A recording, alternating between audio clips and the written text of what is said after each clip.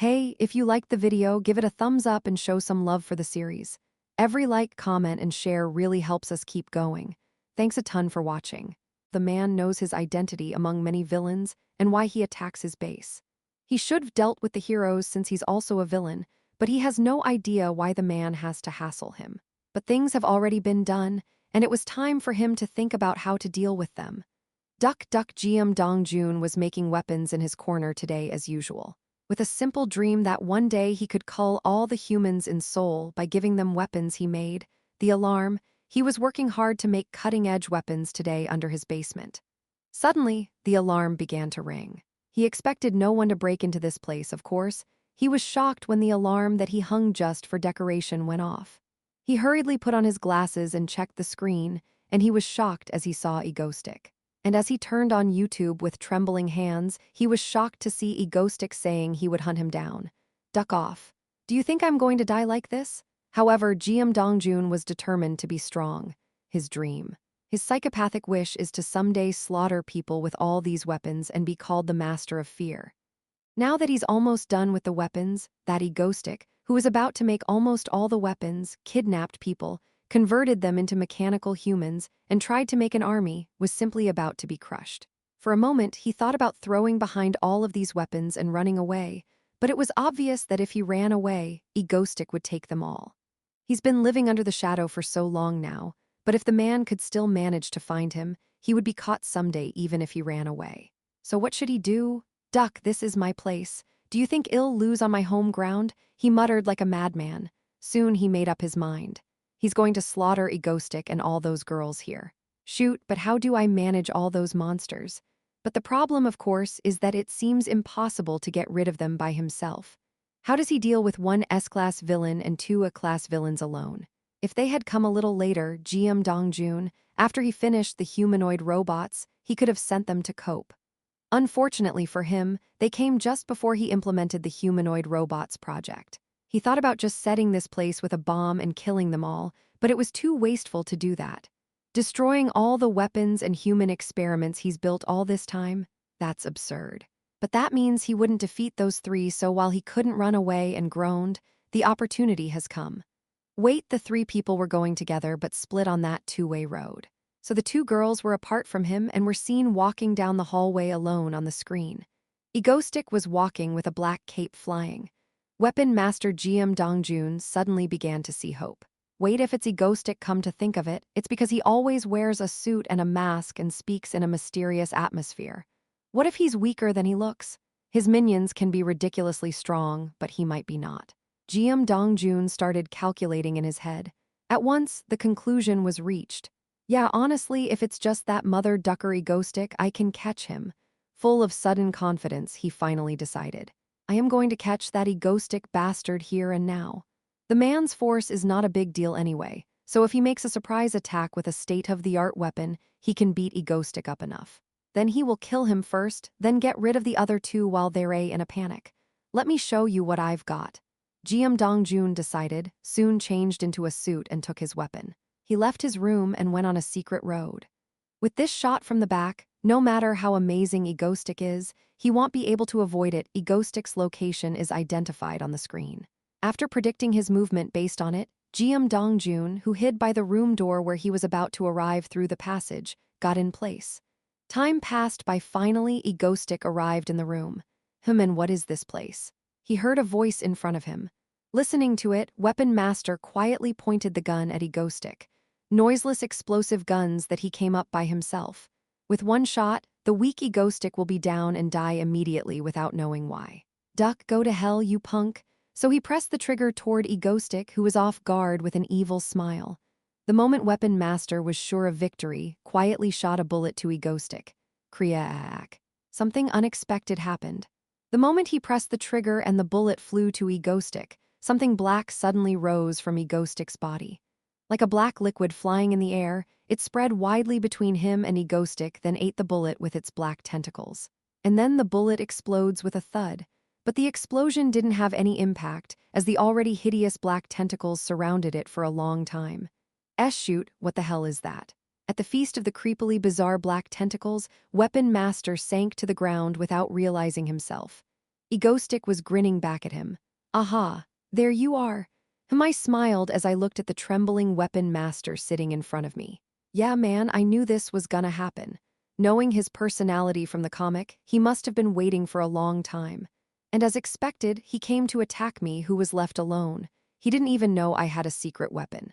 Go, behemoth. With a flick of my hand, I controlled the black tentacles, which had been obnoxiously prevented from exploding. My behemoth. I caught it in Han Yoon Group's basement and haven't used it for so long except for the time with status. So I just brought it as a bulletproof vest.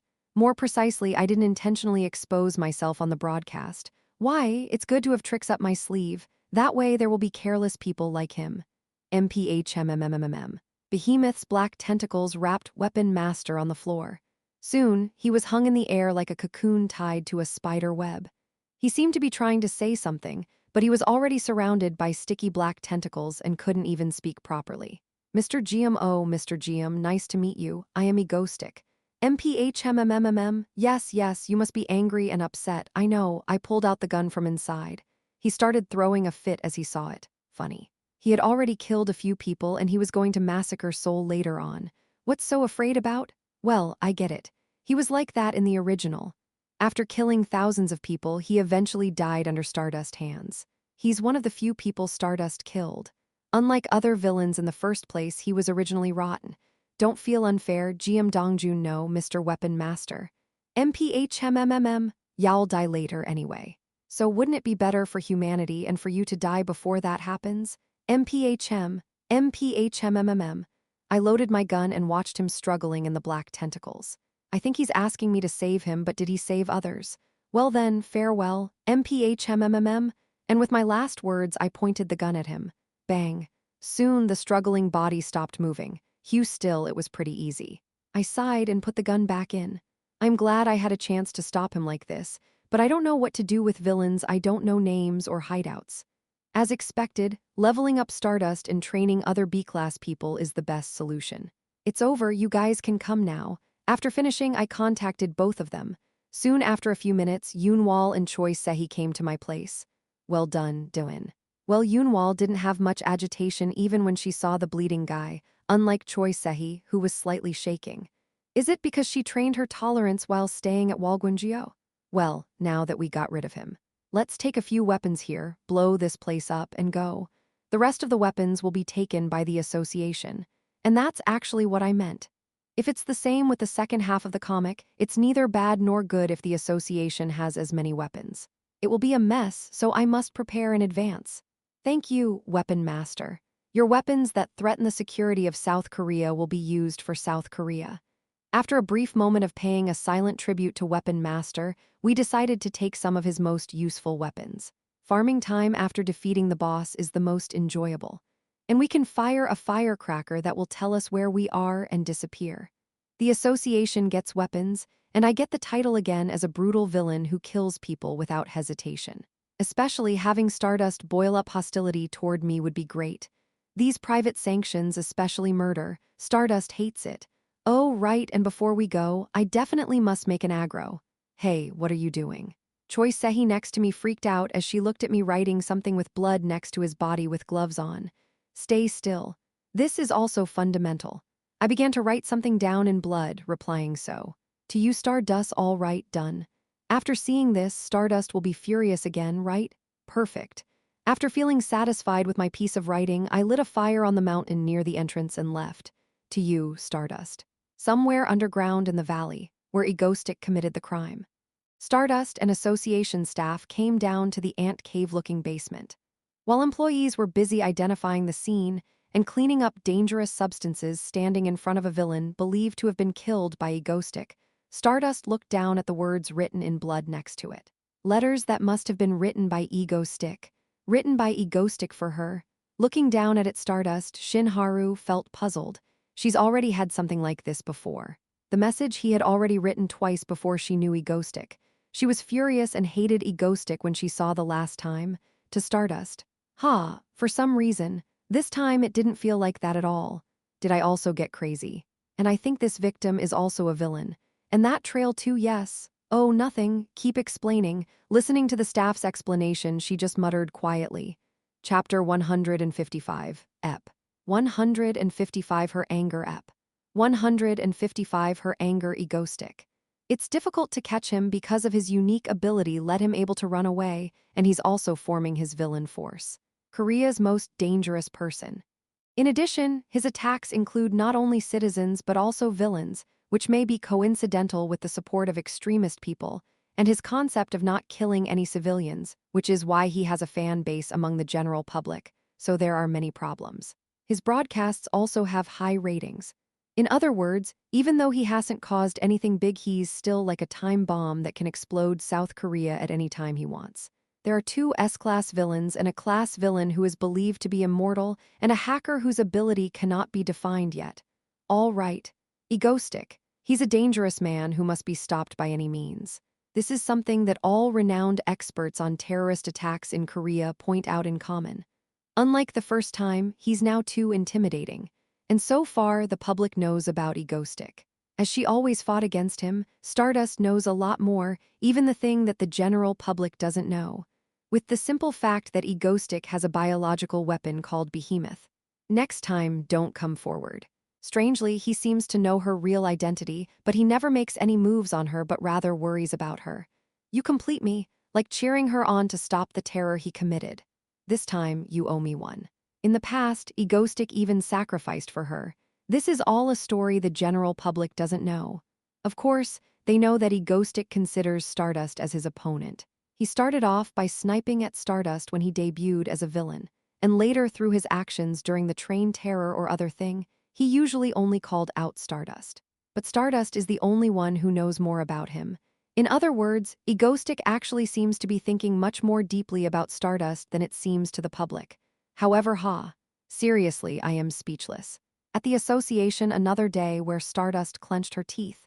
The reason is none other than Egoistic. The potential and blatant dangers of Egoistic and the occasional worry if he's really bad. It was no different than usual for Shin Haru to think about Egoistic kiss. Good job, baby. This time she was thinking something different about Egoistic. I am really speechless. The thing happened that night. Mist with purple hair, touching Egoistic as if they were a couple. She remembered them kissing each other in front of her, and she felt her hands get tensed all of a sudden. Let's put up with it. You can't break down a desk again. She tried to calm down her anger and loosen her fist, but the deep irritation she felt every time she recalled the scene again. You've been going around and blabbing about how I complete you. But then you were kissing and cuddling with another girl behind my back. Grabbing her throbbing head, she closed her eyes for a moment and sighed. Actually, she has no idea why she's so angry. The moment she saw them together doing that, she felt like her brain went numb for a moment, because she has never imagined Egoistic with another girl. And when she came home in such a daze and lay on her bed, she thought about it all over again. She felt mad. The mere thought of the scene makes her boil up inside. It feels like something is cracking in her heart. Why on earth does she feel this way? Who cares what he does? Stardust had been thinking about him for a while. All right.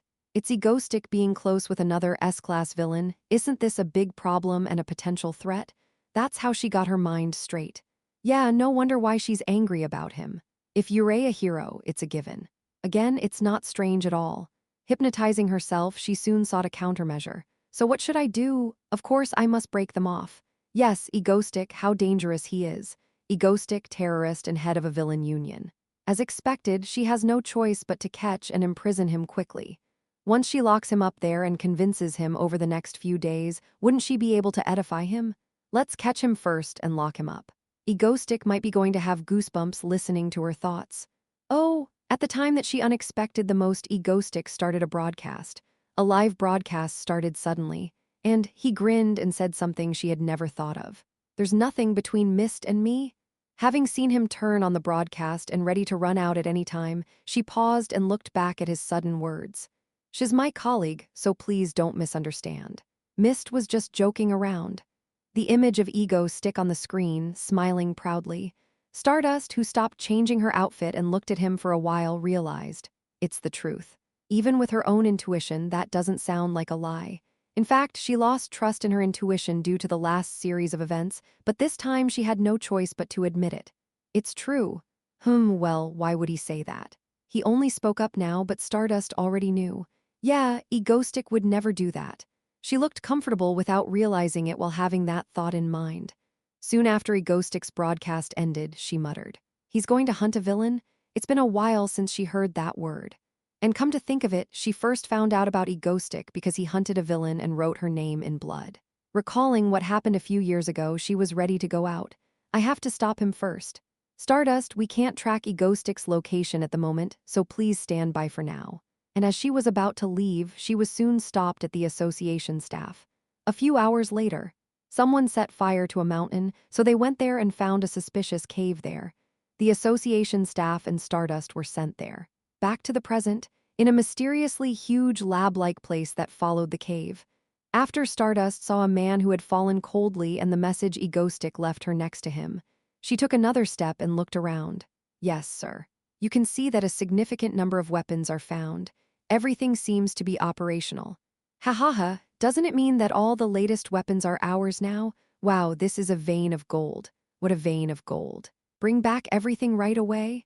"Yes, sir." She caught a glimpse of the staff making a video call with the association's president and held up a weapon on the table. Anyone can tell those are modern-style weapons. Putting it down, she looked around and her expression stiffened. Weapons, weapons, weapons all over the place. Unlike the president, who simply likes the fact that they're all theirs now, Stardust felt serious.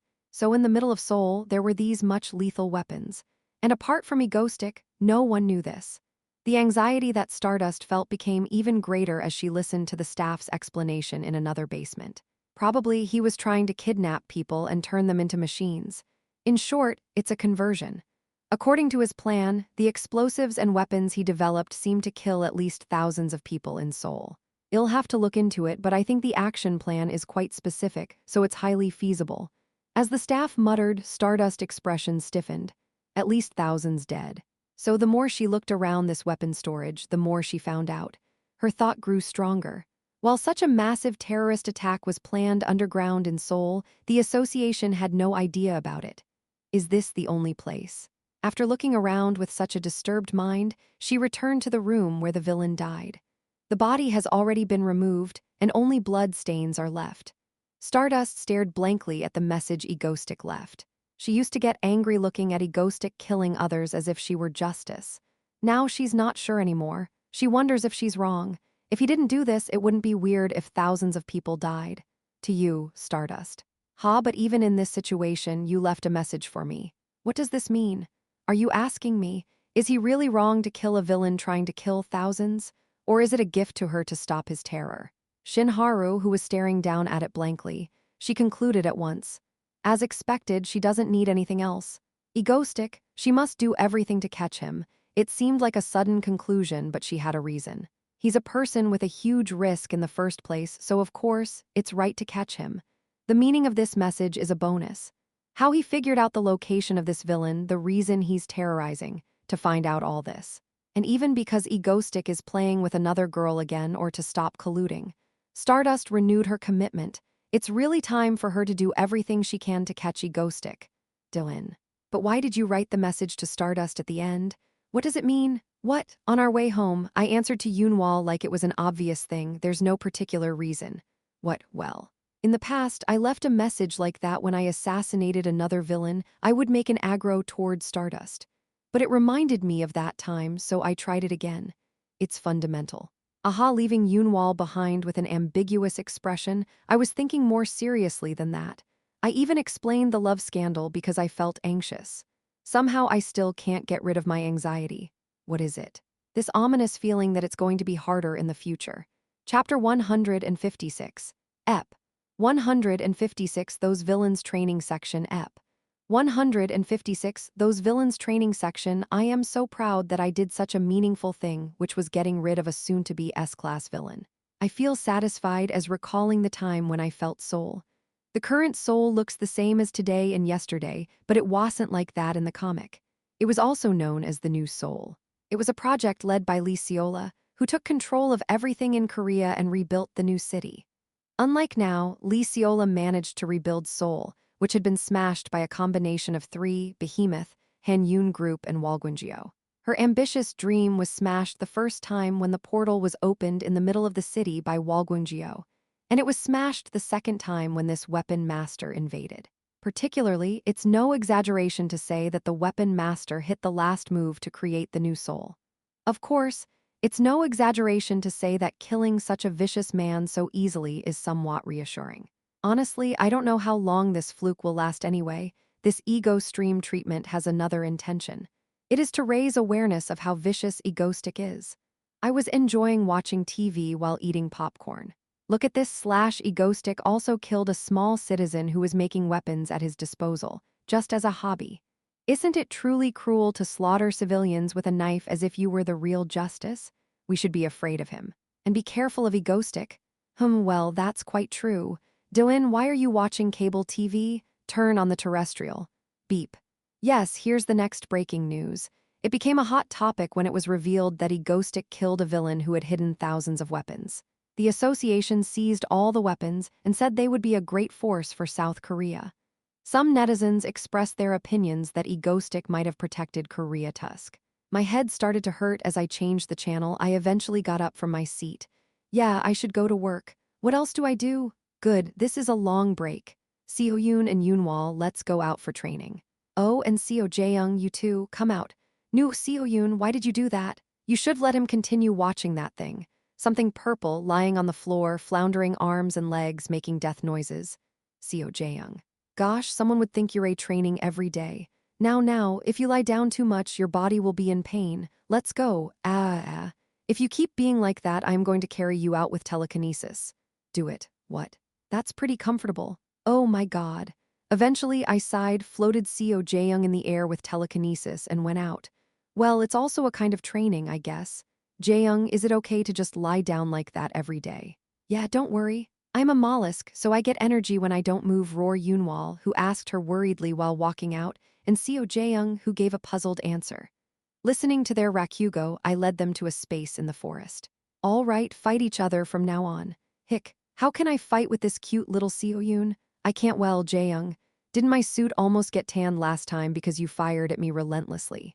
I don't remember. Even when I already surrendered, you kept doing it. Yoonwol will cast a fantasy spell. What? Seo-yoon, who was scratching her cheek, Seo Jaeyoung, who was sticking out her flippers, and Yoonwol, who was surprised by the spark next to her. Seo Jaeyoung naturally continued to delay the time to move her body at all costs. How unbelievable this girl is. She's actually the one who gets excited more than anyone else once the training starts. Well, anyway, let's get started. Since Choi Sehi is not here, let's have Yoonwol deal with you and Seo-yoon alone this time. Me alone? Yes, Yoonwol, you can do it. I believe in you. Well, all right, I'll do my best. Yoonwol clenched her fist. In fact, Yoonwol can do two, one alone. Yoonwol is the strongest one in real battles. There is also Dazik, but his basic force is insufficient compared to Yoonwol. We can take Yoonwol down once we work together. Right, Seo-yoon? That's right. Beak Yoonwol, I'll win this time, so prepare to lose. Okay, try your best. Yoonwol replied with an eye smile. Then Seo-yoon also pressed something to summon her suit, and Seo Jaeyoung finally stretched and hung purple flames around her at the same time. Yoonwol, who faced the two, also took a small prayer in a shaman outfit and soon created magic circles in her hands.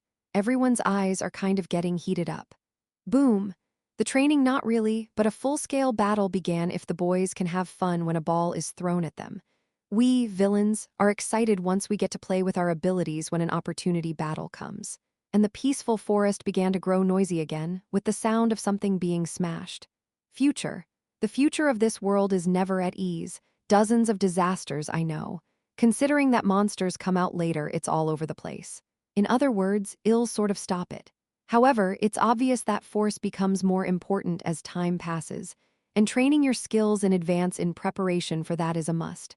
Of course, only Stardust is officially growing her ability.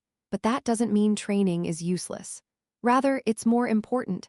Unlike Stardust, who can grow on her own with simple fights, others regress if they don't use their potential to the end through training. That's why I am training the members in earnest these days. This is not enough to get through this rough second half of the comic. Stronger technology, faster reflexes, better techniques. Training for that is mainly about conducting simulated combat. There's no better training than the actual game. However, the difference from the actual game is that I fly around and coach. Seo Jaeyoung, stop it, setting it up like a fire barrier. and Seo Yoon at times like this avoid it rather than fight back. Yoonwal, watch your back. The back gets weak if you only do casting in front of you. Huff, huff, roger that. Yoonwal, who is gasping for breath but still answering me, is blocking Seo Yoon and Jaeyoung with 3 magic circles at the same time. So the battle continued for a while, and the training was finally over. Gosh, I won. Coming out of her suit and collapsing, Seo Yoon is struggling. I quickly approached Seo Yoon and handed her the water I had prepared in advance. Here, drink, drink, thank you, Dylan. I also need water. As I looked for water, I turned my head to see Seo Jaeyoung lying on the ground in front of me. She had collapsed onto the grass, looking very exhausted. Here, thank you. Ah, is this that honey water or something? While Seo Jaeyoung was lying down drinking water, Yoonwal, who had been hovering in the air, finally descended to the ground in her white traditional dress. Yoonwal, are you okay? Do you want some water too? What? Oh, I am okay. She smiled slightly. Unlike the two who were already dying, Yoonwal seemed relatively fine, only breathing a little faster. Still, drink some water. You seem to have sweated a lot. Okay. Yoonwal smiled and took the water bottle. Then she put her black hair behind her neck and began to gulp it down. After she emptied the bottle and closed the lid again, she looked at me and said, "Did I do well?" "You did great. You were the best." I gave her a thumbs up and answered with a pure smile. Then, Seo Yoon's voice came from the side. "Ah, I think I need to modify this suit a bit. I made it slimmer than the second version, but there seems to be a problem." Looking at her silver suit, Seo Yoon mumbled like that. "But still, Seo Yoon, I think the technology has improved since last time, right? I wasn't just fooling around either. But Dylan, can't you join us next time? It was more intense when you were with us than just the two of us. You know, you have Behemoth. Now my Behemoth is being repaired in that liquid in the laboratory because it due to absorbing the shock of an explosion last time." "Oh, I see." As Seo Yoon nodded as if she remembered something, we headed back home. Since we finished this training like this, we can do it again with Sihi and Death Knight in the next one. Oh, I need to take a month off now, by the way. Seo Jaeyoung, who muttered on the floor, will definitely participate in the training. Because they have a lot of training to catch up on since they recently joined anyway. Days passed while we trained. Come to think of it, that Villain Union will be launched soon. No, more accurately, should I call it the International Villain Union? Anyway, there are definitely a lot of events in the second half. Ah, how should I get involved in it? We should also recruit PMC. While I was thinking, I got a call from Lee Seola. "Oh, is it about PMC? Hey, Seola, why?" With a happy heart, I answered the phone. Then I heard unexpected news. What? Stardust is trying harder than ever to capture me? As soon as I heard the news, I paused for a moment. Then I quickly thought about it. Stardust is trying to catch me. Stardust is working hard to catch the villains. Stardust is working hard to destroy the villains and ignite their will. After listening to Lee Seola's words, I thought to myself, well, as a righteous person, she is trying to catch the villains. Isn't it a good thing after all? Great. Dylan, I don't think that's the case, no matter how much I think about it. Lee Seola simply responded to my words over the phone. That's true, but why? Chapter 157, Ep. 157, Into the World Ep.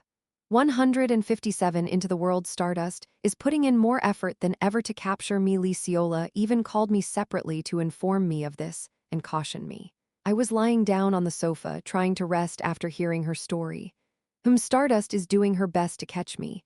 But doesn't that mean she hasn't been doing her best until now? That's not possible. Our daily lives are so just and intolerant of injustice. We are undoubtedly doing our best now and will continue to do so in the future. I don't think there will be much of a difference. I thought Lee Seola was overreacting. As I sat there lost in thought, the anchor on the TV in front of me continued speaking. With the recent sale of Nintech Corporation, virtually all of South Korea's major corporations are now under the umbrella of the Useong Enterprise.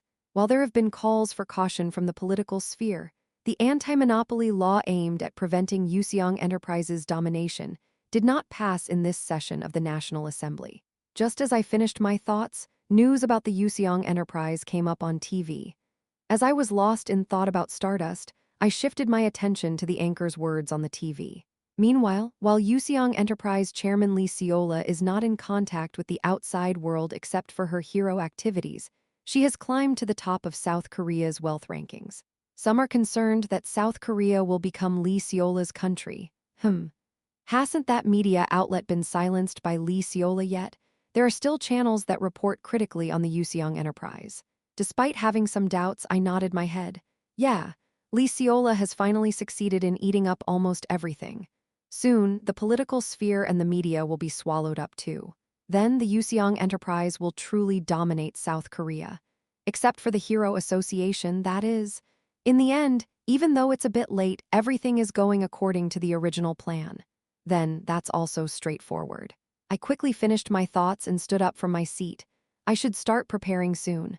I covered Seo Jaeyoung, who was lying in bed with her stomach exposed, with just a thin blanket, and went up to my room. Seo Yoon and the others had gone down to the basement to develop a new suit a while ago. That means it's been a while since I've had some personal time. With that judgment in mind, I went into my room and took out a book from the bookshelf near my desk. It was my diary that I've been steadily writing in. I'll have to start writing in it more seriously soon too. When I first started writing in it, I wondered how long I would have to keep writing. But I guess I won't have to write in it soon. With that brief thought, I took out the book. It was to check what I had written in the early days after I fell into this world. Of course, it's around this time, I muttered to myself. Celeste is rated as the strongest among the S-class villains. She's going to resurrect soon. And she'll create a gathering of World Villain Alliance Award winners, known as Cathedral. Looking at what I had underlined in my diary, join Cathedral, I closed my eyes and thought for a moment. Cathedral, as expected, things are slightly different in Korea because of my involvement, but the international community is still following the original flow. And as expected, the World Villain Alliance leaders will soon create Cathedral and have their first meeting. I drummed my fingers on the desk and was lost in thought for a moment. Cathedral. In the original, it was an organization that was mentioned but not emphasized because no Korean villain participated. But from a global perspective, it is quite an important organization. It's a gathering of S-class villains, each with strong individuality and independence, and only the strongest of them all lead. It looks dangerous and important just from that fact alone. Of course, in reality, it's not that big of a deal. They just get together once in a while to exchange information and sometimes carry out terrorism. Of course, that changes in the latter part of the original story. All right. If it's a request from Celeste, I'll take a heavy step for once. Thank you. However, there are conditions. When the messenger, who had been bowing his head, hesitated with a puzzled expression, Atlas leaned back on his throne and smiled as if he was pleased with his thoughts and asked the messenger in front of him. Hey, do you happen to know Egostic? Yes. Chapter 158. Ep. 158 I am going to meet you Ep. 158 I am going to meet you after talking with Atlas. I spent some time reviewing the original story by looking through my diary and information record sheet. While I had managed to memorize most of the information related to Stardust, the extras that were not directly related were a bit fuzzy. In that sense, before going to the Cathedral, where almost all the leaders of villain organizations on Earth gather, I reviewed the information about those villains again. Since it was essential not to be confused when I got to the conference room, I had thoroughly memorized their names, personalities, abilities, and past actions from the original story. Javapocalypse, Latte. Why do their names sound like that? Perhaps because they were not Korean villains, their names were all maniac-sounding. Still, since it was crucial not to be caught off guard at the Cathedral meeting, it was essential to be familiar with their names, personalities, abilities, and past actions. Ah, thank you. Yes, I'll see you then. Yup, go on in. Just as I was preparing for such a thing, Atlas contacted me. He said that he had been invited to the villain conference at Cathedral by Celeste and had strongly recommended that I join them. After laughing and letting me know the date, I hung up the phone and sighed in relief. Phew, at least I had overcome the biggest hurdle. As expected, having good connections is everything. Fortunately, Atlas showed me such favor to the point of suspicion actually. What I did for Atlas wasn't that big of a deal. I just empathized with his ocean expansion project. Oh, and I warned him about the city being destroyed in advance, and I saved his daughter who was dying, wasn't that much? Come to think of it, it might be a big deal after all. Anyway, after the date was set, I told my companions that I would be crossing the sea and returning. Okay, have a safe trip. Bring back some Malona when you come back. Although Seo Jaeyoung coolly waved her hand, she had kindly sent me off. Dilin, isn't that dangerous? Dilin, all the villains in the world are gathering there, so I am a bit worried. Subin and Seo Yoon showed a hint of worry, so I had to reassure them not to worry. If you think about it, there are reasons to be worried. It's not just any gathering of S-class villains, but only the elite representatives who lead other villains. It's not strange to worry that your neck will be cut off if you make a wrong move in the midst of those strong and powerful individuals. It's okay, don't worry. But still, of course, I reassured them not to worry. Because, through the original comic, I have a rough idea of what kind of atmosphere that meeting room has. Just because villains are gathering together, you might think that fights will break out and bombs will explode. But in reality, the atmosphere is quite calm. In the first place, the people who come to that place lead an organization and are still clever individuals who have not been caught by the association. So of course they have the wit to survive in front of the world's most dangerous villains. Those who act recklessly and carelessly will end up dead later on. Furthermore, I am not alone but accompanied by Atlas, who has a significant influence even among those villains, so there is nothing to worry about. As time passed, the promised time finally came. Before going to Cathedral, I left for the Ocean City with Atlas. Phew, a gathering of villains. Actually, just thinking about it made my head ache, but I had to do it for Stardust. After making up my mind again, I called Laphiston and flew on the airship. Atlas, old man, I'll finally see you again after our last meeting. Somewhere in the North Atlantic Ocean, there is a secret underwater city designed so that no one can find it. It is Atlas City, built by the S-class villain Atlas, where turquoise underwater ruins and transparent glass buildings coexist, creating a mysterious city. Lattiston has set up a base in this city which aims to expand the sea. In one of the stone buildings on the street, I met an old man. Haha, Egostick, my Egostick. Nice to see you. How have you been? Yes, how have you been, Atlas? It's been a while since I've seen you. I am sorry I couldn't come to see you. Not this way, not this way. You're busy too, so of course it's possible. It's nice to see your face again though. Atlas chuckled. He then spoke seriously to me while stroking his long, bushy blue beard. And if you have time, feel free to come here anytime. Our laddies group will always welcome you. Our daughter also wants to see you. Haha, I understand. Please come to Korea sometime too, Atlas. I'll treat you well. Haha, I'll definitely do that. I smiled back at Atlas as he laughed heartily. I was wearing a blue bodysuit, laughing deep under the sea with a middle-aged man. This place looked like a huge temple, with glass walls outside where you could see fish swimming in the sea. It was like a fairy tale sea kingdom. Actually, seeing Atlas sitting on the throne, it could be called a kingdom. The problem was that he had not yet conquered the surface, so it was safe to say that the sea belonged to this old man. Okay, are you ready now? Yes. Good, then let's get ready to go. As Atlas finished speaking and lifted his bulky body from the throne, his gaze suddenly fixed on something in the distance. I turned my head when I felt that something was happening behind me. I saw someone hiding behind a pillar. Although I couldn't see the person completely, I could see their long blue hair peeking out from behind the pillar. Addressing that person, Atlas shouted loudly, "Ariel, what are you doing back there? Daddy's leaving now." Oh, it was Ariel after all.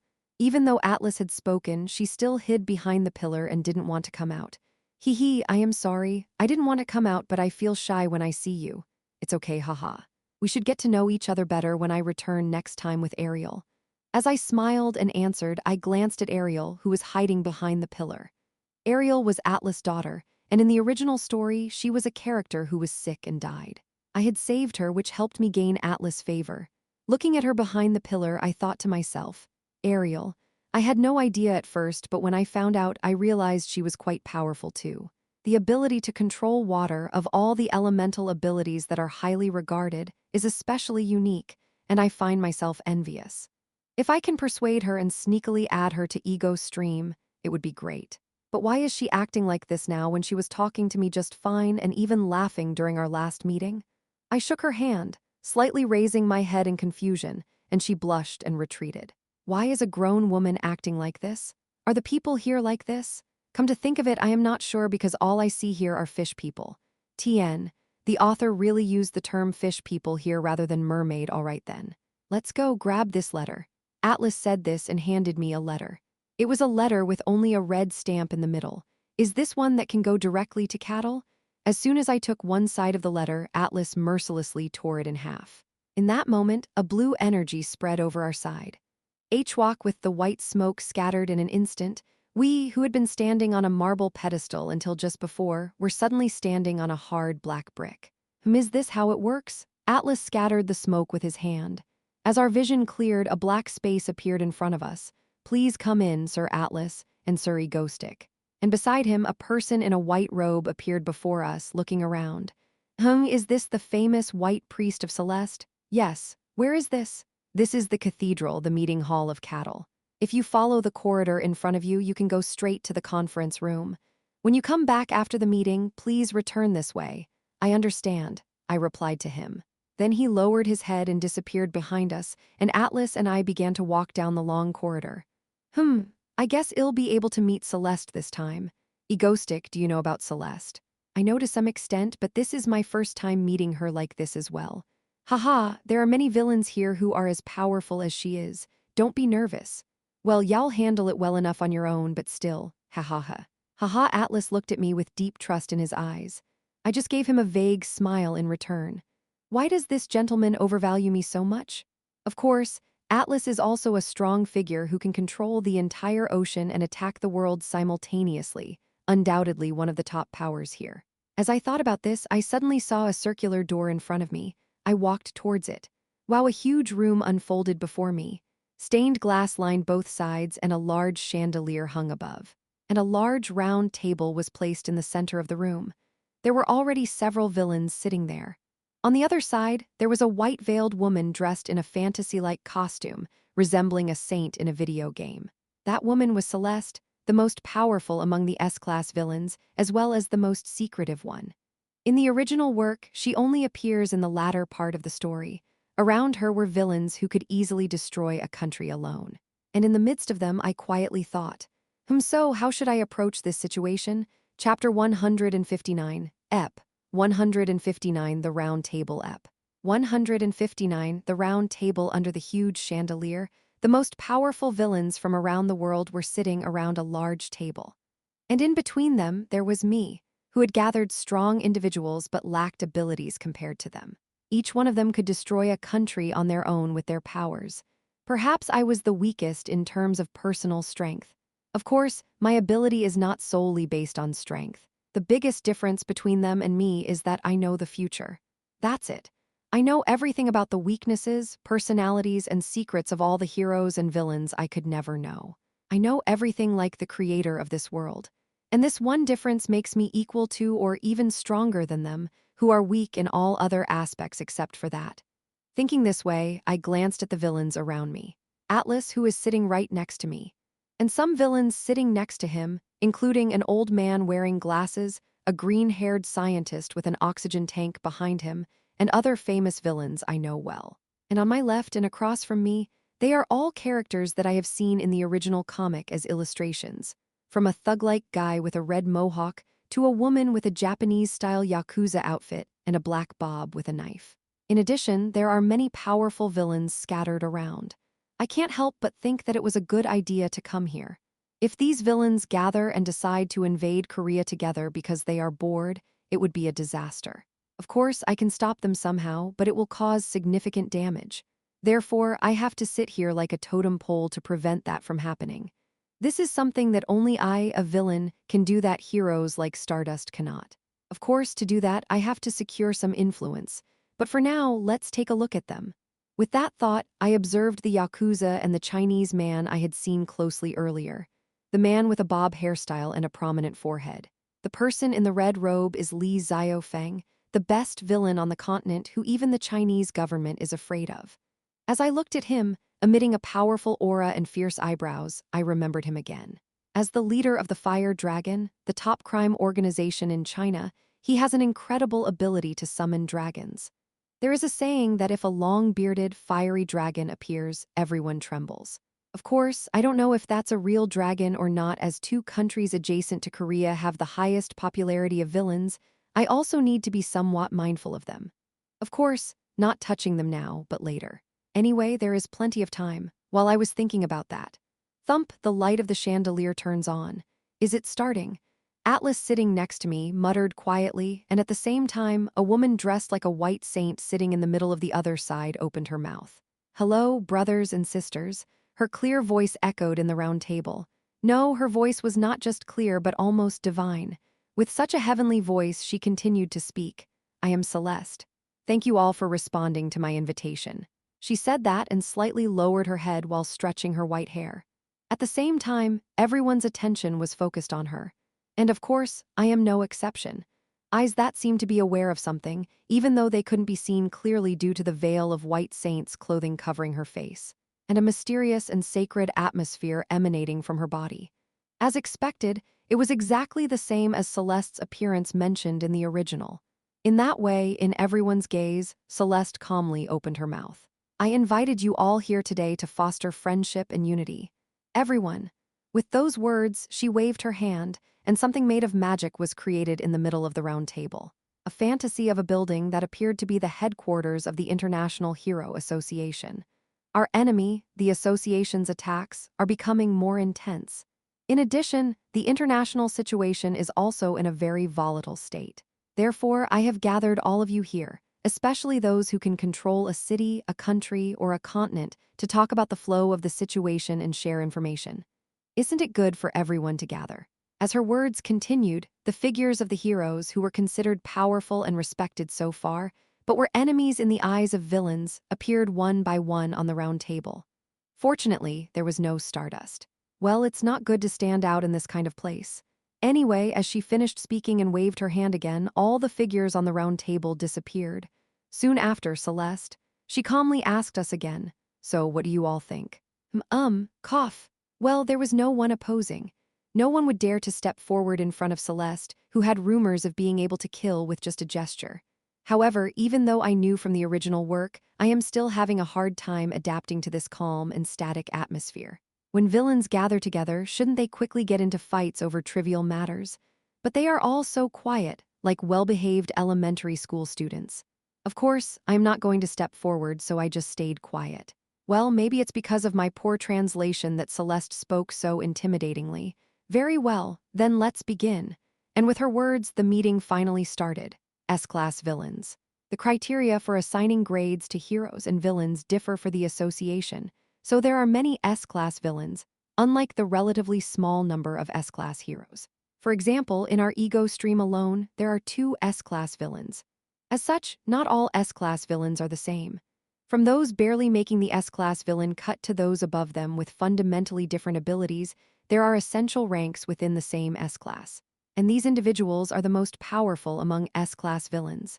In addition to having strong abilities, they are all leaders of their respective organizations, so it's clear that they are also quite intelligent. In other words, they are the top priority for the association, the enemies of humanity itself. And now, these individuals are all gathered together, exchanging greetings. How terrifying and dreadful. My name is Katana. I operate the Sanhempa in Japan. After saying that much, she closed her mouth. Well, that's all there is to the introduction. Just a brief summary of her name and the country where she leads an organization. It felt strange, not so much terrifying and dreadful, but rather familiar. But since it was the same in the original work, I decided to just move on. Anyway, while I was thinking that, the greetings continued calmly. I am Hiking, the leader of the top gang in Germany, the Red Motors. You all seem weaker than me, but try to stay safe. Of course, there are also idiots like that. Someone looked at him, and it was a man with a very intense red mohawk. By the way, the reaction of the other villains to his provocation was just ignored. Everyone had such unimpressive expressions that one might wonder where a dog was barking. Well, it was natural that the weaker villains acted that way. And while others may not know it, that guy dies in 3 months. It's in the original. After excluding the strange guy who occasionally pops out, everyone took turns speaking as they left. Haha. I am Atlas, the leader of the Laddies group and the ruler of the North Atlantic. Well, nice to meet you all. After Atlas' hearty greeting, it was my turn. Well, I didn't have any intention of standing out from the first meeting, so I decided to just greet him normally. You have to take control little by little. If you try to take the lead from the beginning, it won't work. So I opened my mouth quietly. Nice to meet you all. I'm Egostic, who operates a villain alliance called Ego Stream in South Korea. Everyone wait. As I smiled and spoke, someone interrupted me. What? Someone looked in this direction, and there was a guy with a red mohawk who was laughing fiercely. I know you. Aren't you that Egostic, the famous A-class villain in South Korea?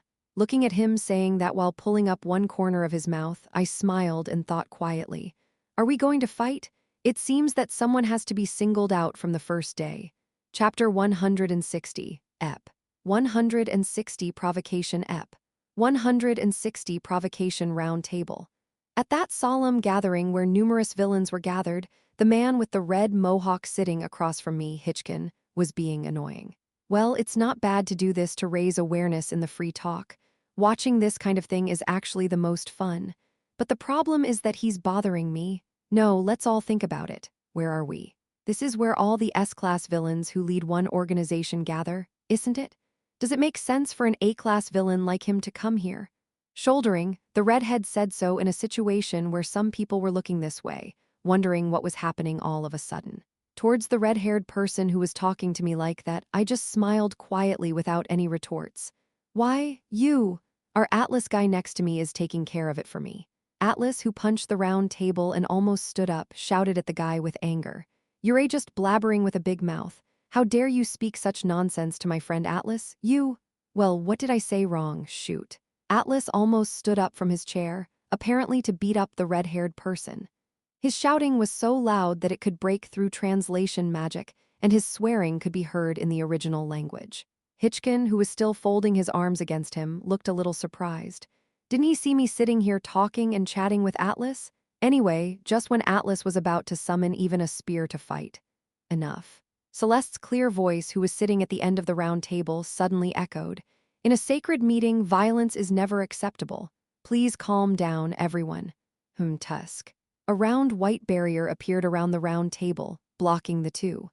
Atlas, who sat back in his chair with his tongue, and Hitchkin, who frowned and sat with his chin on his hand.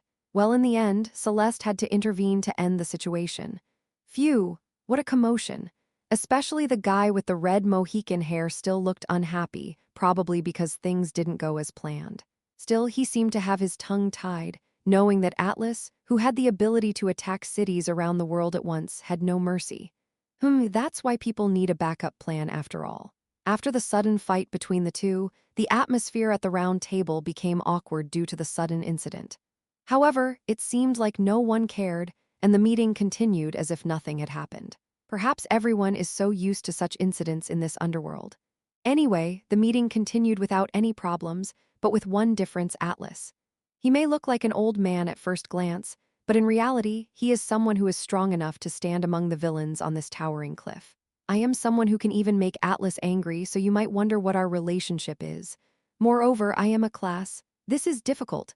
I didn't expect to draw attention like this from today on. No, now that it's come to this. Of course, Celeste, the representative of this meeting, did not give me any attention after that. Well, she must know that Atlas recommended me and that we have a relationship.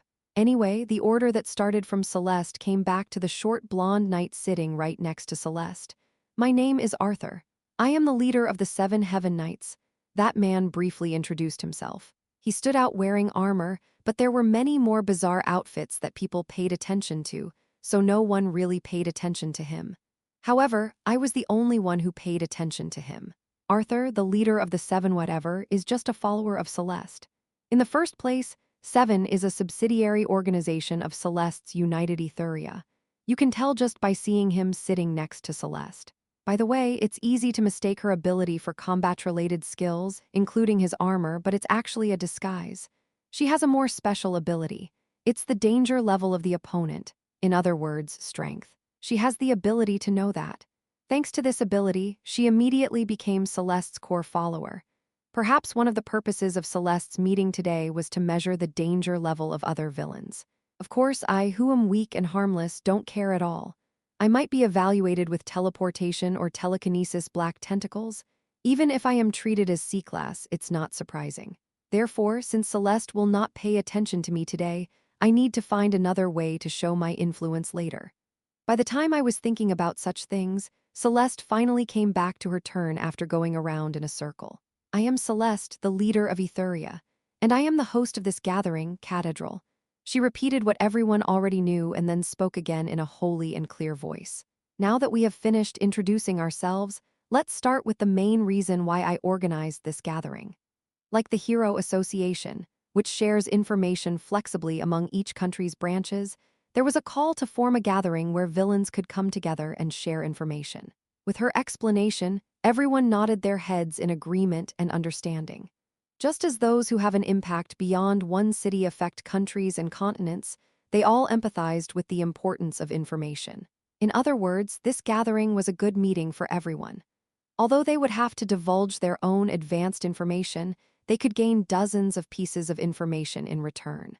Celeste managed the group, ensuring the quality of the information remained at a certain level. If they only shared low-quality information, they would be expelled from the group. Anyway, everyone understood Celeste's explanation and nodded in agreement. She explained that they would have their usual time for information sharing, but they could skip this time if they didn't have any significant information to share. She started to share the information she had prepared.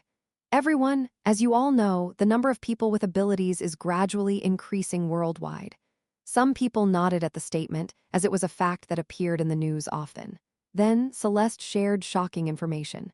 As a result, the International Hero Association, which now has better access to heroes, will be dispatching S-class heroes from the United States and other hero countries to other nations. Please be extra careful. The villains' faces hardened at her words. The atmosphere was one of disbelief that the United States, which had been extremely cautious about leaking its own heroes, would do such a thing. However, since Celeste had shared the information, it was hard not to believe it, and everyone had an expression of shock.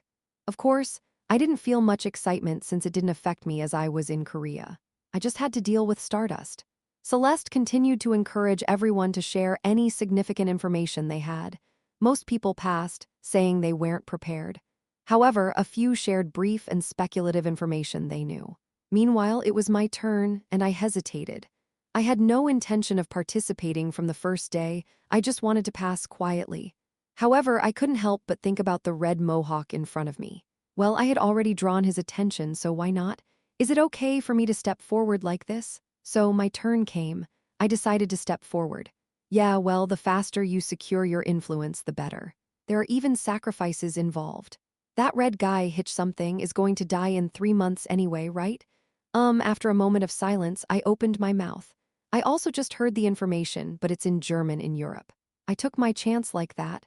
When the conversation turned to Germany, where he was living, the red guy turned his head and showed interest. In that state, I smiled slightly and spoke again. I heard there's a rumor that something big will happen in Germany. I recommend being careful when going to Germany for a while. Stopping there, I turned my head slightly towards the red guy, especially for those who live in Germany. Be more careful. Then I looked straight at the guy. Who knows what tragic event might happen within 3 months? It was an obvious provocation, and I spoke with a smile. At that, the red guy was not quiet either. You bastard. Are you threatening me? The guy slammed the desk. And then Jill Sarah Atlas also stepped forward, slamming the desk. Is he trying to give advice and still causing trouble? The fight that was about to break out again was eventually mediated by Celeste's sigh. In the end, Hitchman sat back in his seat, still with a face as red as his hair, glaring at me. Of course, I ignored him with a smile. Well, it worked out well. He wouldn't believe me, and he'll die in that incident in 3 months anyway, so there's nothing more to worry about. And so, it was my turn to pass, and like before, everyone seemed uninterested in the commotion that had just happened. They just saw it as a fight between the usual villains. Of course, if that guy dies from what happened in 3 months, I don't know how I'll feel about it then. Well, it doesn't matter. It's not like anyone could blame me for killing him just because I said something. His death will obviously have nothing to do with me. However, people might still think it's strange how I knew it would happen. Of course, they could also think that I just got lucky, but they might suspect that I actually took some action. It may not seem related at all, but there's always the suspicion that I used some kind of advanced tactics. And that kind of suspicion will make me even more threatening. Yes, this is the strategy of the week, making other people think that I am a dangerous person, packaging myself to look stronger than I actually am. And our red will be the scapegoat. Well, it doesn't matter anyway. I'm not really going to do anything, so that's not it. I don't know if others will think that way, though. While I was thinking about that, the time for information sharing had ended. After Celeste's last words, "Let's meet again in 4 months," we dispersed. Everyone got up and went back to the hallway they came from. As I was leaving, that red looked at me again, but I just smiled and ignored him. This is the last time I'll see this guy in person. Good luck to him for the remaining 3 months. Thanks to that weird guy, you must have been a bit uncomfortable, but it was a pretty good meeting. Especially your last provocation, it was really great. It was so satisfying. Ha ha ha, thank you for your help. It was almost embarrassing, but thanks to you, I got through it. Ha ha, of course, I had to help. We laughed heartily and returned to the black corridor where we came from. I guess I'll head home now. Since the big problem is over, I can finally rest. Today, even though no one paid any attention to me, it's okay. I'll take it slow from now on. The empty round table after everyone had left. In the dark place, Arthur reported to his superior Celeste in a serious tone. Is that true? Yes, Celeste. The one called egoistic among them was judged to be the most dangerous based on my abilities. Egoistic. Celeste stroked her white hair and fell into deep thought. Chapter 161, Ep. 161 Harvest Ep. 161 Harvest Cathedral. A gathering of S-class villains, the strongest of the strongest villains from around the world. After returning from the place, I was lying on my sofa in my beloved home in Korea. Yeah, this is it. Home is the best, after all. Doin, here you go. Oh, thank you, Subin. As Subin sipped her warm chamomile herbal tea, I let out a satisfied sigh. Yeah, this is life. Maybe happiness isn't so far away after all. It's natural to long for home when you suffer outside. Doin, so what happened? What? When you met the other villains this time, was everything okay? I thought carefully about Seo Yoon's question. Was everything okay? Well, besides a commotion caused by a communist who will die in 3 months, nothing really happened. It wasn't a big deal, right? Anyway, I didn't want to worry Seo Yoon unnecessarily, so I just told her that everything was fine. In reality, it wasn't a big deal compared to what I had to do in the future. After reassuring Seo Yoon and our Ego Stream members, I could relax and savor my tea again. The warm sunlight streamed through the large window in the living room. As I lazily sipped my tea, I once again reviewed the details of the meeting in my mind. It was the villain conference, Cathedral, led by the world-class villain Celeste. It was only the first day, so there wasn't much talk yet. Definitely, everyone's strong. Of course, I already knew their abilities through the original work, but there was a difference between knowing conceptually and actually feeling it in person. There was an unmistakable sense of power that could be felt just by looking at them. Until now, I had only been in Korea, so I had no idea how chaotic things were in other countries. Of course, with many S-class villains in those countries, there were also many heroes who were strong enough to balance the power. It was a different standard from Korea, where there were no S-class heroes yet. Especially Celeste. As mentioned in the original work, she was simply on a different level. Her appearance, adorned with a veil that vaguely covered her face and a saintly white dress, made her look holy and sacred. With her flowing white hair, she could easily be mistaken for a hero. In reality, she was the most dangerous villain, according to the association. Of course, the other villains were also formidable, although they may have been slightly weaker than her. Strong ones always exuded confidence, right? Well, even the Atlas old man was intimidating at first. Well, that's not important, actually. What's important is how I behave among the representative S-class villains gathered at Cathedral. I sipped my tea, lost in thought. Honestly, I have to admit it. I am the weakest among them. I wasn't even invited in the first place. I only got in by using Atlas. Maybe no one will even care about me, I thought to myself. Perhaps they would only be curious about my relationship with Atlas. Apart from that, they wouldn't pay much attention to me. Especially Celeste, she invited me at Atlas' request, but she may not be pleased. Why is this weakling here?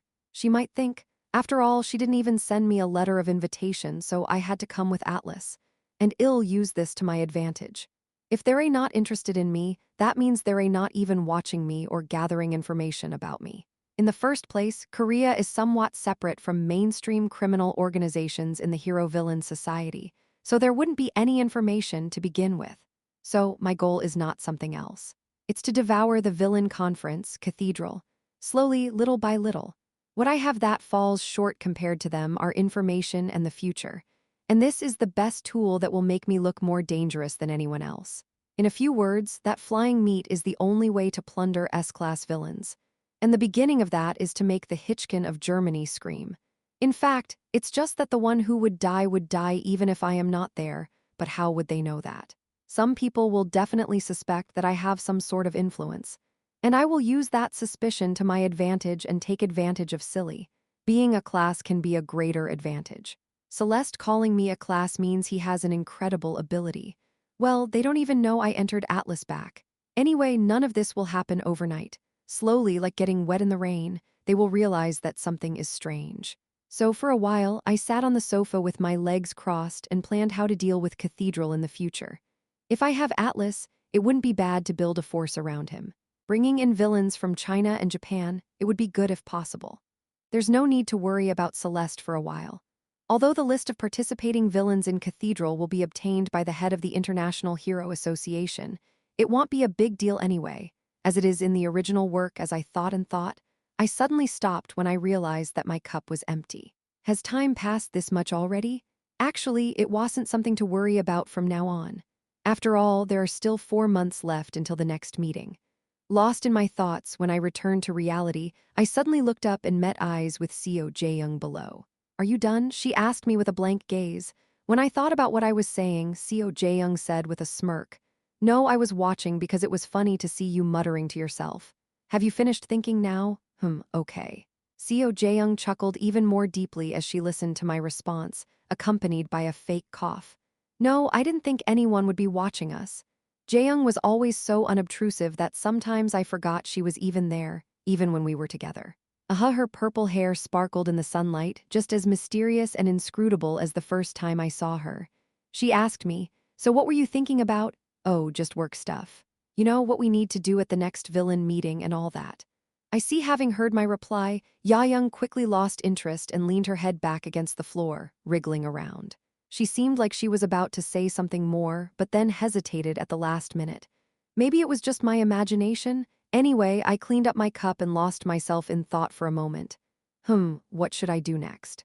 Since Wed had a recent terrorist attack, we didn't need to worry about that for a while. Maybe I should prepare for PMC, but there probably wouldn't be much to do for a while. With that conclusion in mind, I decided to go down to the basement where Seo Yoon was. I heard they were working really hard to defeat Status this time, emphasizing that they could really win. I should pitch in and help out. Yoonwol and Sehee were already doing their part. I should lend my face too. Lost in idle thoughts like these, I went downstairs. Yeah, let's take it easy this time. Maybe I'll hang out with the kids. They were singing about wanting to go to an amusement park last time, so maybe we could go to an amusement park or something. I could tell that Choi Sehee and Subin were secretly looking forward to it. Yeah, there probably won't be any problems for a while. Except for Status, but let's not worry about that. The headquarters of the International Hero Association located in the United States. The woman sitting in the director's office slowly looked at the documents in her hand.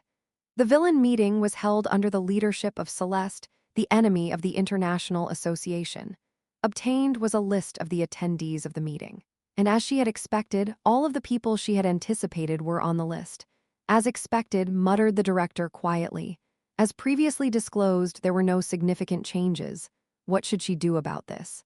The dark circles under her eyes from overwork were pressed, and the director of the association quietly contemplated. It was something she had expected anyway, and there was no need to stir up trouble over nothing. There was nothing she could do immediately, and there were no particularly unusual famous villains in attendance, as all the predicted notorious villains had already gathered. The only problem was what these people were going to do, but it would be best to deal with it afterwards. Taking a deep breath and reading through the documents, the association president suddenly hesitated at the name of one individual. Wait, Egoistic? Who was he again? Quickly recalling from her memory, she remembered that he was an A-level villain who was active in Korea. He was the villain who had formed an alliance with Atlas, a villain from South Korea, last time. So an A-level villain is here? She raised her head, puzzled. Except for Egoistic, all of the other villains were leaders of S-level villain groups that were causing chaos worldwide. It was strange to suddenly have an A-level villain who only operated in Korea. Feeling something was off, she took some time to carefully read through the information on Egoistic that was stored in the association database. After some time had passed, she picked up the phone as if making up her mind and contacted someone. Director, can we call in one of the available S-level heroes here?" As she had to go on a business trip this time. Chapter 162. Ep. 162 Helping and Keeping in Touch Ep. 162 Helping and Keeping in Touch. Oh, of course, we should use our strength. It's a request from the chairman herself. How could we refuse? Thank you. It was a fancy Korean restaurant. Deep inside, a middle-aged man in a suit and a woman with long sky-blue hair were engrossed in a lively conversation. All of this is for the sake of the country, isn't it, Chairman Lee? Ha ha ha. The woman smiled quietly at the man's flattery. As the meeting drew close, she turned to him and said, "The opposition hasn't had any fun lately, have they? Oh, we just have to do better. I hope this will go well, especially if someone as capable as Director Gam can contribute to the process." The face of Director Gam, who was known to have a deep understanding of politics, lit up with joy, and she thanked them profusely. Soon, Director Gam chuckled and disappeared. In the tinted black limousine, Chairman Lee sat in the back seat with her eyes closed, lost in thought. Yuseong Enterprise and Chairman Lee herself. She had already achieved an unprecedented level of power in South Korea. Even if it was said that the country's economy was already in her grasp, it was not an exaggeration. With overwhelming control over the business world, she had gradually begun to dominate politics and had already gained half the power of Uido. In this situation, the government and lawmakers were also keeping an eye on Yu Sung and Chairman Lee. With a bit of carrot and stick, they were able to prevent Yuseong from doing anything that would raise eyebrows in the political world. Moreover, today's meeting was with the ruling party, where Chairman Lee, who had already gained control over the opposition, was expected to keep the opposition in check. It was not an easy task for her to meet and talk with political figures amid her busy schedule, but she managed to finish it. It was a request from Egoistic Doin himself, after all, PMC. The project Egoistic Doin presented to her was proving to be more problematic than she had thought. Firstly, the fact that the company privately hired skilled individuals using money could be misinterpreted as the company forming an armed group, leading to various concerns. While this was not uncommon in other countries where skilled individuals had become a battleground, it had never happened in Korea. Therefore, Chairman Lee had to approach the project with great caution from the beginning. Actually, the bigger problem was the association rather than the government or the media, but that could be dealt with through the association president and her strong connections. After all, wasn't she also a hero? She would never withdraw from the association and instead promised various supports, claiming that it was all for the betterment of humanity. Lost in thought, Lee Seola recalled a conversation she had with Doin some time ago. Well, gather people with abilities and create a private military company. A so-called PMC. Yes, that day at the top of Yuseong Corporation. In the place that had now become the official meeting place for her and Doin, he explained his plan to her in a serious tone. He didn't aim for Class A abilities, but planned to employ many B-class or lower abilities to create a security company. Of course, it was just for show. The real plan was to train and prepare them for actual combat. Do you know why the ability holders hesitate to become heroes in the association? Because it's a difficult and thankless job that involves hard work and criticism. In Korea, where even one mistake can result in being sold out, it's not easy to live as a hero. Even if they're offered a lot of money for being Class A, it's not worth it, especially for those who are B-class or lower. Egoistic, who explained this, said that it would be better to employ these leftover workers and give them high salaries for training and mental education. Because the public safety will be very chaotic from now on. Doin spoke seriously, as if he had seen the future and was making a definitive statement. Lee Seola didn't know how he knew, but she somehow agreed with him. In other words, it's not a bad idea to employ ability holders before they become villains because they want to make money in the future. Besides, they all have their own use. In summary, his words meant this. In preparation for the day when public safety in Korea collapses due to some incident, we should hire ability holders privately and train them into a similar military force. In fact, there was no basis for his words, but Lee Seola believed him. After all, Egoistic had never been wrong before, and Doin had said it. This is a request that only you can fulfill, no one else. Doin looked into her eyes and said that. Create a secret organization with talented people. The moment someone tries it, they will face backlash from the government and association. Unless they are a successful company that has half-eaten Korea, anyone can fail. To Doin, who was talking seriously about herself, Lee Seola responded that she would help. Well, since now Korea is almost hers, it is good for her to protect Korea from her point of view. Besides, she has done something wrong. She has received a lot from Dane. It's something only I can help with, that's right. This is something only Lee Seola can do for herself and her egoistic powers, which have good judgment to the extent that they can almost see the future. Her colleagues with strong abilities and even Stardust can't do it. Because it is something only Lee Seola can do for herself. Returning to the present again. Lee Seola felt better as she recalled that fact for some reason and unconsciously hummed a song and flicked her legs behind the limousine. Yeah, it was worth trying to eat Korea until now. If not, could she have helped Egoistic with this? When Egoistic thinks of PMC in the future, Lee Seola will naturally come to mind. Slowly, she will capture his heart. Lee Seola, who looked happy, flicked her legs behind the limousine and suddenly remembered something and spoke to the driver. "Oh, right, please go to this address." "Yes, madam." Yeah, since she came to Seoul, why not see her home after a long time? That's what Lee Seola thought, and she turned the car towards her home. "Haru, I want to see you after a long time." In fact, Haru was almost the only friend for Lee Seola. Before Doin came, they spent their school days together. "I wonder if she'll be happy to see me after a long time." In fact, there has been some minor friction related to egoistic work recently, but that's not enough to distance them. From the beginning, they were almost the only ones who confided in each other. It was also rare for Haru to talk to Lee Seola. Anyway, she decided to make a surprise visit to Hara's house this time. If she's not at the association, she might be at home. Especially since it has been over 3 months since Egoistic has not committed any terrorism. As for whether Shin Haru, who is either a workaholic or a homebody, will be there. Lee Seola arrived at the apartment complex where she would spend the day driving in her car. As she arrived in front of the entrance, she thought to herself, "I should surprise Haru." Lee Seola naturally started typing in the secret code to Hara's apartment. Since they were close friends, they already knew each other's secret codes and could come and go as they pleased.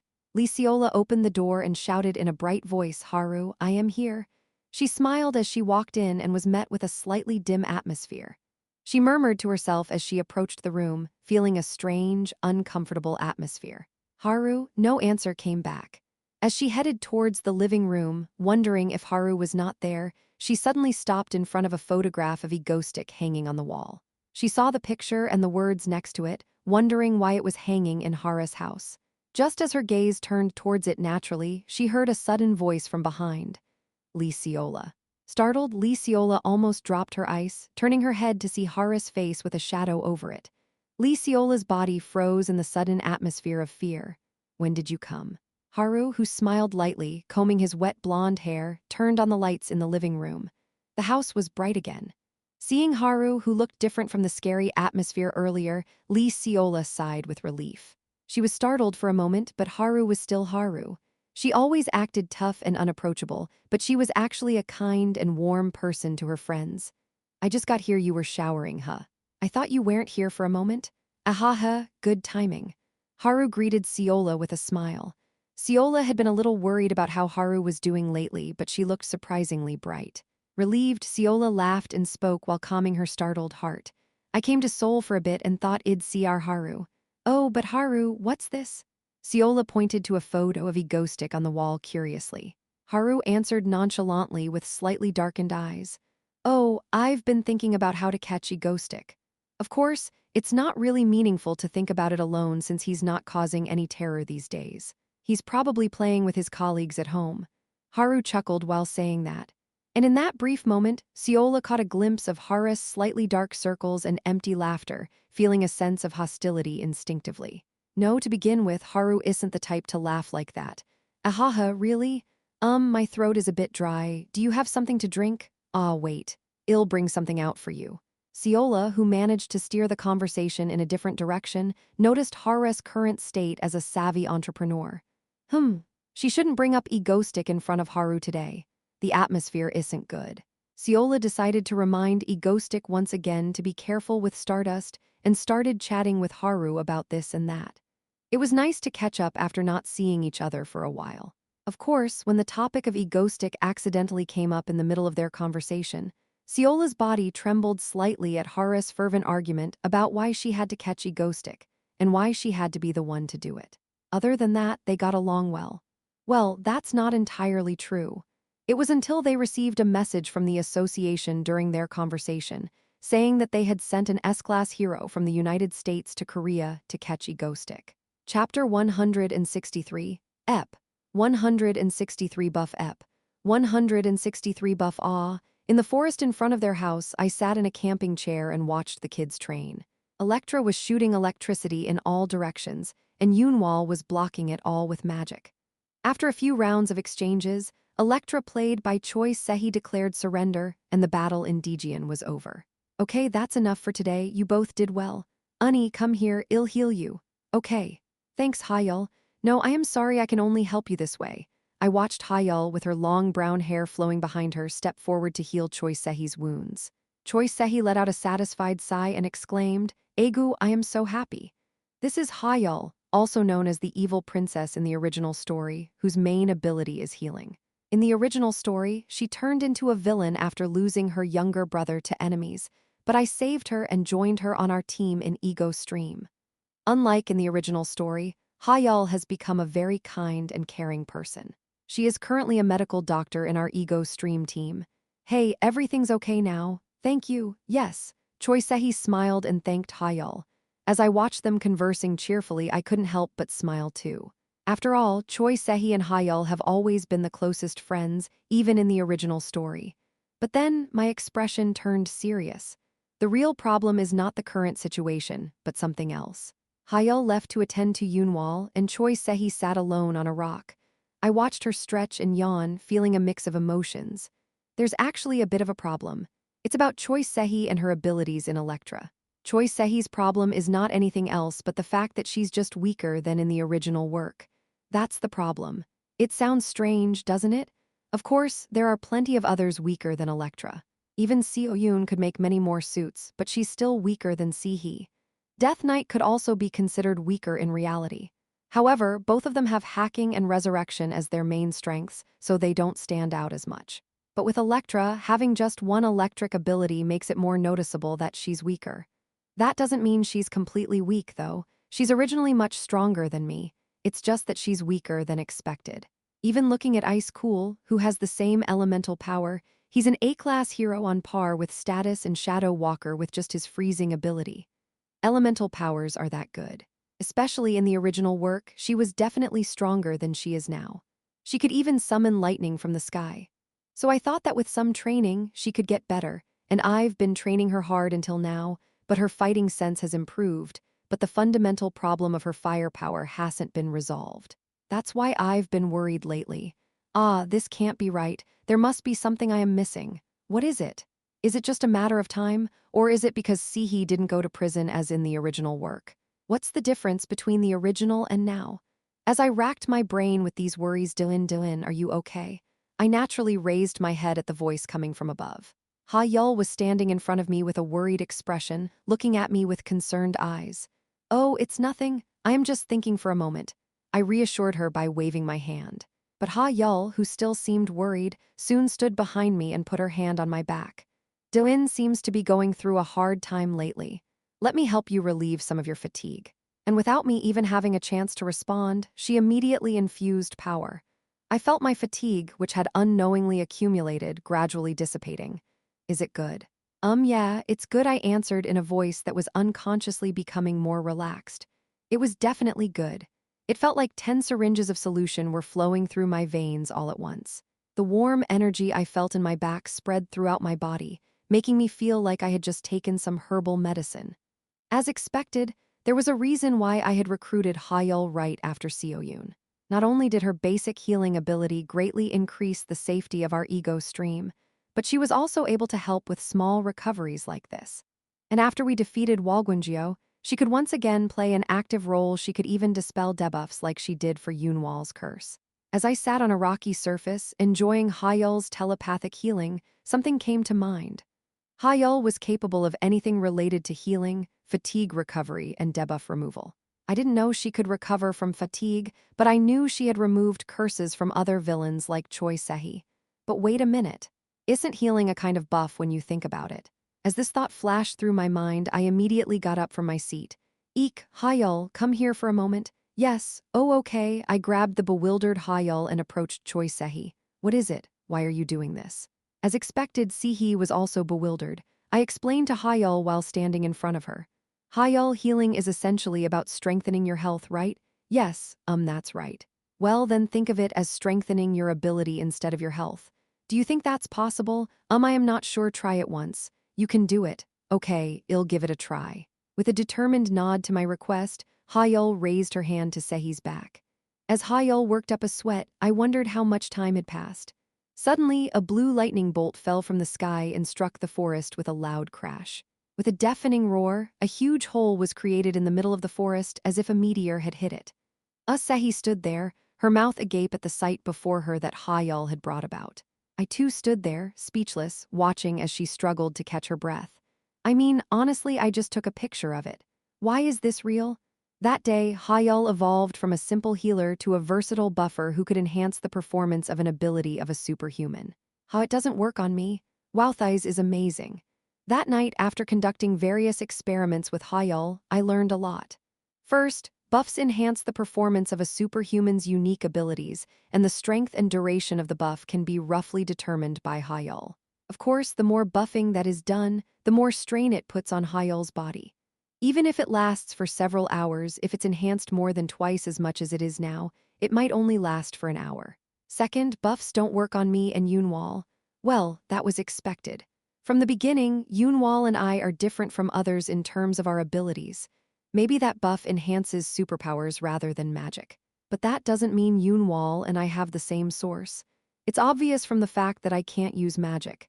If I can't do it, then it's obvious that Stardust can't either. It can be useful in an inconvenient situation, but it's a pity. Anyway, there were various difficulties, but it was definitely a good thing. If I hadn't thought about it, I wouldn't have known that Hayal had this kind of buff ability. It's embarrassing to think about it. Of course, if you look at the original work, it seems like this buff ability enhanced Choi Sehi, so maybe she could have acquired it on her own at some point. Anyway, it was a pleasant sight to see Choi Sehi's abilities more than doubled. Yes, this is it. It's like what I saw Elektra do in the original work. It's Choi Sehi who shoots lightning bolts that split the night sky like that. Oh, and if there are other beneficiaries of this ability, wow, look at this, it's Seo Jaeyoung. She's already been spitting out some kind of flame-like thing on her finger for a while. Seo Jaeyoung, who opened her eyes as if she couldn't believe what she had made, and Choi Sehi, who was excitedly shooting electricity. And Seo Yoon, who was whining about why the robot couldn't get buffed. It's confusing. Doin Dine Im going to die? Yeah, let's go rest now. It was tough, right? Yes. But I'm glad I could be of help. Despite the fact that she's about to collapse from overusing her new abilities and that self-healing is meaningless, Hayal smiled with pride on her face. I supported her and took her to the sofa to rest. Everything's fine, but come to think of it, if Hayal gets tired from using her abilities too much, there's no one to heal her. And self-healing is useless if it's due to abusing her abilities. As soon as she lay down on the sofa, I covered her with a blanket, sensing how tired she was, and I went back outside. The night sky, with the moon as a backdrop, was very yellow and purple and in a state of chaos. Looking at the two who suddenly became twice as strong and appeared happy, I couldn't help but smile. It was really an unexpected harvest. Of course, it won't last long, and Hayal will tire easily, so she can't be called all-powerful. However, it is an undeniable fact that the power has significantly increased. It feels like winning the lottery overnight. Moreover, with the newcomers who will come in the future, they can almost all receive buffs, so it's a good thing in the long run. Yes, since the problem I was thinking about has been resolved. Should I train Hayal and take a break? It wouldn't be bad for everyone to go out and have some fun together. Yeah, should we go to an amusement park or make a reservation as I mentioned last time? Rest well, and then turn on the broadcast and cause some terror. That's how I was dreaming happily. Dylan, why? I just heard, but the American Association sent S-class heroes to capture you? What? Until I heard the news from Lee Seola. Ahem. So S-class heroes are coming to Korea, not even A-class heroes, and from America? This is ducked up. I muttered briefly. No, why can't I be happy? Chapter 164, Ep. 164 Arrogance Ep. 164 Arrogance Korean Portrait Ability Association, also known as the Hero Association. The headquarters located in the center of Seoul. No way, an S-class hero is coming. What the hell is going on? Chaos has erupted. As I said, they suddenly dispatched an S-class hero, saying they will catch Egostic from the United States. The president of the association wiped his forehead and explained. Liciola frowned as if she couldn't understand his words. Nah, forget all this stuff. Why did they suddenly come? Moreover, Egostic hasn't caused any terror for the past few months. I don't know either. What can we do if that's the decision made by the International Committee? Liciola pressed her forehead with her fingers as if she had a headache. As for Egostic and Doin, her colleagues on the same boat, their crisis was also her crisis, so she was only filled with anxiety. And next to her, I can't understand it. Shadow Walker Kim Yahayan murmured. He had been dragged out of his sleep due to the sudden situation. So he looked tired, but as a man he had acknowledged, he also had a sharp gaze. It seems reasonable that it's because of the collaboration between Egostic and the North Atlantic Organization, Lattice, but why now? That's what I am saying. Liciola nodded in agreement with his words. They had already had a deep conversation about Egostic, the hero who protects South Korea from behind, when they met last time. In other words, it was a situation where they could only have a rejection reaction to the news that an S-class hero from the United States was coming to catch Egostic. And they were not the only ones who had a rejection reaction. Stardust, Shin Haru, her expression had been frozen since she heard the news. To be exact, she was in a bad mood. Why is the United States suddenly after Egostic? Even though she was making such an impression, she felt a contradiction within herself. The feeling of a righteous hero within herself screaming out to ask what the problem was. Actually, if you think about it, it's not a bad thing to have an S-class hero from a faraway country come to catch a villain in South Korea. It's even an advantage that the international association sent them without claiming any expenses from Korea. In other words, it's something to be praised as an ally country catching a terrorist in another country. But why does it feel so bad? When Stardust was feeling so confused. Liciola stood up, slamming her desk, and confronted the head of the association. This is definitely a problem. No, when did we ask for their help? Stardust, and we can handle it well enough, so this is disrespecting South Korea. Right. If they suddenly announce it on the same day like this, it's a diplomatic breach, to be precise. Shadow Walker nodded in agreement next to him. No, why are you guys saying that to me? As the two heroes directed their gaze toward him, the association president wiped his forehead with a handkerchief as if he had a headache. Stardust also nodded unconsciously as she listened to their words. Yeah, it's natural to feel upset. I wasn't the odd one out. That was Stardust's conclusion as she looked at Icicle and Shadow Walker, both of whom seemed a little angry. Yeah, why would they not be angry in this situation? They aren't on the same side as Egostic.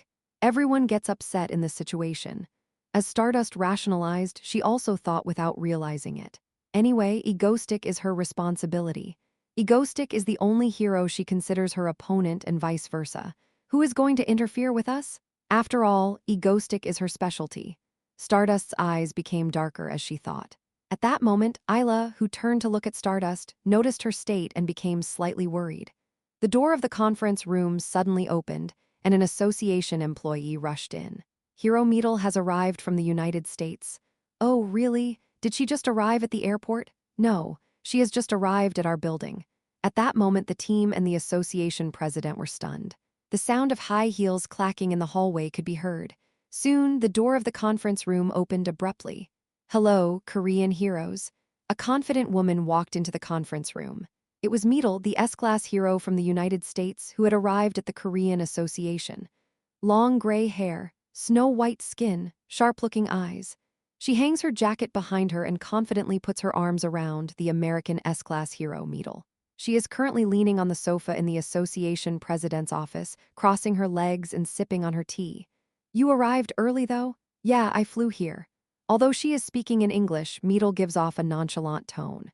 Well, the association president knows that some of the overseas S-class heroes are quite conceited, so he just let it go. The reason I came here is to capture some egotistical villain or something. Is that the only reason you came? Yeah. They told me to do it from up top. So I came to stretch my muscles while I am at it, she says with a smirk. Anyway, it's just an A-class villain, right? I looked through his terror records and there's nothing special about him. He's just a big-mouthed fool. I can handle him alone. It's weird that he hasn't been caught yet. She blatantly disrespects the egotistical villain, making Ashella momentarily flinch. However, she knows that getting involved will only make things worse, so she bites her lip and remains quiet. Instead, she observes Meadle. With long gray hair and military-like attire that's darker than her hair, Meadle has a striking appearance. Even if she were a villain, her face is trustworthy enough to believe she's a hero. Her ability is supposed to be rock-based. Furthermore, her tone and behavior exude a characteristic arrogance of a thug. As an S-class hero, particularly one known as the Heavenly Dragon in America, her pride was evident. The association president sitting at his desk didn't seem to care, but Ashella, who was facing her, quickly realized that S-class heroes aren't easy to deal with. If a kinder hero had come, she could have controlled the situation better. But seeing this obviously tough character, her head began to throb. And to make matters worse, Haru, who was sitting next to her, remained quiet.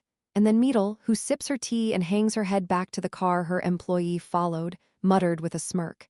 And I mean, seriously. It's been 2 or 3 years and they haven't caught that big-mouthed fool. What the hell has the association been doing? Well, I understand that there's only an A-class hero in this country. Haha. Now, Meadle is blatantly provoking me. Upon hearing this, Lee Seola decided she couldn't take it anymore and spoke up.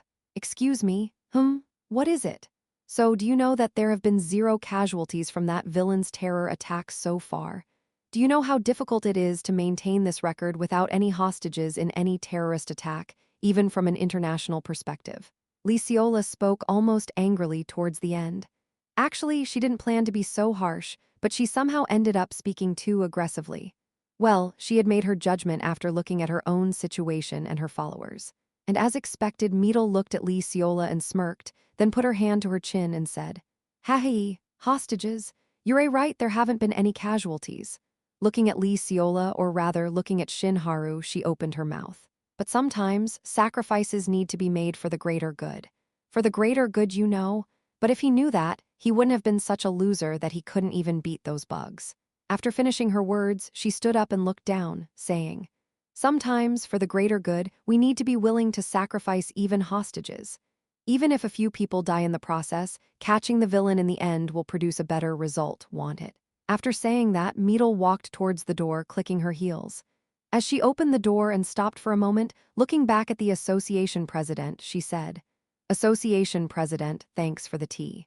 And next time Egoistic tries to commit an act of terror, I'll be there. Don't act recklessly. I can handle that guy alone. I'll just keep him half dead here. I'll take care of it. Bye." With that cool statement, clicking her heels, she stepped outside. Once her high heels could no longer be heard, Lee Seola finally lost her temper. What's wrong with that woman? Does she think this is her own room? She's unbelievable. As she spoke, Lee Seola glanced at Shin Haru, who had not said a word since earlier. Since Meadle left, Shin Haru had been standing in front of the desk with her arms folded, her face cold and contemplating something. And then, with a slightly subdued voice, Haru muttered quietly, "As expected. Should I post? What did you say?" Watching Haru's dark expression, Lee Seola sweated nervously. "Well, let's just say I didn't hear anything. Ego base?" After receiving a message from Lee Seola, I looked up the record of S-class metahuman Meadle, who had come all the way from the United States to Korea to catch me. Her dazzling career was laid out before me. "How do you feel, Dylan?" I answered briefly, as if feeling uneasy about it, to Seo Yoon's question. "It won't work. I'll just have to avoid her." "Really?" Seo Yoon seemed taken aback by my decision. Anyway, I had already made up my mind. "Yeah, that's better. After thinking about it for a long time, it's just better to physically avoid her." With those words, I began to make plans for the future. So under the same sky, the hero and villain, without even realizing it, were thinking the same thing. Chapter 165. Ep. 165 Gang Up Ep.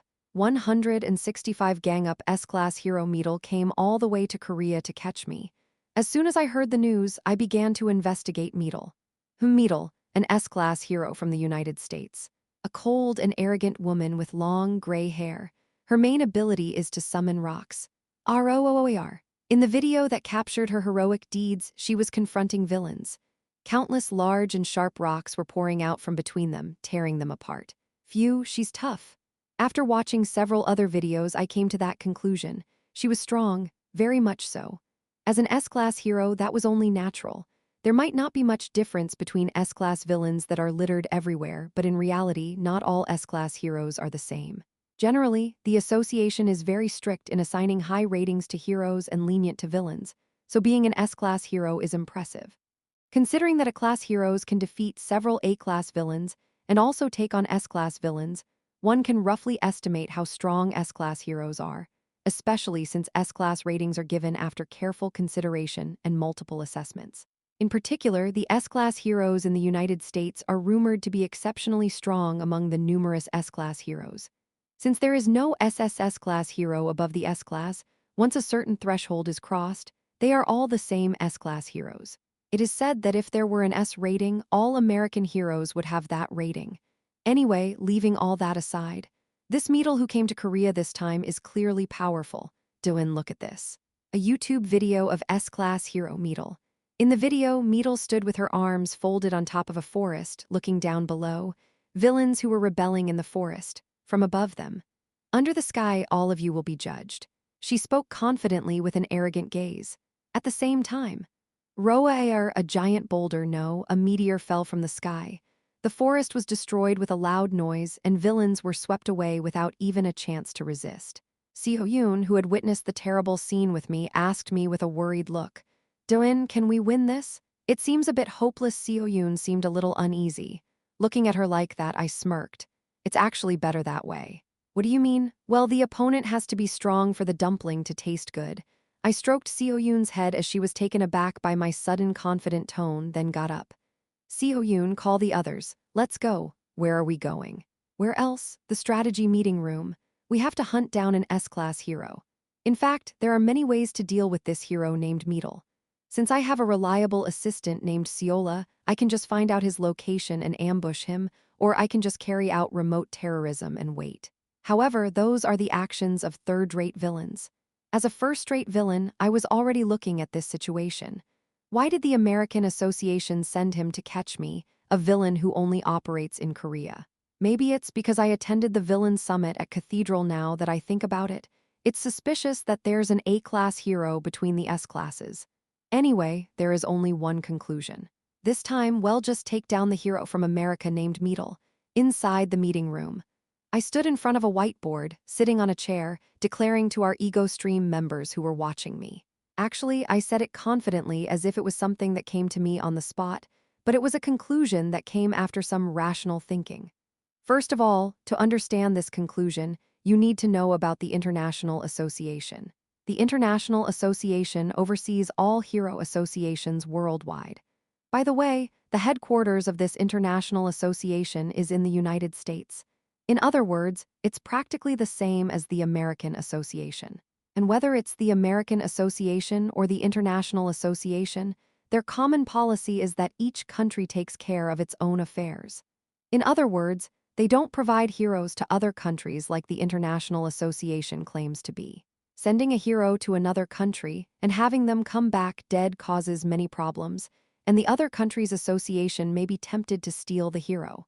So, sending an S-Class hero to Korea this time is a rather unusual decision. I don't know why they didn't pick me, who is only A-Class, even though I think about it so much. Well, as I said earlier, it's probably because of the catastrophe participation, or maybe it's because of the alliance with laddies. But the reason doesn't really matter. What's important is that someone else's dog entered our yard, and if we don't make a fuss about the dog, it will surely come back again. We should do some training beforehand, so my goal is simple. I will beat the S-Class hero who entered our house and send them back to the United States in disgrace. Then, since the International Association values self-preservation the most, they won't send another S-Class hero again, especially since one has already been defeated. Actually, it's not even their country. That's the superficial reason. Actually, I have a hidden motive. If I completely destroy the S-Class hero who crossed over, wouldn't Stardust's popularity increase as a result of the backlash? I can already hear Korean TV shows popping up in my head. Egostic, who ruthlessly defeats America's S-Class hero, why does he keep losing to Stardust? Stardust has already surpassed America's S-Class heroes. The only thing that can restrain the wicked villain, Egostic, is Stardust. If she wasn't there, Korea would already be doomed. Something like that. Maybe I'll do YouTube after I retire. I think I'm pretty good at coming up with titles. Anyway, through this entire process, the conclusion was reached that I will confront Meadle. I will also warn the International Association not to mess with me in Korea in a quiet manner. I thought for sure one of the heroes would be corrupted into a villain again this time. But it's surprising that they're just going to fight fairly and squarely. No, when did I say that? You're mistaken. There was some negativity from Seo Jaeyoung in the middle, but whatever. It was just nonsense negativity that I decided to ignore. It sounded strange to anyone, that's right. Thank goodness. Subin, I made a betrayed expression at Subin's agreeing and nodding, but she smiled and said lightly, Haha, I was just kidding. Subin had been joking a lot lately. Or was it a joke? I cleared my throat for a moment and then spoke in a serious voice again. Anyway, we need to think a lot about how to catch this guy. Especially since according to Yliciola, he doesn't care about hostages, so we need to be careful about that too. No, thinking about it again, it's ridiculous. What's a hero? Isn't it someone who protects people? So if you give up on people, how can that be heroic? As always, the more I meet kids like that, the more I realize how great Stardust is. And Meadle. Her problem is not just that. Her signature move in the video, the giant rock throwing, looks no different from Meteor. That's also a problem. Since there's no need to use that in a crowded area, we need to carefully choose the location for the attack. I explained that, and Seo-yoon, who was planning with me, tilted her head and asked, Doin, but how are we going to take down Meadle? She looks pretty strong. Oh, how are we going to take her down? Yes. Well, that's easy. I extended my arm and pointed at our Ego Stream members with my finger.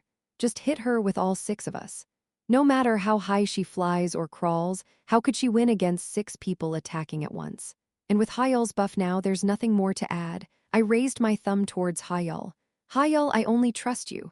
Doin, when you laughed so wickedly and spoke, you really looked like a villain. Well, I am a villain, so what? I replied with a sly grin. There's nothing that wicked villains can't do in the midst of beating up heroes of justice. Whether you're a hero or not, getting beaten up is a one-way street. In fact, although it might seem like Yunwal will be sorted out on the front lines, there's no one better than gang up to completely destroy them in a short amount of time. Ignoring Seo-yoon's desolate gaze, we began to make detailed plans. It would be difficult if we did it all at once, so let's divide it into 2 parts. It wouldn't be a bad idea for the first terror attack to involve just me and Yunwal with a short preliminary fight. I need to finish the Starbuster as soon as possible. Oh, but the opponent isn't Stardust. Should we call them Yankee Buster? As time passed, the plan became more concrete, and we even received information about Metal's plan from Isola. Finally, the plan for a major S-class hero terror attack was complete. Now that the fishing rod was ready, it was time to bait the hook and wait for a bite. To catch a whale. Meadle, an S-class hero from the United States, walked the streets of Seoul, eating grilled chicken skewers from a street vendor. She had been hiding her identity and sightseeing in Seoul without much concern about Egostic until just before the terror attack. I mean, what's an A-class villain? We need to catch them quickly. Although she had heard that there were several S-class villains under her command, how strong could those below a class really be? With a record of killing numerous villains with her own hands, she didn't think that villains in this country, which wasn't even America, could be so formidable. As she was munching on her chicken skewer, something happened. Meadle. Egostic has caused the terror? Oh, really? Okay, let's go now. Wait for me in advance. She threw her stick into the trash can upon hearing the news she had been waiting for and flew up into the sky with her arms folded. In her mind, there wasn't even a thought that she could lose to Egostic. Chapter 166. Ep. 166 slowly. Ep.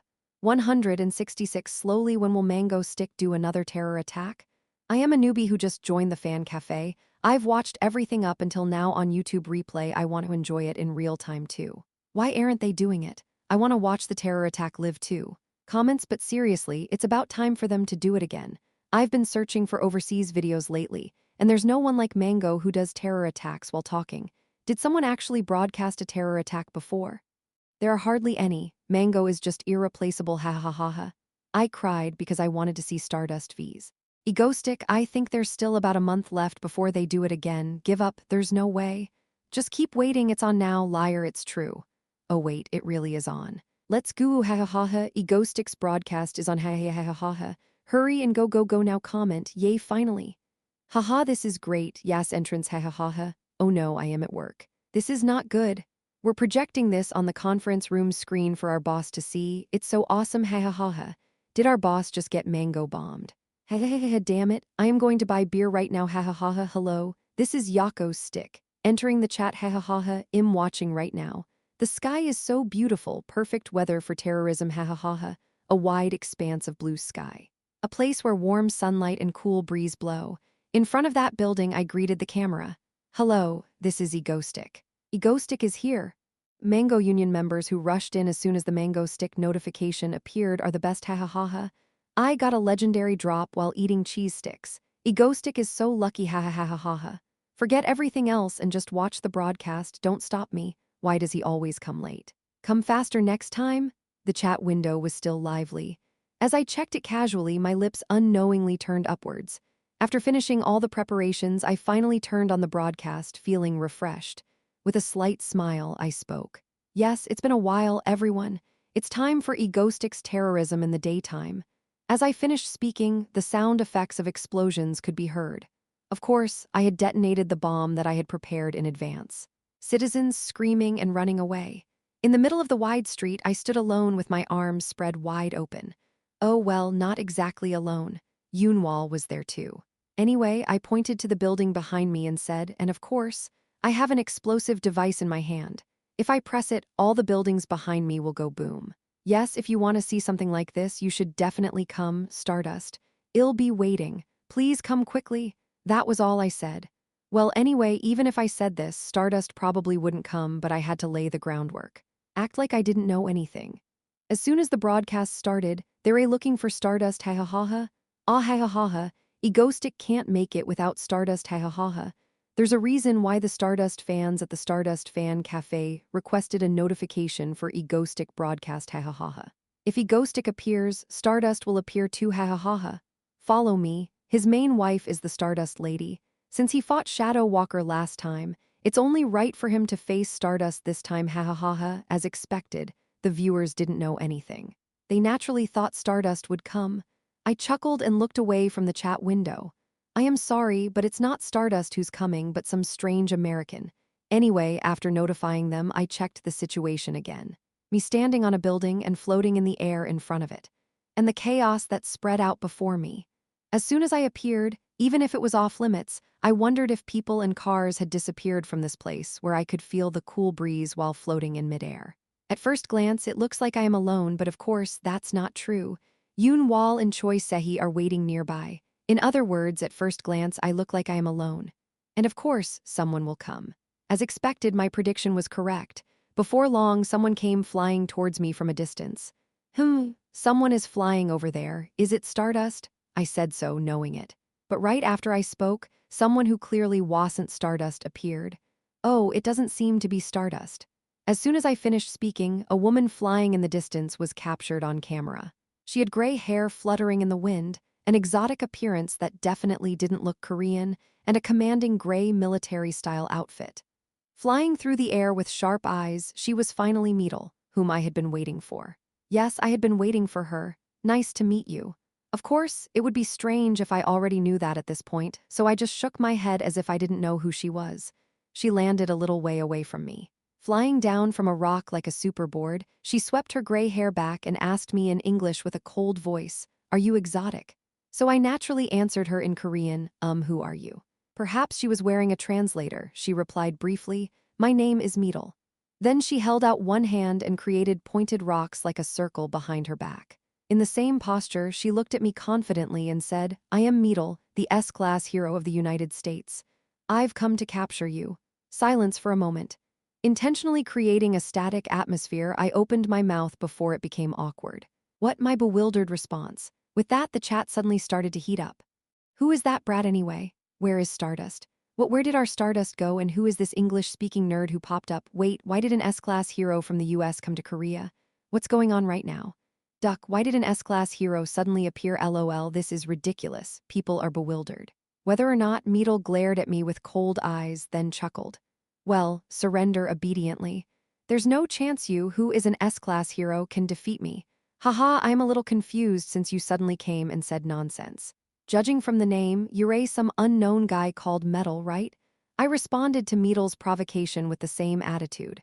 Her expression twisted at my words, then she burst out laughing as if she was perplexed.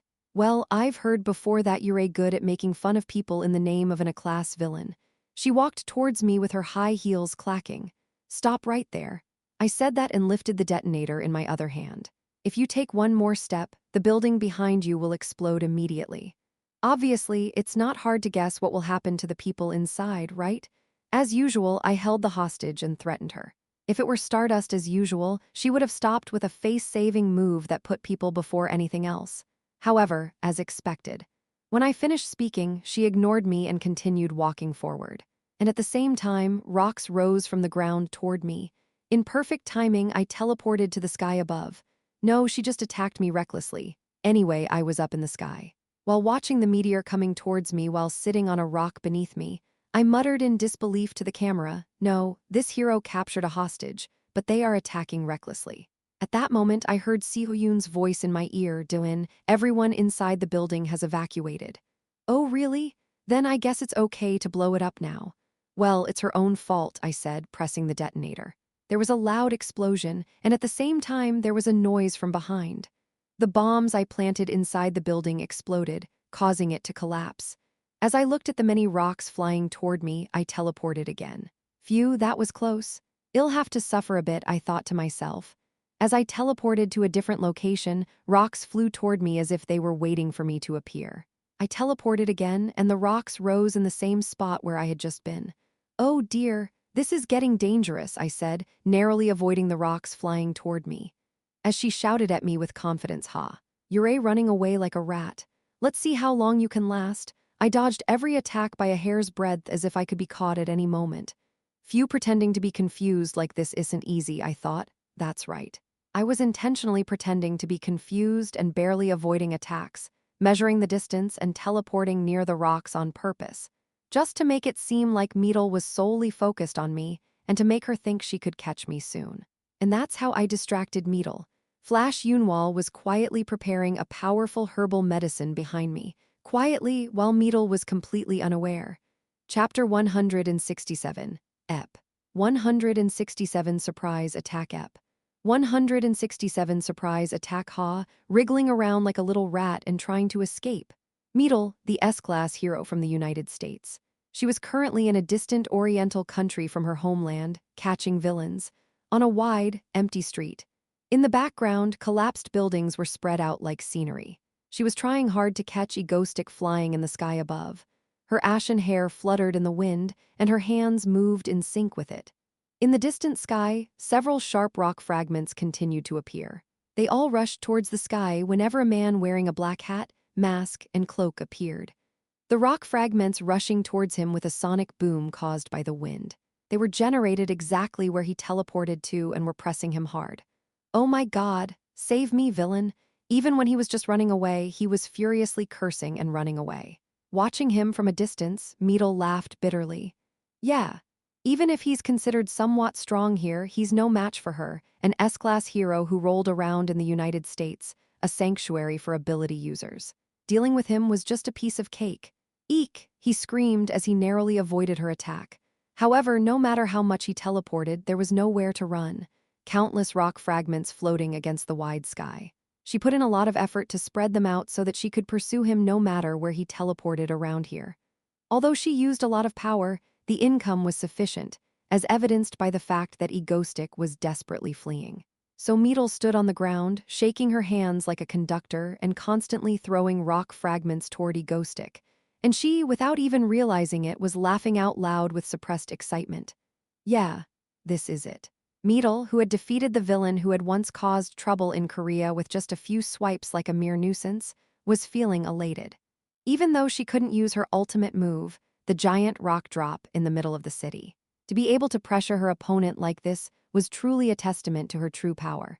How much she had struggled within the United States, feeling inferior to herself as just a meteor tool, always being told that she was only a supporting hero, and never able to act alone in this situation where she could stand alone.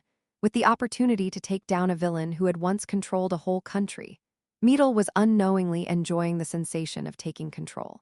If she could capture the Egostic one here, her reputation would soar even higher. With the determination to capture the Egostic one firmly in her mind, Meadle was unknowingly pouring all her energy into him. And since she had sacrificed hostages, if she failed to capture him this time, she would probably face even more struggles. Although sacrificing others left a bad taste in her mouth, she had no choice if she wanted to capture the villain. She never thought it was okay to have the same trashy thoughts as those who weren't her fellow countrymen. Of course, she had her own calculations throughout the battle. The villain had provoked her right from the start, knowing that villains had a strong sense of pride. Then she was pressured and attacked continuously so that she couldn't escape due to her pride. As with many small villain alliances, even though their supposed leader was in a state of crisis, his colleagues did not come to his aid. Well, betrayal and severance were common among villains, and Meadle only smirked at how the so-called leader was just an unorganized and incompetent person. With overflowing confidence, Meadle focused on the battle. And every time she teleported, the egoistic villain appeared to be barely escaping her attacks. This made Meadle think that she could capture him if she just did a little better. With her eyes fixed on the sky, Meadle concentrated all her energy on throwing rocks at the egoistic one, and her vigilance for her surroundings became natural. And then, as if he hadn't noticed due to his recent move, Egoistic stood still even as the rocks approached. Watching him, Meadle laughed fiercely. "I finally got you, you jerk." As she moved her arm to clap her hands together, at that moment, it appeared as if Egoistic was about to foolishly be caught off guard. But suddenly, a large black greatsword appeared and swiftly cut through the rocks that were approaching him. Thunk, as Meadle stood there still with her hands clasped together, she was surprised by what had just happened. Ding, ding, wait. After going through what seemed like a long battlefield, Meadle's survival instincts sounded the alarm. In that short moment, Meadle instinctively felt that something was wrong. Boom kaboom from one side of the crumbling building, a destructive energy beam with tremendous heat was suddenly shot toward her. Ah! It was an unexpected, powerful attack that was launched suddenly without warning. But thanks to her instincts, Meadle managed to create a wall made of rocks in front of herself just before the beam was fired. She put her hand on the rock wall and tried to summon all her strength to plant her feet firmly on the ground, gritting her teeth as she tried to block the beam. Flash boom at that moment, when Meadle was holding her ground, a lightning bolt struck from the sky, aimed directly at her. Overwhelmed by the attack, Meadle finally lost her strength, and as a result, the rocks that were blocking the beam were torn apart like paper, and she was ultimately hit by the massive beam and sent flying. Thump, thump, thump, almost flying up to the sky, she spun a few times before crashing into the ground. With a loud thud, she finally came to a stop against the side of a building. The wall was completely destroyed due to the rocks she had used to protect herself. In the now partially ruined area, she lay covered in dust and spat out blood. Her body ached as if it had been shattered, her head was dizzy, and she had tinnitus in her ears. Amidst the beeping sound ringing in her ears, Meta-El struggled to regain her senses, but her head hurt too much. What had happened? She was sure she was about to catch him. First things first, she had to protect her body. Struggling to lift her barely functional hands, she managed to summon some rocks around her. Huff huff, she was too weak, and she had barely managed to surround herself with rocks. "What the hell in the dark of the rocks?" Meta-El muttered in a cracked voice. Crunch! A massive black sword pierced through the shield she had placed in front of her. As the rocks surrounding her crumbled down, a bright light shone in. She reflexively squinted her eyes as she opened them to see a knight in armor holding a giant black sword on her left, a girl in white nun attire on her right, and a man wearing a black hat with a veil and a smiling face looking down at her. It was Egoistic. This thighs he shook his head and clicked his tongue, looking down at her with a smile that seemed to say, "How pitiful you are." "Hey," Meadle looked up at him with a raspy voice and bloodshot eyes, growling at him as she lay beaten and battered. He smirked and chuckled under his breath as if finding it all amusing. Well, all that talk about being S-class and whatnot, and I thought you were some kind of super strong hero." He chuckled again and sneered, still smirking. "But it turns out you're just weaker than my hero, Stardust." Beside him, the camera floated in the air, broadcasting everything that was happening. Chapter 168, Ep. 168 Each person's reaction. Ep. 168 Each person's reaction. As I taunted Meadle, I avoided her attacks and waited for the right moment to strike. Once I had my plan in place, I soared up into the sky. Meadle's attacks followed, but he was ready for them. And then everything went according to plan. I pretended to be flustered and distracted, causing Meadle to let her guard down. With Sioyun's help, I maneuvered my way through the falling rocks like a darting fish and dodged the attacks. I knew that I was taking a risk by using my abilities so recklessly, but as long as I could defeat the American hero, I was willing to do anything. However, after several minutes of dodging and weaving, I began to grow bored. My heart is pounding so hard I can't watch. Mango is barely dodging by a hair. LOL, just hold on a little longer. I don't know what's up with Meadle or Medellin, but something about them really rubs me the wrong way. They're a holding hostages and all they can do is curse. LOL, egoistic fighting, we can't lose to these Yankees. But seriously, even though they're exaggerating and not even hitting anything with their camera, they're actually playing along, right? Please tell me that's what's happening. Why is everyone cheering for the villain when the hero and villain are fighting? Ha ha ha ha, if you're a Korean, of course you should support the patriotic person who is fighting against foreign invaders' atrocities. Ha ha ha ha, patriotism is great ha ha ha ha. Looking at the chat window, it seems like other people know that I am barely holding on. As I continued to dodge the rocks, another current suddenly flowed. It was a huge rock hand that was different from the simple rocks so far, and it seemed to have taken an enormous amount of energy as it approached me. In that sudden crisis situation, I grinned.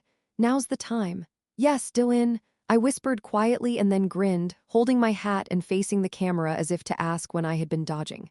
Shall we stop running away now?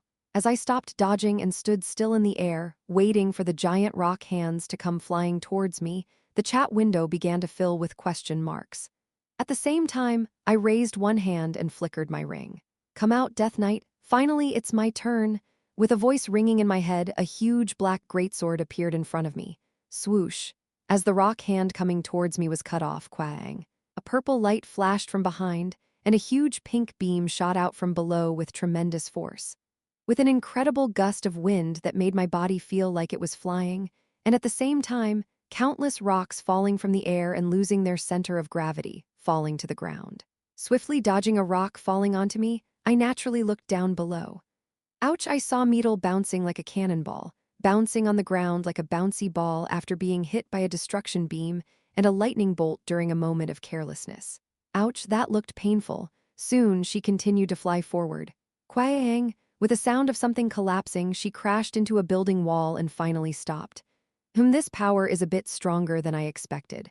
I found myself scratching my head and thinking, without even realizing it. Well, today was just a test run. I was planning to properly schedule the real battle next time, but somehow the impact was greater than I anticipate, Devon, though I only brought 2 people with me without even taking Danguri. But it's not like I am trembling just by looking at it. It should be enough for the next terror. With that in mind, I smiled and turned to the camera. Well, it went according to plan, so shall we see what happened? After saying that, I, along with Daziki, who had a great sword on my shoulder, went down. Dylan, yes, you did well. While saying so, Yunwal also appeared from behind, panting, so I patted her head and went down with her. Like me, who was tired from dodging so much, Yunwal also seemed exhausted from preparing for the last beam shot, drawing all kinds of magic circles and pouring energy. Well, praise her when we get home. For now, let's go meet those American punks. As we landed on the ground, we forcibly pulled Meadle, who had surrounded herself with rocks to protect her body, with Dazik's sword. She looked like a complete wreck, so much so that I couldn't believe she was an S-class hero. Her eyes were still blazing, looking up at me with tears in her eyes. Anyway, the camera was still rolling at this moment, so I quickly said what I had to say and left. First, provocation. Well, Meadle responded with a voice barely audible, almost collapsing while laughing drily. You asked regardless of what she said, I kept talking. Well, I mean, you've been talking big about being S-class and all. I thought you were really strong. But I guess not, so you're weaker than my hero Stardust? I said mockingly, and she responded by having a seizure while laughing. Well, that should be enough if I want her to lose her mind and attack me later. I need to do a little more. Approaching her with a glare, I grabbed her chin with my finger. Then, getting closer and whispering so that only she could hear me, not the camera. So you usually hide behind other heroes. You went out alone with what kind of confidence? As I spoke with a smile, she stumbled. As I let go of her hand and looked back, she stared at me with eyes burning like she was going to eat me. Oh my, it's been a while since I saw such a passionate look. Eventually, in a fit of anger, she created a tiny pointed rock fragment in the air and Dazik easily broke it with his sword in a last-ditch effort. I laughed again and said, well, you're too weak to be worth fighting, and it's not even fun. Let's go, everyone. As I said that, I turned my back and fluttered my cloak, moving forward. I could hear curses and insults from behind, but I didn't care. So I grabbed Dzik and Yunwal and teleported away. Oh, and I brought Electra waiting behind too. Ah, today's work was neatly done, better than expected. Now I need to rest at home and prepare for the next terror. Meedle. I will completely crush her and make sure she never sets foot in Korea again, the last terror. And thinking about the plan, well, it's even better. Meanwhile, South Korea will be in chaos again. And my prediction, as expected, didn't go wrong. Breaking news: Egostic defeats American S-Class hero Meedle urgently transferred to the Association Hospital, live broadcasted throughout South Korea, the video of Egostic defeating the S-Class hero. This news quickly spread throughout the country. People were amazed that a US S-Class hero had secretly come to Korea to capture Egostic, who was an A-Class villain in South Korea. They were even more surprised that Egostic had smashed her. That sudden happening. If the reaction of South Koreans to this incident can be summarized in one word, why did you come all the way here and cause trouble when we didn't even ask for your help? I would have been so satisfied if the terrorists had been fooled and then killed Hahaha, who asked the US for help. Hahaha just Egostic pretending to run away in confusion, and then suddenly using her power to defeat Meedle. So satisfying if it had been a lie. It would have been even better. Hahaha comments. Let's give a round of applause. Hahaha. They suddenly came and caused a ruckus, but ended up being disciplined. Hahaha. When I saw them just telling the hostages to F off and sacrifice them, I was so dumbfounded. Fortunately, there was no one in the building, so it was lucky. The US S-Class hero is nothing compared to our South Korean S-Class hero Mangastic, just proved it. Hahaha. I was sweating with my palms and stood up and applauded when Meedle was knocked down. Thighs is patriotism. Hahaha. Who said you could just capture our S-Class hero? Hahaha, seriously, isn't this a security threat from a powerful country? Hahaha, I checked YouTube quickly, and Korean patriotic TV has already been uploaded. Hahaha. They're saying that the US is no match for us, and so on. Hahaha. Stardust, just thinking about it makes me satisfied. Hahaha. The person who always protected the hostages under any circumstances, the person who maintained zero casualties like a sharp knife, the person who always made the Egostic opponent win, and run away, the person who always creates chemistry with Mango, just by appearing on broadcasts, the person who is directly recognized by the Egostic. Simply put, the overwhelming #1 hero in Korea and the hero in charge of Egostic, Stardust. If this is true, upvote. Hahaha comments. Upvote. Hahaha. I used to be in the Electra team, but after watching this broadcast, I switched to the Stardust team. Hahaha. Honestly, Stardust is just an S-Class hero. Hahaha. In this broadcast, Mango's Moonlight Shaman called him Dewin and they were affectionate, but Stardust, who didn't even appear, was stronger. Seriously. Hahaha. Egostic said from the beginning that his hero is Stardust. So if this isn't true, what is? That was just a phrase meaning archenemy, but Yurei overreacting. Looking at the author's post list, it seems to be from the Ice Mango team. Hahaha. Ahahaha, the icicle you support is not Egostic's my hero. Hahaha. Damn. Hahaha. This is so funny. Hahaha. I really miss you, Stardust. It seems true. Hahaha. Contrary to the enthusiastic reaction in Korea, American citizens were not particularly interested in this incident. There were so many S-Class heroes that they didn't have much interest in each one, and it was not uncommon for a hero to make a mistake or lose in a battle against a villain. Of course, it was a bit shocking that they were defeated by an A-Class from a country with a small pool of talented individuals like Korea.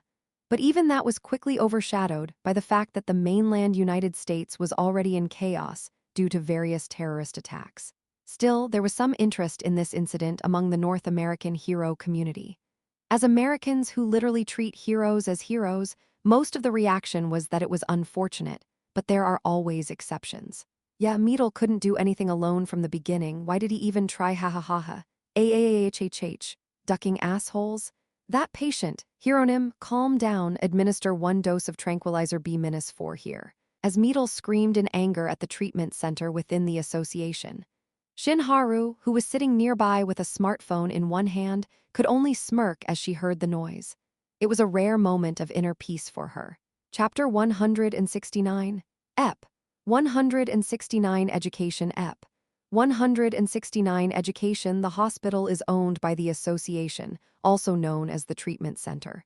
There was S-Class hero Meedle from the United States who had stayed there for a week to recover her body. She was always filled with boiling anger in the temporary office set up for her within the association. Ducking piece of bullshit. Although her body had fully recovered after several days of treatment, she could not treat the scratches left by her wounded pride. "I lost to an A-class me?"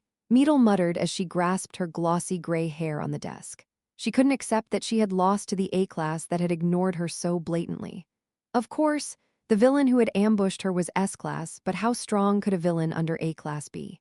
It was embarrassing to see the photo of the villain, Moonlight Shaman, who had shot that beam, especially since she looked smaller than herself by 20 centimeters. That's right, finally, she came to a conclusion as she grasped her head with a big mental shock. She just let her guard down and lost. If she hadn't let her guard down, she wouldn't have lost to such pathetic guys. What? They're a strong, that's nonsense. They're a nothing compared to the opponents she's fought so far. It's just that she let her guard down. Shoot, she cursed in English and nervously browsed through social media to find inner peace. Just as she was trying to find peace of mind, a voice was heard. "Why are you talking about supporters?" Duck. Every time she heard the muttered words, her anger flared up. "You beating me with a sneak attack on an A-grade topic and shamelessly saying that? When I see you next time, I'll tear you apart," she swore, flames in her eyes. If only she had not let her guard down and used her skills, she could have won. After all, they were all egocentric and whatnot, and if she hit them with her meteor strike, everyone would realize the difference in power. They were just A-grade, she was S-grade. She wouldn't fall twice. Still consumed by those thoughts, she eventually vented her anger on her social media with a post insulting the egocentric in Korean, saying that they were weak and disgusting villains and that she would definitely give them a good beating next time. Feeling the anger again after writing it out, she thought to herself that she was better than an A-grade hero.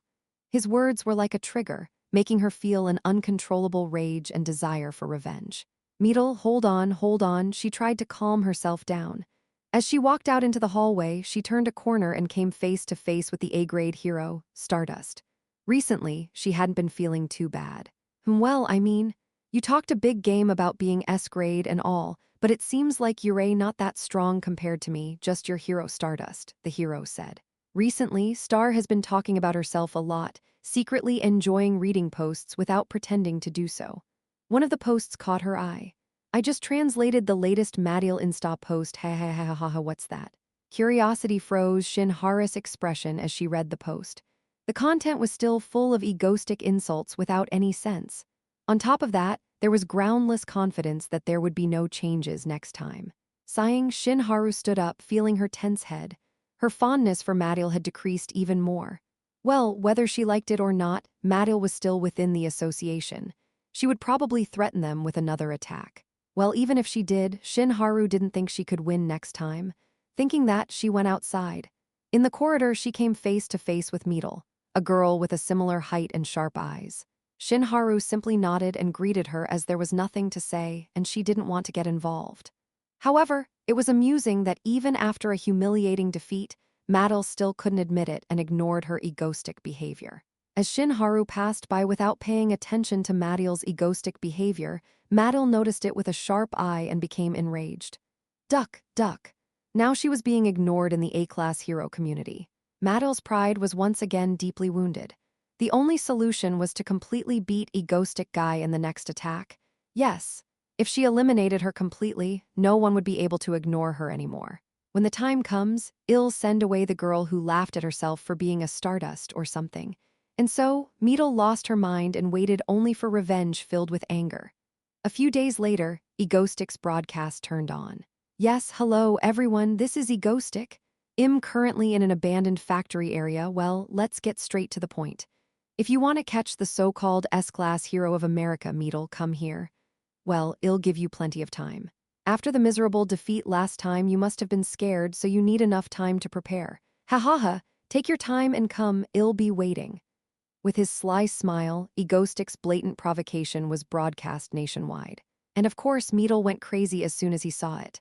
"I am leaving." "No, sir, Meadle, before you go, can we brief you once more?" "Duck you." Meadle, who had already succumbed to provocation and lost his mind, flew off on a rock. Shinharu quietly watched her leave. Seoul outskirts, abandoned factory area. "Dylan, do you think she'll really come?" I smirked at Seo Yoon's question. "Of course she will, don't worry." Well, it still seems like a blatant trap. I mean, she hasn't taken any hostages, and it's not like she's a terrorist.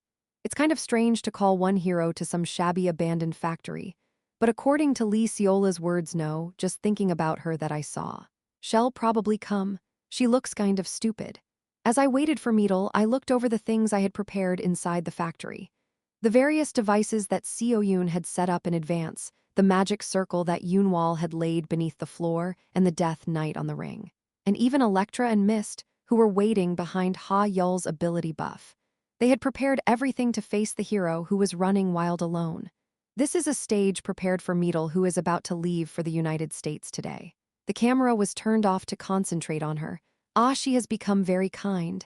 When I was thinking that, with a loud bang, the door of the open factory opened.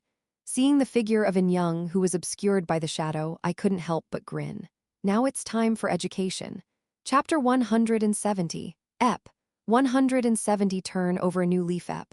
170 Turn over a new leaf, a large abandoned factory with a big hole in it. As several holes in the ceiling let in sunlight, the large door of the factory where all of our Ego Stream members were waiting was shattered. Soon, the person I had been waiting for appeared. Haha, duckers. The woman who came in cursing in front of me. With long gray hair, exotic looks, and sharp eyes, she was the S-class hero from the United States that I had been waiting for today.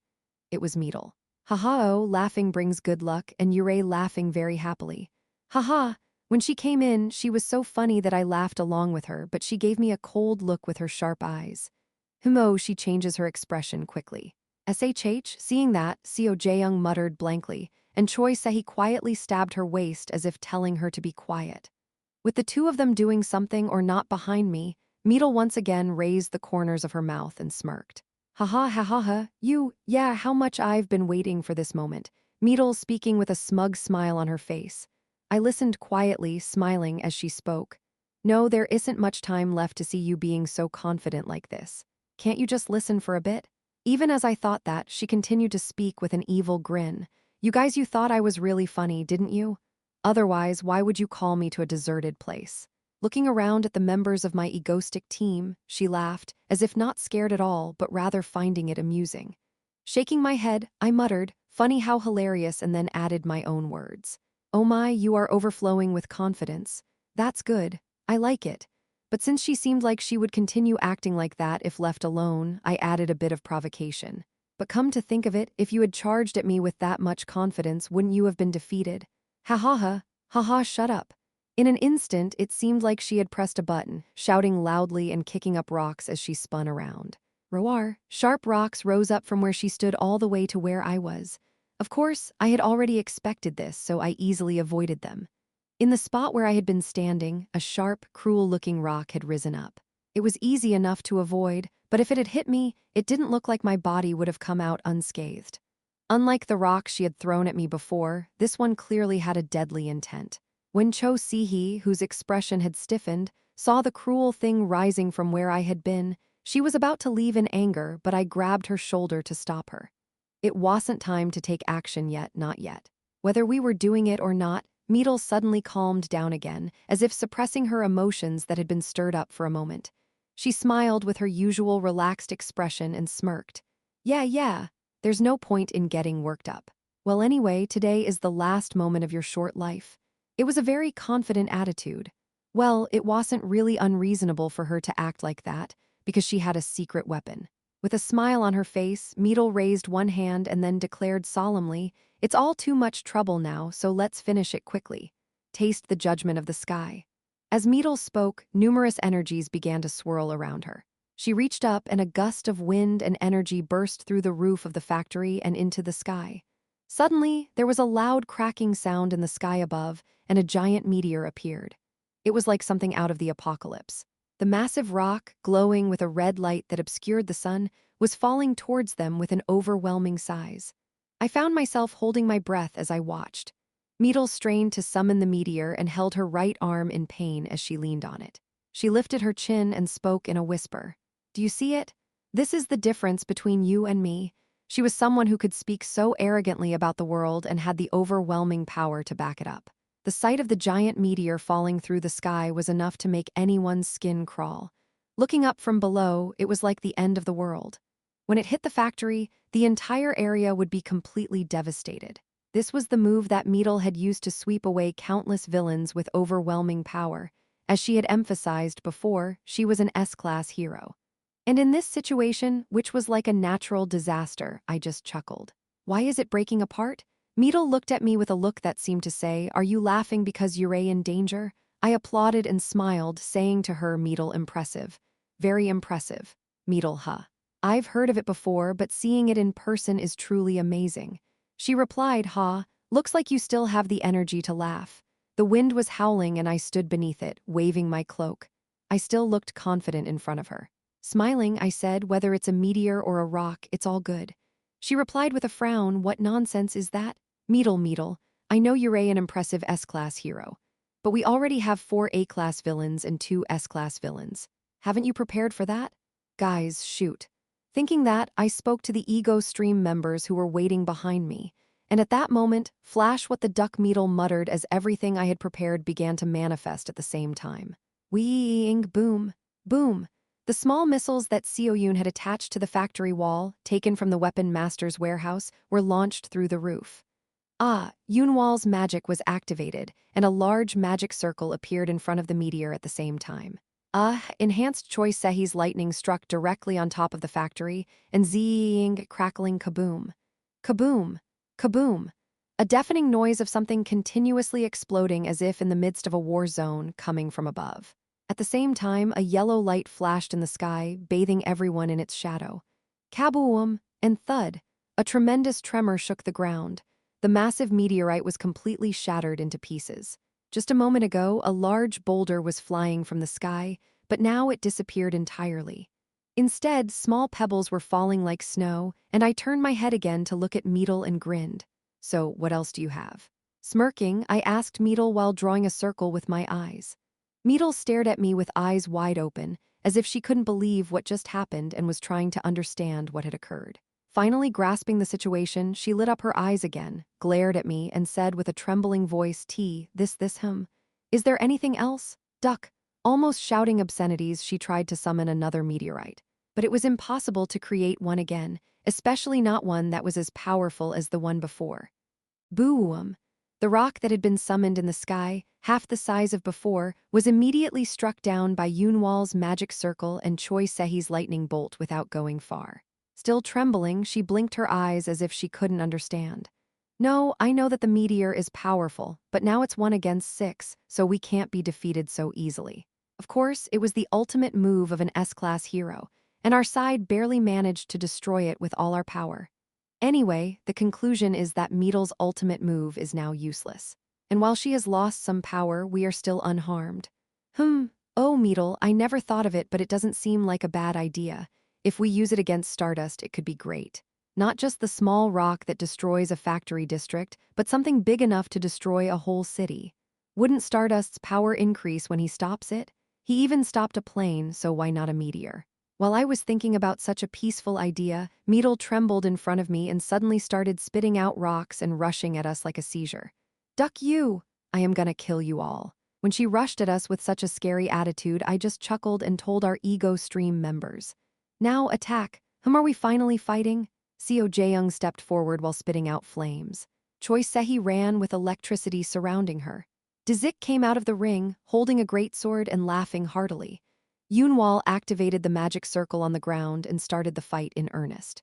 And even Seoyun, who targeted all the weapons set up nearby at Meadle, started the attack. Gra, you vile creatures, come at me! That's right. The all-out battle of one hero against 6 Ego Stream members had begun. When fighting an opponent who couldn't be defeated alone, isn't it a villain's common sense to call for their comrades and fight together? I just smirked and thought that. Yeah, this is what a first-class villain is. And so, the fight of 1 against 6 began in earnest. No matter what, she is still an S-class hero. In a fair and square battle, not an ambush, Meadle was incredibly strong. Despite being tired from using her finishing moves, she managed to take on 6 opponents at once, an impressive feat. However, it all came to an end eventually. Haha, gotcha. Wow, she's really tough. Get your hands off me, duckers. After a fierce battle, Meadle finally collapsed onto the ground. Although she had put up a fight, she was too exhausted to continue and couldn't escape. She had already used all her abilities to their limit and had nothing left. I'm going to kill all of you? She continued to threaten them. Whether I ignored her or not, I quietly thought to myself while looking down at her. Meadle. She was a huge variable that was not part of my plan. As an S-class agent from the United States, which was a central country of heroes, her danger level was top-notch. She also already had a strong resentment toward me, and I didn't know what she might do if I let her go. Furthermore, according to Lee Seola, she was even hostile towards the Korean Association, including Stardust. However, I couldn't just eliminate her here. If I did, the American Association could retaliate, and it wouldn't be a good idea to reduce the power of a hero in any way when thinking about the future. Therefore, the best solution here is for Meadle to voluntarily leave Korea and never think about Ego Stream again, and thoroughly crush her and warn the United States. We're living well here, so it's important to show that unnecessary casualties could occur if they meddle. In other words, to protect Korea, I need to completely humble Meadle in this situation. Good job, everyone. You can go rest with Mist and Electra. Only our Moonlight Shaman stays. Okay, I am going. Ah, it's been tough. Okay, and Meadle, can I have a word with you? Yes, she looked at me with sharp eyes and shouted at me in a determined voice. No matter what you do, I, Meadle, will never surrender. Yes, yes, she shouted at me like a warrior for justice. She's so stubborn, this could be difficult, but I have no choice. If I want to send Meadle away, I have to fix her personality. So the first misbehaving hero personality correction project began. Hey, do you think I'll submit to this kind of thing? Gra, I'll kill these bastards. These mother duckers, what's happening now? Hee. Wait a minute. Wait, hey, excuse me. Can we talk and resolve this through conversation? Wait, hee. Him sorry, I think I was wrong, so please forgive me. Sorry, I was wrong, I was wrong, so. Time passed. With tears in my eyes, I did my best to restrain the American hero who threatened my homeland of South Korea. After the first hero education was completed, I kindly asked Meadle, who was awake under my command. Okay, Meadle, what should a hero do if there's a hostage? Hee. Well, first of all, if there's a hostage, the hero should prioritize rescuing the hostage, and if that's not possible, they should take the hostage and escape. Well done. And what about before facing a villain? After thoroughly examining the villain's capabilities and studying them in advance, the hero should find the best solution before acting recklessly. Okay, and what about South Korea? Korea. I should never think about invading South Korea in the future, and I should live quietly as a hero in the United States. No, I will live quietly. Yes, I will live quietly. As I watched Meadle, who was shaking but still spoke well, I tilted my head. Okay then, give me your hand. My hand. As I held out my hand in front of her, she reflexively placed her own hand on top of mine, even though she didn't know what was going on. Still looking at me with trembling and uneasy eyes, while trying to read my expression, I thought to myself, I guess this is good enough. As I was thinking that, Seo-yoon, who had been watching this scene from behind, whispered to me quietly, Doin, isn't her personality different from before? To Seo-yoon, who asked if everything was okay, I replied, it's okay. This is the kind of change that needs to happen for Korea to become safer, right, Meadle? Yes, of course. As I watched Meadle quickly and confidently reply, I nodded quietly. Okay, this should be enough. Finally, our once rough hero had become kind. I felt proud. Chapter 171, Ep. 171 Judgment Ep. 171 Judgment S-Class Hunter Meadle, who came to capture Egostic, returned to the United States this morning. The association announced that the S-Class hero, Meadle, had returned to the United States this morning. The association chairman stated that Meadle had been summoned back to her home country due to a shortage of heroes caused by instability in the United States. However, netizens are skeptical of the association's statement, believing that Meadle fled after being defeated by Egostic. S-Class hero Meadle returned to the United States. Officially, she was called back because she had been abroad for too long, but to anyone who saw her, she looked like someone who had been defeated by Egostic and had returned home in defeat. This is Meadle's ultimate move, Meteor. Oh no, he blocked it. The video of Meadle using her ultimate move, but the meteor was blocked from falling on Egostic's abandoned factory, had been released to everyone for a while now. Although there was no footage of the actual battle as they couldn't get close, the sound of the battle lasted for a long time, indicating that it was quite intense. And the result of that battle was Meadle's defeat. When association agents arrived, Meadle was unconscious and had collapsed. Egostic Stream members had already disappeared. After that day's events, Meadle left Korea as if she was running away today.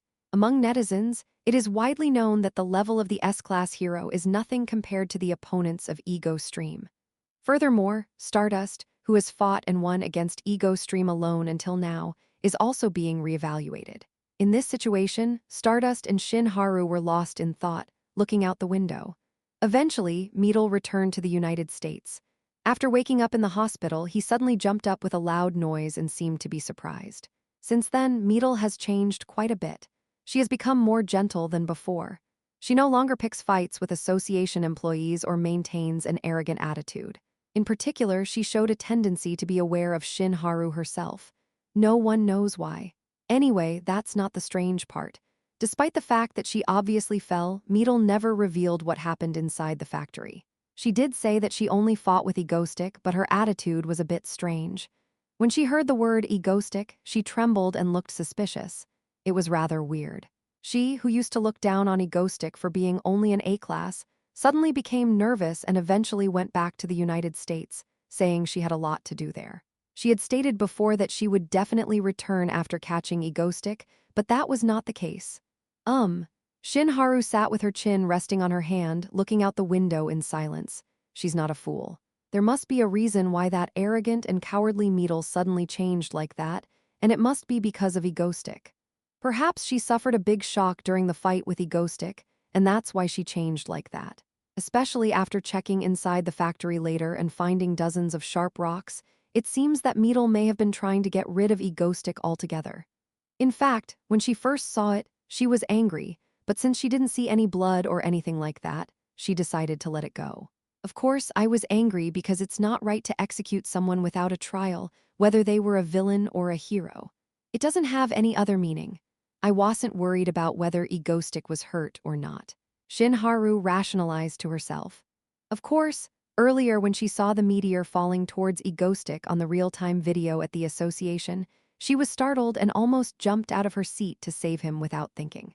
But well, she breathed a sigh of relief when she saw that he had blocked it on his own and sat back down. Anyway, she thought to herself that it was because of the risk of private sanctions, not because she was worried about Egostick. The story momentarily went off topic, but here is the conclusion. Traces of the fallen Meadle and the fierce battle with Egostick, and the easiest thing to infer from her trembling appearance, just by hearing the name, is that perhaps Meadle suffered a severe shock during her fight with Egostick. This may be the case, and although the association is keeping quiet about it, many people are thinking this.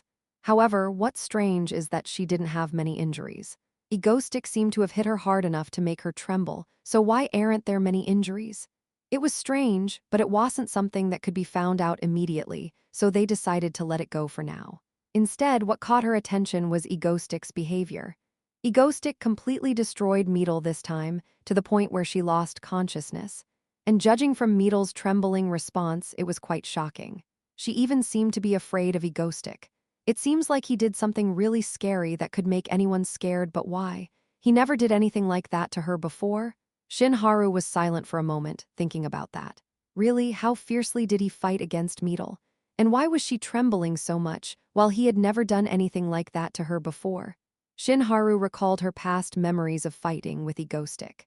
Egostick encouraged her when she fell off the train. He caught her when she fought against a giant robot stolen from Han Yun Group, and when the president went crazy and launched a missile, he barely managed to stop it and catch her when she fell. He always laughed and said, "Next time I won't let it pass," before running away.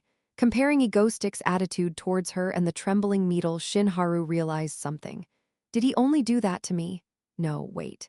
Come to think of it, Egostick always said things like, "You completed me," looking at her, but she never really paid much attention to it. Actually, if you think about it, Egostick wasn't that kind to others. It's just that she realized it once again through the Meadle incident. However, she was only like that to Stardust.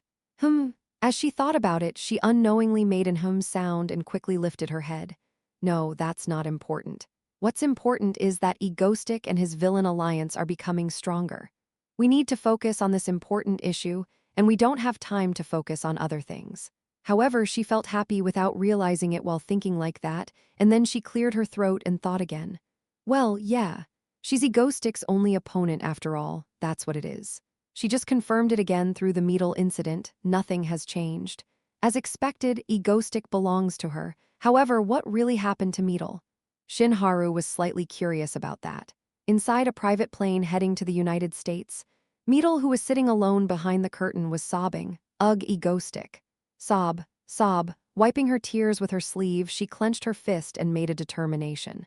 Even though she had been careless and had suffered this time, even though she had completely surrendered to him and her heart had been broken, sobbing. Next time I'll definitely knock him down. Sob. Although she still felt like trembling when she thought only of egoistic. And she recited her hero's justice principles up to chapter 5 without realizing it, she still wasn't completely broken. Of course, if she were to see egoistic in her current state, she would probably kneel down unconsciously, but she wasn't completely broken yet. It will definitely come back. Meadle clenched her fist as she sobbed. She would work hard and improve her abilities in the United States as he had told her, and then return to Korea to step on him. The deadline is approximately 1 decade. 10 years should do it? No, 15 years.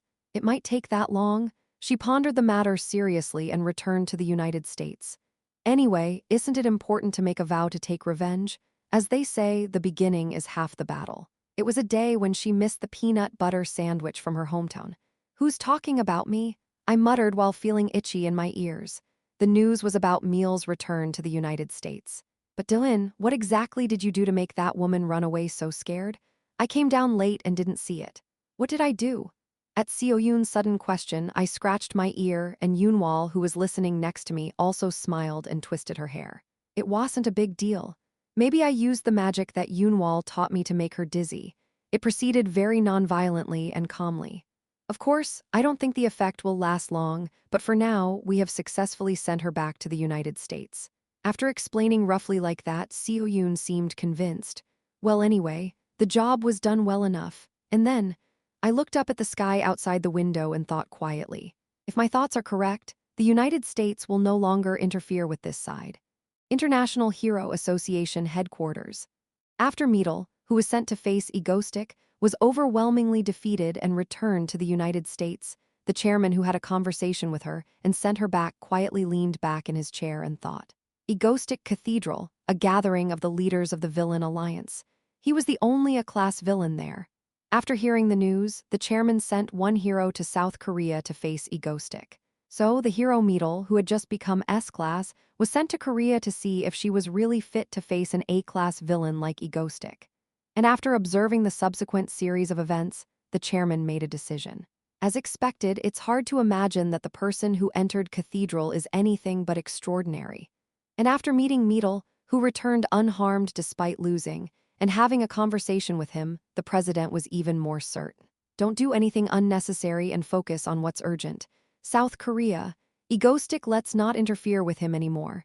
Chapter 172. Ep. 172 Cafe Ep. 172 Cafe. After sending Meadle back to the US, I decided to do the things I had put off again. Dane, you need to rest. Yes. Of course, I decided to rest for a while because Subin told me to rest with a smiling face.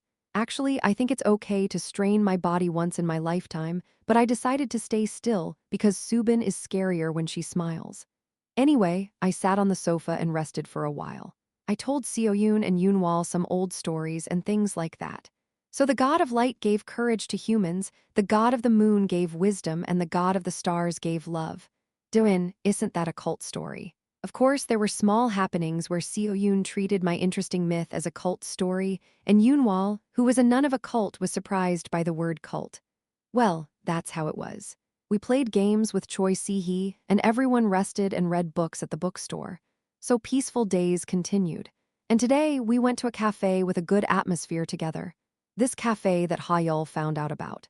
We came here during the off hours because it's popular these days and there aren't many people. This place is nice.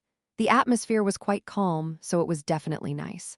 The interior was also pretty and white, and they had laid grass-like things in front of the cafe, giving a green feeling that goes well with nature.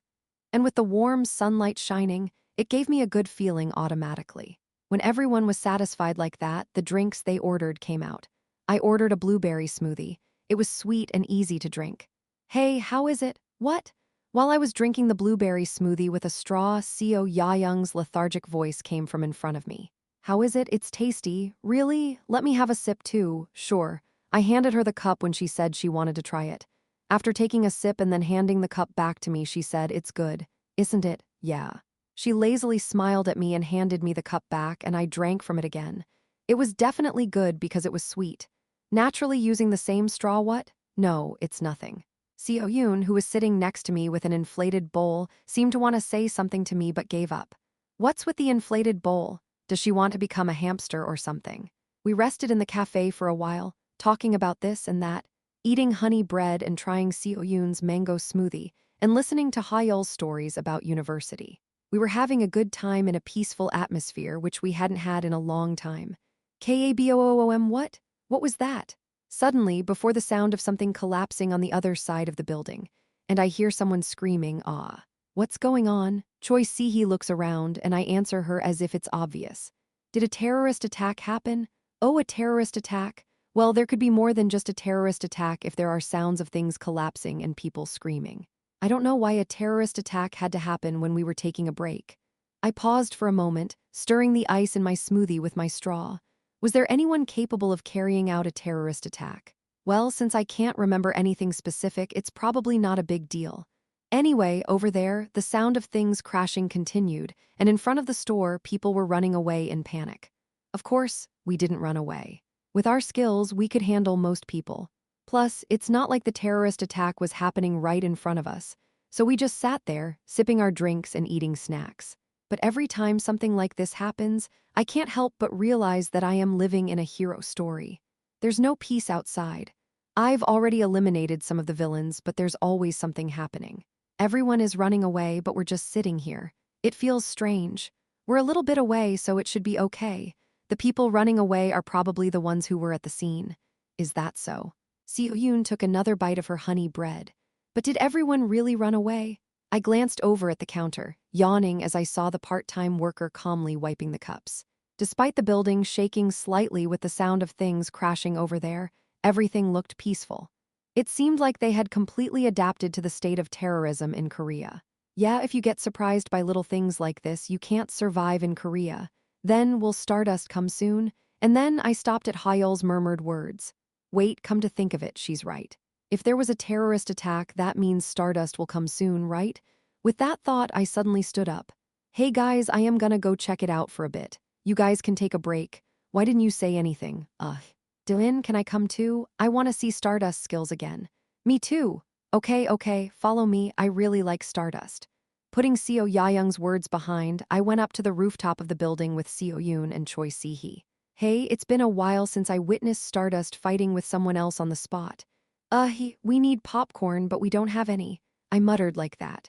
The view of the city skyline was visible at a glance as we climbed up to the rooftop. And over there, the problematic guy appeared next to the building.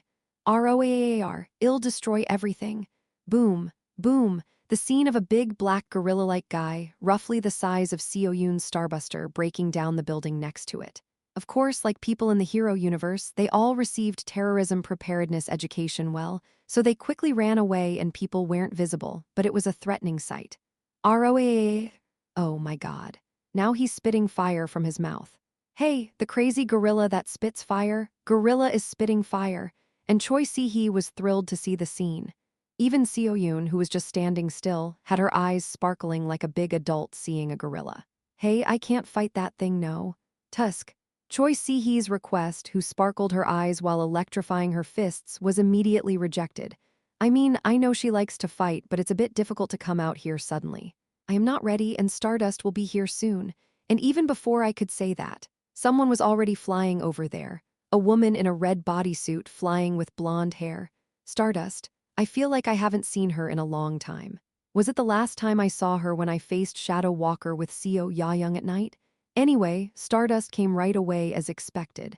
As she headed towards the gorilla, the guy turned his head and was seen checking Stardust. Duck. Who are you? No one can stop the Black Kong. He shouted so loudly that it could be heard clearly from far away. And then the crazy gorilla punched its belly and charged towards Stardust. In response, Stardust also charged forward, clenching his fists. A full-scale battle had begun. Thump, thump. The sound of cracking could be heard from a distance. As I listened to it, I finally remembered Black Kong, who had come to mind. Well, he wasn't really anything special. just an extra that passed by in the original work. However, I do remember that Stardust had a hard time fighting him. Of course, in the original work, there was no villain that Stardust didn't struggle with. And now, in front of my eyes, Stardust was fighting the gorilla on an equal footing. He dodged the gorilla's attacks as easily as water flows and fought back with his fists. Stardust was steadily hitting the gorilla. Well, he seems to be fighting well enough. While I was watching the fight, Seo-yoon, who was watching with me, muttered to herself with a serious expression. It may or may not be possible to fight with Starbuster MK3 if we increase our mobility. She seemed to be deep in thought. Meanwhile, Choi Si-hee, who was watching the action movie with me and punching the air as if she was also in the fight, was in her own world. The dynamic battles continued, with the gorilla jumping high and slamming its fists into the ground, and Stardust kicking its back. I endured Seo-yoon's cold stare as I took pictures to post on the Stardust fan cafe and analyzed Stardust's abilities. She's definitely stronger than in the original work, but I am a bit disappointed. She could be even stronger than she is now, especially since I don't think she could catch the monster called up by the Walguingyo at this level. Well, I'll just have to do better. There's nothing to worry about yet. After taking a few pictures, I suddenly noticed that the gorilla had fallen. Stardust stood tall on top of it, and I took another picture because he looked so cool. However, for a moment, I thought deeply. Now, seeing that even on the day we happened to come out, terrorism occurred, it's clear that the frequency of terrorist attacks has increased. It will probably continue to increase in the future, especially once the portal at Walguang Bridge opens. In other words, it would be best to start before South Korea falls into more chaos. It's finally time to start the PMC project that we have been putting off. As the vehicles of the association arrived one by one, I looked down at Stardust once again and left with Seo-yoon and Choi Si-hee. Well, it was nice to see Stardust after a long time. Phew, Stardust, Shin Haru. After capturing the gorilla villain, she wiped the sweat off her forehead while sitting on top of him. It wasn't easy, but she succeeded in catching him in one go. Now, he will be imprisoned in the East Prison for the superpower holders. But lately, terrorism seems to be happening more frequently. Except for Egoistic, of course. While she was waiting for the association members to arrive, she gasped for breath. Feeling a strange sensation for a moment, she looked up at the top of the building across from her. In her eyes, there was only an empty sky and rooftop without anyone. She felt someone's gaze for a moment. Did she sense it wrong? Shin Haru only thought that with a puzzled expression on her face. Chapter 173. Ep. 173 PMC Ep. 173 PMC, it is widely known that the latter half of the original comic Stardust takes a severely deteriorating turn for Stardust. However, it is not only Stardust that suffers in this world, as the entire original universe itself becomes increasingly dismal. As superpowered individuals continue to emerge worldwide, the majority of them end up becoming villains, leading to a situation where all countries are gradually struggling, especially in the United States and Europe, where the villains are so strong that they cannot even compare to the villains in Korea, which was already a mess to begin with. However, there are still many powerful heroes there, so the balance of power is somewhat maintained, although it is becoming more and more difficult. This is especially true since even the last bastion of heroes in the United States has fallen. And such chaos was not limited to Korea or any other particular country. In Japan alone, the situation was a complete mess, with the Yakuza taking over half of the country and confronting the government and association. It could be argued that the government was more corrupt than the Yakuza, but either way, the situation was not good. Even though Korea was in chaos, the rebels did not take over half of the country. Of course, in the latter half of the original comic, the Yakuza were betrayed and dismantled by the government, but since the government was already corrupt, the situation only worsened. It was as if a war was about to break out. And then there's China, which is even more ridiculous. There is a villainous organization called the Hualong that nearly takes over this huge country in the latter half of the original work. Even a few heroes join their side, so you can imagine how bad it was. Anyway, it's a mess just to hear about it. And Korea, which has a place among the East Asian three kingdoms, shows a chaotic state that is no less than neighboring countries.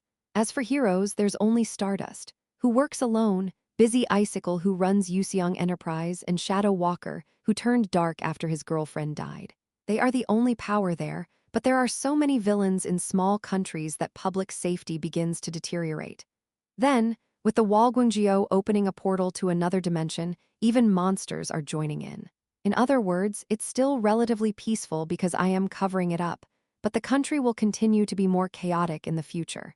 Especially as the proportion of ability users increases, the number of villains will continue to increase as well.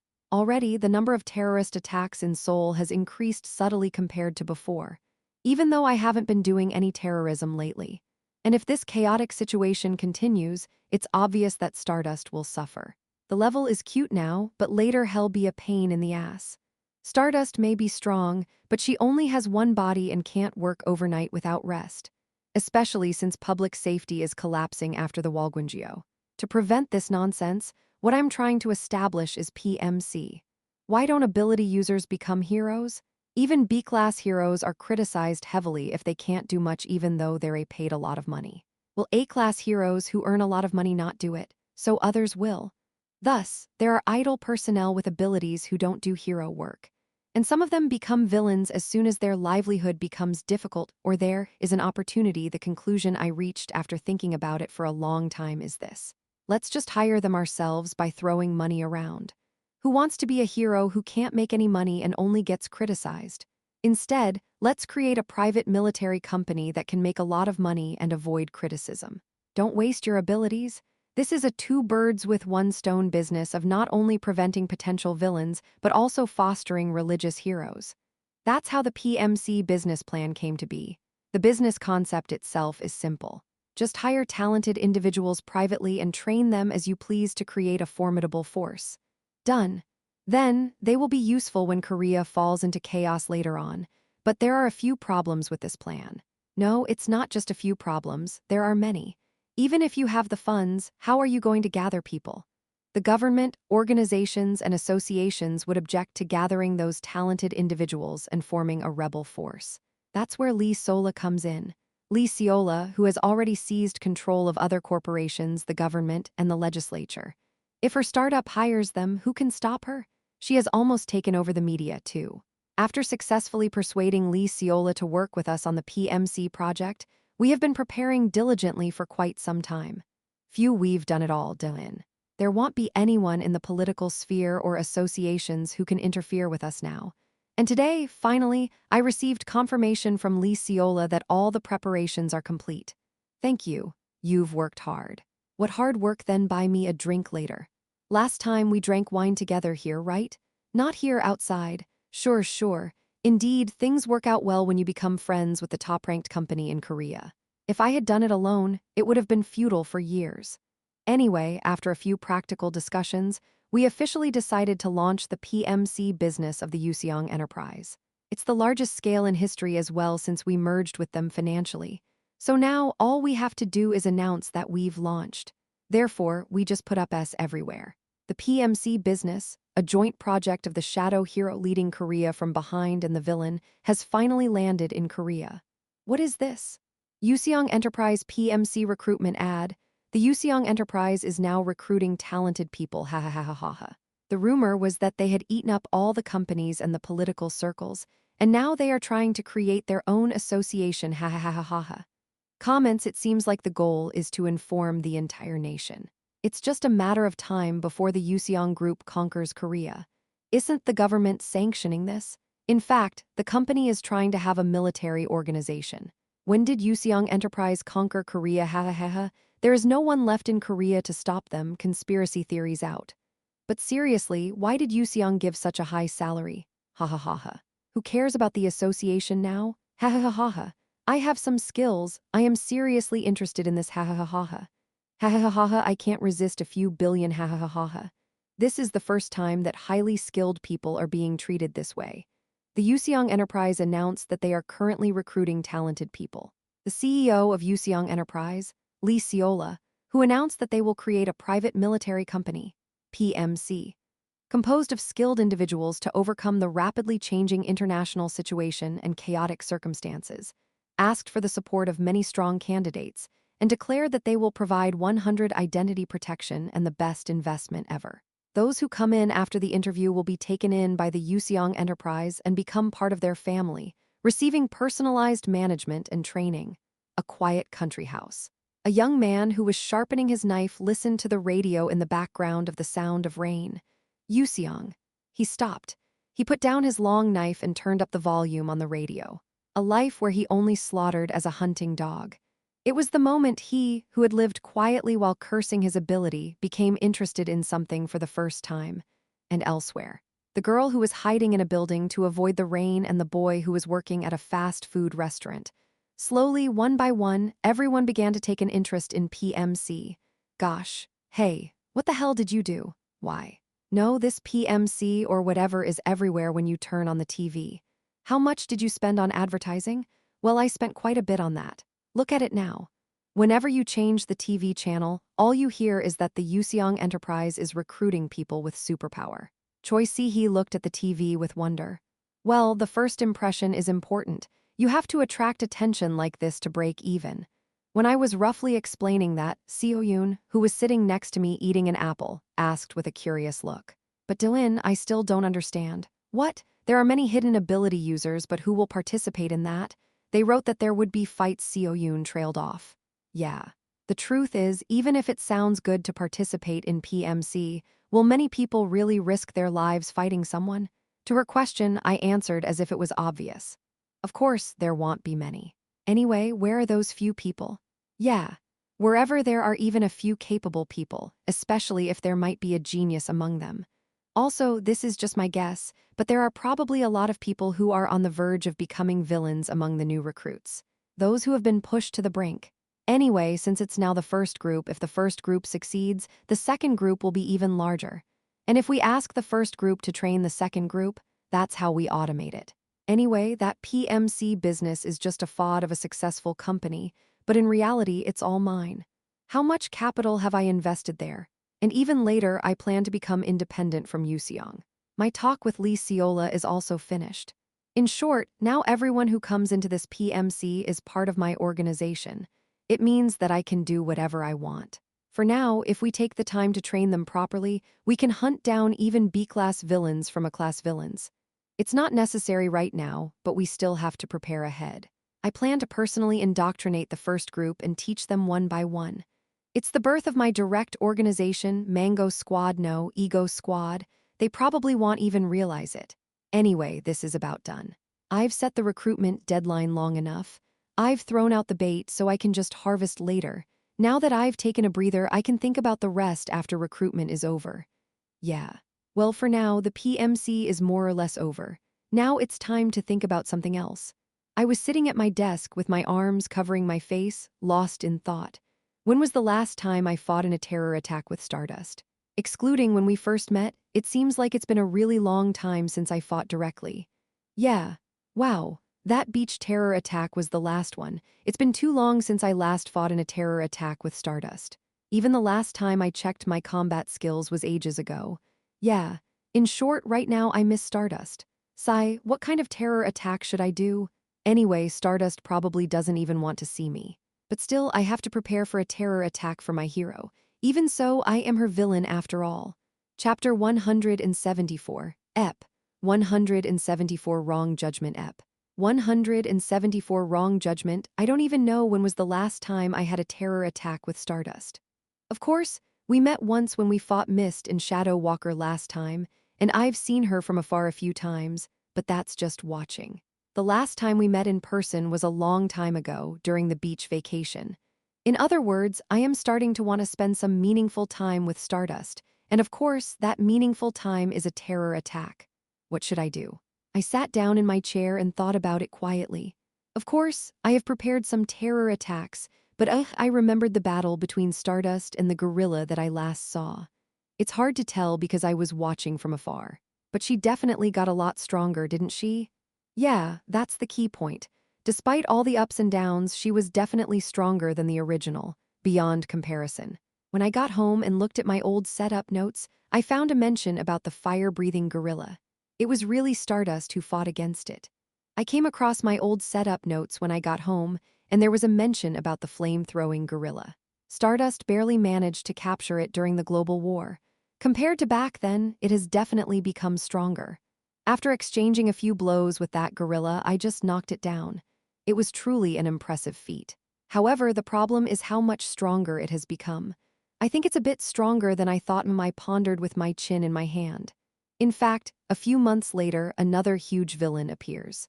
He's a crazy man who takes over an entire region and causes chaos. Stardust struggled with him for a long time due to his great strength.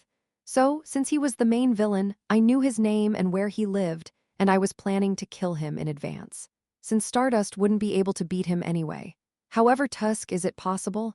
Looking back now, it might be doable, but then again, it might not be.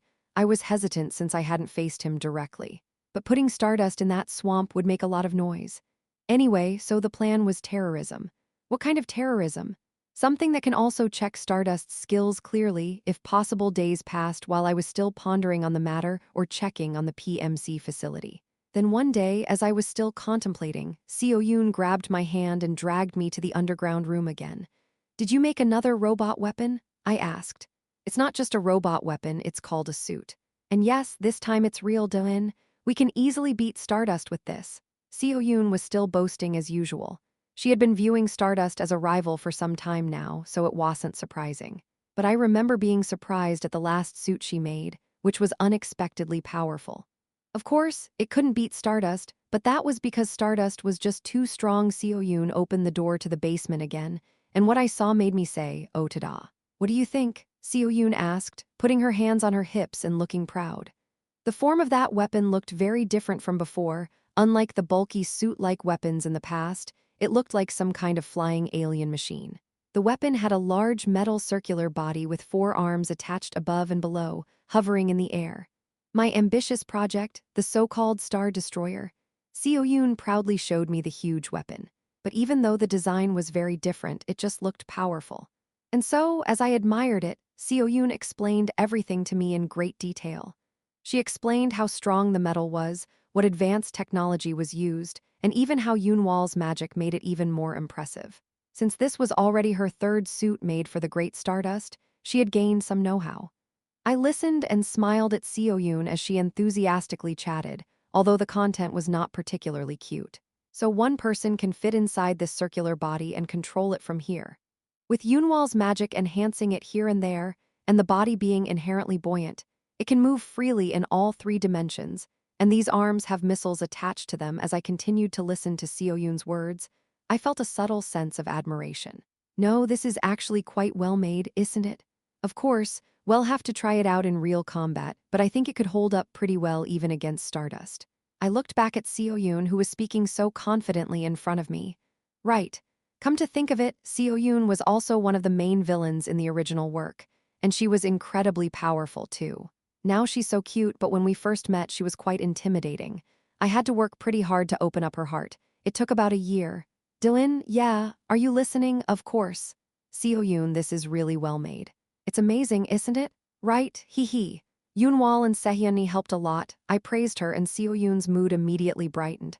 I fell into thought again, but now that I look at her, Seo Yoon seems pretty tall too. That was when Seo Yoon was confident that this weapon could definitely defeat Stardust. Suddenly, something flashed through my mind. After organizing my thoughts and some time had passed, I asked Seo Yoon. "Seo Yoon, whatever happens, we just need this weapon to take down Stardust, right?" Yes, that's right. Later, I am even thinking of developing it as an unmanned weapon without the need for me to pilot it. Then can't I just take care of it myself?" "Huh?" Seo Yoon blinked in surprise at my sudden words.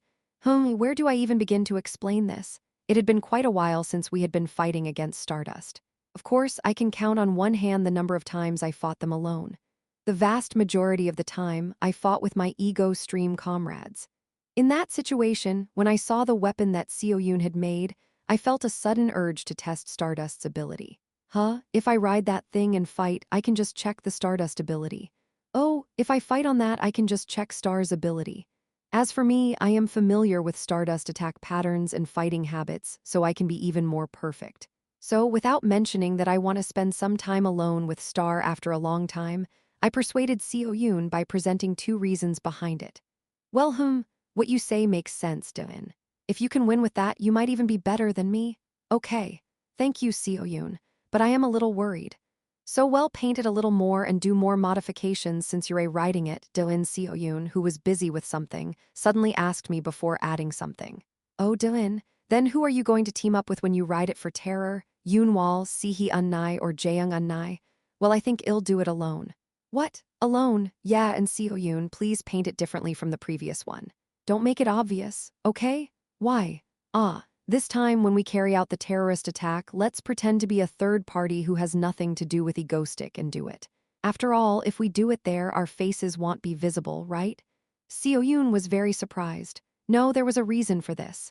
Because I have been doing terrorism too often, Stardust may have become somewhat familiar with me. Even the patterns may have been recognized. So to check her full power this time, I plan to make her feel like a completely new villain. Since I have a track record of not even having any casualties until now, it may be more advantageous for her to go out as a third-party concept with sincerity. Of course, Seoyoon didn't seem to understand my explanation, but I still pushed ahead. Soon the legendary villain will come out, and we can't tolerate even this much error if we want to properly check if Stardust can handle them. Of course, it doesn't matter if we get caught in the end. We can just assess the power and run away. How many hits will I take during the fight? With my strength, it should be enough to endure, right? That's how my next terrorism was decided. Wearing a four-armed suit that floats in the air, I will pretend to be Egoistic third party and fight Stardust. Of course, I will be alone. Of course, there were some objections that it was too dangerous, but in the end, we went in the direction that everyone could accept. After preparing for a few weeks like this, the day of the terrorism arrived. Last time, after Egoistic declared to Meadle, my hero is none other than Stardust. Haru's mood had unknowingly improved a bit, but it worsened again after a few weeks. In the office of the Hero Association, Haru, who was slumped over the desk, let out a deep sigh. Lately, there seemed to be more terrorism. There were more villains, but the real problem that was troubling her was that Egoistic hasn't caused any of it. For Haru, who was practically focused solely on Egoistic, it was exhausting. We have to do something, whether we investigate or take action. Haru murmured unconsciously. It was a strange sight for a hero to just wait for the villain's terrorism, but no one pointed that out here. As time passed, she became more concerned, and memories of the past kept popping up in her mind. Perhaps this was not truly a strong will to arrest him. So today, she waited in the office, tired from staying up all night yesterday with various thoughts running through her mind. And then, at that moment, another association employee appeared from somewhere. Stardust, another terrorist attack has occurred. Sai, who is it this time? A person riding a strange machine calling themselves Chaos Destroyer. They are currently attacking the city and no one below B-class can handle them. Okay, I'll go out now. Haru, Stardust, stretched her arms once and then flew out of the window. It was probably just another useless terrorist attack. She'll just take care of it quickly. It's a machine. She just has to smash it to pieces. That's what she thought until then. Chapter 175, Ep. 175 A New Enemy Ep. 175 A New Enemy Muhahaha. Destruction and more destruction. Somewhere in the heart of Seoul, where the wind never seems to blow well. The capital city of South Korea, where all sorts of superhumans and cutting-edge technology intersect, was in a frenzy trying to experience the taste of 21st century scientific prowess. Hovering in the middle of the city, a large circular robot with 4 mechanical arms was emitting a red light as it destroyed the city. All hail Chaos Destroyer, for it will bring about the end of this city. The unidentified new villain introduced itself as Chaos Destroyer, while emitting distorted mechanical sounds and destroying the city. Or at least, that's what I hoped it looked like. Well, this is something I shouldn't be doing either. Inside the cockpit, I let out a sigh from the control seat, a narrow space where only one person could barely stand. From there, I controlled the robot that Seoyoon had worked so hard to create. I was busy controlling something and occasionally spouting lines. These brats think they can stop me? The true downfall starts now. I said that and randomly punched a nearby building with my fist, creating a huge dent. Conceptualizing this thing is already hard enough, and on top of that, Stardust is taking forever to arrive. Why are these B-class heroes coming instead of Stardust, who I ordered to come? When I appeared in the city with this machine, some B-list heroes suddenly showed up, and it caught me off guard. Of course, I punched them once and they flew away, but as someone who expected Stardust to arrive, it was a confusing moment. When I used to terrorize the city as Egoistic, Stardust always showed up right away. But now that I am doing it with a different identity, it's hard to even see an A-class hero. But wait, doesn't this machine look pretty powerful? Why are they sending B-class heroes? Anyway, I was working hard controlling the machine and destroying a few buildings while continuously spouting strange lines, without giving away any hints of my egoistic nature. This terrorist attack was solely for Stardust, and for the sake of Stardust. To be more precise, it was a test to see if Stardust could handle the next main event. I've worked hard to make Stardust stronger, and now let's see how strong they really are.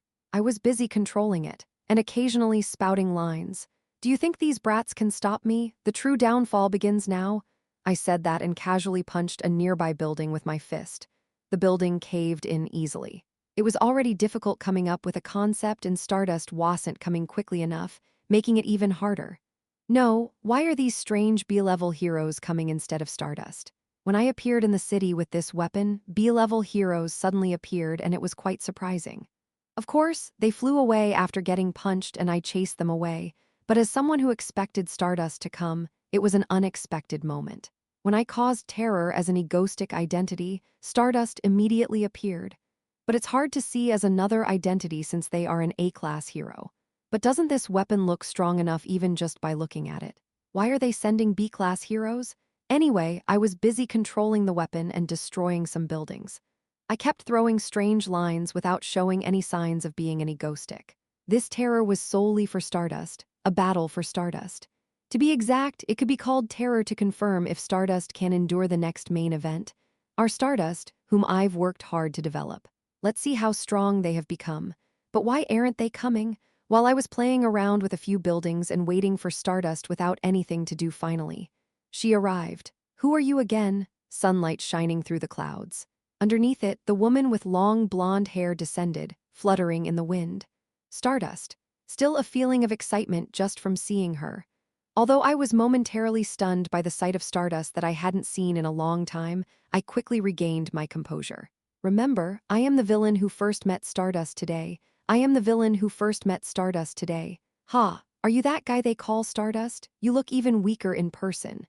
If you surrender now and come out of that machine, I won't need to resort to violence. That's not even funny. Come out? Ha. As she heard the words Stardust from the villain she had just met, I prepared for battle. And there was Stardust in front of me as usual, punching with her fists. I feel colder than usual. Is my condition not good these days? Anyway, Stardust's appearance seemed to show that she was not very nervous about something. Actually, that's true. Come to think of it, I probably look like a common criminal who has been a common target of Stardust until now. However, this time it's going to be a little different. Looking at Stardust running towards me, I chuckled unconsciously inside my armor. When was the last time I directly faced Stardust? Was it when I got the behemoth? Yes. At that time, I couldn't show her what I was capable of, but now I can show her. How scary it can be for an enemy who knows all the patterns of your combat moves. Okay, let's see how much we've grown today. When she heard that another new villain had appeared, Shinharu didn't think much of it. After all, they were just villains that she always faced, and there was nothing new. If they weren't significantly strong, she had no choice but to distance herself from them. And especially if not egoistic. So, Stardust, she headed out to the heart of the city where terrorism was happening today. Although her condition wasn't great, the safety of citizens and the defeat of villains were much more important. After hearing news of the terrorism and that other heroes had fallen, she immediately set out. What she encountered was the appearance of a large mechanical structure with 4 arms attached to a kind of weapon. Well, she's seen plenty of villains dragging this kind of machinery, so it was a familiar feeling. Of course, it looked a little strange with its peculiar appearance floating alone in the air, but other than that, there was nothing special. The response to her warning was also the same as other common villains. However, somehow, upon hearing the voice and seeing the machine, she felt a strange sensation. Of course, it was a completely new appearance, and the villain's mechanical voice mixed in with the voice was also unfamiliar. But what to say, it wasn't so much that she felt a sense of unease from the mechanical weapon, but rather something about the person inside. She had a gut feeling that something was off, but dismissed it as fatigue. She was already at her limit, pouring all her focus into fighting the villain so she couldn't think clearly. Whatever, she thought, I'll find out once I take them down. So Shinharu charged at the villain without a second thought. And then the villain evaded her attack as if it were a natural flow of water, despite dragging that massive body around. Then, one of its forearms flew straight towards her. Shinharu quickly dodged it, but as she did, another arm swung in the direction she had moved to, as if it had known exactly where she was going. She dodged again, but was then struck by the third arm, trying to block it with all her might, but it was no use as she was hit by the hard steel fist at an unexpected timing. Stardust was hit by the fist and bounced off in an instant. She managed to barely stop herself midair and straightened her body. Without any time to think, she quickly stood up to face the incoming machine. The attack of the machine started immediately. As if it knew exactly where she would dodge and how to attack, Stardust was caught off guard by the relentless assault. Muhahaha, try dodging this as well. Whoosh, clank, whoosh, clank. In the sky above the city, countless missiles were flying towards her, causing her hair to flutter in the wind. Stardust easily evaded the small missiles, as if dancing in the sky. But soon, she was blocked by something that flew in front of her amidst the smoke and explosion of a missile that went off with a bang. It was the steel fist that flew through the electric sparks. I narrowly avoided it, but now there was a laser coming from the other arm of the weapon, accompanied by a whizzing sound. Dodging it, I evaded the fist that flew towards me again. Stardust didn't get hit twice. Like making a sharp turn, she quickly changed direction in midair and finally succeeded in landing a blow on the machinery by gripping her fist and striking it. Thunk. With that sound, the body of the weapon was slightly knocked back. However, it's tough. Shinharu judged as she felt the pain in her own fist. She had faced many villains wearing suits like this before, especially since this was the only way for ordinary people to fight against those with superpowers. But this villain was on a completely different level of completion. Of course, judging from the fact that the attack had caused some damage to him, it was clear that it had hit. But if it were any other villain, it wouldn't have been strange for their suit to have been shattered by that previous attack. Is this all you've got? You're nowhere near enough to be a hindrance in my new world. Take care of this one quickly. With a loud mechanical sound, the machine in front of her spoke those words. The dialogue itself was nothing but a boastful and childish manner of speaking that wouldn't even intimidate a third-rate villain. However, Stardust, she didn't let her guard down. It's strong. She had to admit it. It was strong. Well, to be honest, compared to the other enemies she had fought up to this point, it wasn't that strong. However, this is unbelievable. It was weirdly so, as if he could predict all of her actions. What she was going to do, where she was going, what judgments she was going to make. As if he knew everything. During all the countless exchanges of attacks and defenses up to this point, he hasn't been hit a single time except for that one attack earlier. Not even once despite piloting that hulking machine. How is that even possible? In a frustrated mood, Stardust made a judgment with dark eyes. We have to catch him here, no matter what. She didn't know who this guy was or why he appeared, but she had to catch him here. If she missed him this time, she didn't know how much stronger he would become next time, especially considering his combat instincts. He seemed like a really frightening opponent. It was as if he was arrogantly declaring that he was her counter, rival, and enemy. We have to catch him here. Stardust seriously prepared herself, no longer showing any signs of fatigue. She only thought about how to defeat the villain. Yes, and she made another judgment. Since the guy who seemed to move as if he was reading her movements might someday become her counter, she had to defeat him today when the opportunity arose, no matter how. As long as the villain bothers me, egoistic is enough. She didn't need anyone else. Not egoistical, but no other villain has any meaning to her. That guy will be dealt with right here today, even if it means death for him. Of course, I knew enough about her to be able to handle her perfectly well. But I thought to myself, maybe I could participate in the next main event with this level of strength.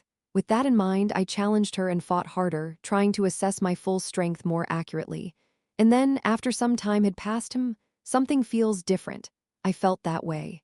Something, it seems like I am fighting better than before. No way, is my ability growing even while I am fighting with myself? Is this what it means to be the protagonist? Without realizing it, I let out a hollow laugh inside the cockpit. Well, if it's Stardust, it could be possible. Well, it's a good thing. Somehow we've become a win-win situation. Let's use this opportunity to grow. With a happier heart, I continued to fight. That's right, Haru, let's evolve more today. Yes, I thought so happily. Until I get hit, that is, cough. Cough. How long has the battle been going on like that? During the fight, I finally got hit by her proper punch and I was instantly knocked to the ground. Ouch, it hurts so much. It feels like my organs are twisted. I made a mistake in an instant. I could have avoided it. No, but why did it hurt so much? She's a real fighter. I lifted the mech up while thinking those thoughts. Only when I looked straight ahead to assess the situation did I realize I could properly look into Stardust's eyes. More accurately, I could see the burning eyes of Stardust, almost certainly trying to destroy me. Huh, am I screwed? Chapter 176. Ep. 176 Dead Eyes Ep. 176 Dead Eyes. To be honest, I didn't intend to cause such a big commotion with this terror attack. I just wanted to meet Stardust after a long time and also take the opportunity to see her skills properly. But I didn't know Stardust would come out like this suddenly. Haha, after several attacks and defenses, I watched from inside the cockpit as Stardust, breathing heavily, covered her mouth with her arm. Despite looking exhausted, his two eyes were clearly looking at me with burning intensity, as if he would crush me to pieces. It was a resolute expression that I hadn't seen since my very first terrorist attack. As I watched Stardust, who was burning with such intense passion, I was a bit taken aback. No, why is she like that? The expression seemed like it could kill a person on its own. No, perhaps that expression really was trying to take me down. Why is she really like this? My initial plan was simply to test Stardust abilities while keeping my identity hidden. In fact, I didn't even think twice about hiding my identity, I just did it to objectively check his abilities. But for some reason, his reaction was quite violent. Let's think about it. From Stardust perspective, a new villain suddenly appeared one day and caused a terrorist attack. And that villain had already figured out his attack patterns and was even overwhelming him. Is that why? T seems to be because of that, no matter how I look at it. Perhaps because I am hiding my identity, there's a heightened sense of suspicion. Well, from her perspective, a powerful new villain suddenly appeared overnight. That's why she seemed to be genuinely taking me seriously. This was something I didn't intend, and it was quite surprising. I was momentarily considering opening the cockpit and saying, "Ta-da, actually I am egoistic," and then making a run for it. However, I changed my mind while watching Stardust, who was clenching her fist and flying towards me again. Right, I can't miss out on such a valuable growth event. Judging from what I've seen so far, I might be able to barely survive the upcoming main event, the Vampire Castle incident. But if I grow again here today, I am sure I'll be able to handle it with confidence. Thinking that, I moved my machine to dodge Stardust and then struck her with one of my 4 fists. As if she had expected it, she suddenly dropped down and flew from behind to attack me. Her movements were much cleaner and improved than before, but the problem was that it was me who got hit. Erg. I'm gonna kill you? Gosh, what kind of punch hit the machine and even hit me inside? Even our behemoth was wrapped around his abdomen. Behia, try to block it well. Huh, now Behemoth's hallucinations were audible. Although I felt a tingling sensation in my bones, I managed to speak in line with the concept. But her attack poured out without giving me a chance to speak. I avoided it and used several functions prepared by Seoyun simultaneously. It was like a plasma bomb, flamethrower, and so on. Phew, it was a place like a pipe with barely enough space for a person, even though the cockpit was technically in there. I wiped the blood flowing from my mouth with my hand. If I get hit a few more times, my body might really be strained, but well. If I don't get hit a few more times, it'll be over, right? Today you fall here, I have decided that. Let this chaos destroyer defeat you. In a fight, what's important is taking the initiative. So I shouted loudly like that. Even though the situation was the situation, it felt like my limbs were trembling for some reason once I caught the concept. I had to go all the way. And to my declaration. Stardust also combed his hair with a serious face and spoke in a barely audible voice. As expected, we have to handle it here. What the hell, why are you so scary? I was considering using my I am gonna run away spell egoistic, but I am a man of my word. Once I've made up my mind, I have to see it through. Now I have no choice but to run. Die. I ran towards the Starthas, who began to shine with a yellow light in his fists, even though I didn't mean what I said. Can I come back alive? Danger comes unexpectedly at any moment. Of course, there are cases where, like egoistic, they advertise their terrorism in advance, but most of the time it comes suddenly. One of the most representative ones is the Behemoth of Hanun Group, also known as the Black Wave Incident. It suddenly appeared one day and almost swept away Seoul. There was also the Storm Incident of Moonlight Shaman. She also appeared suddenly one evening, and the feeling I felt at such times. Shin Haru was feeling it now. Of course, the opponent was not causing as much widespread casualties, but their strength was almost on par. From the beginning, Shinharu felt that she had become considerably stronger than before. Even the head of the association mentioned that she seemed to be at the level of an S-rank mid-tier in terms of her abilities. And yet, a villain appeared who overwhelmingly dominated her in close combat. And to make matters worse, he was controlling a bulky mechanical device. It was only natural that she felt a sense of urgency. Therefore, Shinharu thought to herself that she must capture him here and now. Even in her current state of knowing nothing about herself, she was being pressured this much. If more data were to accumulate later, she might not be able to handle it, especially if it were from a mechanical engineer. So with all her might, Shinharu suppressed her fatigue and fought against him. Tears welled up in her eyes as she fought, but she kept rolling her head. Up, down, right, right. As if memorizing the pattern, she steadily delivered one blow after another. At first, she couldn't land a single hit on the mechanical device. But eventually, she began to land effective blows on it one by one. It had a surprisingly satisfying impact. With each hit, she made a sound as if she were dying and flew away. That guy. Of course, he gets up again right away, but it was a sight that proved that effective hits were being delivered. If she continues at this pace, she feels like she can take him down as long as he doesn't run away. However, thump, thump, as she kept hitting him one by one, Shinharu continued to feel a growing sense of unease, a feeling of doing something that shouldn't be done, a premonition that she was doing something she would regret later, and a heartbeat that grew larger with such ominousness. Why is this happening? Shinharu was confused by the strange feeling. Just attacking a newly appearing villain, so why does she feel this uneasy? And such a harsh feeling, every time she hits him one more time during the fight and hears him groan, it grows louder and louder. Why does she feel this way towards a villain she's never seen before? She really couldn't understand. Is it because she's tired, or is there something else? Why does she have this strange premonition? As she tried to think more about her uneasiness, bang, bang. She couldn't think clearly because of the constant attacks that came without rest. She was also exhausted from the ongoing fight. So she tried to brush it off, thinking it might be because she was just tired. But no matter what, the inexplicable feeling of discomfort didn't easily go away. Despite this, she continued to fight for now. She didn't have the luxury to think about anything else with the villain right in front of her for no reason other than her own mood. Thus, she succeeded in dodging the villain's attack and kicking him with her foot. Momentarily pushed back and then regaining balance, the villain spoke with a mechanical voice that stabbed at her ears. Do you think it'll end like this, clack? It'll definitely bring you down. It was a machine-like voice that was unpleasant to listen to, but she suddenly felt something strange. Something that might come to mind, however, that thought was cut off by the weapon that flew towards her again. By her own actions, Shinharu's arm was broken, and she continued to run with 3 arms. Even at a glance, its condition didn't look good, and the same was true for Shinharu.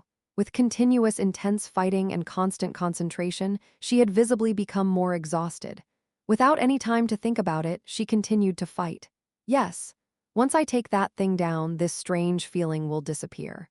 And once I see what it's really up to, all of my questions will be answered. Shinharu gritted her teeth. Yes, I can't be swayed by strange things. My only goal is to destroy that thing. I can't think of anything else. Thump, thump. As her heartbeats grew stronger as if warning her, she ignored them. Shinharu, she is a hero, and heroes don't think of anything else when facing villains. And so the fight continued. Tearing off the other arm of the damn thing, now the machinery of its 2 arms were dangling. Shinharu gritted her teeth and delivered the final blow. Now she will end this tiresome fight here. With that thought, a star-like bright light flashed on her fist. As it is, boom. At the moment her final blow struck the center of the machine's body, the machine flew backward like a comet and crashed into the wall of the adjacent building, stuck there. With a sound of destruction, the thing was slammed into the wall. Then, as if it had lost all power, it fell to the ground with a thud. It was now a circular machine lying on the ground, with its 2 mechanical arms stretched out. And in front of it, Shinharu, Stardust, gasped for breath, grasping one arm. She succeeded. She had brought down the villain. But thump, thump, thump, thump. Why was her heart beating so fast? Why was this uneasy, ominous feeling not going away? Something feels like a big mistake was made. Strange, something is strange. No, there shouldn't be a problem. She just captured the newly appeared villain. Yeah, let's check it out. With unsteady steps, she made her way towards the fallen machinery. Step by step, The ominous feeling grew with each step. As she arrived in front of it, Stardust tried to suppress her uneasiness, grabbing onto one of the steel plates with her foot and tearing it off, thinking that the vicious villain would be inside. What she saw inside the torn steel side was cough. Hello, Stardust. Haha, cough. Covered in blood inside, holding onto his abdomen, Egostic appeared with red blood dripping from his mouth but still attempting to smile at her. Huh. And at that moment, Stardust lost the light in her eyes. Chapter 177. Ep. 177 Severe Injury Ep. 177 Severe Injury Sob Cough. The war machine was completely destroyed. I leaned against it and coughed up blood. Ugh, I might die. After catching my breath, I rested for a moment inside the dark machine. I was in a terrible condition. I was bleeding profusely, but my healing ability helped to stop it. Well, I guess I survived in the end. I tried to think positively, even though I couldn't think straight due to the loss of blood. Actually, this wasn't really my plan. I was just planning to fight for a while until my abilities grew, and then escape while saying something like, I tried playing a little differently this time, and it was fun. Although I lost this time, I'll win next time. I had already planned out my dialogue. But the problem was that I got too into the fight and missed the timing to escape when I needed to. I also misjudged the timing to use Stardust's ultimate move, the Star Punch. When suddenly a flash of light appeared and a fist came at me, I didn't know how to avoid it. Even I, who had planned for all her combat patterns, was caught off guard. She must have grown dynamically even in this short moment. Stardust, I am proud of you, cough. I coughed up blood again and got lost in thought. Anyway, since things turned out like this, I need to think of a plan now. I forced myself to focus, even though I felt like I was about to collapse and thought about what to do next. Right now, my condition is so bad that even moving a finger is difficult. I'm barely holding on and stopping the bleeding while controlling the war machine. If I use teleportation now, I am screwed. I could really die. Especially if I teleport far away from here straight to my home, I'll receive a penalty and die from excessive bleeding. I can only pray for Hayal's healing ability to cover my resurrection. However, there is still a way out. It's the brilliant strategy. It means waiting and enduring until our Ego Stream members come to rescue me. Guys, I am screwed. Please save me. Of course, the problem is we don't know when they will come. Until then, we have to buy time here. If it were Stardust, he would tear down the wall and find out who I am right away. I looked at myself in a daze and saw that I was already dressed in clothes and a mask. I assumed that my identity would be revealed, so I had prepared to some extent. But I never thought it would happen like this. I quickly glanced at my blood-stained clothes and shook my head. I have to get rid of them somehow and buy some time. I don't know how Stardust will react when he sees me, but I have to take advantage of the moment and prevent him from taking me down. But what will Stardust do when he sees me like this? As a Stardust expert, I feel like he would just be happy to have caught an Egostic by fluke luck. I might even see him smile for the first time in a long time. And that's a relief, because he might just decide to take care of me on the spot. Of course, we try to avoid executing villains as much as possible, but life is unpredictable. Ultimately, what I say and do will be the most important thing. As I prepared myself with my barely functioning brain, I finally heard footsteps beyond the wall, and I felt someone standing in front of me. The sound of tearing begins with a scraping noise. It's 3 seconds before the surprise, and then the bright sunlight enters the dark space. The figure of Stardust appeared in front of me. At the same time, Stardust looks down and our eyes meet.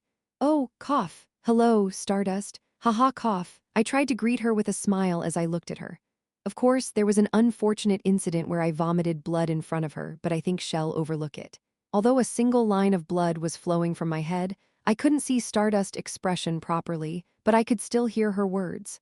No, this can't be happening. What can't be happening? I forced myself to focus on her condition with a strange feeling of unease. She muttered to herself in a small, trembling voice. Why is she doing that? Did she get startled when I suddenly popped out of the robot?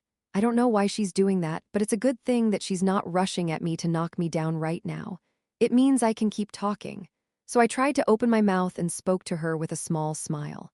Haha, I wasn't originally planning on revealing my identity like this, but somehow it turned out this way. I just wanted to play a little prank.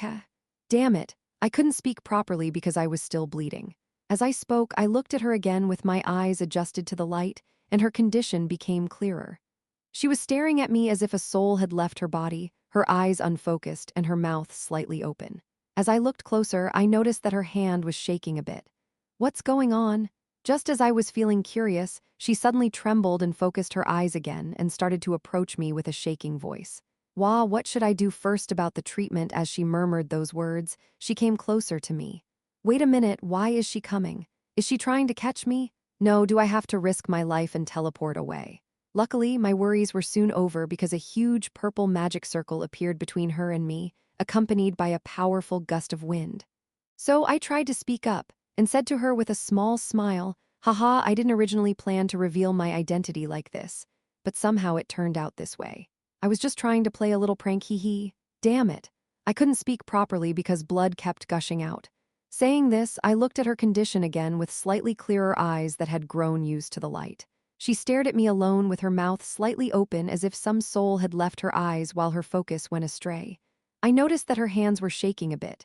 What's going on? Just as I began to feel puzzled, she suddenly shook her body for a moment and then regained her focus, starting to move towards me with a trembling voice. How, what should I do first? All right, the treatment, mumbling something like that, she approached me. Hold on, why is she coming? Is she trying to capture me like this? No, should I risk my life to teleport away? Fortunately, my dilemma came to an end quickly. This was because a huge purple magic circle appeared between her and me, accompanied by a huge gust of wind. Erg! As the strong wind blew, Stardust pointed forward and was pushed back. Suddenly, small magic circles appeared in front of me, and a little someone appeared in front of me along with a pink cloud. Dylan! It was Yunwal, wearing a white nun's outfit that contrasted with her black hair, jumping up and down in front of me. Erg, you came, luckily. Dylan, what about your body condition? Yunwal cried as soon as she saw me. She quickly sat down and grabbed me, checking my body quickly before hugging me from the side. Dylan, I'll take you home right away. Yes, Kyuk, let's go, don't say that. Blood is still coming out. Let's go quickly. As Yunwal muttered incoherently, she began to tap the air a few times. At the same time, geometric magic circles appeared around us. Phew, I am finally going back. I almost got into big trouble by accident. I am already feeling distant thinking about how everyone will react when I return home in this battered state. I feel sorry for worrying them. As I was thinking that, the wind subsided and Stardust appeared before my eyes again. And upon seeing Stardust, Yunwal also hugged me and gritted her teeth as she glared at it. And at that moment, the magic circles began to light up and operate, thankfully. In the midst of it all, I fell to the ground and tried to smile as I looked at Stardust. I should have given an ending remark, but it was too difficult to focus my mind on that with such idle thoughts. I looked at Stardust one last time. It would be a little disappointing for her to miss me so closely, thinking that I barely looked at Stardust. And her expression as she looked down at me, oh, she stretched her hand towards me, looking at me with a somewhat desperate expression. Perhaps it was so regrettable for her to miss me so closely. Haha, Stardust is really a hero. As soon as I had that thought, the light flashed from the magic circle on the ground. At the same time, everything went white and I lost consciousness. I must have lasted a long time. And at that time, I didn't know, but this whole scene was being captured by a camera from a news helicopter from a certain broadcasting station. Breaking news, front page, a class villain Egostic currently in critical condition, survival uncertain. The article contained a close-up photo of Egostic lying in a pool of blood. What the hell is going on? They're saying this villain called Chaos or whatever is Egostic. He's in critical condition right now, what the hell? Comments, Duck, what's going on? No, this can't be happening, Mango can't die like this, what the F? Why did I even bother coming after eating? What's this random news? This can't be a joke. This is not a joke. It's all being posted one by one on the main sites of the news companies. Really? Duck, why did he suddenly ride some strange robot and went out, only to come back in critical condition, Mango? Why? Suddenly reported in the media, the news of Egostic being in critical condition. With the news coming out of nowhere, Korea began to stir, and Egostic's fans began to burn with passion. Since they didn't even turn on the broadcast, those who had suspected that Chaos and Destroyer were Egostic were now in a completely helpless situation. So Egostic rose to the top of the real-time trend, and Korea began to burn with passion. The next day, Stardust did not show up at the association. Chapter 178, Ep. 178 Explanation Ep. 178 Explanation. An empty space. A bright white light that fills it. a voice echoing from that strange place. Kid, only you can please save this world, I am sorry. And with a faintly heard final word, the view changed again. A sky stained red, desolate streets, collapsed buildings. Dylan, wake up, hurry, please help. I can't do anything, I don't have the strength, and the sounds coming from somewhere. And, cough, I am sorry, third line, please, even without me, please, whimpering and sobbing. Are you dying? Sob, I'm sorry, I can't give up, I can't let you go, tearing sounds from all around, as if piercing my ears. A sound of something screaming, accompanied by a brightening sky and a darkening surrounding. And then, screak, sob, and with that tearing sound, I woke up from my dream. The first thing I felt was my body, drenched in sweat. Damn it, another nightmare. As I held onto my throbbing head, a loud voice came from somewhere. Dylan, suddenly feeling weight beside me, I woke up while grabbing my head tightly. Ha ha, Dylan, you finally woke up. On the opposite side, I saw Hayul smiling while putting her hand on my stomach. Sob, Dylan, oh dear, Seoyun, it's okay now that Dane's awake. Why are you crying again? Sob, if I had made it a little better, this wouldn't have happened. Seoyun suddenly burst into tears. After everyone gathered to hear the news of my awakening, the room became lively again. After confirming that I had woken up, everyone was relieved. After calming down and soothing Seoyun, I realized that my body was fine except for being a little hungry. I was shocked to hear from Subin that it had been 5 days since I fainted. What? It's been 5 days already? Yes. Do you know how worried everyone was, Dylan? With slightly reddened eyes, Subin explained the events of the past few days with an unusually loud voice. While I was fiercely fighting Stardust, she worriedly watched me fight without any special instructions from me.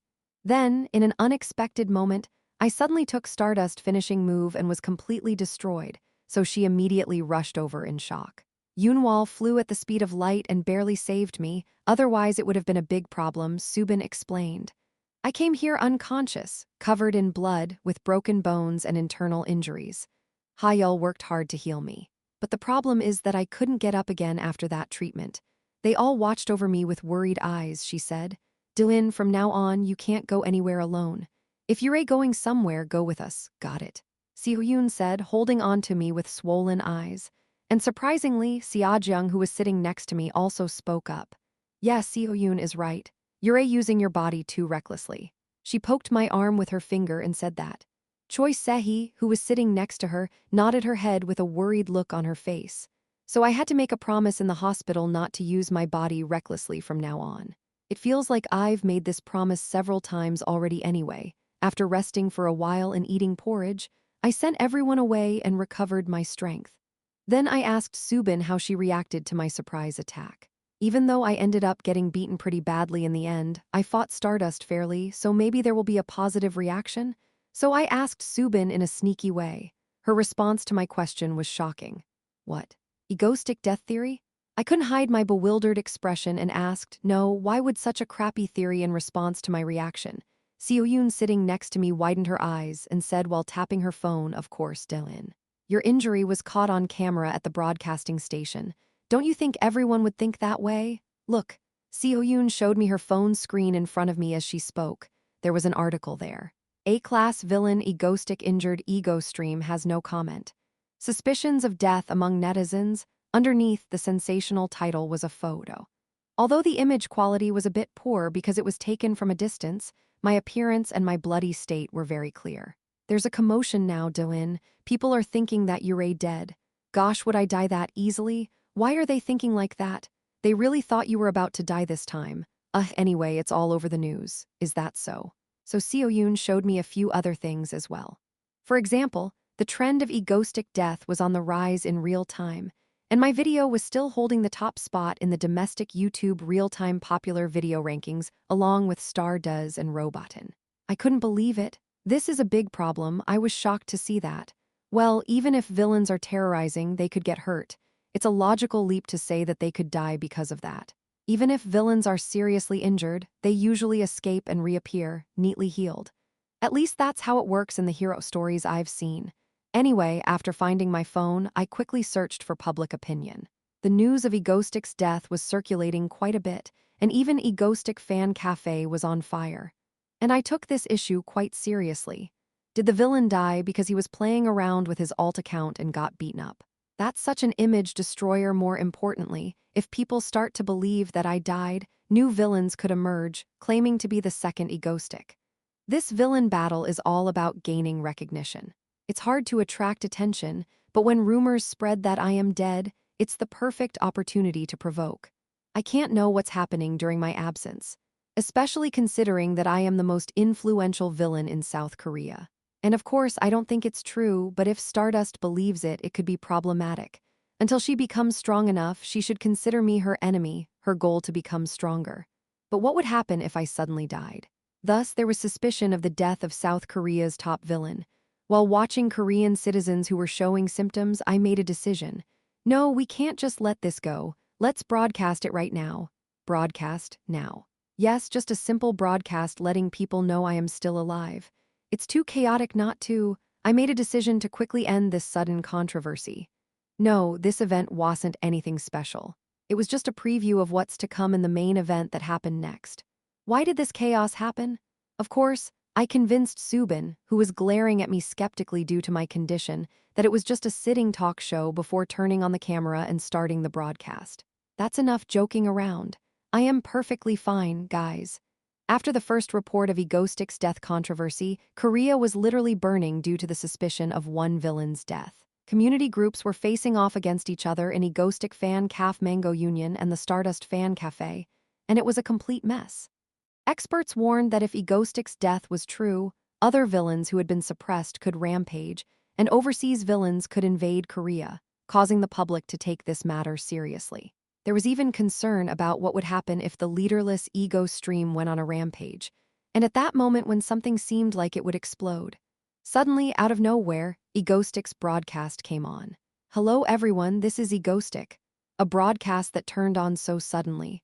On the screen, Egostic looked perfectly fine, sitting calmly in his chair and speaking. He said something about trying to play a prank and failing, and then promised to win without any more incidents in the future. And with those words, the broadcast just ended with a final statement: the terror will continue. A broadcast that lasted only a few minutes, turning on and turning off abruptly. However, its impact was tremendous.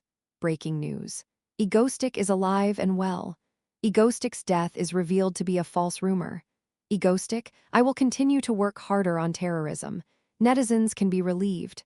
Within minutes of the end of the broadcast, countless articles began to pour in.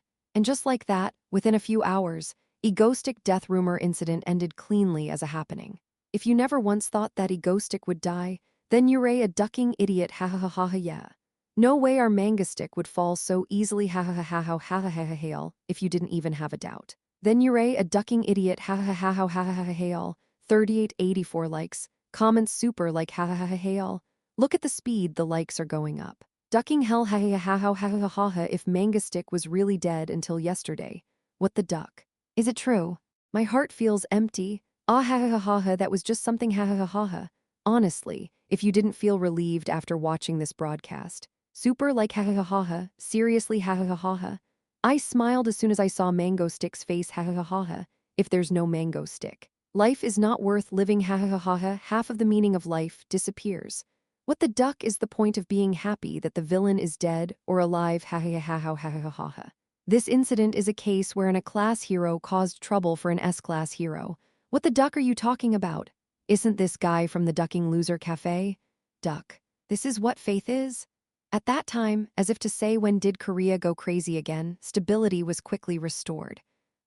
In a dark room, sitting alone on a bed, Shinharu unknowingly dropped her phone while reading a news article. Thank goodness, thank goodness, thank goodness, she murmured with a slightly moist voice. Although it was something unimaginable for her to feel relieved that a villain was still alive, she couldn't think about it right now.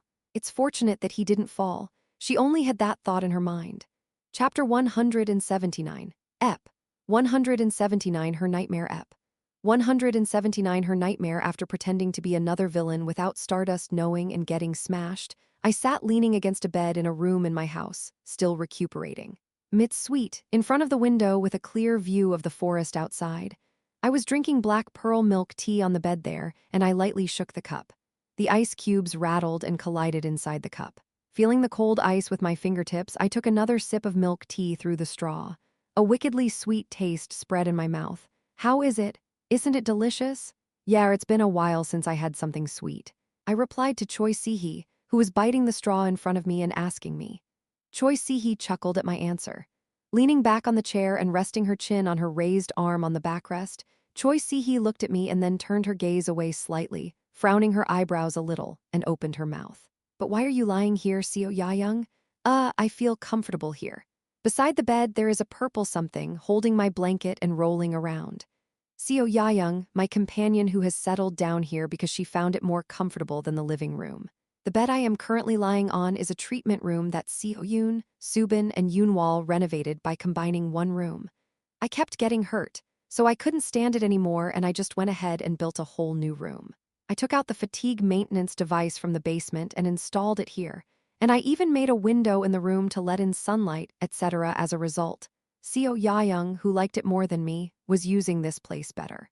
The bed was big enough for 2 people to sleep in, so I felt like I was raising a sloth.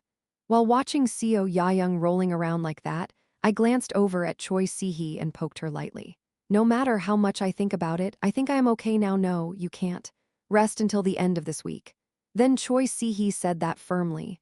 No, I have to work still. She was so stubborn with me that I couldn't help but take a break. Actually, I felt guilty after hearing from Seo Yayoung that Choi Sihi cried and went crazy when I collapsed. Anyway, these days I was spending my time resting peacefully. I comforted Lee Siale, who said she was worried and wouldn't do that again, and said she would visit me soon. I observed Behemoth, who was being restored in the experimental tank by Seo Yoon in my place, absorbing the shock. It's not like I mixed up my ego anyway. I want to eat pineapple. Pineapple pizza, as I listened to the strange words muttered by Seo Yayoung, who kept covering her mouth with a blanket. I got lost in thought. It's just that now that my health is gradually recovering, there are things I can see. Yeah, Stardust. It's time to think about Stardust abilities, which I tried to understand even when I was in a bad state. I evaluated the last battle while taking another sip of milk tea. First of all, Stardust has definitely gotten stronger, even more than I expected. It's a well-known fact that Stardust gets stronger the more it's in a crisis, but even taking that into account, it was quite strong. After all, it eventually took me down. So what's the conclusion? I am just going to leave the next main event, which was known among fans as the Demon Incident, to happen as it is. In the original work, Stardust couldn't handle it, so I tried to handle it in advance to prevent the terror itself from happening. But after directly clashing with Stardust, I realized that I could handle it. Pineapple pizza, as Seo Yayoung muttered strange words, covering her mouth with a blanket next to me. I got lost in thought, using her words as a radio. It's just that now that I am slowly recovering my health, there are things that I can see. Yeah, Stardust. It's time to think about Stardust's ability that I've been trying to grasp even in this situation. As I took another sip of my milk tea, I evaluated the previous battle. First of all, Stardust has definitely gotten stronger, even more so than I expected.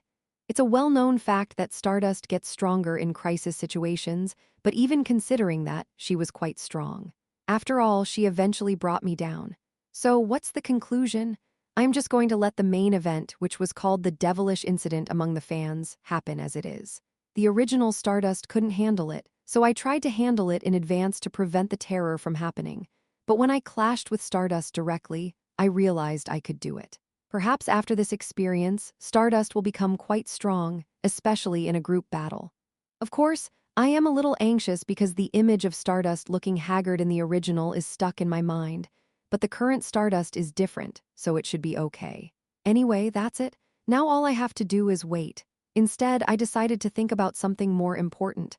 Stardust's reaction on the day she hit me and knocked me down. Oh, suddenly a serious expression. As I heard Seo Yayoung murmuring next to me, I thought about Stardust on that day. No, this can't be happening. Yeah. Stardust's reaction when she saw me fall down was somewhat strange. I thought she would either attack me more happily or rush to catch me, but she seemed very surprised to see me. Why was she surprised? It's not like she was happy. Well, it's unlikely that she was worried about me as a villain. Maybe she was just surprised because I suddenly collapsed in front of her. She needed to gather more information, but I was about to die first? That seems to be the most plausible explanation. Well, I think it's understandable that one might be surprised even if there's a reason like this. A villain who suddenly caused dozens of terror attacks and never got caught just suddenly appears and spills blood in front of you. so you could be surprised. Well, I don't think there's much to worry about. I thought lightly and passed it by. By the way, what is Stardust doing right now? Is he regretting missing me and hitting the ground? No. Maybe she's sleeping like a baby after giving me a good punch? That's all I thought. Since seeing Egostic fall with blood all around him, weakly smiling in his final moments, Shin Haru has been haunted by nightmares for a while. Of course, in reality, it's not that cruel and horrible of a dream. Most of the content of the dream was about their past experiences with Egostic. Stardust, you can do it. Get up, Egostic, who seriously cheered on himself who had given up. I owe you one. Egostic, who laughed while bleeding from taking the attack in his place. Good job. I'll take care of the rest. Don't you think you should do at least this much for your archenemy? When she was in despair in front of an unbeatable enemy, Egostic would come up from behind and comfort her, taking the lead. That dream only showed scenes of her time with Egostic up to that point. However, at the end of the dream, it simply showed Egostic lying cold and still, pierced through the stomach and bleeding without a word. Whenever she dreamed that dream, Shin Haru would wake up drenched in sweat, gasping with a pounding heart. Fortunately, that dream disappeared completely after the news that Egostic was alive was spread, and her condition completely recovered. In her office that she had not visited in a long time, Shin Haru stretched while basking in the warm sunlight. Egostic must be somewhere now too. I wonder if he's also resting under the sun like me, under the same sky. Lost in thought, Shin Haru startled herself with her own unconscious musings. Why am I even thinking about him again?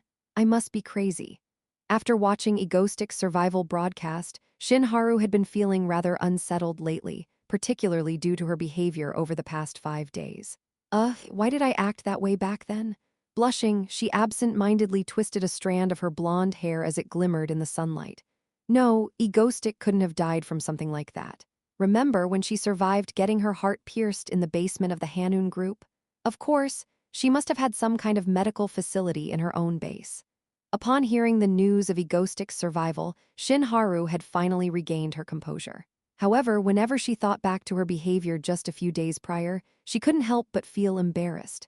After seeing Egostic collapse from her own hand, Shin Haru had felt a bit off for a while. She found herself staring blankly at Egostic's old videos. It'll be okay. It'll be all right, she murmured to herself at home. One day, she found herself shedding a tear for no reason. The association had stopped coming to work altogether. Feeling embarrassed, she tried to think positively. Well, at least that's something. She knew that the association president and staff were too tired from fighting with Egostic and had taken a break, so she hadn't gone out either. Not going out because she was thinking about Egostic was a grave concern. Of course, even now just thinking about Egostic, who had shed blood and collapsed by her own hands, made her momentarily stop breathing and dizzy. No problem, she had just taken down a villain who was committing terrorism, no matter how much she thought about it. Egostic isn't just any villain as such thoughts came to her, she grew melancholy. She wasn't sorry for the villain or anything like that. But she wasn't not sorry, either with such thoughts, she found herself staring blankly at the ground again today. That evening, as she stumbled back home, she had another dream. Only you complete me? The appearance of the egotist who used to say that to themselves. For my archenemy, the appearance of the egotist who smiled and said she was his archenemy. My hero, you are weaker than Stardust. The appearance of the egotist who confidently called Stardust his hero on the broadcast. And then, the scene changes. Suddenly, the egotist was in the arms of a woman with light blue hair, laughing and sneering at him. Is that my archenemy who didn't even know it was me and was trying to kill me? Stardust, you are no longer my enemy. My hero is now Icicle. Heh heh heh. Sorry, Haru, it turned out like this. From now on, I'll deal with all the terrorism related to Egostic. You know that, right? As the laughter of Egostic and Lee Seola, who hugged him, echoed everywhere, Shin Haru woke up from his sleep. Heek. No. What kind of dream is this? Shin Haru unknowingly muttered to himself, holding his throbbing head. Chapter 180, Ep.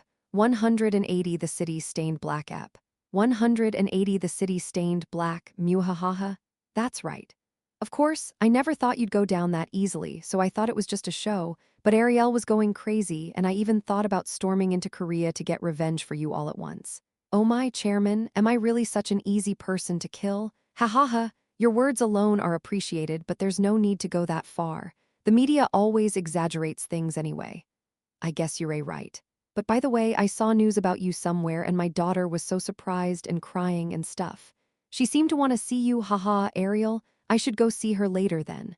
Sure, come visit anytime. Lattice City is always open to you. Oh, and I heard that the meeting of the cathedral or something like that is happening soon. You should come to see it then. Muahaha, with Atlas' hearty laugh, the call came to an end. Few after ending the call with Atlas, the ruler of the North Atlantic, I breathed a sigh of relief. Why would they come to Korea and seek revenge? Revenge for what? From now on, I'll designate Subin as my hotline and have her receive my calls instead. Sigh, but ever since I heard that Ariel was worried about me, I couldn't stop thinking about her. What if I try to recruit Ariel Ego Stream? If I do it really well, it might be possible. Of course, I'd need Atlas permission. As I was thinking about that, something entered my mouth. It was a yellow tangerine slice. Without thinking, I opened my mouth and it went inside. It was sour and tasty when I chewed on it. When I looked down, I saw Seo Jaeyoung lying on the bed reading a comic book, eating a tangerine with one hand. She was probably giving me one while eating for herself. She fiddled with the tangerine with her small hand, peeling it and putting one piece after another into my mouth. Her hoodie sleeves were too big, so her hands looked even smaller. As I chewed on the tangerine that had entered my mouth, I thought to myself, but wait, when did this tangerine come in? Hey, how long have you been here? I came in while you were on the phone. Didn't even notice, huh? Seo Yayoung said, munching on an orange. She's really standing out in a strange way. Okay, let's go now, huh? I just got here, we need to eat breakfast. But my breakfast is oranges. I lifted Seo Yayoung up with my telekinesis and took her outside. She used to toss and turn at first, but now she's lying on her back in midair reading a comic book. She's going to ruin her eyesight like that. Anyway, I went out into the living room like that. My body is much better now, so I can use my powers as much as I want without any problems. Probably. And sometimes I have to use them little by little to keep my senses sharp. Of course, for the time being, everyone, led by Subin, has told me not to go outside and cause trouble or strain myself, but I think this much should be okay. When did you get here? I came in while you were on the phone. Didn't even notice, huh? Seo Jaeyoung spoke with a mandarin in her mouth. She's a strange one. Okay, let's go, huh? I just got here, you need to eat breakfast. My breakfast is mandarins. I grabbed Seo Jaeyoung by the arm and pulled her outside. She had been lying on the ground, reading a comic book. She used to toss and turn, but now she was lying upside down in midair. Shall ruin her eyesight like that. Anyway, we walked out to the living room. I'm much better now and I can use my powers without any problems. At least, I hope so. And I need to use them a little bit every now and then so I don't lose my touch. Of course, Subin and the others have told me not to go outside and cause any trouble or strain myself for a while, but I think this should be okay. As I entered the living room, I saw Seo Yoon sleeping on the couch, with Yoonwal sleeping on her shoulder. Dylan, don't write anything strange, okay? What kind of dream is she having? After I put Seo Jaeyoung on the ground and sat down next to her, Seo Yoon finally opened her eyes and sat up. Dylan, did you sleep well? Yes, Seo Yoon rubbed her eyes and woke up, and Yoonwal woke up with her. As Seo Yoon stretched, I turned on the TV and the news was reporting on the usual mundane events. Yeah, it looks like it's going to be a peaceful day for Korea today. But tomorrow, all hell will break loose. Finally, tomorrow is the day the main event starts, that mysterious and massive terror attack. I shook my head, still lost in thought while looking at Seo Yoon dozing off. Let's just have breakfast and think for now. Is Subin in the kitchen? I thought to myself as I got up from my seat. That's how I spent a peaceful day. The next day, when I woke up from my sleep, the incident had finally broken out. Breaking news, everyone. The Korea International Trade Center has been occupied by an unknown villain in the early hours of the morning. The association is currently blocking the entrance of civilians around the area. Oh, as you can see, the condition of the building is not good.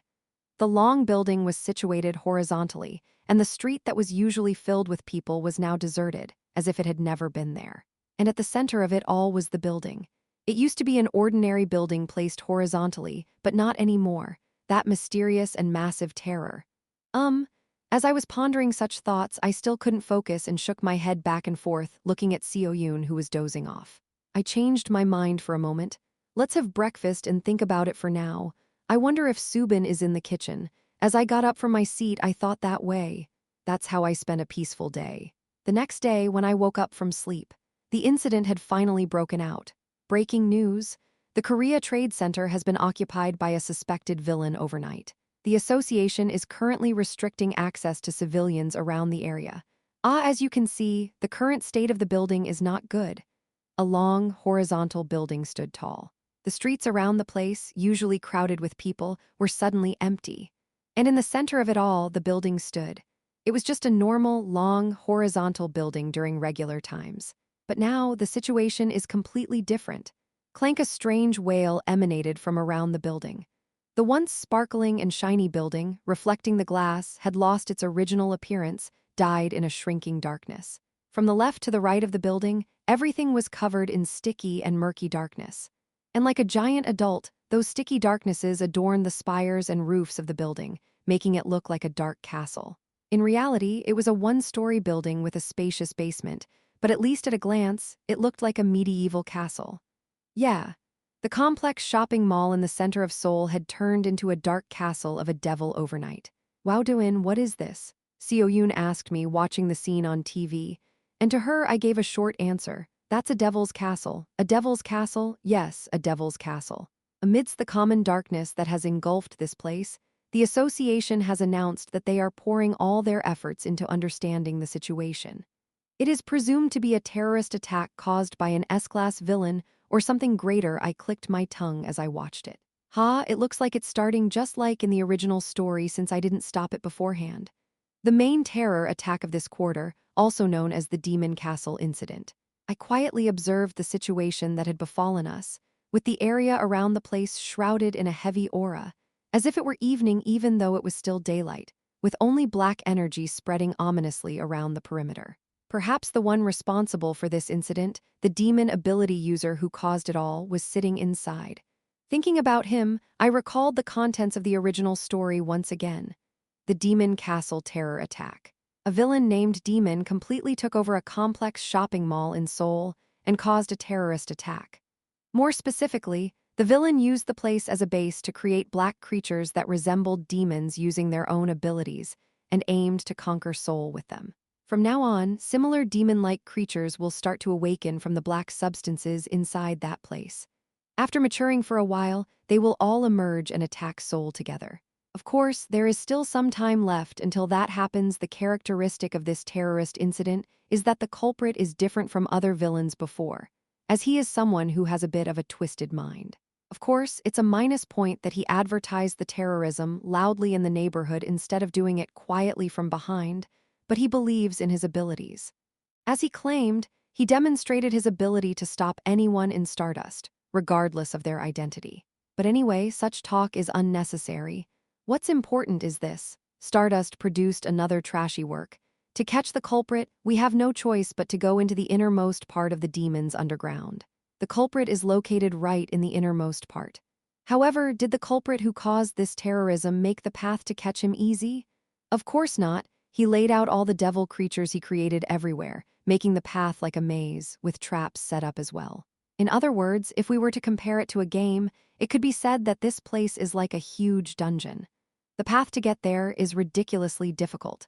Furthermore, this is also the first Legion-type villain to appear since before the Walgunjio. To fight against this villain, you have to fight against many of them. There are so many monsters made of sticky darkness inside, wandering around. Each monster is strong and there are many of them. It's a setting that is troublesome in many ways. So at first, I tried to take care of the villain who caused this before this incident even happened. Stardust had to roll around a lot because of this incident in the original story. The original Stardust was also weak. However, after I fought Stardust directly in the robot suit the last time, my thoughts changed. Although looking at Stardust now, it seems possible since her abilities have become much stronger. Of course, it's good for her to experience this kind of terror in terms of her ability improvement. As the protagonist of a superhero comic, she becomes stronger as she faces adversity. And from what I saw, I think it's possible enough with the current Stardust. So I just let it go. Eventually, the terror happened as planned. While the gloomy, devilish appearance was on the screen, Seo-yoon, who was watching that eerie sight, asked me as if she was worried. Do-in, do we have anything to do? It looks really dangerous in there, no. There's nothing we can do, we just have to trust Stardust. To Seo-yoon's puzzled gaze, I replied like that, I trust our Stardust. She has become strong enough now to defeat that level of threat. Right, but why do I keep feeling so worried? Breaking news. Hero Stardust has entered the Blackened Comprehensive Trade Center, also known as Demon Castle. The association has reported that she entered alone without any companions. Ugh, Dylan, why are you shaking your legs like that? Several hours later, I sat on the sofa, anxiously tapping my feet as I listened to the news anchor's report. No, the more I think about it, the more anxious I become. Can our fragile Stardust handle it inside there? She went through a lot of suffering in the original story. Did I make the wrong decision? I am so uneasy, too uneasy. As I contemplated for a while, I made up my mind and stood up, clenching my fist. That's right, I can't just sit here, I have to go in there too. What did you say? Are you crazy, Dylan? Don't stop me. Chapter 181. Ep. 181 Preparation and Execution Ep. 181 Preparation and Execution Hero. A hero is someone who protects citizens and upholds justice in society. Their powerful abilities, different from others, are given to them to protect people and eliminate evil, thought Shinharu. That's why heroes must be fair to themselves and more strict with evil than anyone else. Even if others feel attracted to villains, heroes have a duty to eliminate them according to a fair standard. To a hero, a villain is just a target to be dealt with. So, her thoughts right now are wrong. Egoistic. Shinharu was thinking about him as usual today. If someone asked her if Egoistic was a bad guy, she could say yes. Starting with numerous terrorist acts in which he weighed the lives of hundreds of people to kill unreceived villains and form a team of other villains. He is a bad guy, but why doesn't he give off a bad guy vibe at all?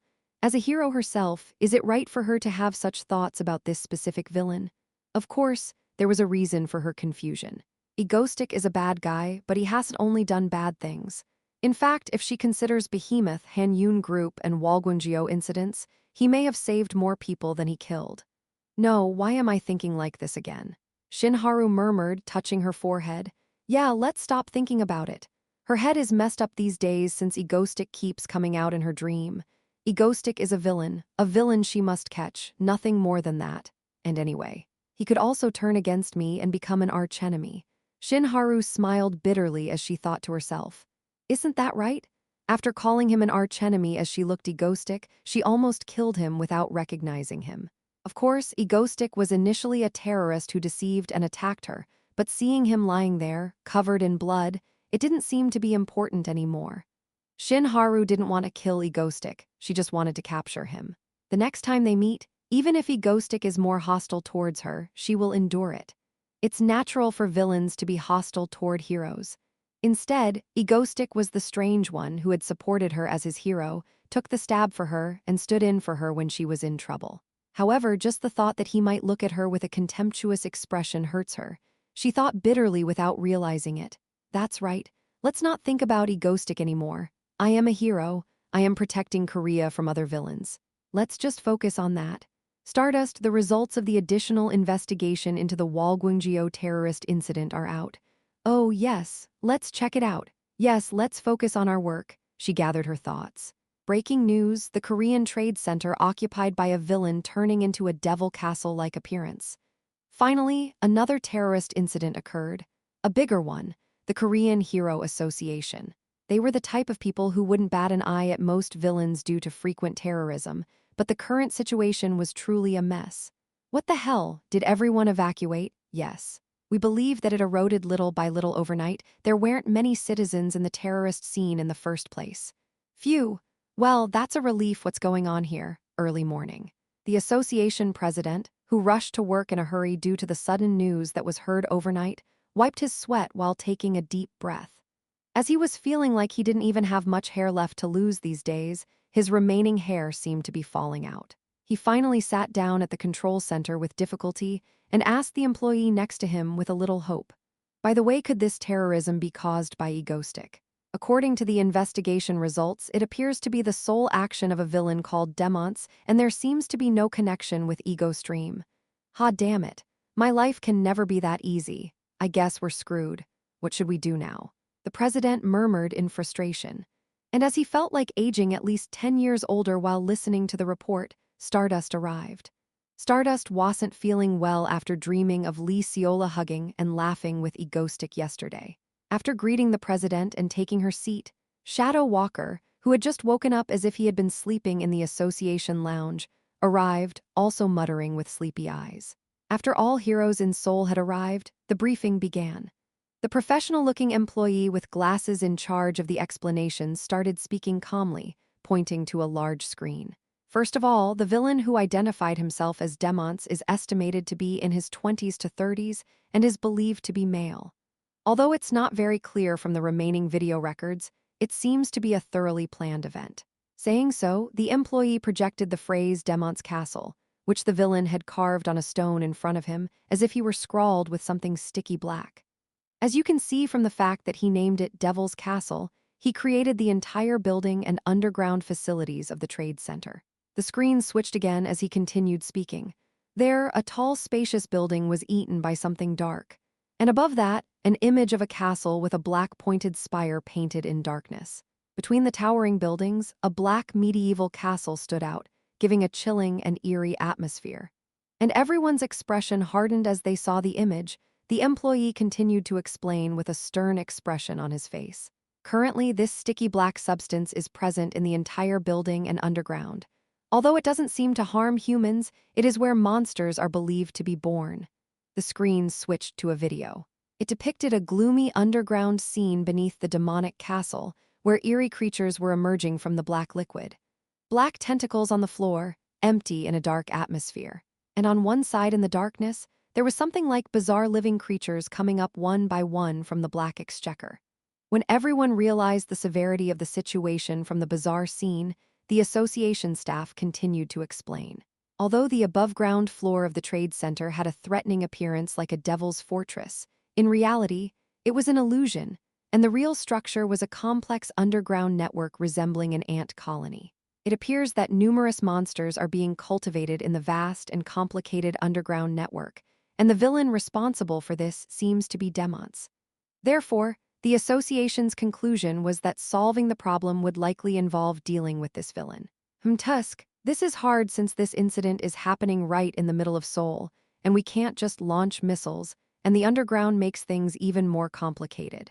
The association president muttered with his tongue out. The agent nodded and explained. Yes. As of now, the most appropriate way to solve the incident seems to be to eliminate the villain who is responsible for all of this. We know for sure that he's somewhere in the underground, so we need to find him ourselves. And he trailed off with an expression of difficulty. From our investigation before sunrise, we found that the black substance of the villain seems to interfere with Shadow Walker's ability. In other words, I am useless again. Hahaha, muttering in a dejected tone with a bitter expression, he eventually leaned back and hung his head on the back of the chair with dark circles under his eyes. Once called the Emperor of the Night, Shadow Walker had lost 3 times. Leaving him frustrated, the only hero who could solve this situation was ultimately one person. Stardust, I am on it. Stardust, Shinharu nodded briefly. Of course, it was her turn to take action. And so, the detailed schedule was arranged. Demons was immediately announced as an S-class villain, and the area near the Devil's Castle Trade Center became off-limits to the citizens. A few hours later, in the deserted street as if it were a ghost town, Shinharu, who arrived there, quietly stepped forward. Her goal was to eliminate the proliferating monsters in the Devil's Castle underground and the villain known as Demons, who was believed to be staying in the deepest area. After taking a deep breath, she slowly moved her feet into the darkness, to the place where only she, the monsters, and the villain Demons was. At that moment, at the Ego Stream headquarters, the big house. Catch him! Dylan, calm down. Sorry, Dylan. Wait, listen to me. And Yunwal, shall we stop drawing the magic circles for a moment and talk this out? After I said that I would go into Demons underground, our Ego Stream headquarters became a bit noisy. Help, Chapter 182. Ep. 182 The Devil's Castle Ep. 182 The Devil's Castle. Inside the damp and dark building, Shinharu was walking quietly. As she stepped on the sticky black substance on the floor, she kept moving forward. Thus, she passed the escalator that was originally there and went down to the basement. The space that was originally bustling with people was now transformed into something like hell. The place was half in darkness, with flickering lights. The familiar place that was usually filled with people was now empty with not a single soul in sight, which was eerie enough in itself. but this time it was even worse. Black substance wriggling on the floor. Not only the floor, there was something that could not be identified on the walls and the ceiling, as if they were alive. The sight of this wide space being completely consumed by the black tentacle-like things was terrifying enough for an ordinary person. Shin Haru just frowned for a moment and said nothing. These black tentacles remind me of the day I was with Egostic. I think it's called Behe something. She was even lost in the thoughts about the past for a while. Of course, as this place was in the middle of the enemy camp, she quickly shook off such thoughts and got back to work. The purpose of this expedition is to eliminate as many monsters as possible and kill the villain who caused all this. Of course, capture would be the best, but it was decided because the opponent looked too dangerous. This villain has a different trajectory than the previous villains in that he seems to be able to erode a large area and create other life on his own. In a similar case in a foreign country, this kind of villain, we don't know what would happen after more than a week of this erosion. Reflecting on the expert's words, she soon continued to move her foot further inward. And as she went deeper and deeper, the gruesome the sights got. The underground department store-like space, like an ant cave, is also covered with something sticky and black. Shin Hara's expression got worse as she watched the horror movie-like scene. Especially, she heard that there was some kind of strange creature, but it was rather scary because she couldn't see anything in this empty space. Slowly feeling something strange, she picked up a little more speed and moved quickly. She feels like she'd rather fight anything alive. So Shin Haru went slowly further down. And the further she went, the more wacky the sights that were seen began to twist. Unlike the original map, spaces have completely deteriorated. Now between the black stuff that ate everything without leaving a single gap. One by one, there were disparate objects that could only be used in the Middle Ages. Old-looking mirrors, candlesticks, and bizarre-looking portraits.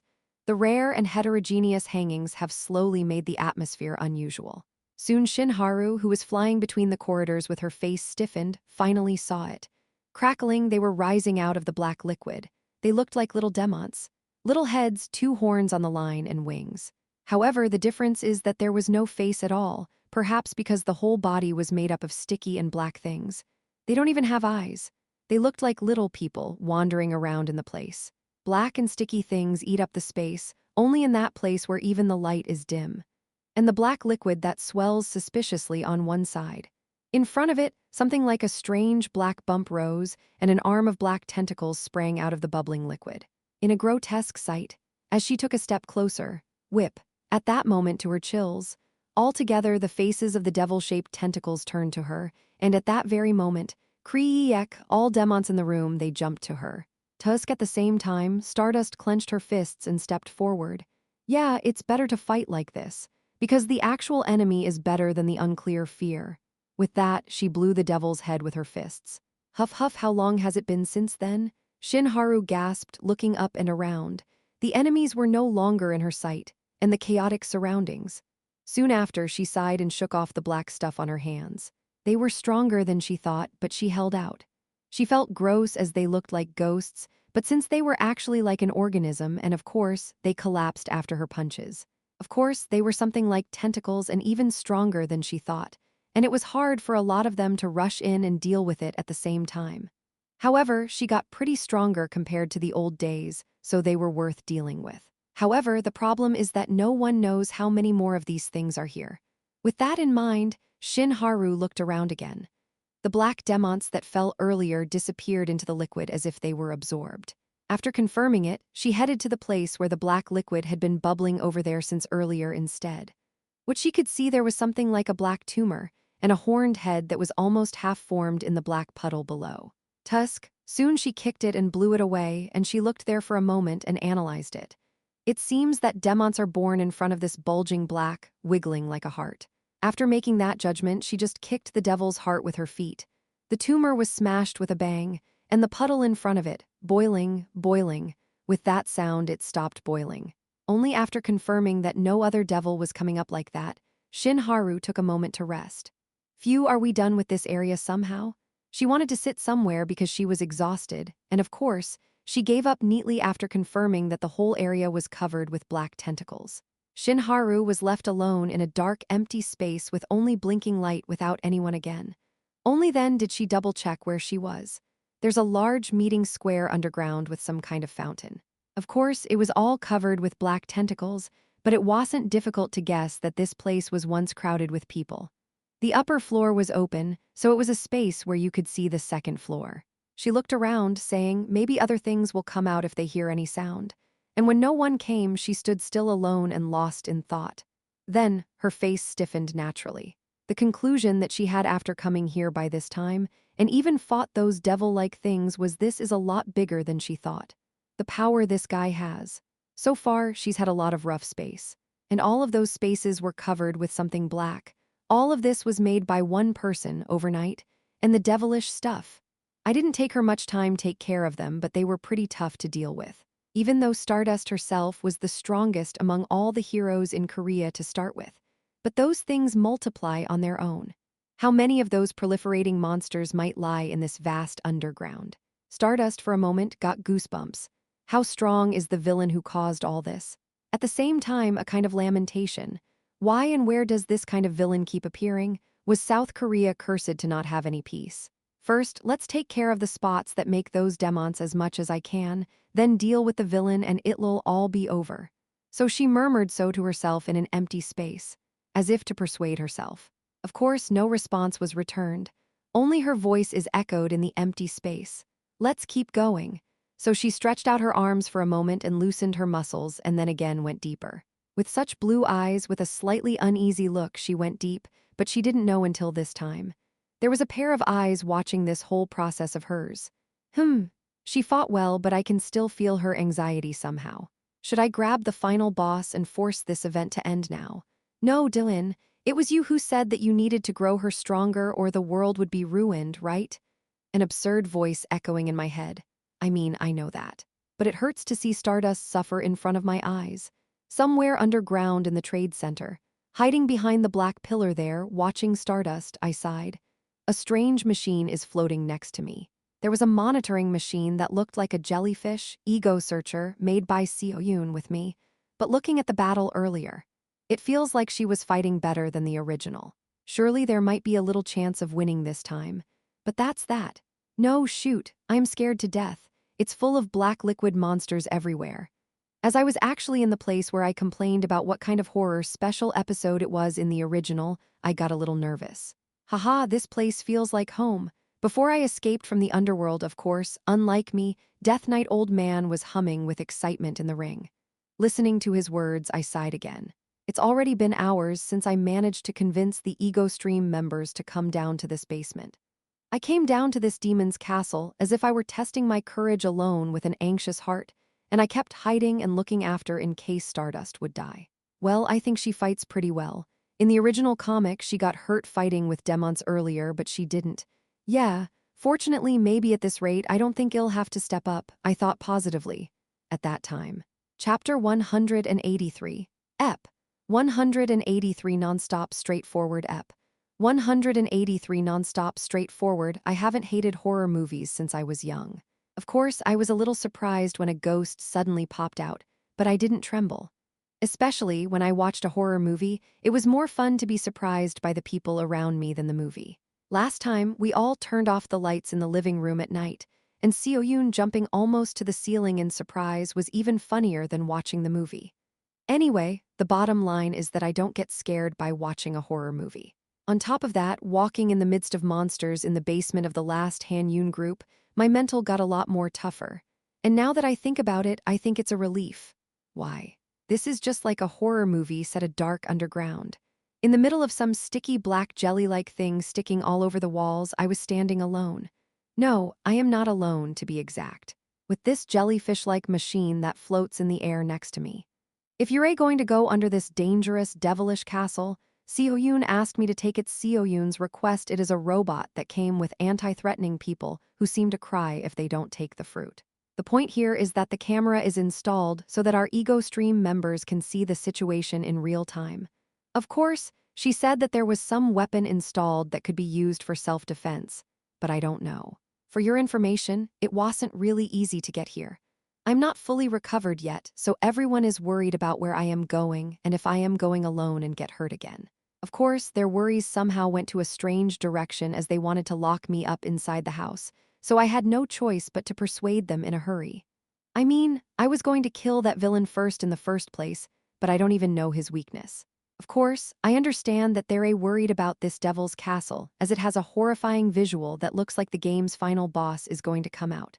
But especially, Subin and Seoyun was worried like I was going to go into a tiger cave alone or something. Well, even Yunwal and Hayal, who always smiled and nodded at my words, opposed it still. After persuading them several times, they managed to let me go. On the condition that I had to take the old man Dzik, Behemoth, and this jellyfish robot with me. Well, so where am I? Doin, take the right turn first? Really? That's how I ended up walking under this devil's castle. The floor is sticky and dark, I don't like it a bit. No, it's not like it's scary, but still. Wait, Doin. Why does it look like a ghost will jump out? It's scary even on the screen. Looking around, Seoyun's words are heard from her jellyfish robot. No, Seoyun, ghosts don't come out. Demons come out. Well, they are just called demons, they are actually biological tissues. I slowly went inside with that thought in mind. After crossing the bizarrely twisted terrain, I was finally able to find Stardust. Well, Yurei's still safe. So after seeing Stardust in person, I was able to take a sigh of relief. Sigh.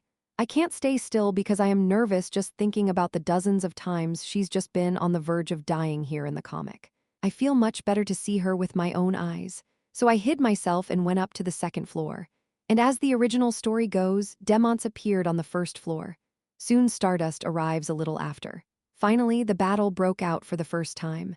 Thanks to the hole in the middle, I was able to watch the whole scene. Such a fierce battle for a few minutes ended with Stardust victory. She's quietly dusting off herself.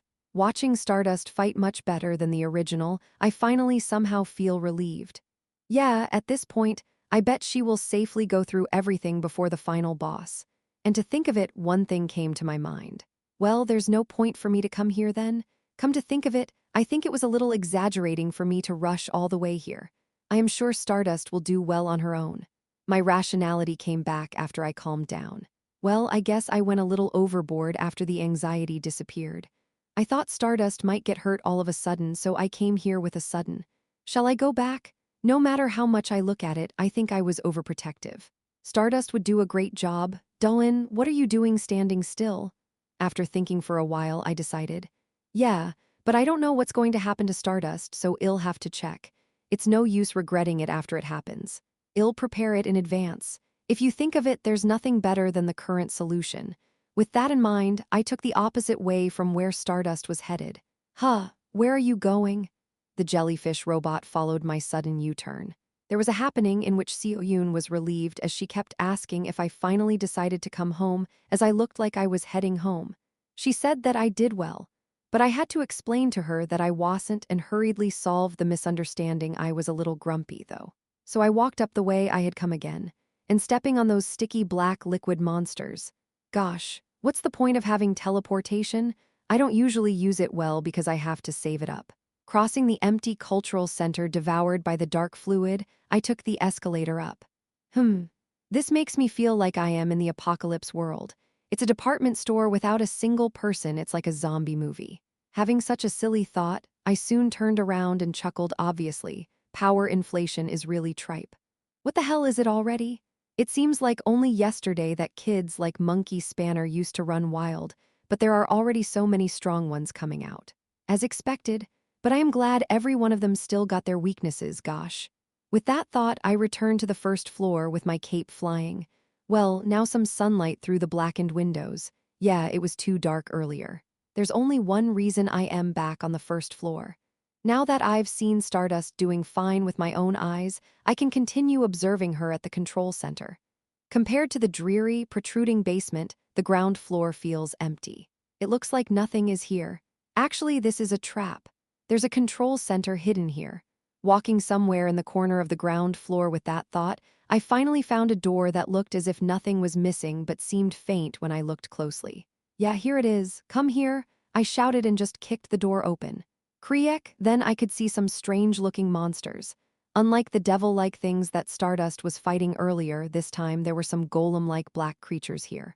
Kriek, as they saw me, they soon rushed at me. Holy punch, ag. As I swung the holly cross in my arms that was prepared in advance, all of them just melted away. Phew, the end. It's easy, isn't it? It's fascinating to see them again. Dylan, what's the principle of those things? I'm a product of science and magic. Now that there is no stardust nearby, I, who spoke comfortably and loudly, searched around and found a chair to sit on. After wiping the strange black fluid, I feel alive as I sit down.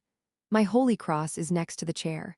In the original comic, the mission finally failed, and demons hid in the ecosystem as several were scattered on the market, so they were only caught once a weapon was developed over time. Of course, I know the principle at some point, so it is a weapon that I went back to the woman who put magic on my diary called Vine Witch in the things I prepared in advance. Well, it doesn't have to be a cross, but there's a vibe to it anyway. There's only one reason I came in here. Because this is the control center of this devil's castle. And as evidenced by what I said, there were numerous monitors attached in front of me. The video quality is a bit bad anyway. I can see all the eroded spaces below with things similar to CCTV. For your information, this is not what it used to be. It was newly created by a guy named Demons who caused all this. It's left unattended now. He's kind of a talented bastard. I muttered that without realizing it. Demons. This guy showed the best impact before the last Walgunjio attack that will happen. He's a man who has prepared all this shoot for the purpose of bringing down hell to this world. Unlike other villains who use their abilities, he's a smart guy. For your information, he's now gathering strength in the deepest part of this place, locked in a seal of his own. And maybe the day he's released will be the day hell would fall in Korea, but well, he failed in the comic anyway. Yeah, even in the original, he failed to revive. It was half revived to be exact, but Stardust and the Association managed to stop it with all their might. Of course, some demons were released, but isn't it okay because they prevented Korea from collapsing? I leaned my back against the backrest with that thought, and when I looked for and touched the control panel hidden somewhere, I saw Stardust, who seemed to be walking in the hallway. This is good. If you just stay here, you won't be in danger for no reason, right? When Seo-yoon's reassured words, I nodded. Right, I can observe from here and rush down if something happens. And anyway, it's Stardust's first day. I will go back once she comes halfway down. Yes, this event is a big event that takes about a week. Stardust are also very conservative, not knowing what's ahead.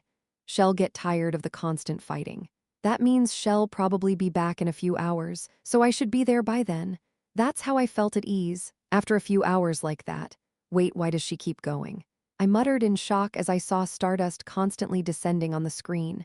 No, she's had a lot of battles since earlier, so she should slowly rearrange. How far is she planning to go down? I began to feel uneasy. Tusk. Should we go with Plan C? Dawn, what are you thinking about? Why do you have that expression? Seo-yoon just muttered after seeing me like that. Chapter 184, Ep. 184 The Devil Ep. 184 The Devil, the original comic. The original comic that I've been following as a guide while living in this world. This world is based on the original comic, and I know the future of this world through it. In other words, what happened in the original story almost always happens. Of course, there is one difference between the original and this world. It's that there's a character named Egostic who didn't exist in the original. Yeah, I am the only difference between the original and the world. Other than that, nothing. In other words, the conclusion is what happens in the original time period. Things that I didn't touch separately mean that they all go according to the original. Villain first appeared in the original by this time, then it will appear exactly at this time in this world. In particular, overseas, where my influence is not at all, flows perfectly as I saw in the original. However, of course, sometimes things happen differently from the original, whether it's a butterfly effect or something because of what I caused. Whether the crocodile villain of the past caused the terrorist attack earlier than expected, or Walgunjio used the monster for the final match in advance or something like that. So since then, when I make plans based on the original, I always prepare for the possibility that it will not go according to the original. Of course, there are a few things that will happen, so I just sketch it roughly. Of course, everything goes according to Plan A, and now I am on the verge of using the rough Plan B and see the room with a full view of the building's CTV screen, which was encroached by the darkness. I was deeply troubled there, watching Stardust going underground without end. No, you can't do that. What's wrong? I think she's going down excitedly. The jellyfish robot with a camera wriggled at the screen and delivered Seo-yoon's words. Unlike Seo-yoon's response, who didn't know what the problem was, I, who knew the future roughly, was taking this seriously. This event cannot be solved in one day like that. To be exact, Stardust struggles for almost a week, and every time she takes a break at the association and comes back, she has to go to the room with the final boss only after she breaks down all the devil-generating devices that have fallen around her. The reality is that it is only possible to deal with it when it weakens the power of the villain who is sealing herself. But now, Stardust are heading down blindly. Gosh, you didn't do that in the original. What's going on? Watching the whole scene with a miserable heart, I soon regained consciousness and began to think seriously. Best turns around and goes back to society before she arrives in the room where the final boss, the villain, is. But it seemed a little less likely, given how well she was now striding to the route to where the final boss was. In other words, she has to move under the worst assumption that she will go down to where Demons is today. And so, what are the odds that Stardust will fight Demons and win? It's going to be hard, though. No matter how much Stardust is stronger than the original, the situation itself is worse than the original. In the original comic, Demons weakened her strength as all the other Demons, who were nutrients, collapsed, and the seal was not even half released, weakening to about half of her original ability. But even that, the original Stardust couldn't win, and eventually a few Demons escaped. On top of that, the current Stardust are tired of continuous fights. She's just heading down without taking any rest. I don't know what the hell is wrong with her. Especially considering that those dark tentacles are constantly whispering negative thoughts as she goes down. I don't think she'll be feeling very well. I am just saying, can she fight like that? But of course, this is just my thought. Stardust may actually defeat that final boss. She may grow further in this fight. Is it okay for me to stop it? On one side of the ground floor of the devil, I seriously pondered. Should I teleport to the final boss room with my holy cross now and end this division with a stab in the sleeping man's heart? Or just trust Stardust and observe? And after thinking for a bit, I made a decision. Okay, let's trust her for now. I've been talking about myself as an archenemy of Stardust. Should I not be rooting for my static hero? Of course, I think she's going to lose still. In the process of fighting, she can gain enlightenment. Having thought that far, I decided not to step forward and stay still for now. Yeah, and maybe Stardust can turn her mind around and go back to the association. But still, I have to prepare it in advance. Get ready to step up. As I got up, I said to Seoyun, Seoyun, can you show this on the screen where Stardust is on? Connecting with that jellyfish machine. I'll try. After that, I heard some typing sound. Soon, a screen of Stardust began to appear from my masked eyes. All right, so you can see at a glance if Stardust are okay. Good. Then, let's go do what we have to do in advance. I took the Holy Cross and told Seoyun. Seoyun, I'm going to stop by home again right now. Huh, why? I thought I might have to step up. Let's get all my holy bombs and holy cannons in advance. Oh, it should be somewhere in the storage room. I'll be looking for it. After hearing Seoyun's answer, I turned my back and went out again. And if I do well, I'll meet Stardust again today. Maybe I should step up. Okay, well, I can take this opportunity to recover my image that I lost from Stardust last time. I decided to think positively. Villain that people are afraid of. To be that you need to prove yourself to some extent. In other words, if Stardust is losing to Demons, if I turn on the broadcast, break in and kill him instead of Stardust, wouldn't it prove roughly how strong I am? It's an excuse for stepping up. You can think about it in moderation. Actually, I'm not strong, it's just that I have a weapon that is a weakness for Demons, but I decided to let this slide. People don't know anyway. So I came back home for a bit, rearranged, and headed back to the Devil's Castle. So after sunset, just as I arrived, BOOOOOOOM. Who are you to dare waking me up? With the sound of thunder, red clouds began to flock to the demonized trading center. Soon, something with a huge body with the devilish visuals in those fantasy games popped out, literally smashing the ceiling of the building with a red spear. So this is how it turned out. Black fog swarming, lightning strikes from the sky, and rising clouds of dust. The sound of explosion. Watching the trade center in real time, I was watching on one knee from a nearby building. It's finally unsealed. I was expecting it, but it's embarrassing to see it unraveled in less than a day. But it's been released in a day. Isn't this a short time where it's hard to save energy? Maybe there's a possibility. And then Stardust popped out of the basement after a while.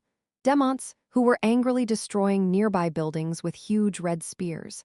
To be precise, having succeeded in making incomplete use of the ability to demonize, it shouted at Stardust with red eyes.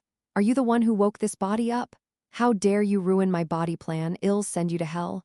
What a crybaby. He was planning to gather strength and turn the entire South Korea into a devildom, but as it was wrecked, he turned furious. But the real Stardust is a lot stronger than before. I was really worried, but she pierced it in a day. Breaking news, the association issues a level 1 warning near the Trade Center. Picture villain in the shape of a demon professionals, the highest level of the S-class. We have to pray. Live video, Stardust fighting against the villain with demon-like appearance. If she loses, we might end up in danger. We're ducked. We're ducked. We're ducked. I live in Seoul. What the hell is that? Why is there a lightning strike in the dry sky? Ha ha ha ha ha. Shoot. Why do they keep appearing in this small country? Ha ha ha ha. Someone must purposely plan to destroy Korea. I trust Stardust. Please, my Stardust, please win once. Looking at the article notifications and the broadcasting company chat window, it seems that everyone is going crazy over the sudden commotion. His visual is really on another level. He looks like the ultimate villain of the original. He's actually just a mid-boss villain that appears before Walgunjio. Contrary to my appreciation, the surrounding area was already eroding, black tentacles creeping up to the ground. A view that our behemoth would definitely love as it thinks it's getting new friends. Dylan, are you sure this is okay? He looks too strong though. I am worried about you, not Stardust. Don't worry, Seoyun. I can't get hurt right now. I reassured the anxious Seoyun.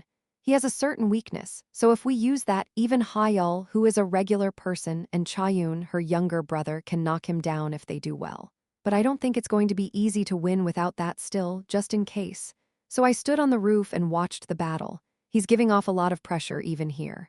And Stardust, who stood up to it with her yellow hair flying, black, red, and yellow lights embroidered the dark night sky. As I watched it, my face slowly stiffened. Anyone can tell that Stardust is being pushed back. Tusk. Is it really not okay? Seeing her so beaten and rolling again, I got up from my seat, murmuring to myself, I think I'll have to step up. And the moment I thought so, what? Flash Arge? Stardust clenched her teeth and punched him from afar. It was the first time I heard the guy scream. For a moment, as if a flash had burst in the dark night sky, the night sky was brightened with yellow light. Boo-oom. With the sound of something being smashed, Demons, Akka the devil, flew back. Boom, boom, boom, buildings were smashed by him. What is it? What is it? Seeing the whole scene, I momentarily pulled myself forward, talking to myself. I took a closer look in a more visible view.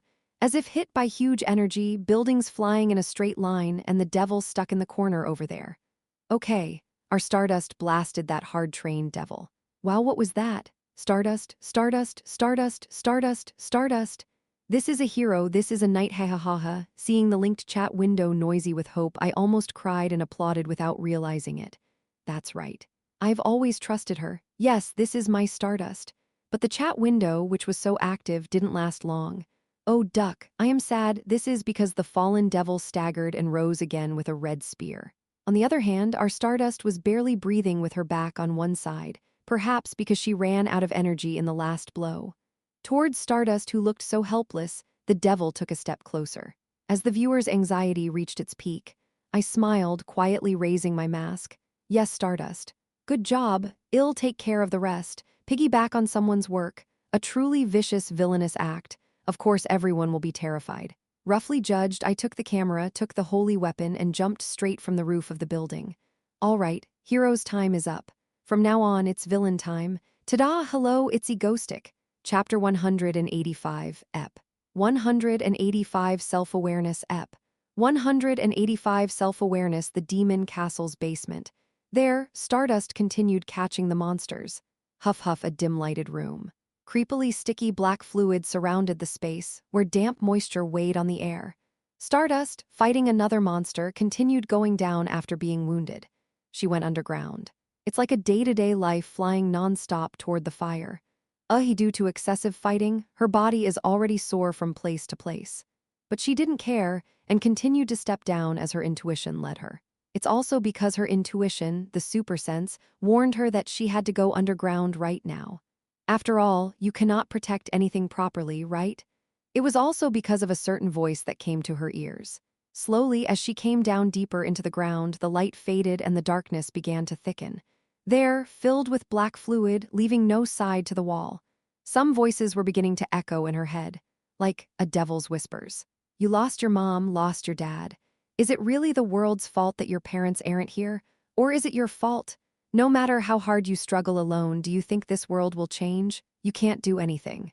Who will understand you? Shut up, Stardust frowned and continued to move her steps.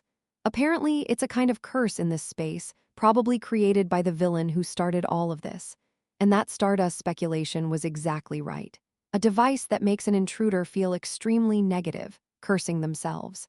The villain who created this devil castle, the ability that demons hung to prevent intruders from entering the sealed place. Therefore, the voice ringing in Stardust had never stopped. To kick her out. Stardust, who noticed this somehow, clenched her teeth and tried to move forward, ignoring the rising thoughts, but Yowl ended up ruining everyone. Think about it, Egoistic. You ended up ruining him too, didn't you? Who will like you till the end? How long will the public like you? They can always turn to your actions. Egoistic, will he keep liking you? Give it up anyway. There's no one who can recognize you just because you're doing this. So the curse here, the bad memories buried inside Stardust, and the negative thoughts she felt recently were all drawn in. Constantly breaking through the dark thoughts that were asleep in her, she pushed them in front of her. Give it up, get out of here now. If we move any further, no one will know. However, there was one thing that this curse overlooked. It's the fact that Stardust mentality is not the same as others, so that this curse, created to drive out the intruder, is counterproductive. I know, Stardust muttered in spite of herself. But what do you want me to do? I know it all, but I'm just ignoring it on purpose. What does it matter whether this action is meaningless or the public turns their backs on it? And well, even if Egoistic now hates me, it doesn't matter. Maybe. Gosh. At the negative thoughts kept rising, she made fun of her steps faster, unknowingly frowning. Yes. Far from slowing down, she went down faster, confronted new monsters, and fought back with her fists. Okay. There are two kinds of people in the world. With a person who loses all motivation and lies down the moment she is absorbed by negative emotions. A person who works harder to drive away the moment he or she is immersed in negative emotions. And Stardust was clearly the latter. Kree-eek, shut up, bang. Appearing somewhere underground, she knocked down another black monster resembling gargoyle and went inside in a state of panic. Toughly enduring, the curse in her ear continues to gnaw away at her mind. She came running like that. In the end, she was able to reach the big door of the deepest floor. A distinct, huge door, certain to have occurred after the terror. She couldn't even hear the voice anymore. She was sure that there would be a villain in here who opened all this, and soon she opened the door. Creak. Beyond the squeaky open door, there was a large room. And embedded in the middle of the room, something in the shape of a huge black heart, many times larger than her. Thump thump, Stardust eyes were naturally frowned at the strange sight, which was wriggling as if it were moving alive. Soon she made a judgment. Oh, I don't know what it is. This has to do with the villain. Having finished thinking so, she did not hesitate. Well, she inhaled and raised her fist, and a shiny fist at the same time. It was a trick she gained, beating up countless monsters down here. Freely, put this strange light-emitting force in your fist. Like that, she raised her fist and stretched it straight out toward the black heart. As it exploded, a great amount of darkness poured out of it. Heavy black smoke, pouring quickly as if filling the room. In the room where all the light was lost in such an instant, a roar was heard. At the same time, the darkness striked up a whirlwind. So with the sound of something being smashed up above, the spirit of the Demon King released from the seal smashed all the way up to the earth. Devil has been released. Yowl only have terrible pain now. Cough, cough. Stardust, who had been looking up, left behind from a dusty bottom, also began to fly along with it toward the ground in a hurry. She came back up like that. It was her who had been in charge of fresh air for a long time away from the underground, which had only been sealed and dark. But without time, she had to deal with the disaster that appeared before her eyes. Who are you to dare waking me up? It appeared under the night sky where the moonlight subtly lit below. Darker than the night sky, it soon roared on the ground, looking as if it were wearing a full-length armor and a cape, with a black figure that seemed to be sucked in. And at the same time, the one who failed to become the king of the devil, turning his head to a head with two giant horns with a giggle. Soon it saw Stardust in front of it, and shouted so loudly that the earth would ring. Are you the one who woke this body up? I'll send you to hell. A strong wind soon blew at the same time. Instinctively covering herself, she leaned back, and at the same time, with a red spear, he rushed towards her with its heavy body. Living that feels instinctive, the devil's whisper that erodes in his head again. Even in the situation where ordinary people would lose their minds, she raised her head and confronted it, which seemed to embody its destruction. I wonder where such things come from in this small country in Korea. Ugh! As soon as Stardust fist shone, the battle began. She fought with all her might. Although her body was exhausted by the constant fighting and her mind was worn out, she did not give in. However, despite it being so, the opponent was too strong. She continued to be pushed back, the devil who was pressing her by endlessly swinging his red spear. Should I give up here? No, Stardust clenched her teeth. There are things that have been accumulated so far, and there are things that have been lost. She didn't run all this time to give up everything here. With that wish, she swung her fist with all her might. A light brighter than the stars, a light to drive out the darkness, flashed at her fingertips. At the moment of the night to the point of brightening. Flash, erg, the man screamed for the first time as he bounced far away. The devil fell down against the wall. It was the guy who hit and stretched out so well, but that didn't mean Stardust was normal either. Cough between the smashed buildings. Stardust, who was sitting in the middle of it, was halfway down due to the side effect of excessive use of his ability. Her barely holding onto her mind, without the strength to move her body. She did her best. Even with a body that was already devastated, he used an attack that was this powerful. But it wasn't enough. Stardust, who was looking ahead with her hard-to-open eyes and her back leaning on one side of the collapsed wall, smiled at the scene in front of her. The Demon King, who thought he had knocked him down, was getting up and approaching him, with a red spear, dragging it to the ground. Even though I put everything into it, that's it. Stardust, who was thinking about it while falling down, felt a sense of disbelief in this situation. Yes, in fact, it's not the first time this has happened. With death on the horizon, Stardust suddenly realized something. She's always had a crisis. There were times when my life was threatened, I was frustrated because I met an enemy I couldn't handle, and there was a moment when I gave up on everything. But curiously, every time someone showed up for her. Someone who blocked his life, stepped up when he was frustrated, and cheered for him when he gave up. However, can we still say that it is the same as then? I've already hurt someone badly, and I've knocked him down again.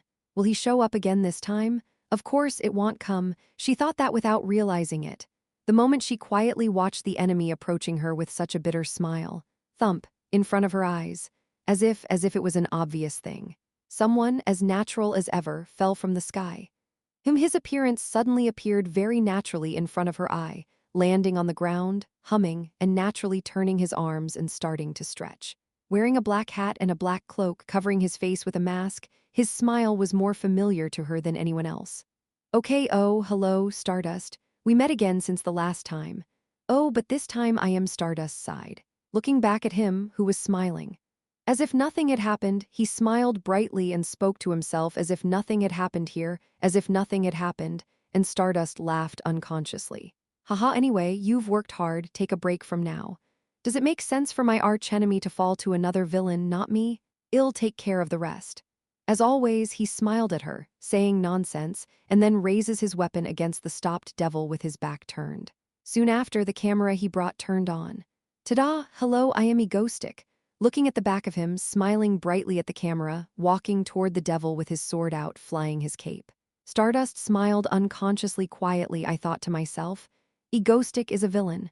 This is a clear fact that everyone knows and is recognized by the association. All right, but, seriously, but. If you keep being like this, how can I hate you? How I could? Stardust looked at the back of Egoistic moving forward. Unconsciously, she whispered. Chapter 186, Ep. 186 Art of Light Ep. 186 Art of Light. I was determined to be a villain in this world. The only reason is to protect Stardust. In other words, it's all for Stardust that I am trying to keep the villain concept. But I can't protect Stardust because of the villain concept I have for Stardust?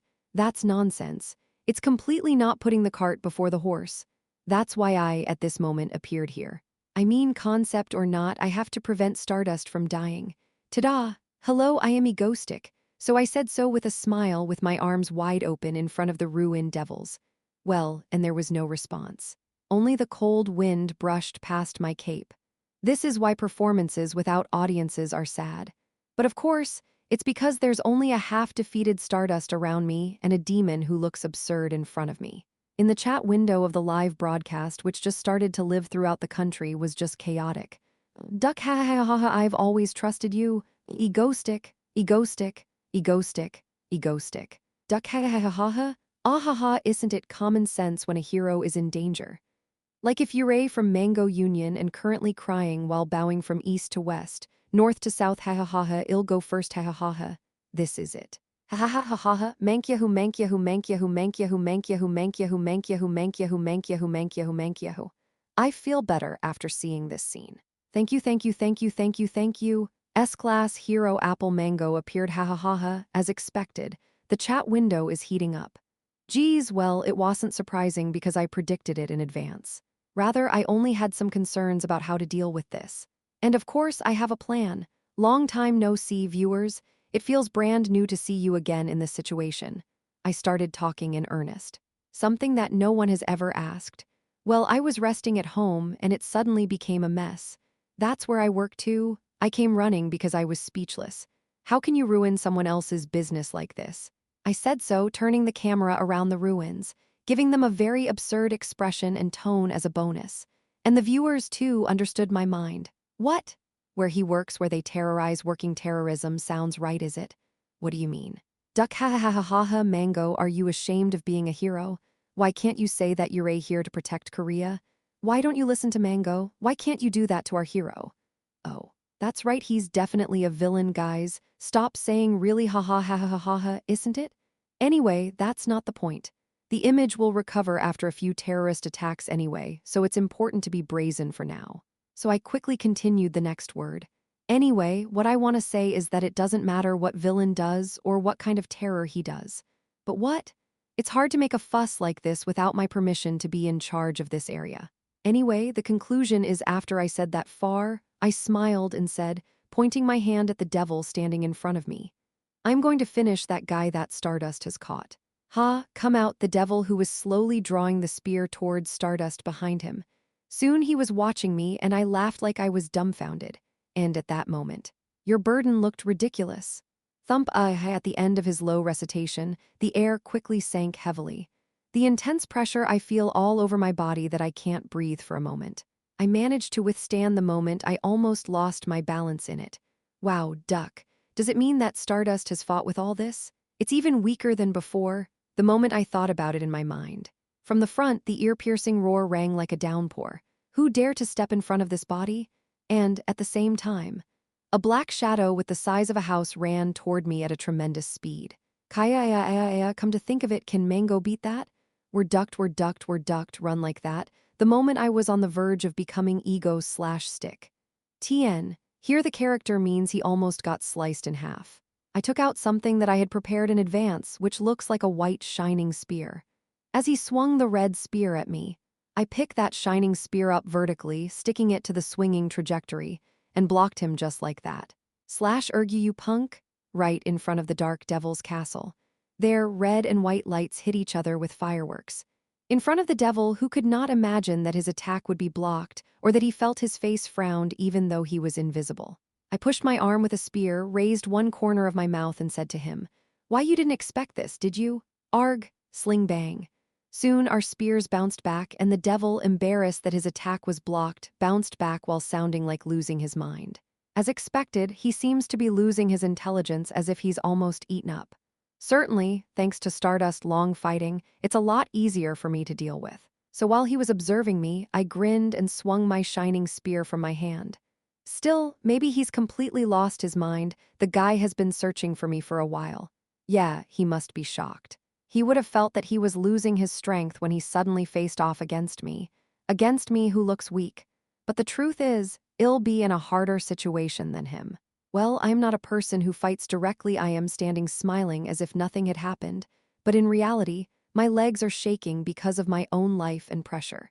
In fact, it is impossible for me to face one-on-one with the guy who marks the peak of power inflation in the original comic. But of course, I found a way. If it's not just my natural ability, I can use the item foot, right? I took out once more such a white shining spear, the final weapon for the great devil. It's a sacred weapon that is perfect for dealing with a self-proclaimed devil who has made the most of the knowledge about the original comic. I pointed it at him and shouted with the corners of my mouth raised. Now don't just stand there and look like a coward, come in. Duck, bring it on. I am invincible after getting an S-level item. Unsurprisingly, he was angry at my provocation. Ha, now I've got a freak coming at me. I'll tear you apart.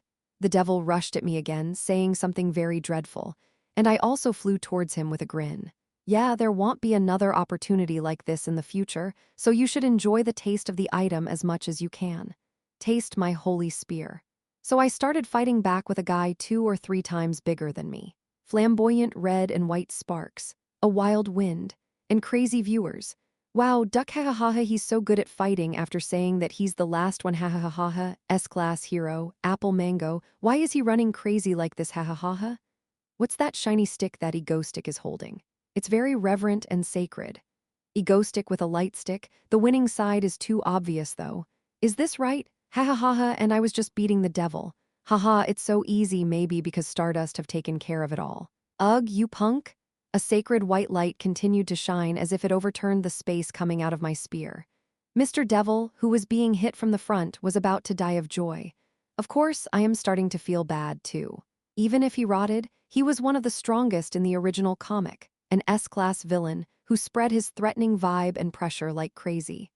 I felt negative about what kind of mental manipulation was being done there, and I seemed to hear a strange whisper. On the surface, it seemed to overwhelm the already weak guy, but in reality, I was also in danger at that moment. And, of course, I was prepared for this situation. Dawn, everything's ready, really. Seo-yoon's words are coming from my ears. Realizing that the time was imminent, I swung the spear at him a few more times and said with a smile, "Hey, arg, you punk, farewell." What? Having said that, I swung a shining spear at the devil, kicked him, and got away. I shouted, cutting through the air, pointing the spear at him as it was. "Shoot, yes!" At the same time, a flash of light. Above the rooftops of the buildings surrounding us, some white light. To be exact, I've prepared a grand horse-long last weapon. The so-called holy cannon flashed everywhere. What the? Like that with the devil's last words. PSHHHH. Boom, boom, boom, boom. From all directions above the sky, numerous rays of light struck him in unison with a tremendous sound. Arg, the devil's cry. And as I watched the light flash, I muttered without realizing it. This is art, this is art. Chapter 187, Ep. 187 Ignorance Ep. 187 Ignorance Pop. Pop. Pop. Countless lights embroidered the dark night sky.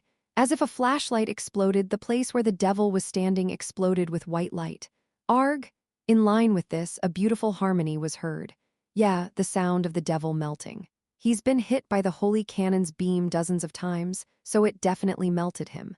While the devil, who has a visual like he would destroy any country, was melting, I turned my back on the art of light and thanked the audience for watching my show. Thank you, erga. Ha ha ha ha ha duck. He's a psychopath, ha ha ha ha ha. Aren't we supposed to say thank you instead? Ha ha ha, when did he prepare that? Ha ha ha, the devil is slowly melting down, really melting. GIF of Jerry saying hi. What? Is it really over that easy? Meanwhile, I look at the chat window. It wasn't easy. It was so hard to prepare for this. With that in mind, I watched the devil melting in the light, screeching as if watching a campfire. As expected, I am glad that I have a clear weakness. In the original, I always noticed my weaknesses after the incident, so I left nothing but emptiness, but in this world, fortunately, I have all that knowledge. I watched the devil melt well under the moonlit night sky, feeling elegant. He's probably the last mid-boss villain of this phase and almost the last big event. The next main event will be Walguangio. We've walked a long way. I muttered to myself in spite of myself. When I suddenly fell into this world, I wondered what the hell I was supposed to do, but I've already come this far.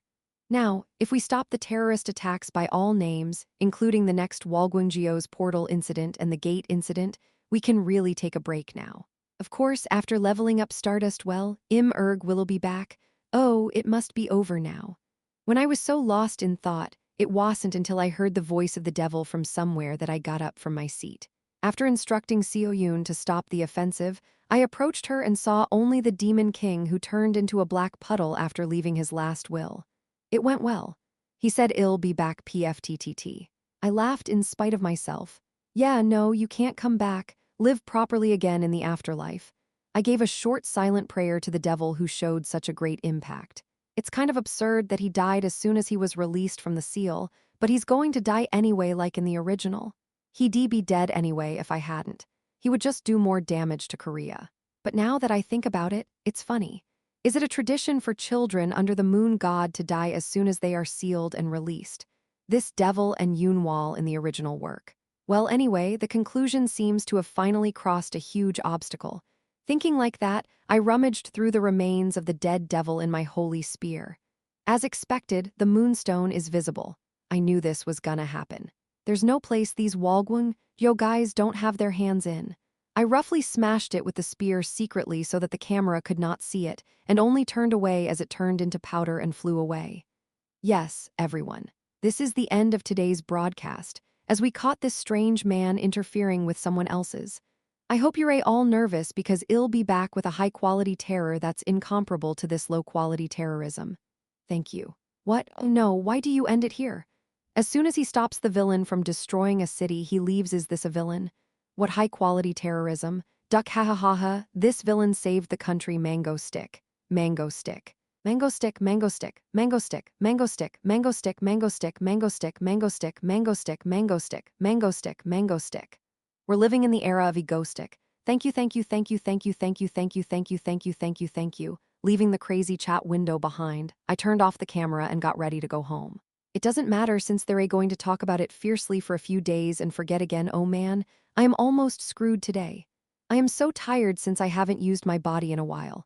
But that's not the problem now. I headed to Stardust, who collapsed earlier. When I saw her earlier, she looked fine except looking a bit tired, but just in case. What I saw back then was her still lying leaning on one side of the wall of the ruins in anticipation of that posture earlier. I must have lost my mind by closing my eyes. Wait, don't tell me. Just in case, I ran fast and sat on one knee on the ground to see if she was breathing. Phew, thankfully she's resting well. Of course she is, but you never know. If things went wrong, I would go down to the underworld and rescue her. Thinking of that, I looked down at her, who was breathing heavily. Beaten, how can a person be so pretty even when she is covered in dirt after a fight? She's truly amazing. Is this the main character buff or something? Anyway, she must have had a hard time because she even fainted. After becoming strong in the second half of the original work, she couldn't move my body no matter how hard she tried, but I guess it was really hard today. I mean, she's had a hard time today. She only ate an energy bar in the morning and then had to beat all those devils underground, even fighting with the devil in the evening. I can't believe that she accomplished all this in one day. It's really different from the original. Good work, Stardust, as expected from you. Haha, I rose from my seat whispering words that I could not hear to her. All right, let's go. I think the association staff will be here in a few minutes. And I can hear the helicopter sound. I think the broadcasting stations are getting closer because the situation is over. As I was about to get up and leave under such a cool night breeze, I suddenly saw Stardust lying alone in the ruins. It's already cold, so if I leave like this, she might catch a cold. Of course, the association will come soon, but in the meantime, worried is worried. After thinking for a moment, I soon took off my cape on my back and covered it over Stardust. Well, I have a lot of capes at home. Of course, I wonder what she'd think when she woke up to see this. It wasn't a big problem because I think her mindset of hating villains would think circuit. Are you mocking me for lying here without doing anything? Wouldn't she think so and be anger? Thinking of that, I smirked unconsciously, then rose again, turned my back on her and walked away. To teleport. Oh, I'll have to get some more fluids when I get home. With that thought at the end, I teleported. I didn't know at the time as I left right away. After I left, Stardust moved slightly, fiddling, holding the cape on top of her with one hand. Shocked, K-villain Egostic protects Korea again. His unexpected ability made netizens shock. We live in the age of Egostic. All the popular videos in real time are swept by Egostic. Shocked, Egostic only hit the last one. Stardust, who's done everything alone, from collapse of the Devil's Castle to the Devil elimination. Korea is safe because there is Stardust. Why did an anonymous staff from the association praise Stardust in tears? Her good personality is being highlighted again. Korea, which managed to prevent the city from collapsing and the country from collapsing again today, was heated by the issue from the next day. In fact, it's not once or twice that the country almost collapsed and miraculously survived. But the media always print new and thrilling articles every time they go through it. Of course, the scale of the self-proclaimed devil was enormous this time, so it was natural to think about it. Many people said that the scene where the devil collapsed in the middle of downtown Seoul, and black and red clouds gather, and his red eye glows gives them goosebumps even now. Anyway, the devil died and the trade center, which turned into the devil's castle, returned to its original state as soon as the devil died. All the black sticky liquid disappeared. Of course, they need to rebuild the ones that were smashed by the fight, but this is pretty good. When the country regained its peace, the topic of conversation was, of course, Egoistic and Stardust, who prevented this terrorist attack. Exclusive: could the terrorist group Walgunjio that produced the Moonlight Shaman be related to this terrorism? Reporter Ki Nayoung's exclusive report. Of course, there were genuine people trying to get to the bottom of the attack, but the public was not very interested in the past. So far, terrestrial broadcasters have been playing infinite videos of poor Egoistic, who is a villain and has no portrait rights. And videos of Stardust's performance have been uploaded like crazy under the direction of the president of the association, who ghostly grasped the rise in the hero and association popularity. On top of that, the number of subscribers, whether it's Mango Union or Stardust, is soaring side by side, and lawmakers immediately asked the issue and asked the association headquarters to petition for the promotion of Stardust to S-level. Days of such confusion. I was resting in a peaceful big house, far from such a disturbance.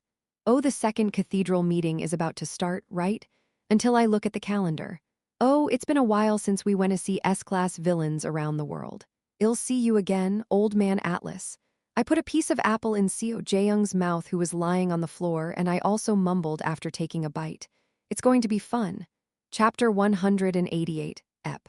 188 Second Meeting Ep. 188 Second Meeting the Devil. After the guy who made a name for himself in the original comic was baptized with light and died in vainly, I, who personally returned him to the afterlife, was spending my time at home in my own way. Dylan, didn't you say you weren't overdoing it? Haha. Of course, he said there was nothing dangerous, and he was worried about having a one-on-one encounter with the devil, but as a result, isn't it okay because you won without getting hurt? Dylan, you are awesome. Of course, Cha-yoon said that with his eyes shining. Even though he is just a middle school student, he seems to have been studying hard as if he were studying for entrance exams, but he has seen my terror. When I heard that the kids talked about me all day at school, I thought it was something. They like villains South Korea, is it okay to leave it like this? Anyway, I was also talking about me and Stardust, and now I was mainly setting the TV on the overseas news side to avoid the channels that are spreading Season 4 romance rumors. At this point, I am thinking about contacting Lee Seola and asking the broadcasting station to ban the beautification of Egoistic well. In fact, I didn't think I need to do that because only Stardust don't like me in the end. For your information, these days, it's my job to search for the talents to recruit to our PMC.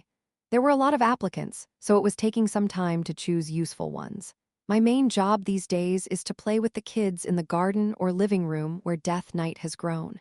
It can be said that the era of living has come when villains also work. Of course, it's an obvious thing to check overseas news from time to time. The Three Gorges, the largest villain organization in Japan, is continuing to lose to military operations by government forces and associations, while working with the news as if it were playing white noise. An eye-catching story, finally. The story of the next country. What's on the news? There is a member of the Cat-Edel Villain Conference. I immediately turned up the TV and began to listen to more details. The villain alliance Three Gorges, which control parts of Japan, has been struggling recently, losing tactically. In response, the government military confidently said, "We will be able to catch her, Katana, within this year." However, the Japanese people are not satisfied with this.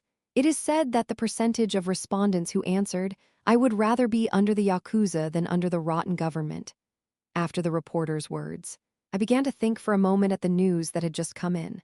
As expected, it's being robbed according to the original. Japan. Unlike Korea being stable without division due to two responsible heroes, Stardust and Shadowwalker and Lee Seola, who held the government tightly, Japan was a little unstable. The group of Yakuza, a group of villains, ate about half of the country by the Three Gorges, so there was always constant internal strife. In the first place, the government itself is rotten, so it's just a mess. Of course, if you look at the original, this situation doesn't last long either.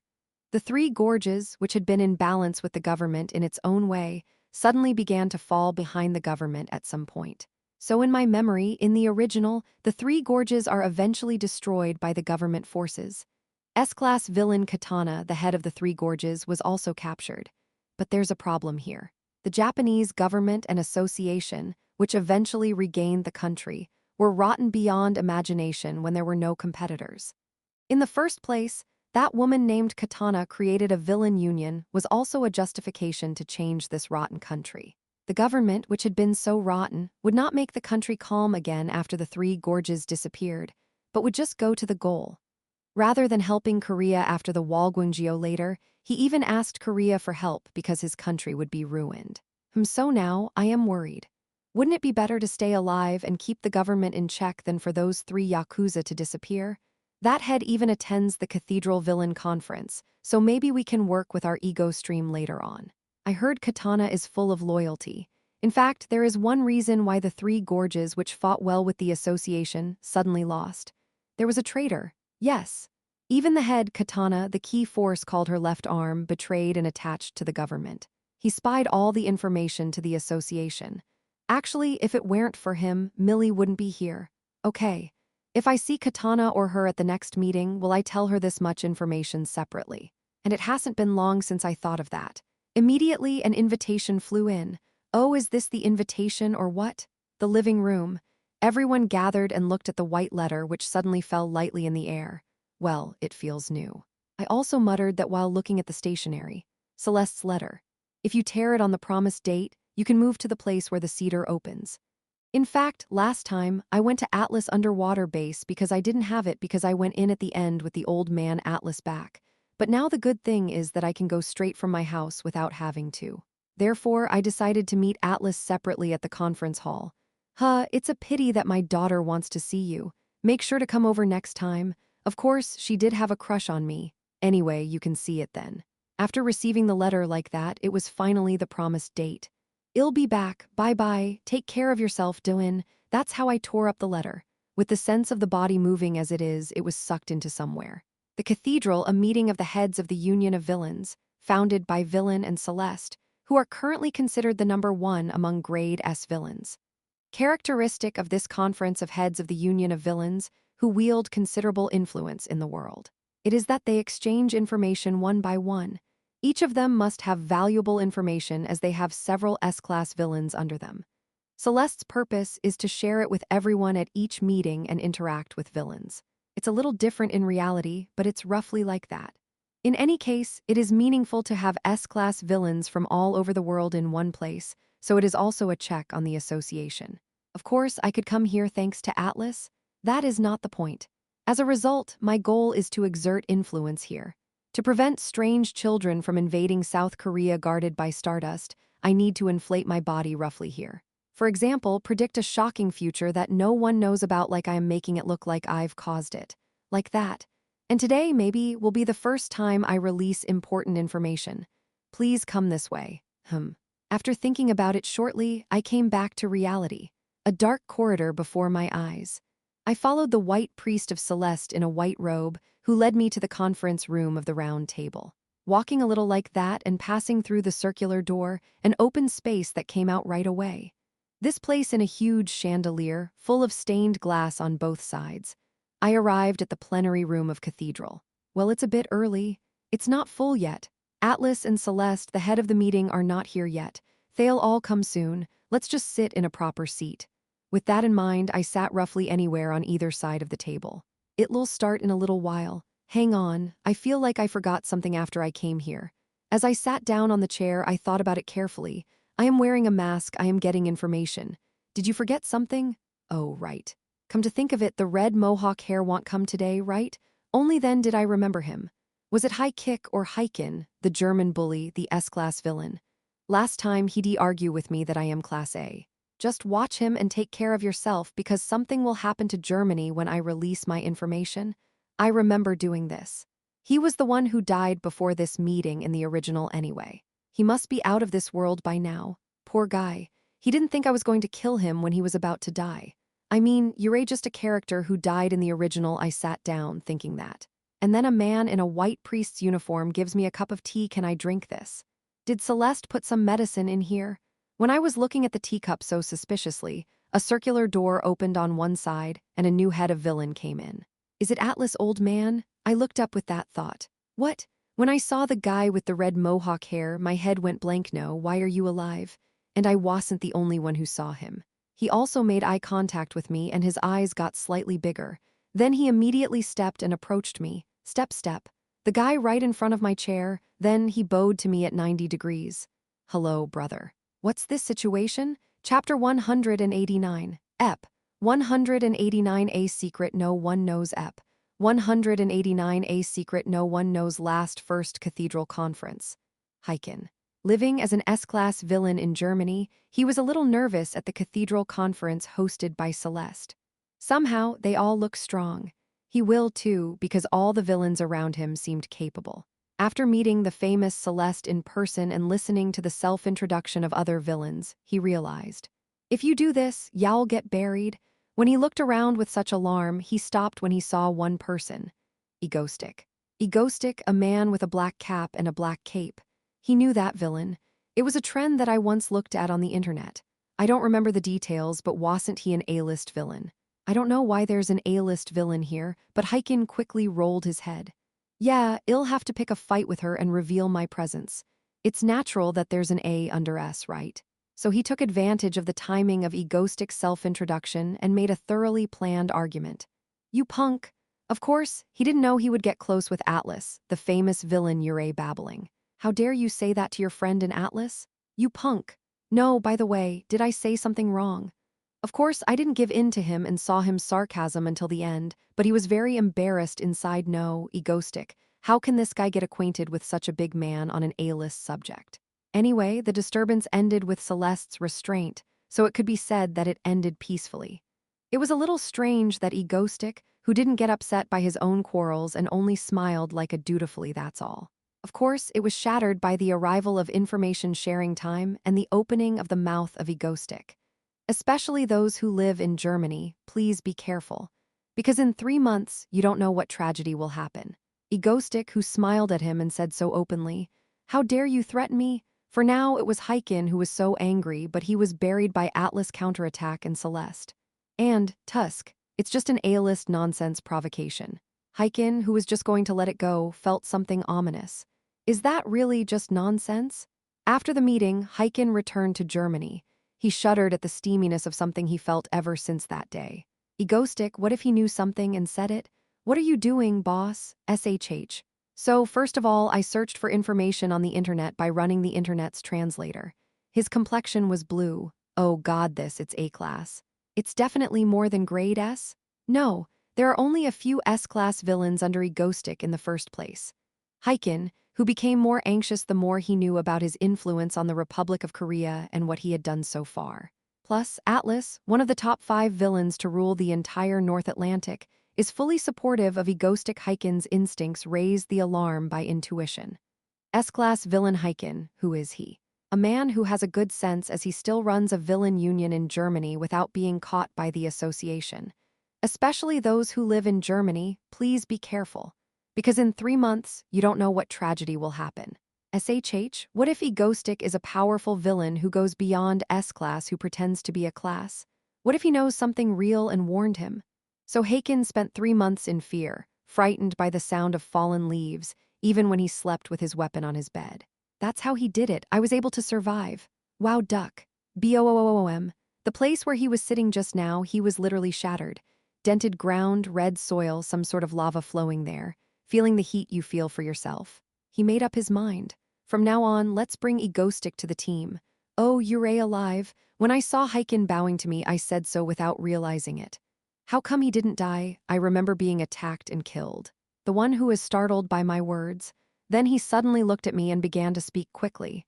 Yes, I was able to be safe thanks to the sincere advice you gave me. It's all thanks to you. I'll bring you over as an older brother from now on.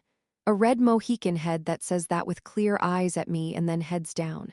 You mean you survived after listening to me? Is this the butterfly effect or something? I motioned to Heiken, who was feeling absurd, bowed in front of me. All right, all right. Shall we sit down?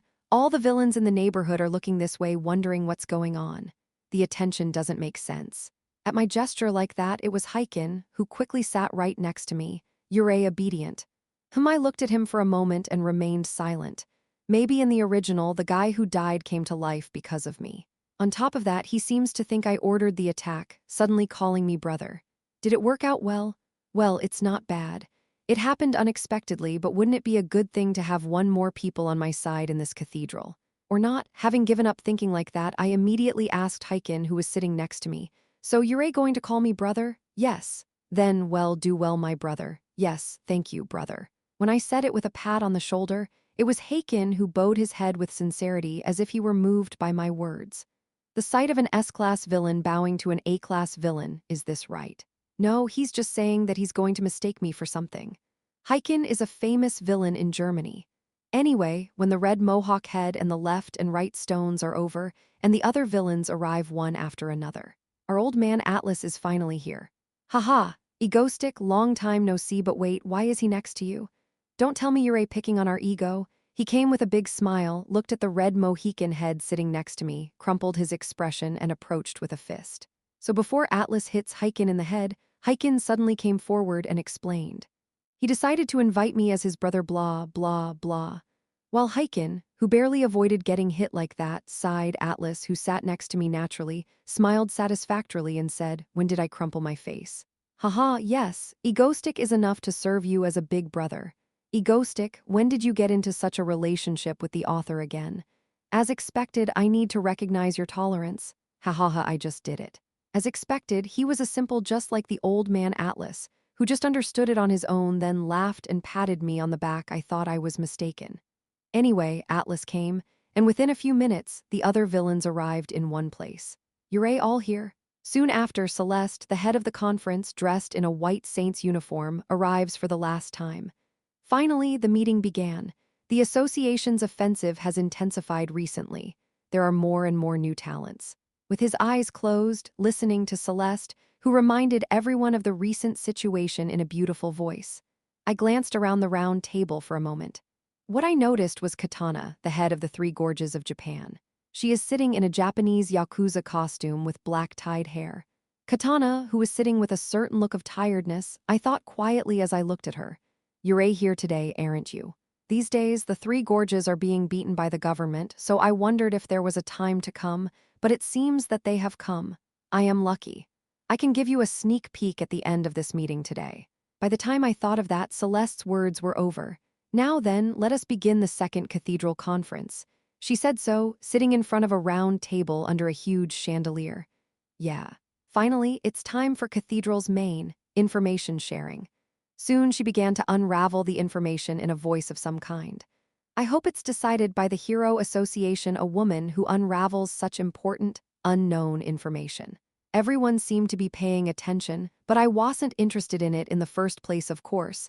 That's what I know from the original, and it doesn't matter to me. That's her turn.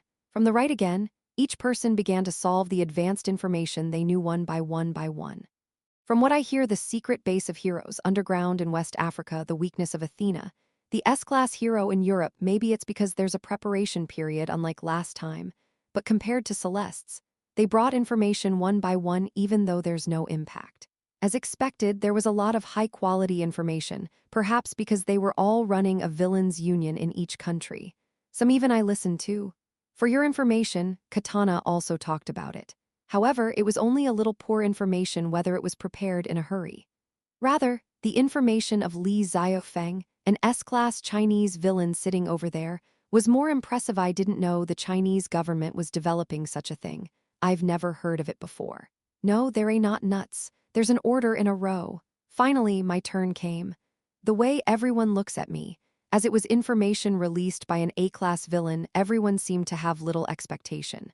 And on a round table that looks so peaceful, I released a shocking piece of information that no one would have known. Do you know Ex Machina, the S-class hero that the American Association is intentionally hiding? Everyone's expression that they're hearing for the first time. To them like that, I said casually.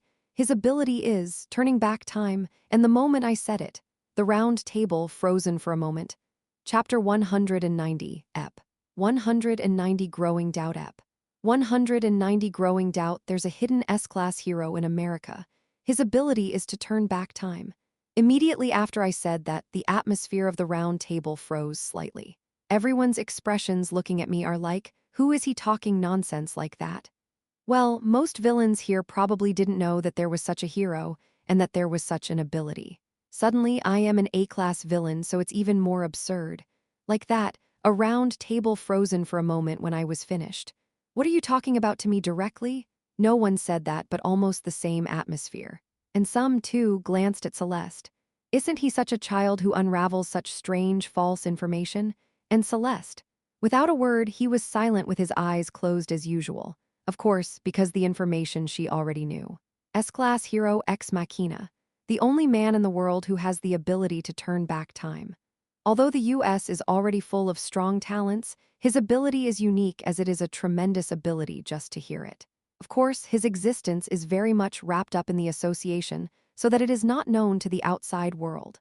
Mainly in an underground bunker within the American Association, he even has a hotline to connect with the president of the American Association, the U.S. government, and the president of the International Association on the spot. And actually just now, he said with great energy, he turns back time. But of course the ability is a huge penalty. It takes only a few minutes to turn it around, not a few hours, and even once he uses it, the penalty is enormous, making it difficult to use it again. However, despite all these defects, his ability was simply unrivaled in the world. Anything else but only to prevent destruction. His name within the association is also known as the last fortress of humanity. The only thing that can stop the world from falling is him. According to the original story, he has prevented nuclear war several times, and has prevented terrorism that destroys a country dozens of times. In short, his significance in the original work is to prevent the worst from happening rather than to make the world better. No matter how crazy and powerful people are, at least the world won't be destroyed.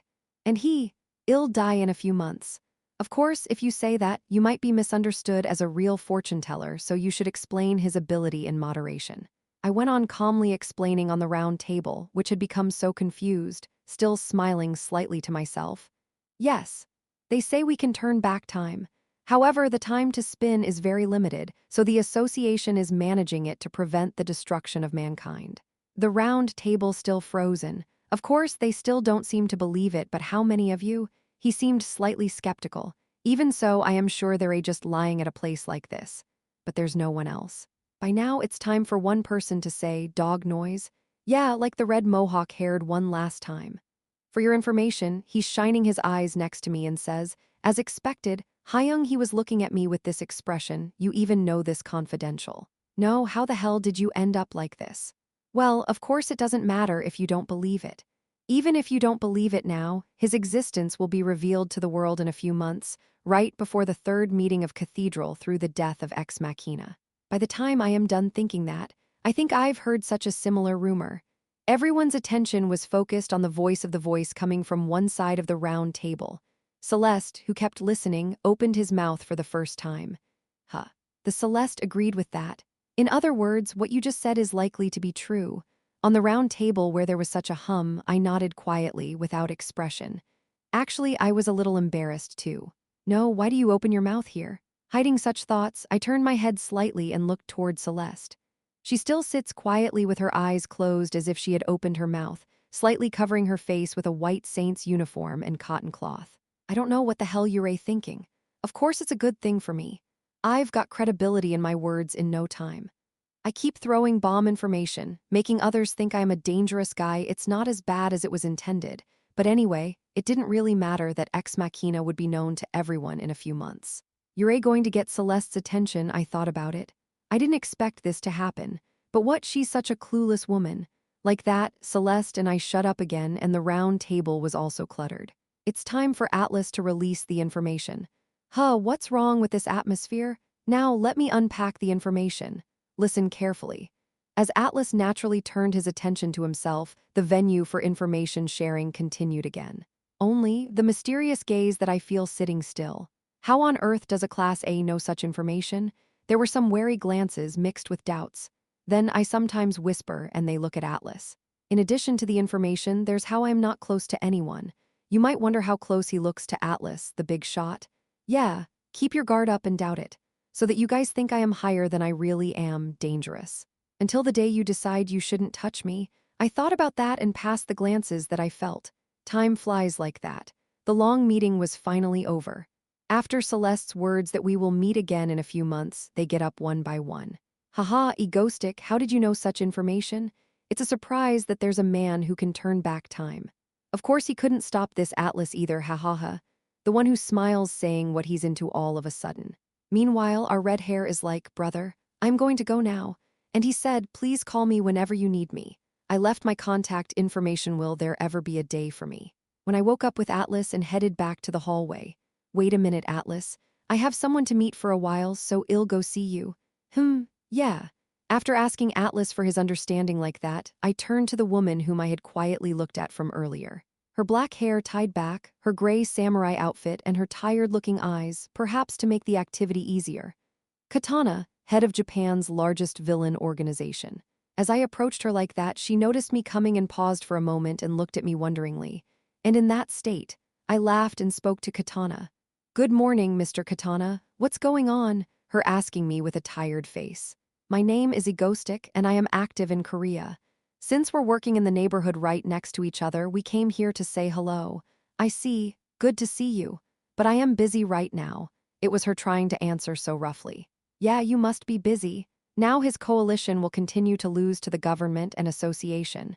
To her who has so many worries, I smiled slightly and spoke to her. Oh, and in the sense of being friendly in the future, I have a separate information for Mr. Katana. Information? At the word of information, she's slightly interested. To her who looks at me with a slight interest in the words even though she looks tired. Yes, I'll tell you one thing in particular. Having said so, I bow my head slightly, quietly to her ear, said in a whisper, Natsuha Hishimoto, she is a traitor. As I said so, she pulled her head out and stepped back slightly. Feeling embarrassment and a glare of anger at first glance, I said with a shrug, well, I told you to be close. I hope my information is helpful. Then, bye. After that, I turned around and went back to Atlas. Well, I told you. Now don't believe it, how to act, it's her choice. Have you finished your work? Yes. Let's go. Having done my job, I went back with Atlas. You can feel it in the back, Katana, feeling her gaze. What is it? Katana, Japan's S-class villain. She was looking at the back of a man who had just passed by, saying nonsense to herself. Natsuha Hishimoto. She's a traitor. That's nonsense, no. In the first place, how did you know Natsuha? Katana. She had stepped up to rectify the rotting Japan. Even if she was called a villain or considered a merit, she endured it. I thought it wouldn't matter if I could change this country. Luckily, she was surrounded by friends who had the same meaning. With them, the Three Gorges. It was already several years ago that Japan's largest villain organization was established. But now, for some reason, it has been losing ground to government forces and associations. As if they knew how to move, they moved like crazy. At a time when she was worried after such a losing battle, that man suddenly came up and said, Natsuha Hishimoto, she's a traitor. Natsuhua, no one will know because his identity is not exposed, a naturally good man. Katana, a friend who has been with her since the beginning and her own staunch staff. I don't know how that man knows her, but Natsuha can never be. I am sure it's impossible, but the moment I heard it. Already she couldn't go back until she heard it.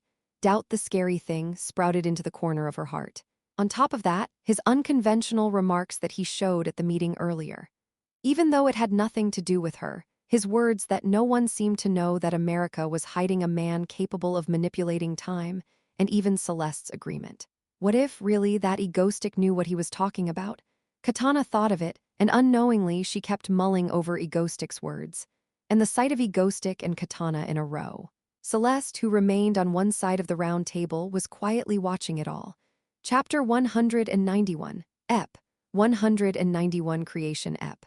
191 Creation. After I am back from the cathedral, I was busy with special information and contact with the Japanese villain boss, so I was getting some healing at home. Hero Stardust are fighting against S-class villain 7 Hun, who appeared in Yongdunpogu, Seoul. Well, switch to scene and reporter Lee Yi-hyun. Wow, she's definitely a hero. Popcorn in one hand, computer in the other. These days, I was so busy that I rarely had time to relax, but I still made sure to watch Stardust live video on time. Mainly, for the fun of seeing how strong Stardust have become. Hey, now you're really dealing with that star punch freely. I admired Stardust, who was punching a villain with her fist shining in yellow. Star Punch. It's the nickname for one of Stardust's techniques that the original fans used to call, and the special thing about it's the shining fist that is full of star power. Of course, it shows much stronger power than just an attack. In the original work, it was used as a lethal weapon when extreme situations happened, and could be used freely from the moment she reached the level. I remember that since the Moonlight Gate incident, it's such a tremendous growth that she can already use it now. She seems to have awakened since the last battle with the devil, which was simply great. I think she knows herself well. If she uses that star punch, all villains will go down. Anyway, I was more relieved. The disasters that will happen with the current Stardust. If I could grow further here, I think it'd be able to stop it.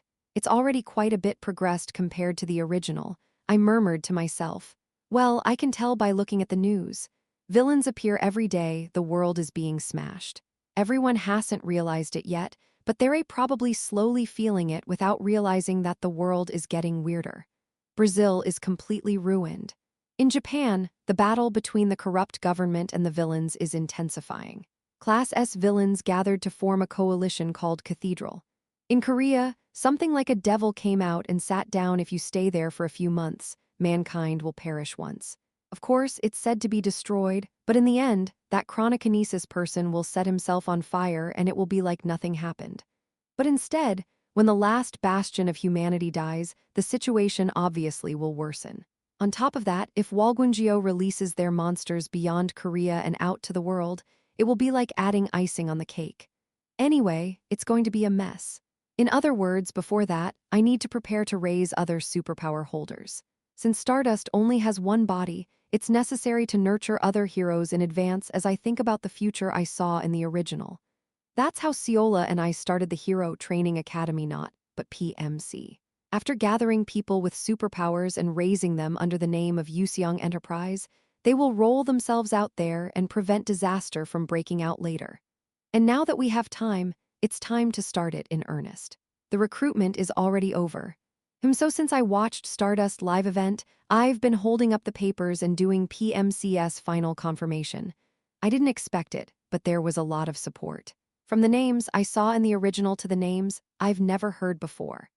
Among the kids who I saw in the original were pointed out and got approved, and those who I had not seen in the original were approved only by those who seemed like they would be easily controlled after thorough investigation by Seo Yoon and Yuseong Enterprise. After so many things, there are only 4 left. There are not many though, well anyway.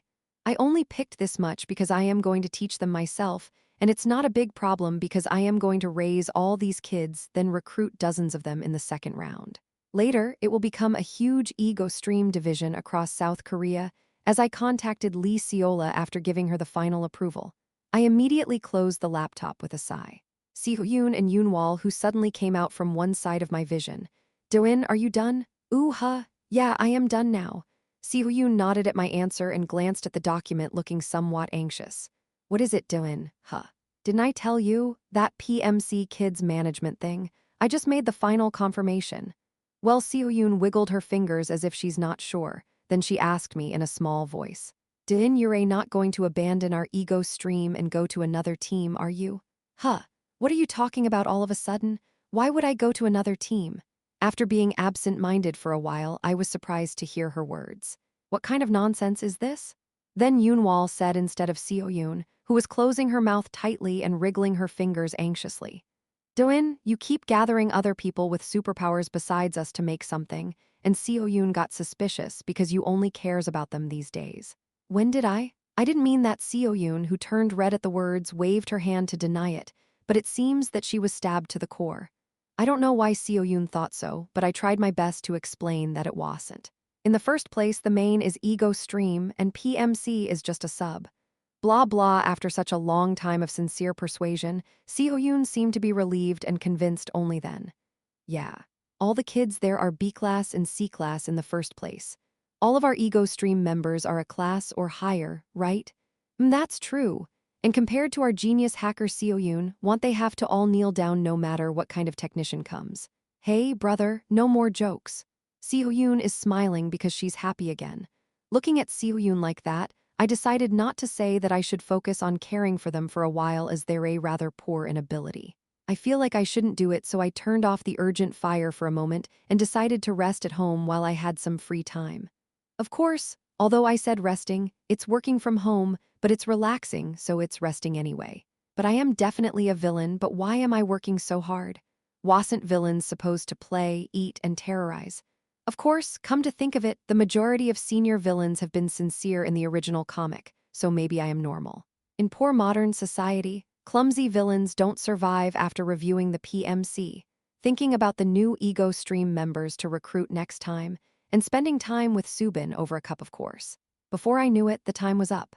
Time to officially create the PMC. Yuseong Enterprises PMC, also known as Yuseong Squad. Externally, it's a private organization created by Chairman Lee Seola by recruiting people with superpower, and was said that was created for the security of the company. However, the truth is quite the opposite. This is a military organization for the defense of the Korean peninsula created by me, the class villain Egostic, and a class hero, Lee Seola, aka Korea's dark secret, hiring superpower holders at their own expense to prevent the situation where the majority of them are transferred to villains in the future through the original work, and preventing later infested monsters and villains. Of course, most of them lack combat experience or mind, so you have to teach them to some extent. Unlike heroes, PMC personnel recruited in the name of guaranteeing 100 of their status and paying money. To accommodate them, I arrived. But wow, what do you think? Isn't it wonderful? I've put some effort into it. A tall building spread out as I got off the Lee Seola's limousine. The number of floors was quite high, and the outside was all made of shining sky blue glass, and the letter Yuseong PMC flashed at the top. Wow, you didn't have to put that much effort, though. Hee, isn't this the first project that Dylan and I collaborated on? Of course, I had to. Lee Seola said so and walked forward with her sky blue hair. Soon I followed in her footsteps, a line of bodyguards. As I entered the building, getting escorted by them, the magnificent facilities welcomed me. Now, this is the accommodation, this is the restaurant, this is for their leisure time activities. The woman guided me around the floor. When I asked her to make a dormitory for PMC kids, she created a better facility than any associations. And the underground is the key. She smiled at me in the elevator going down to the basement, and as the door opened, she introduced me to what she made. The underground is simply a huge space. Some baseball stadium-sized space welcomed me. If superpower holders train together, what else could they do besides fighting? When I saw Lee Seola, who boasts an outer wall, I was slightly impressed, saying it was made with cutting-edge technology stolen from Han Yoon Group. To be sure, this will have the effect of an open forest like how Ego Stream usually trains. Wow, I didn't expect you to do this, but thank you very much. Hoot. I received many from you, and this is easy peasy. And anyway, Lee Seola, who said so, smiled coyly and faced me while holding my collar, opened her lips and said, "Actually, you're doing this because you're trying to save everyone here." Well, that's kind of true. Then of course I should help. Korea and Yuseong are one body after all. Haha, that sounds scary since it's not a metaphor. Well, anyway, I look forward to your continued support. Oh, and what? These days, Stardust is a bit after saying that. Lee Seola, who slightly tilted her head, soon said with a slight smile again, "No, I don't think it's a big deal. It's nothing." Suddenly, so bland. Making a small laugh, I climbed back into the elevator with Lee Seola. Then now, I guess it's time to meet the new kids. My long-cherished desire, not the Ego Squad, but the members of the Yuseong Squad. I hope y'all listen carefully, and I want have a wish. Chapter 192. Ep. 192 Room of 4 Ep. 192 Room of 4 since taking over the completed PMC training building from Lee Seola. After a few days, I brought all the equipment and installed them with Seo Yoon and Yoonwal, and finally finished preparing to greet the others. Are you really going to reveal your real name?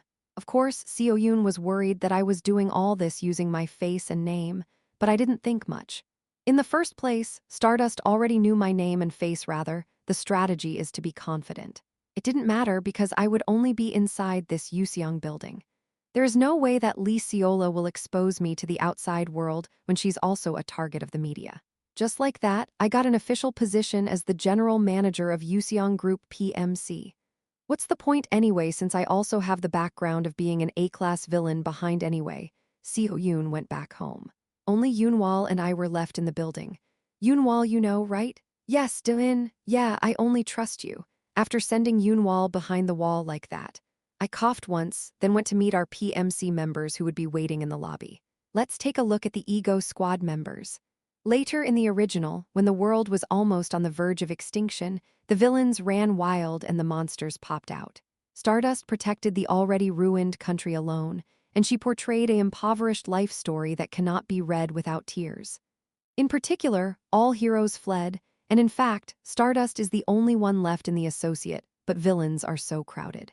Of course, even though Lee Seola controlled the security to some extent, the country just became a mess. And to prevent that, I thought, let's hire other superpower holders. Let's train them in advance so that they can help Stardust when the end comes later, so that she doesn't have to do everything on her own. Therefore, what I do now is essential. These young kids. Don't you think the kids who will help Stardust protect the world should have a straight mind?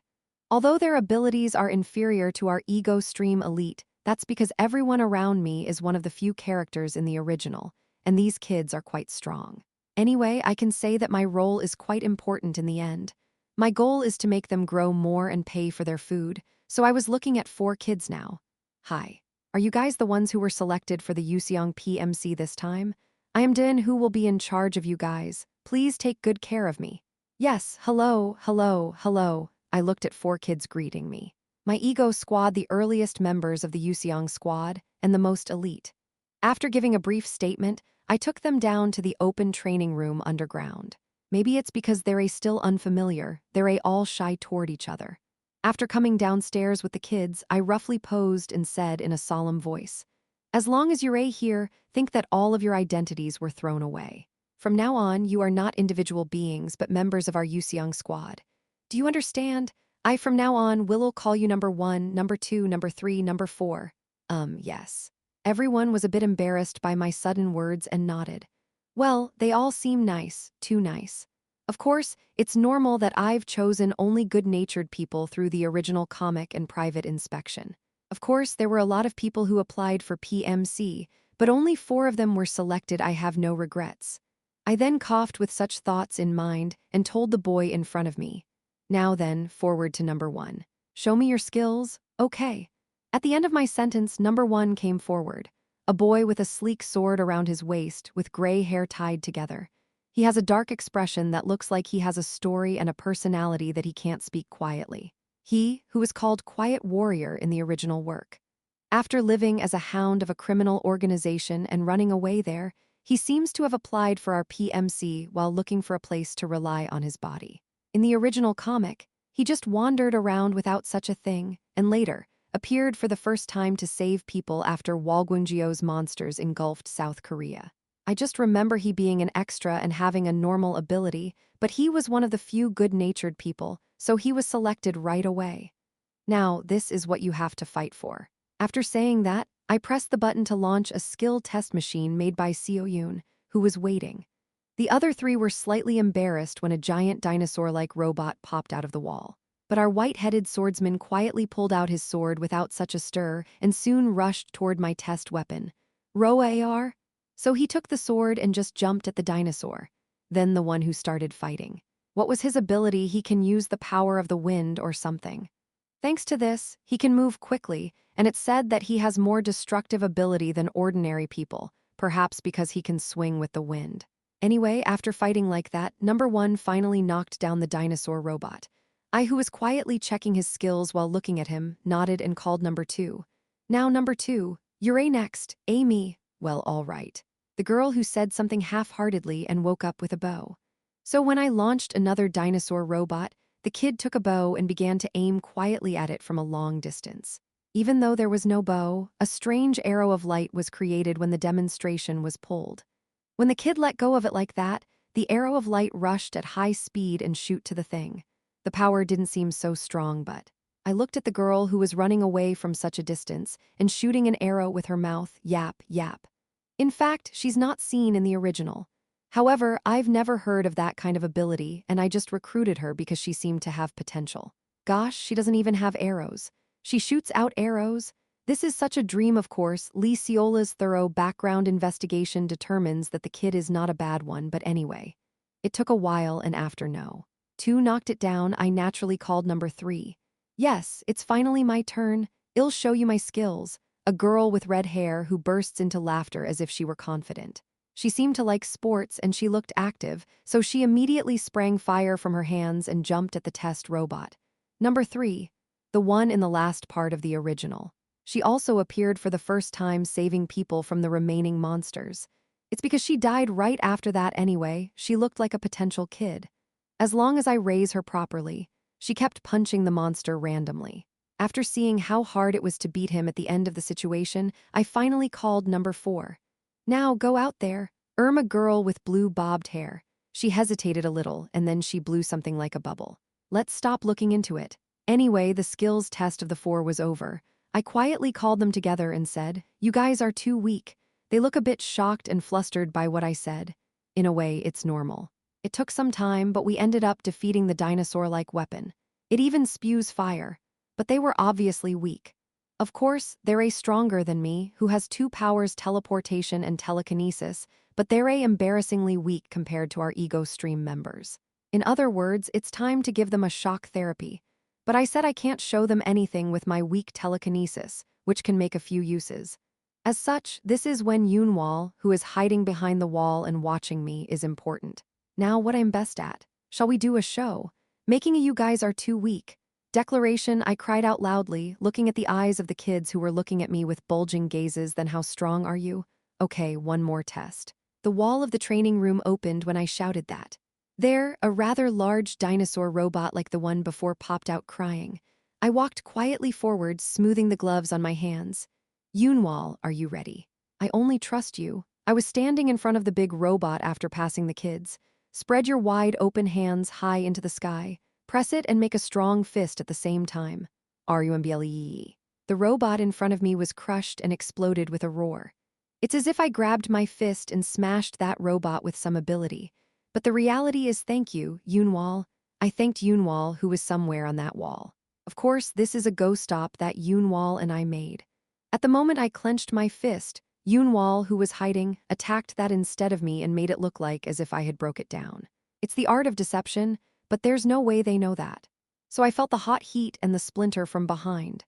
Turning back from the scene of the explosion, I looked at the kids staring blankly at me, who only took a few seconds to knock down the weapon that they couldn't knock down in just a few minutes. Smiling, I said as if declaring, "From now on, you must be strong enough to do this. That way we can help Stardust. So to do that, of course, we gotta work, right?" I had an evil laugh at the thought. Now it's time to become a horror training camp assistant in the good of everyone's egoistic. So strong. Lee Segum, the boy with gray hair, no, he's number 1 now. Looking at a man named Dylan in front of him, he muttered without realizing it. Others may not have known, but he could feel it because he was sensitive. The moment he clenched his fist, the energy condensed in the middle of the weapon and exploded.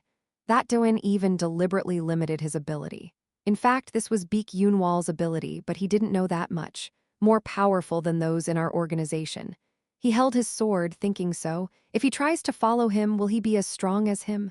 Then, can we stop this leftover feeling from the past? Number 1 made such a promise and gave strength to the hand holding his sword. Yeah, let's try here. And then, he will destroy the organization. He didn't expect that he would have to work harder than he thought in the future. Chapter 193, EP. 193 Dependency EP. 193 Dependency. The worldview of the original comic Stardust is very dark. Most people with superpowers become villains, and a country is half-eaten by entrepreneurs. The power balance was not right, so no matter how much the main character became stronger, the villains became stronger faster than that, causing infinite pain to the readers. Nevertheless, why did the readers, including myself, continue to read this disgusting comic? It's because I continue to torture hope that someday Stardust will be happy. Frankly, I didn't think the world view would get any darker. How much darker is the world view already overflowing with villains slaughtering civilians with superpowers, even if it gets dark here? And as if to overturn the expectations of such naive readers, an unprecedentedly terrible incident breaks out. The Moonlight Gate incident, also known as the end of the second phase. Walgunjio, who are they? In the original comic, a villain group that half-destroyed Seoul with Moonlight Shaman. They're those who try to connect this world with another dimension with the determination to bring the moon god back to this world.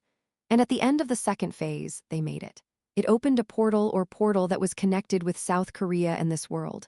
Wow, I am already excited to see the dimensional text in person.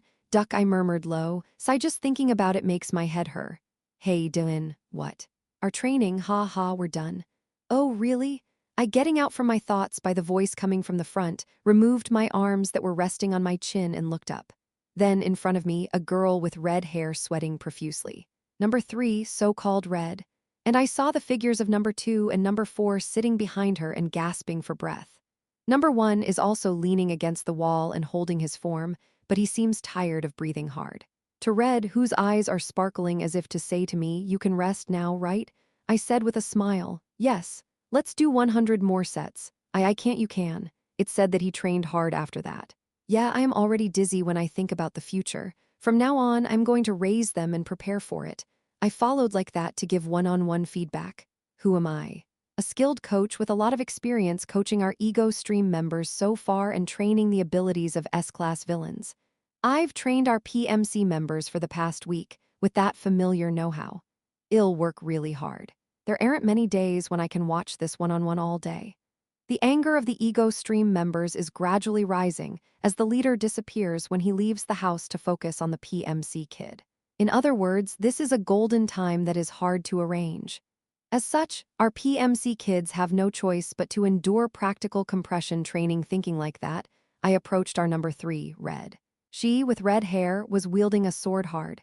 In fact, she was the one who fought with fists in the original, but she's holding a special sword made by Seo-yoon at my recommendation. If her ability was overwhelmingly strong like our Ego Stream members, her attack only would be strong enough. But if it's halfway, it's better to borrow the power of the tool. Hyodahi, who is fighting off dummy monsters by wielding a fiery like that, no, number 3. As I approached her stealthily, she turned to me. Now concentrate and look forward. Let's deal with 5 at the same time. Yes, all right. She answered with a lot of energy.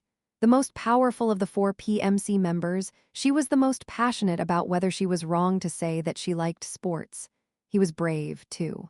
However, I felt like her skills couldn't keep up with her passion, so I had to keep the direction for her. Now, don't swing like that, hold your arm like this. Look, yes.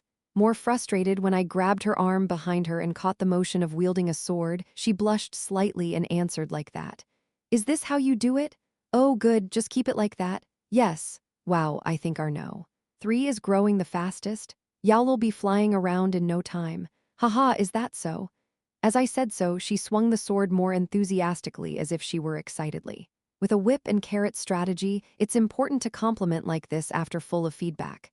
After watching Red, I went to see Yellow. She's shooting a bow with a murky, slightly dark beigeish yellow hair. How is it going for you? Yes, I think the record is better than before. She breathed a sigh and refocused the bowstring. Number 2, Yellow. She has her own feisty personality. Of course, it was not difficult to get close to Yellow after a week sticking to her. Just like Seo-yoon, she stopped being edgy and got over with the male phobia. Yeah, when you shoot, try to match with your hair. Yeah, that's it. Hoot. It's not bad, is it, more than before? Oh, you've improved a lot in a week. After saying something similar and comforting our arrow shooter, Yellow, I came to take a look at the weakest, number 4, then headed to our swordsman, number 1. Yeah, that's it. Yes. Our number 1 who learned while listening to me from the first day. The one with gray hair. He flew like the wind and wielded the sword, but it wasn't bad in its own way. After finishing hundreds of training robots made by Seo-yoon for hours, we finally gathered at the restaurant after the kids showered. I am hungry. Me too. The kids walking while talking. Maybe the awkwardness has been relieved after a week. In the white restaurant, chefs were coming out and cooking in advance. They've been training all day. They need to eat tasty meals to gain strength. Thank you for the food. Oh, this is delicious. And watching the kids putting rice in their mouths in admiration, I also chatted while eating. Just like this, I've been hanging out with these 4 lately. The reason is, of course, to get them stronger quickly through training, but also to make friends with them. Friendship. This is paramount to maintaining the organization. With the government together, it's hard to fall from then on. Just as I live in the same house with the Ego Stream members and get close to each other like a family and create a strong, cohesive organization, these 4 need to be like that too. And of course, if only 4 of them get close, there may be a mishap of escaping altogether, so of course, it was very important for me to get close to them. Trust me and follow me, this ego squad, the planetary PMC, is maintained.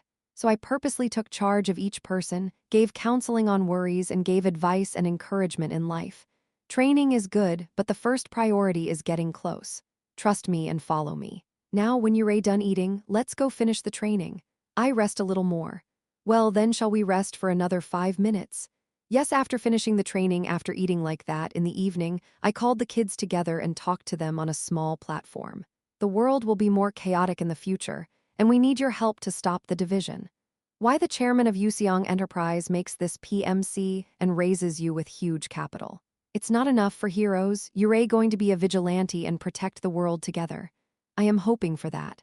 Of course, it was a content that was moderately drugged, but all the kids took it seriously.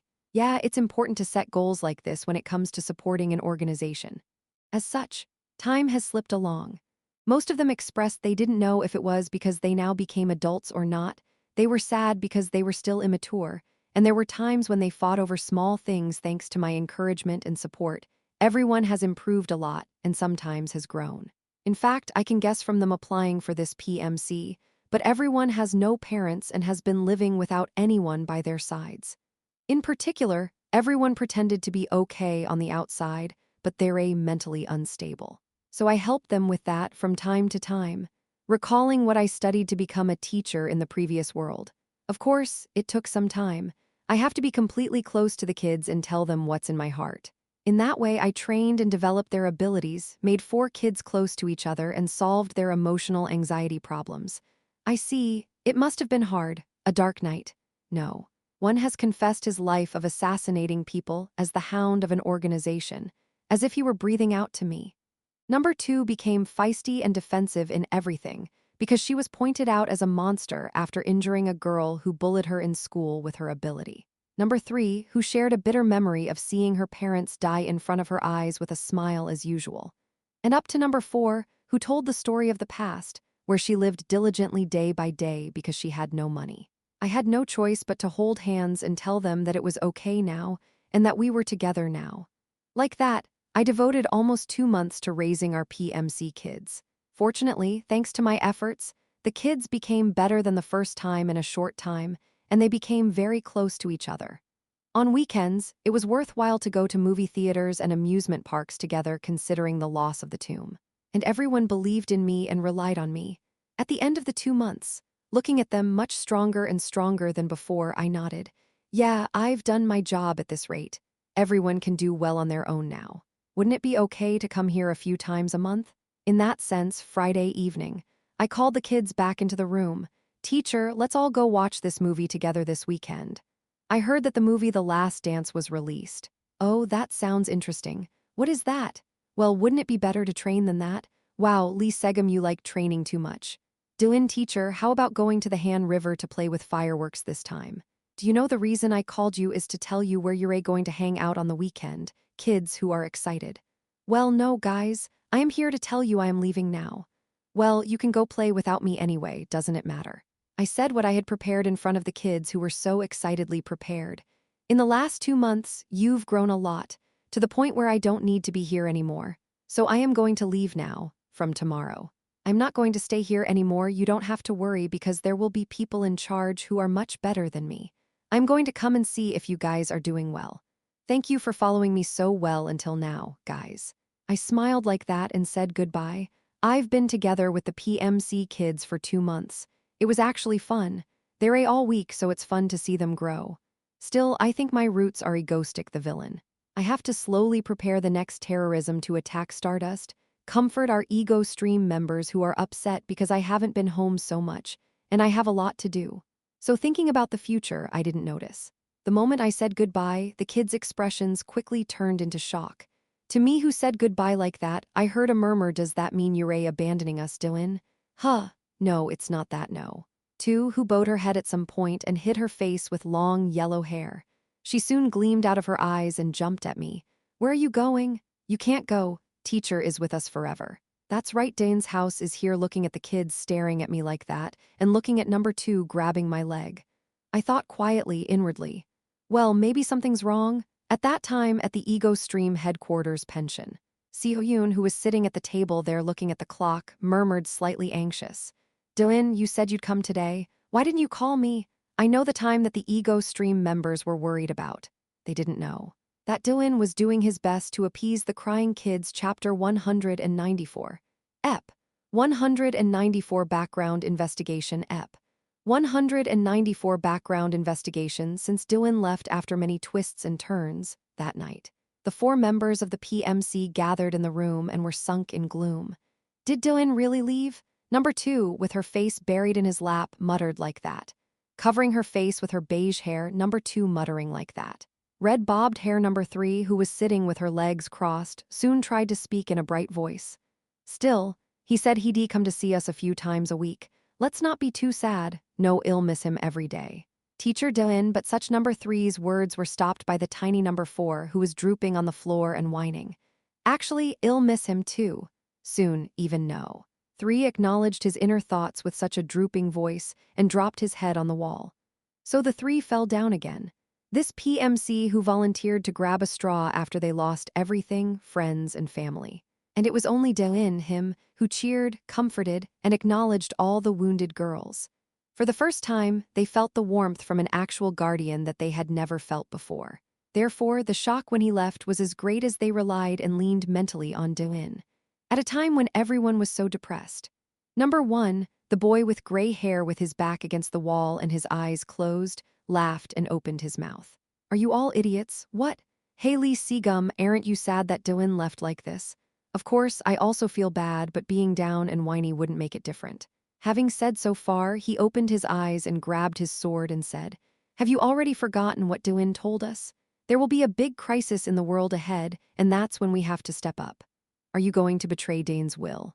What does that have to do with Do-in leaving us now? It doesn't matter. If we work harder and rise to a stronger level, won't he look at us again?" When Number 1 said it with passionate eyes, everyone started to get persuaded with the "is that so?" look, and Number 1, who felt the sign, made a wedge more definitely. "Yes. He explained something about why he had no choice but to leave us. Didn't he say he couldn't help it because he had more important work in the company? So if we grow further and become that important business, won't he come back to us too?" He said so and muttered, looking out the window at the starlight in the dark night sky. "Yeah, if you become strong like that hero, Stardust, won't he look back at us again?" Number 1, he's the youngest of these 4, after Number 4. Although he was young, he was precocious compared to kids of his age, who had been rolling as a hound in a criminal organization since childhood. But no matter how mature he is, he's still a child. Having lived as a hound at a young age, he was living with a big wound inside, although he pretended to be calm on the outside. And it was Do-in who recognized his mind for the first time. It's okay to cry, it's nothing to be ashamed of crying. That night, after a heart-to-heart conversation with Do-in, Number 1 decided, "I will regard him as my true teacher, and I will live as his sword in the future." After a brief flashback, Number 1 told the other 3 who were scattered, "So we have no choice but to train like we're going to die and move forward. Eventually, when the crisis or whatever he said comes, eventually hell find us again. But still. And anyway, Do-in always said he would come to us every week. If we don't improve and show signs of stagnation, wouldn't he be disappointed in us?" "You think so?" As such, the 3 showed their own conviction. "Yeah, that sounded right too. If they continues to grow, won't he look back at them again?" As everyone is thinking about that and getting hopeful. No. 2, who was listening quietly, raised her finger and said to everyone, "And there's something else we need to do. What is it?" In response to such an answer from Number 1, Number 2 was quietly lost in thought. She with beige hair, Number 2. She was angry at her classmates who teased and bullied her as a child that she had no parents, and unknowingly shot an arrow of light with her ability. Fortunately, there were no casualties, but the child's parents were furious because they were injured. As the story was misrepresented, she concluded as if she had committed some stabbing, and in an instant, she left school as if she were running away. A basic personality has developed since then. The girl had always become feisty and hostile to others, but deep down she also wants to be close to others. That's how she felt. It was Do-in who brought it up to the surface and comforted his wounds. "You can make a mistake. Everyone makes mistakes. Even if other people speak ill of you for one mistake, I'll trust you, just me." She pushed him away at first. She thought he was just like other adults, so she thought he was just pretending. but he treated her constantly and sincerely despite her ticiness. She, who opened her heart only to Do-in like that, had no intention of ending only in an official relationship with him, the teacher, and his student. With that thought, number 2 opened her mouth. Then let's do the training like that, and in our spare time, let's investigate Do-in teacher. Investigate teacher Do-in? Yes, think about it. How can such a talented person have never been exposed to the public? I am sure he's hiding his identity and stepping out of nowhere. Hero or whatever. Number 2, Seo Ki-young, who said so far, raised the corners of her mouth and said, "That's how you find out the true side of him, then hell tell us everything so we can get closer. What do you think? Oh, that's not bad. I think you're right. From now on, I'll look up the old heroes." As they were so motivated to do a background check on another person. Number 1, who should stop it, was quietly thinking with his back against the wall. I am sure he's hiding his identity, yeah, that's possible. Even in his organization, it was hard to see a man like Do-in. And what he's shown when he's helping them with their training, it doesn't make sense if he has no combat experience. So what Do-in told them about, working as a documentary at the Yuseong group, is likely just an excuse. He might be doing something really different. Especially considering that he's involved with Yuseong Enterprise in the past, the organization definitely told me not to touch anything related to Yuseong Enterprise no matter what. Although it pretends to be a clean company on the outside, it's actually a dark secret that controls South Korea. Come to think of it, Do-in is pretty quiet. He could be working as a villain in the dark. Thus, no. One conveyed his view to the other 3, and everyone listened to it and nodded that they would refer to it. Well, there's no big problem whether he's a villain or a hero. Number 2 just said that much. As of this day, PMC members had 2 big tasks. One is to repeat training every day to grow to a higher level.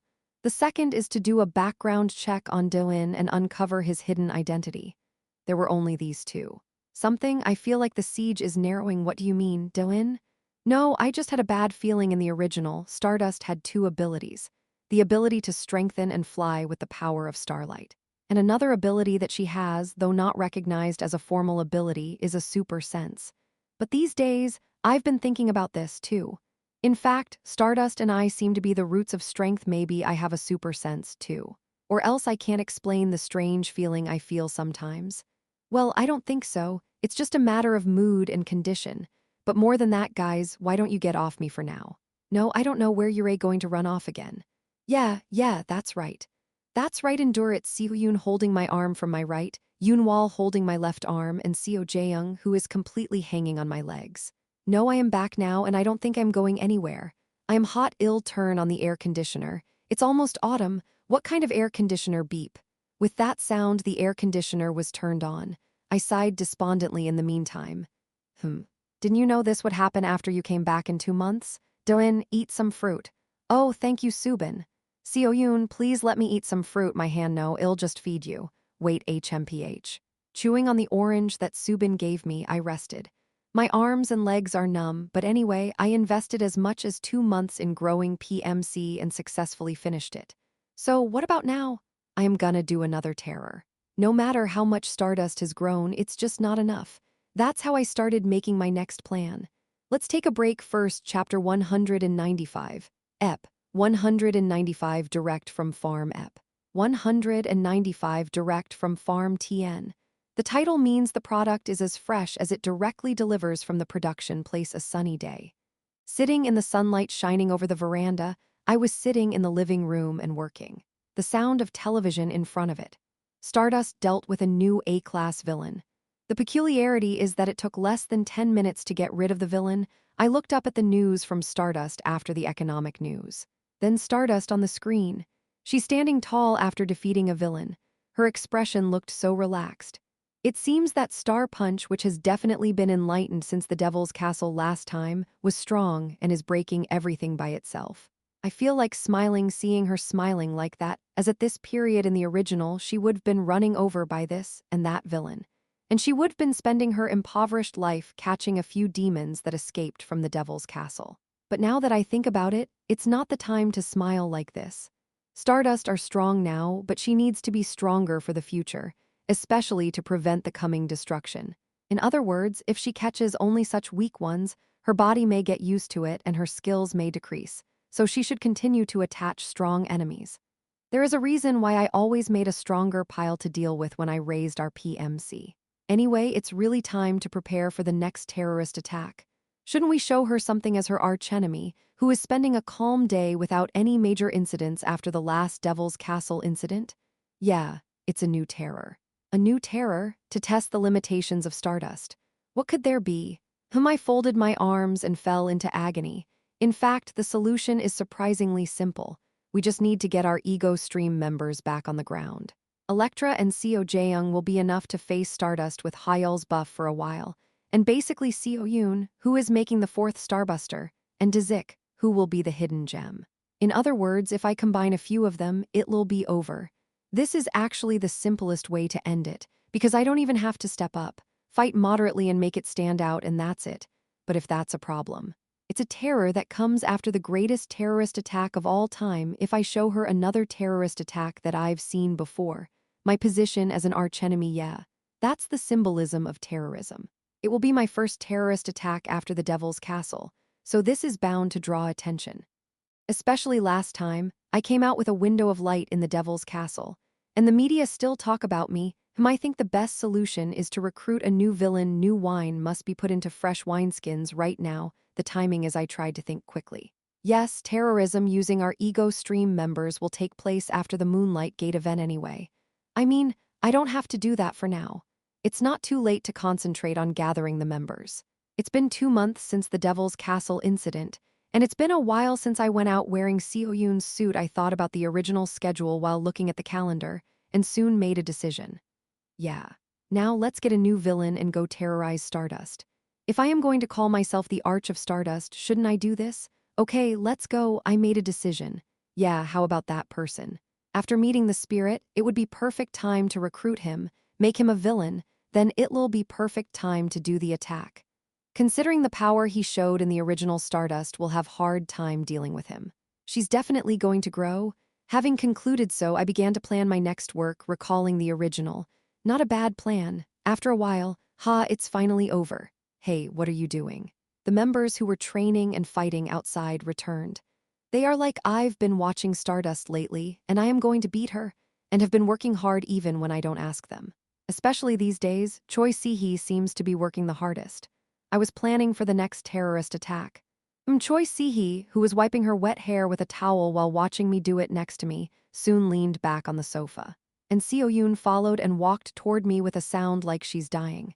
It was her who stumbled and sat next to me. Dylan, I am dying. Recently, she was busy doing this and that, saying that she would make the fourth Starbuster perfect and also training. Soon it was Seo Yoon who started to doze off while sitting down. How tired are you? As I was covering Seo Yoon with a blanket nearby, Yoonwal also appeared tired on one side. Dylan, I'll take a nap too. Then she sat next to Seo Yoon, who is dozing off, put on a blanket together, and started to doze on the sofa. Originally, Yoonwal was relatively fine after the battle as she was strong, but as everyone became strong, it became too much to deal with, so she must have gotten tired quickly. Watching Seo Yoon and Yoonwal dozing off while leaning on each other like that, I suddenly remembered and turned my head. Wait, if Seo Yoon and Yoonwal are this tired, what about Seo Jaeyoung, who always looks tired? So when I looked around my head a few times, I could find Seo Jaeyoung right away. She's already sleeping in front of the entrance of the living room. That's fast. Everyone looks tired. As I was quietly turning down the TV watching it. What the? Are you all sleeping? Such a voice was heard. Choi Si-hee's eyes were shining as I looked around and identified the origin of the voice. As everyone was dozing off because they were tired, she was drinking banana milk alone on the sofa. Hey, aren't you sleepy? Just by hearing the sound here, it seemed like they had a fierce fight. Oh, I don't know. I've always been confident about my physical strength though. She said so and smiled coolly. Well, but the kids are dozing off. I can't hear you well because you're speaking in a low voice. So I got up from my seat and sat down next to the sofa where Choi Si-hee was sitting. When I sat next to her, Choi Si-hee was drinking banana milk. I said impulsively, unknowingly, looking at her yellow eyes and slightly short-haired orange hair that came down to her shoulders. Yeah, I was going to go alone, but I think it's better to go together than that. Would you two like to leave together? What? When I brought it up like that, she suddenly tapped the straw in her mouth and missed it and started to panic. I'll leave. All of a sudden, no, wait a second. To where? I spoke calmly as I saw her start to gibberish out of the blue, to recruit a new villain. I was going to go alone, but I thought it wouldn't be a bad idea if us two go. New villain. Yeah, I knew it, but wait, just you and me? Her eyes, which turned cold for a moment at my new villain mention, returned to their original state when I suggested going by us two. Yeah, it doesn't seem necessary to go all together. Actually, I don't mind going alone, but I thought it would be bad to go with at least one person just in case. And when Choi Si-hee said she had good stamina, I thought of it impulsively and asked, why is physical strength important? Because we have to go hiking. Well, all right, let's go anywhere. Choi Si-hee answered like that with a smile without noticing the tragedy that came to her. I smiled at her and thanked her. Thank you, I didn't want to go there alone. After a few days like that, I told everyone that on the day I decided to recruit a new member, and soon I started preparing to go to the opponent's place. No, why do you have to pack a duck-down padded jacket? It's not even winter yet, there's a reason for everything. Now put in your scarf. We're not going to Antarctica, are we? Here's the heating packs, Dylan. Oh, thank you, Subin. Dylan, you're not doing anything dangerous, are you? Don't worry, it's not real this time. As long as there's no problem. After running around Choi Si-hee, who was grumbling from home, we packed our winter clothes from the beginning of autumn and went on a trip. Across the river, across the bridge, across the tunnel, we finally arrived at our destination. After getting off like that, we had to walk after looking at the map for a long time to reach our destination. Is it here? Yeah. Where we arrived after damaging so many grass and trees. It was a huge snow mountain that was suddenly covered with snow deep in the valley. How can such place exist in South Korea? It's hidden, so ordinary people don't know. Anyway, can I go up here? Yeah, it's probably on the top. Oh, it's exciting since it feels like I am going on an adventure after a long time. She looked at the high mountain and said so with a subtle excitement as if she wanted to try, and asked me as if she had suddenly remembered. No, wait, but come to think of it, who the hell lives on top of this snow mountain? Are you sure it's a human? Should I call her a human? What? She's more of a god than a human being, but maybe she can change into a human. I'm not sure. Anyway, let's go up. Y'all know when you see it. Well then okay, let's go. Choi Si-hee, who said so, smiled and began to take the first step toward the mountain. I also started following her, moving my feet. Wait a little more, Stardust. I'll bring you a fresh villain. Chapter 196, Ep. 196 Snow Mountain Ep. 196 Snow Mountain. My plan was simple. At the top of this snowy mountain where snow falls, a spirit's asleep. A dragon-shaped god. Persuade the god, make him a villain of ego stream, and join her to the party. Good. The theory was perfect. I am a little worried about how to persuade him, but it'll work out somehow. Yes, I had such a happy thought until I climbed this mountain. Gosh, Duck, this is really bad, the snowy mountains we are climbing. No, exactly, Choi Si-hee and I were groaning on the snowy mountain, where the snow was sweeping like frozen. Hey, Dylan, I don't think we can do it. I was whining forward, listening to Choi Si-hee's voice right behind me. Snow swirling almost to the point where I can't open my eyes. Obviously, it didn't look like this before going up, but when I came up to see what power the god uses, it was snowing like crazy, oh damn it. I was struggling, hurting my eyes, covering my front with my arms to stop the snow swirling in front of me. And Choi Si-hee, who followed behind me. Hey, I can't. Can't I just use my powers? And at her words, I turned around. Then what I see is her, who is about to turn into Electra with lightning under her feet. I hurriedly restrained such Choi Si-hee. Hey, no, if you do that, y'all get in trouble again. Just as she was about to rise from the floor, spraying electricity like that, her tongue kicked and she came back down. As far as I know, the god is in deep sleep in the cave at the top of this snow mountain. And since all of these mountains are under the jurisdiction of the god, if we use your ability for no reason, we can stimulate the god who can detect it and wake him up. So for now, it's best to go up quietly. But I think we'll get lost if we do this wrong. I murmured to Choi Si-hee in the snow. I can't even see right in front of me, so I am going to turn around. However, I couldn't hear Choi Si-hee's answer, so I looked back, and something orange was floundering alone on the other side. Hey, it's here. I mean, when did you get there? Eventually, I cleaned the snowfield and went to Choi Si-hee's place, and I grabbed her again and looked back. But still, it's snowing too much. Hey, I can't see ahead. At Choi Si-hee's words shouting from behind like that, I eventually held out my back and reached out my hand to her. Ha, hold my hand. What? As I reached out my hand, she looked up at me with a whimper of red cheeks in the cold. I spoke calmly to such Choi Si-hee. Hold my hand and follow me. We'll lose each other at this rate. Yeah. Well, let's do it. Choi Si-hee, whose cheeks are slightly redder than before, flinched a little and put her hand on my hand. I took her hand like that, and I stood slightly ahead and began to move forward. Now, all right, let's go. After holding hands with me, she purposely raised her tension and walked forward vigorously with a loud noise. Looking at her, whose ears turned slightly red even though she wore a scarf, I smiled and climbed the snow mountain together again. My hands are warm, so I think it's better than before. We kept climbing the snow mountain like that.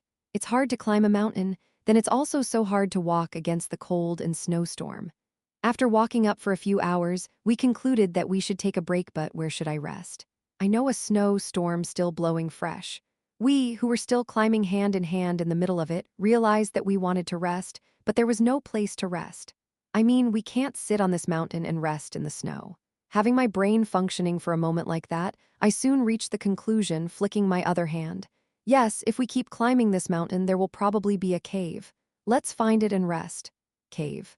It's not like it's the Himalayas. This is like Mount Jiri.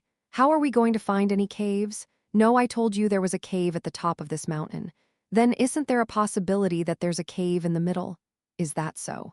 Choi Si-hee began to be persuaded by what I thought was logical. Don't you think it's pretty good? If you don't have that, you can't rest and you have to go all the way up. Yes, let's go this way for now. So we started to hurt our eyes again along the ridge that seemed to be something for some reason. How much would it have gone up in that state? Oh, does the weather seem a little better? The snow, which had been falling like a fierce storm until a while ago, has now calmed down quite a bit now. Of course, even if it calmed down, it was still snowing heavily, but it was much better than the strong wind just before. So for the first time since we crossed the middle of this mountain, we were able to walk around looking around.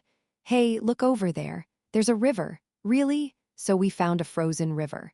Along the long river, which had already been frozen and covered with snow, we began to walk slowly up. Only then did we look around and climb up the road. The view of white snow piled up on green pine trees along the frozen river was rather elegant. Even though I was exhausted, I looked around and talked to Choi Si-hee. At last, we were able to find something like a cave. Hey, isn't that a cave? Oh, really? Yay, there really is. I can finally get the snow out of my eyes. That's how we came into the cave. A cave in the middle of the mountain that was not big or small in its own way. When we came in, we realized that we were still holding hands with each other while trying to shake off our clothes. Come to think of it, the snowstorm stopped long ago, but why did we still hold hands? We let go off our hands naturally, patted away the snow from our clothes, and leaned against the cave wall as if we were sitting down. Oh, I feel so alive now while sitting like that and giving my tired legs a rest. Choi Si-hee handed me a cup. Come on, drink. What is this? Oh, you brought it? Thank you. I was wondering what it was and I brought warm tea in the tumbler. She put it in the lid of the tumbler as a cup and gave it to me. I thanked him and drank it with my mouth on the cup. It was so cold that it was a little cold even though it was in the tumbler, but when I drank it, the warm feeling spread all over my body around my neck. I, who enjoyed the feeling, immediately drank a cup and returned it to Choi Si-hee. Soon after, she poured tea back in there and drank herself. We were sitting face to face with our legs stretched out. After resting while looking outside the snow for a while, I turned my head and looked at Choi Si-hee. She was looking out, sipping the tea in a daze with her shoulder-length orange hair leaning against the wall like me with a red scarf in one hand. I talked to Choi Si-hee. It's hard, right? You had a hard time following me. I should've gone alone, I shouldn't have bothered you. Huh? Oh no, it's fun since I haven't been outside for a long time. You don't have many chances to go hiking with snow flying to your face like this, right? It was Choi Si-hee laughing while saying that. Thank you for being positive. We took a break for a while after that. At that time, Seo Jaeyoung suddenly roared and Yoonwol appeared from behind. Yoonwol is fine, but Han Seo-yoon, who was next to her, screamed in surprise. Phew. After sitting down for a while and having enough rest talking about this and that, we stood up to start again. Put your backpack back on, trim your clothes. And just before I left, I approached her with a small sigh as I saw Choi Si-hee shouting, now let's go, with her scarf on. Wait, come here. Why? Facing Choi Si-hee, who came to me as if asking why, I reached out and slightly loosened the red scarf she was wearing and tied it straight again. If you pull it like this and tie it again, well, there we go. Let's go again. Okay, somehow, with Choi Si-hee, whose ears are slightly red again, we climbed the mountain once again. I feel like my eyes have calmed down more while I've rested. I mean, is it not snowing anymore as we keep going up? Hey, the snow almost stopped now? That's right, when Choi Si-hee said so with her hand up in the sky, I nodded. It definitely stopped. And the blue sky that you can see from a high place. Looking up for a moment, I grabbed my trembling legs and reached the top. Now I can see down there. And after looking at the view for a while, we finally arrived in front of a huge cave. Is this the place? There's someone we came to, probably in here? Oh, and don't be surprised at anything. Hey, it's a bit scary. With Choi Si-hee next to me, shaking slightly whether she was overwhelmed by the huge black cave, I went inside. Well, I am starting to worry as we got there. Will I be able to persuade her? The headquarters of the Hero Association. Stardust office is upstairs. Shin Haru, who was sitting there, blankly working as usual, suddenly muttered, leaning her back on the backrest. It's getting late, and her blue eyes to say so. She was quietly looking at the small calendar which was placed next to the monitor on the desk.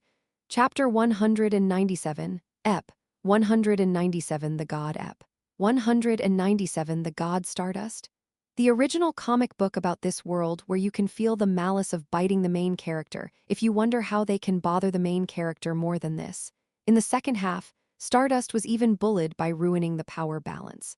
Dozens or hundreds of villains suddenly pouring into South Korea. The appearance of divine beings and the two-dimensional monsters are just a mess. Of course it is, so I've set up some devices for this ludicrous original. I raised Stardust and gathered only the strongest people to form a villain union. But I still feel like there's something lacking. I still crave more. It means that I want to recruit more powerful people and those who are the main culprits of power inflation. So now I am in a cave on this snowy mountain, to wake up the one who's asleep here. Hey, are you sure he live here? It's just a cave? I'm not sure if it's a person, but there must be someone for now. I only told that much to Choi Si-hee, who was looking around. We'll see each other soon anyway. That's how we went into the cave. Finally, I could see her. Wow. Choi Si-hee opened her mouth as if she couldn't believe what she was looking at. And standing next to her like that, I was looking up at it together, huge. A giant white dragon lying proudly in front of us. I don't know why there is a dragon in the mountains in the 21st century in Korea, but it was there anyway. A white god in the form of a dragon. What is this? It's a god. She's lived for almost 100 years. No, I never imagined there would be something like this. Choi Si-hee, who was not surprised by the death knight and black tentacles sticking out of the ring, was admiring the dragon for the first time. The dragon finally opened its eyes to the commotion we caused. A god who opened her eyes and looked down at us. The dragon-shaped god yawned loudly and soon muttered, spreading its wings with sleepy eyes. I can't believe you're breaking through the first case. The dragon, who spoke in such a huge voice as if he were sleepy, said so languidly to us and settled down comfortably. Anyone can tell that he's not wary of us or hostile to us. Rather, she looked down at us as if he was amazed. This is the nature of this god. Of course, I came because I knew this personality beforehand. Should I say that this is the relaxation coming from his overwhelming power? So under the dragon's gaze, looking down at us with interest, I greeted the god, "Good evening, my god. I came to see you. Do you know me?" That's amazing, everyone here would have forgotten me. In front of the gaze that looked at me with interest, I organized my thoughts on the dragon in front of me, organizing what I had to say to him. The pure white god that has long protected this mountain. It said that she, who flew to this place in the distant past and kept her place, once hung out with humans and protected them. Anyway, I have to convince her now. Let's do that together. Under the gaze of looking down so languidly as if penetrating me, I prepared to shake off the gills in earnest. Before that, "Si-hee, can you step back for a moment?" "What?" "I have something to tell this person for a bit. It'll be done in a second. Yuhake, it'll be near the entrance over there." Perhaps she noticed that things were going wrong, and Choi Si-hee quietly nodded and stepped down for a while. The giant dragon who sent her away without saying a word while looking at her like that. Soon after, even the sound of Choi Si-hee's footsteps disappeared. The dragon opened its mouth again. "I don't think you really want to let that kid hear it, so I blocked the noise. Now tell me." "Well, thank you for your consideration." As expected, I opened my mouth after reconfirming her once again, who was rather nice, unlike her appearance in the original. "All right, from now on, it's real, dear God. Do you remember the covenant you made before? It's an oath. It's been a while since I heard it. Looking at the figure muttering like that, I continued in a confident manner. Soon this world will be destroyed. To prevent this, I need your help. The white dragon looking down at me, still expressionless. And I said something to the god like hitting a wedge. If you doubt it, you can check it out. I know from the original that the god can confirm the true meaning of the other person's words. And how can I say I heard that she can get a glimpse of the essence? Basically a creature of God. As if slightly interested in what I said, the god, who opened her eyes slightly, immediately raised her arm. Then, the blue light in the space. And at the same time, my head got a little dizzy. And when I stumbled for a moment, the dragon snooped its head as if it was interesting to see all of my head in that short time. Is that so? Are you from another world? It's interesting she's so interested in me. Yeah, now's the chance. When she'll be interested in me? Maybe if she had gone through my memory, she wouldn't have seen everything. She'd only know the rough stuff. In other words, from now on, if I want her to be on my side, I have to use highly sophisticated rhetoric. After putting a slight smile on my face, I was ready to spit out words from my mouth. Now, let's get started. Ah, it's cold. The cave at the top of a snow mountain. Choi Si-hee, who was rubbing her hands at the entrance, was waiting for Do-in to come out after recruiting. She was wondering if she could hear anything, but it was quiet. Are you having a conversation or not? What kind of dragon is she? That's what Choi Si-hee felt when she saw the big white dragon. Of course, it's not surprising that there's an ability to turn into a dragon in a world of all kinds of abilities, but it's still a mysterious sight, Do-in. She has no idea how he knows all that and goes looking for it. But anyway, it's too quiet. It was Choi Si-hee talking to herself for no reason and looking back. The dragon didn't show any animosity between the two of them, but I am still nervous just in case. She has to save Do-in in the end, she was thinking that, even if it means fighting that house-sized dragon, when Choi Si-hee was reflecting on her will alone. Behind her, she heard footsteps. Is he done? Choi Si-hee looked back with relief. Then the figure of Do-in walking this way, seen from afar. There was no sign of a dragon. Success or failure? As she squinted her eyes, behind Do-in she could see another person walking along. Who is that? So they came to her in no time. Do-in smiled awkwardly and introduced Choi Si-hee to the person behind her. It's done. Let me introduce you, that god from before. Yeah, now I can officially say hello. Good to see you. The person who came out from behind Do-in. She was a beautiful woman who spoke in an old-fashioned way with white robes and black hair behind her. Again, and nothing. Nice to meet you, I am Choi Si-hee.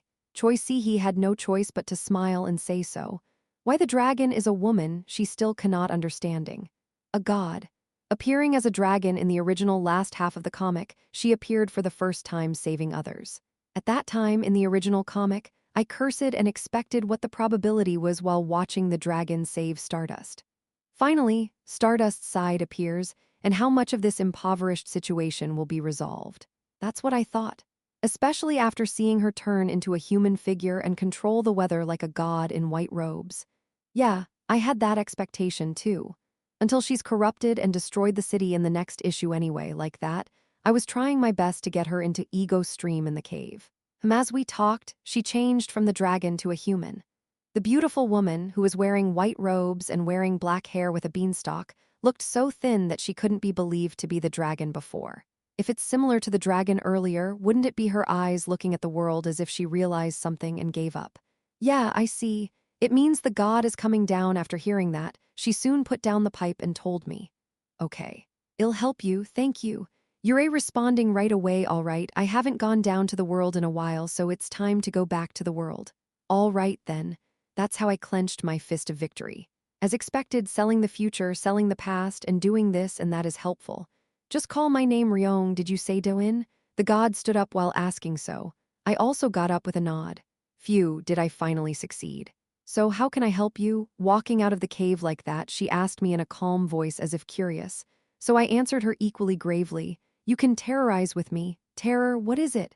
Y'all find out soon enough, that's all I've said. Well, it's a little complicated to explain now, isn't it? It was a while since I went home and introduced her to others. After explaining the terror to the god, explaining why we did it, preparing for it, and doing this and that. Finally, the day of terror has dawned, the day I become Dragon Rider.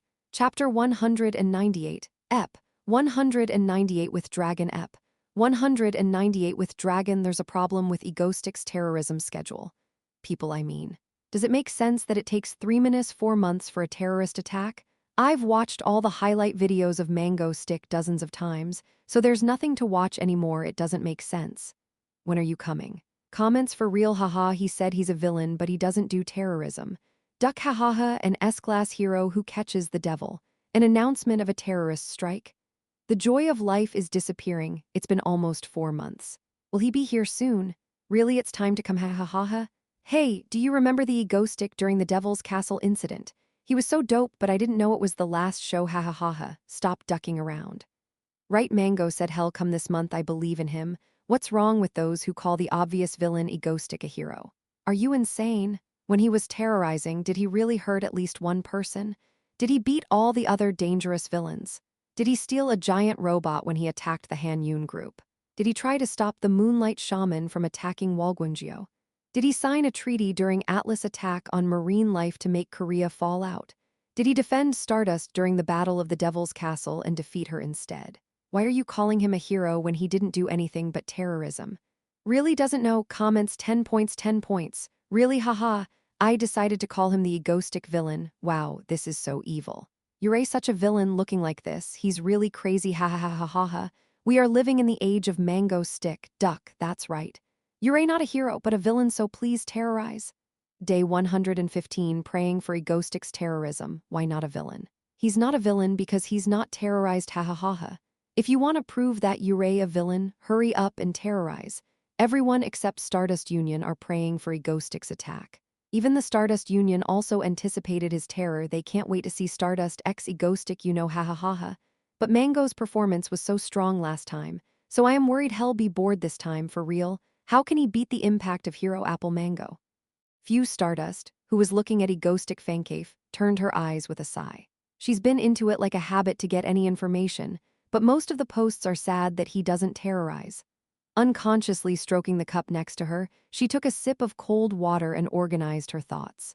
But Egostick really didn't come well. It's always been like that. She wasn't particularly nervous. I keep looking at the calendar, but it won't matter. Probably.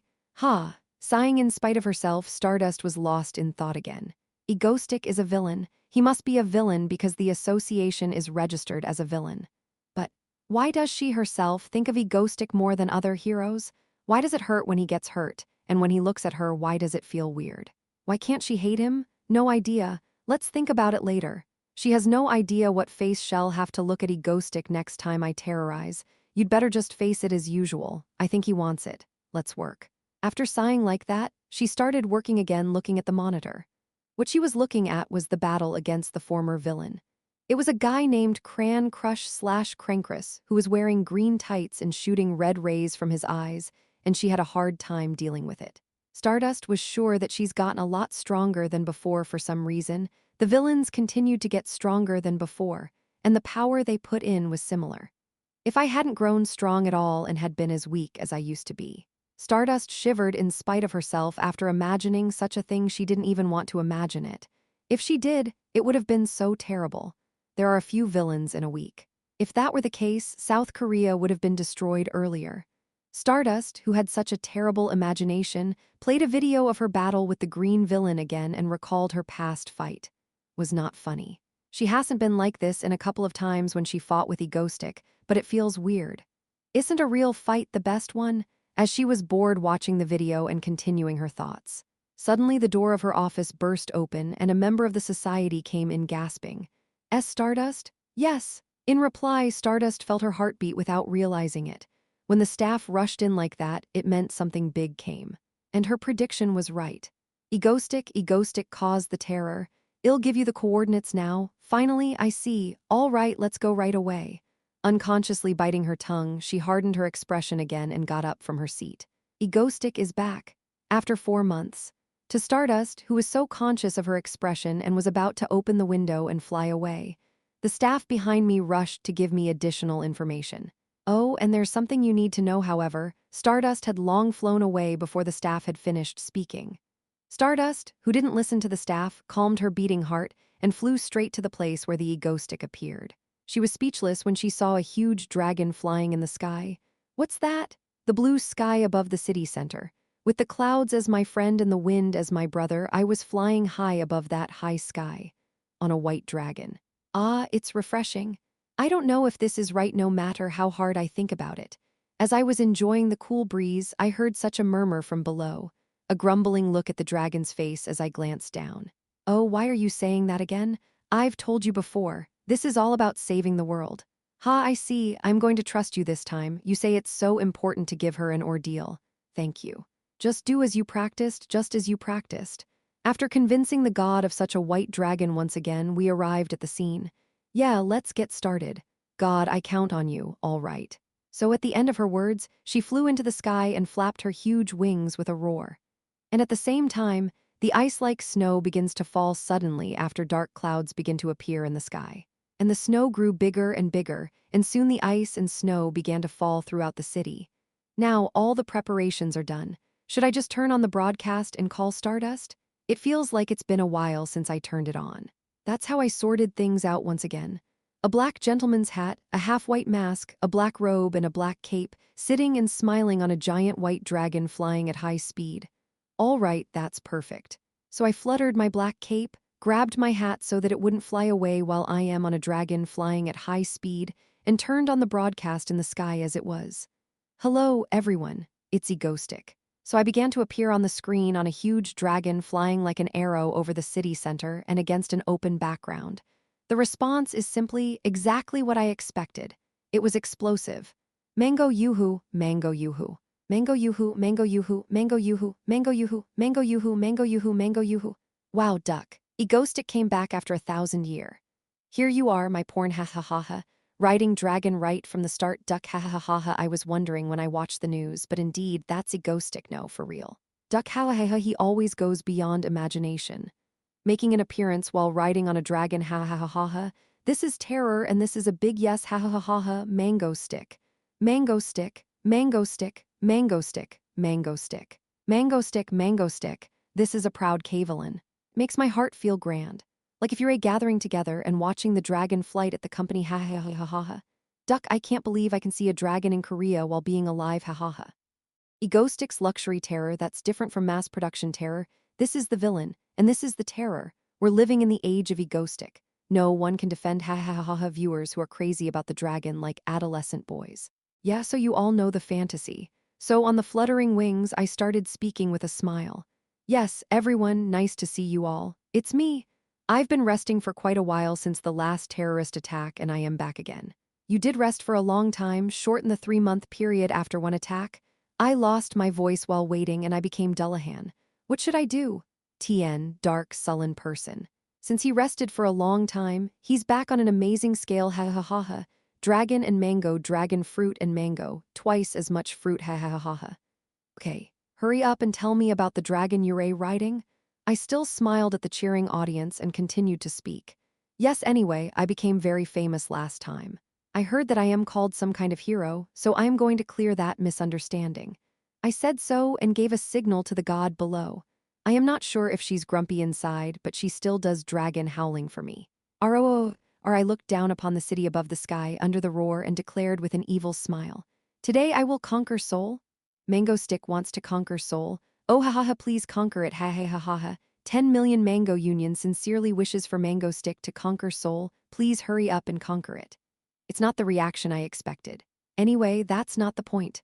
The important thing is someone flying in front of me. So I greeted her with a smile, flying in front of her with a golden head. Of course, if I try to do so, of course someone will stop me. Nice to see you, Stardust. Ha ha, I smiled as I faced her, Stardust, who was looking at me with a rough breath. Okay, the full-scale terrorist attacks have just begun. Chapter 199, Ep. 199 Her Consciousness Ep. 199 Her Consciousness, an open expanse of snow over the city center. I, who was on the back of a dragon on it, greeted the blonde hero flying in front of me. Nice to meet you, Stardust. Ha ha, finally, they're a meeting ha ha ha ha ha. This is it ha ha ha ha. Stardust must got scared as soon as she saw the dragon ha ha ha ha. What kind of villain brought a dragon during the terror ha ha ha ha ha in front of me? She's looking at me with a shocked look in the air. I began to speak before her, riding on a dragon with its wings spread out. You came at the right time. I am going to conquer Seoul now. With our new ego stream colleague, this god, it'll be easier than anything else. R-O-O-O-O-O-R. And when I am done, the god howls at the signal. It sounds a little bitter, but it must have been a very threatening roar to others.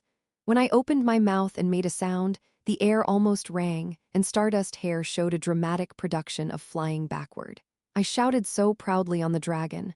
Stardust, I will admit if you can stop me, but there's no way you can do that. You seem to be quite active these days, but I still can't admit it. Huh. Well, if you stop me here, I'll admit it, but that can't be possible. How can a human stop a dragon? Ha ha ha ha. It was the god who howled one more time to my laughing voice. I think I felt a bit of a reality hit in Ryong's howling, but it's probably just me. Anyway, I made such a blatant comment. Yeah, let's get right into the fight. Honestly, there was a karma that ran back to me when I saw Stardust fall down at the Devil's Castle just last time, so it was a little difficult for me to have a long conversation here. Of course, that's unlikely due to our just and strict Stardust personality, but if she suddenly asked me why I saved her last time, things are going a little bad. Of course, I prepared an excuse, but it's better for a villain to prove himself a villain with one evil deed than such 100 words. With such a relaxed look on my face, I waited nervously for Stardust's response inside. The best thing here is that Stardust goes straight into the battle, saying, I am going to knock you down, you trash. If she tries to continue the conversation here, I have no choice but to cut her off and launch a preemptive strike right away. I don't want to, but, and finally, quietly still Stardust soon she smirked and laughed then spoke up. Yes, I see. Do I have to stop you here, this time too? She clenched her fist saying that. At the same time, a yellow light began to come in from her fist. I smiled unconsciously at the sight. I don't know why Stardust is smiling, and somehow the way she talked seems to have softened a bit, but it's probably just me. Well, it's important that we're in the mood for a fight anyway.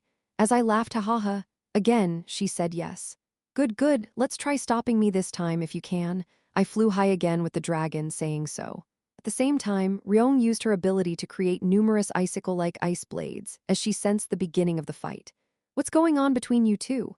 Ha ha ha ha, anyway, the fight finally starts ha ha ha ha ha ha, ah ha ha ha ha, let's go. The dragon battle that I've been longed for finally started ha ha ha ha ha, Ice Dragon Kitsama, TN. You brat in Japanese, I climbed up to the rooftop to watch this live ha ha ha ha ha, this is life ha ha ha ha, dragon punch, dragon punch, dragon punch. A full-fledged fight only began. Actually, Shinharu, I was a little nervous to see Egoistic again. The last time he came to save her in front of the so-called Devil's Castle. She couldn't help but smile and her heart beat weakly.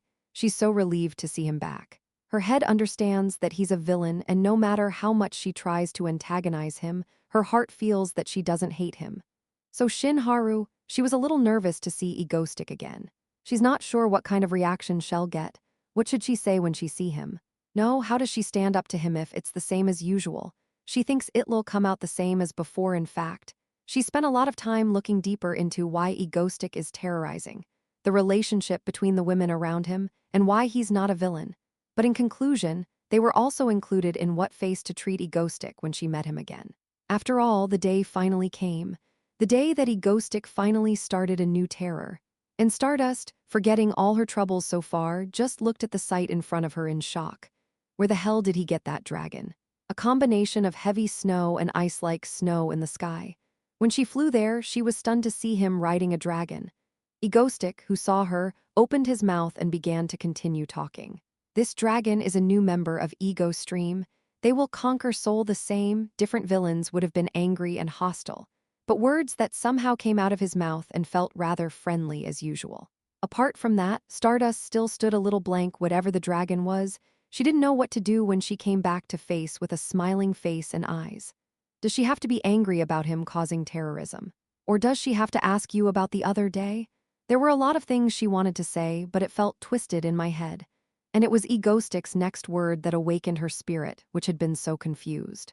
Stardust, I will admit if you can stop me, but there's no way you can do that. You seem to be quite active these days, but I still can't admit it. Huh? Well, if you stop me here, I'll admit it, but that can't be possible. How can a human stop a dragon? He laughed ha like that. And only at that moment did she realize the intentions of Egoistic. Oh, you're telling me to stop you. You want me to stop this dragon. You can do it, Stardust. And then, without realizing it, she recalled old memories. Yeah, Egoistic used to be like this. For the first timer now, I always threw something at her and told her to overcome it. Something, a familiar feeling. And with that thought, Stardust, Shinharu realized it now. I don't even think of Egostic's terrorism as terrorism. She thinks what he's causing is an ordeal for herself. She doesn't know what's true. Maybe it's really terrorism. But it doesn't matter. After all, this is also something that he prepared for me, only for me. Okay. Then he prepared it so hard. Me too, I'll do my best to deal with it. And I have to show you how I overcame it. That's what he wants. Thinking of that, Stardust said, smirking unknowingly. Yes, I see. Do I have to stop you here, this time too? And looking at Egostic smiling at her reply, she was sure. As expected, this is what he wants. Of course, you have no choice but to act like that. With that mindset, she held her fist with a glow, to stop his terror and to win over him. She flew up. The sky with heavy snow, there it was like a mythical battle. Snowstorm ahead, God. Riding on a dragon that quickly cuts through the air, I gave orders to the god. Then the woman who brings up the snowstorm to my words. And as a result, Stardust eyes, which were flying fiercely toward us, were blocked for a moment. And we flew back up there, one more thunderbolt, and when I was finished, the lightning began to fall from the air. It wasn't as strong as Electra, but it was still absurd to fall out of the blue in a snowstorm. Thus, with the power of the current divine dragon, the sky was literally floating in the form of the creation of heaven and earth. Heavy snow everywhere, thunderstorms falling randomly between the snow and whirlwind storms. All this, it's pouring out to deal with only one Stardust. Wow, shoot's getting real, ha ha ha ha ha, is this a terror? What kind of terrorism have I seen so far? Like if you think it's right for Egostic to conquer in Seoul, ha ha ha ha ha, that's all the dragon's ability. It's just crazy. If Ego Stream make up their mind, they can conquer Korea easily, ha ha ha ha ha.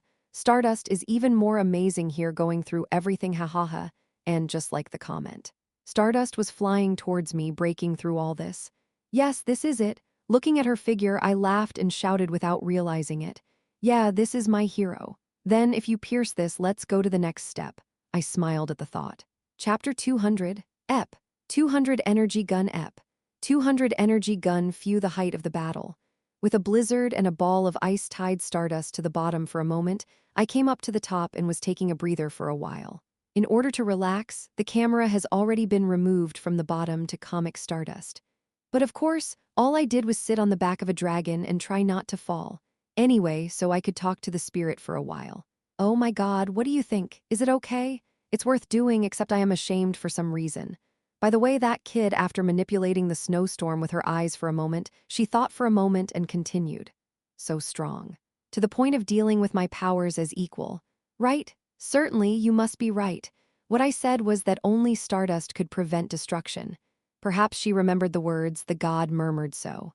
Yeah, she's definitely strong enough to say this too. Yeah, but it's still too early to be relieved. As the power inflation of villains continues to occur in the future, she must grow further here. Now, so let's go again. Yes, I understand. Ahem, my god is clearing his throat for a moment. And just in time, Stardust, who broke through the snowstorm, was also flying at us. After clearing her throat for a while, the god in the shape of a dragon closed her eyes tightly toward the flying Stardust again and blew the roar of the dragon. R-O-O-O-O-O-O. With her, who seemed to have been hit by a slight sense of shame after another sobbing, we also flew towards Stardust. Yeah, that's enough of the magic battle. It's time to start a hand-to-hand combat. Will Stardust be able to deal with the dragon? I didn't know that. Still, I'll give it a try, because she might be able to hang on. So I crossed the cold wind, and as if riding a roller coaster, I rode on the dragon's back and plunged into Stardust. And as we get closer, I can see the outline of Stardust's face. She looked tired from piercing the snowstorm, but I grinned at her, who was still shining straight at me. Yeah, you have to come out like this. All right, so let's go to the highlights. Very well, Stardust, very well, you have to come out like this. Having said so, I soon took out the window of ice that I had prepared in advance and floated it round behind me with telekinesis. It was the beginning of a new fight. Real-time updates on the skies over Seoul, ha ha ha ha ha. GIF of Egostic fighting with Stardust on a dragon ride, Mango Dragon Vs. Stardust Rare event has been held for decades. Is this the battle between the two world powers? It makes my heart grand comments. All the people in our company are watching from the rooftop, ha ha ha ha. It's fun when it explodes like fireworks, ha ha ha ha. Really, ha ha ha ha, it feels like watching a fantasy movie. It's a bit cold in the snow, So everyone is watching while drinking Yulmu tea? Egostic is a legend. Where the hell did he get that from? Every member in the lineup is legendary. Looking at the number of viewers, it seems like they're just watching everything. If they don't watch it, it'll be several months later, hahaha. Who do you think will win? Dragon is amazing, but Stardust is pretty good, too, hahaha. Actually, it's a friendly battle between heroes, so winning or losing doesn't matter. Really, hahaha, ro my the sky between clouds. After being hit by Stardust there, we were pushed back for a while. Are you all right, God? Dragon's head nodding like no problem with my question. I am glad then, Ichu. Well, that's a relief. I coughed for a moment and then answered. Oh, it's cold. It's been almost hours since the battle started. Now it was time for me and Ryong to have a hard time. No, why aren't Stardust tired? I am almost in awe of her for continuing to attack where she's gaining strength even though she's fighting 2-1. Well, let's end it with a final move. I think this is enough. I said so to the god. We had a long fight today. I feel like we've given her plenty of time for Stardust flight training. In particular, considering that there will be many flying enemies in the future, it was a very valuable time. So now, let's send out the last attack. It looks beautiful when one claps while leaving. That's how we ended our discussion. And then, after a while, toward Stardust, who was flying toward us in an instant after a brief sunset between the smoke screens made of dark clouds by the god. I shouted loudly from above. Now standing behind the dragon's back, clapping, "Excellent, Stardust, that's wonderful. I didn't expect you to fight this well, but I underestimated you." Clap, clap, clap. In the windy air, my cape fluttered, and at the same time the clapping rang out. Stardust, who paused in front of me and tilted her head for a moment, wondering what's going on. That was cute. Wait, this isn't it anyway, looking at Stardust wondering at my sudden outburst. Finally, I declared war like the boss in the game who flew the final weapon. You've endured well, but I think it's time to slowly end it. I smirked when I said so, and conscious of the camera in the air, I threw the bait. Now I think it's time to use my dragon's final lethal move. If you're going to hold out on this, I am going to admit it and step back, hahaha. That can't be possible. Aha, is that so? That's it. Now, God, let's go. I see the dragon's head nodding to my words once again. Soon, the dragon with its mouth wide open. And in it, the light blue energy clumped together into a sphere and began to spin with tremendous force. And when Stardust noticed something and wrapped her arms around the front, I cried out to Ryong as it was, "Shoot!" and, at the same time, swoosh, boom.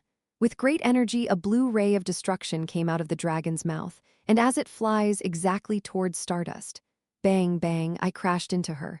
Huh. Oh, and of course, Stardust, who used all her might, also crashed side by side down. Well, this wasn't in my plan, but that was the last thing I said on the air before the camera was smashed. Oh, we're separated like that. Fortunately, it wasn't that our Ryong lost consciousness, but she didn't get hurt because of the soft landing. It's because I am so distracted like riding a drop tower. Anyway, in commemoration of my return to the earth, I stepped under the ground again. Sigh, I am going to live now. As expected, humans are animals designed to live on the ground rather than on the sky. And as soon as you get off this forest-like open space, I can see Stardust. She also seemed relatively fine, whether she had just landed in Hero Landing. She looked very tired. Anyway, the girl who found me while looking around like that. Soon after, the moment she looked at me, I began to talk to the player first. "You are great, Stardust, too. I didn't expect you to hold it." "Ha, that's my defeat. Well, step down this time, but it'll be different next time." After laughing like that, I naturally stood next to the dragon-shaped spirit. All right, now I am relieved to be able to bounce off at any time. So ready to teleport from the sidelines, I waited for the last word from Stardust. From what I see as a Stardust expert, it's probably either cursing or rushing in. However, what she said was beyond my expectation. Without rushing in, without swearing, we just let out a rough breath. Stardust asked me, "When's the next time? What? When are you coming again? You just talk and don't come often anyway," she said to me with a slight reproach with a small smile on her lips. Why on earth is this question being asked? I'm not sure what she means. But before that, if it's me, doesn't she think I terrorize often? It was unfair.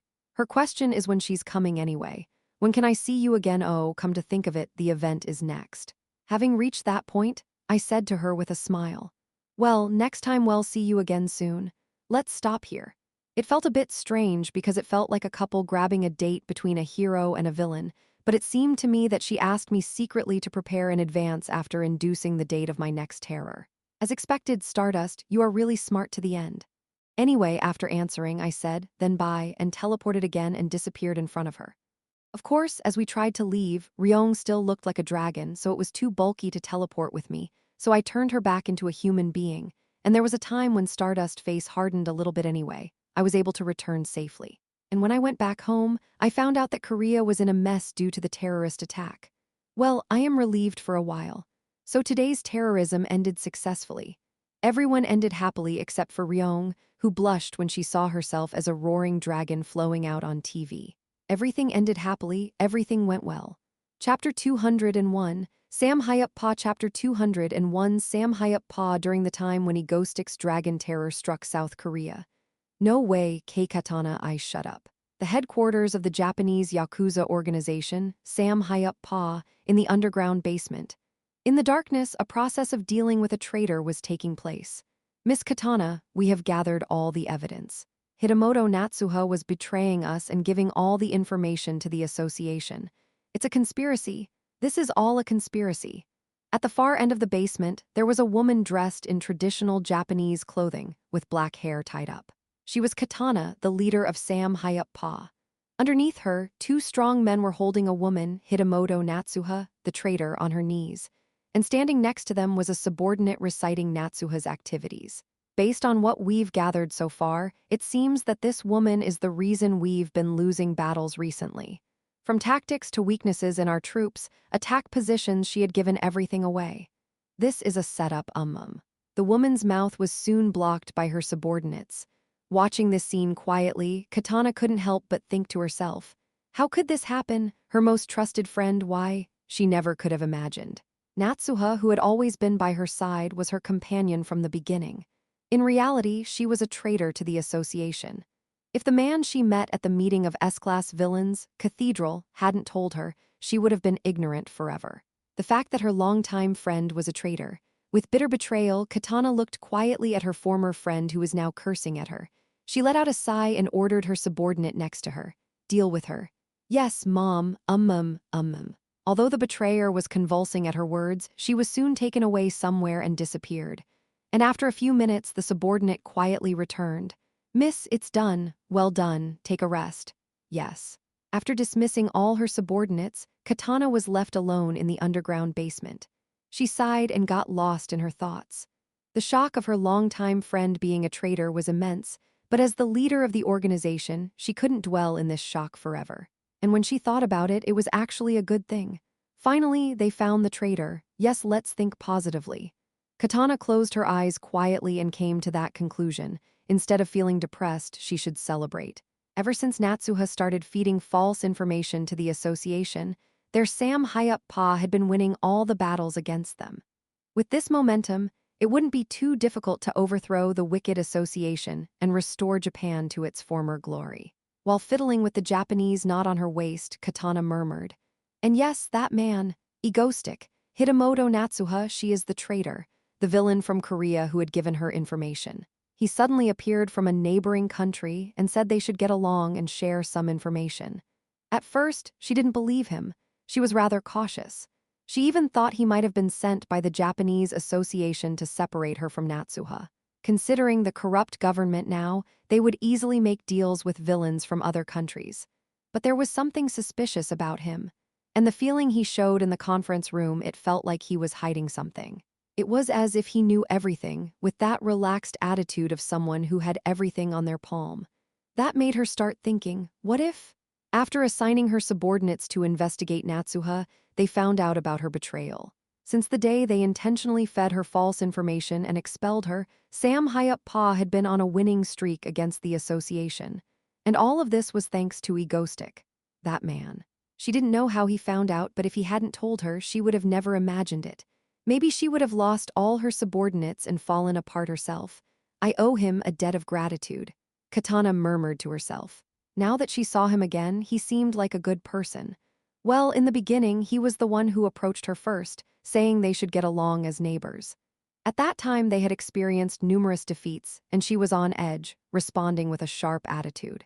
If she owes him a debt of gratitude, it's only right to repay it.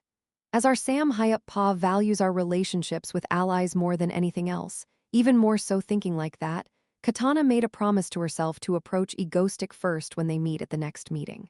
She wanted to express her gratitude, and Egoistic, he was also like me.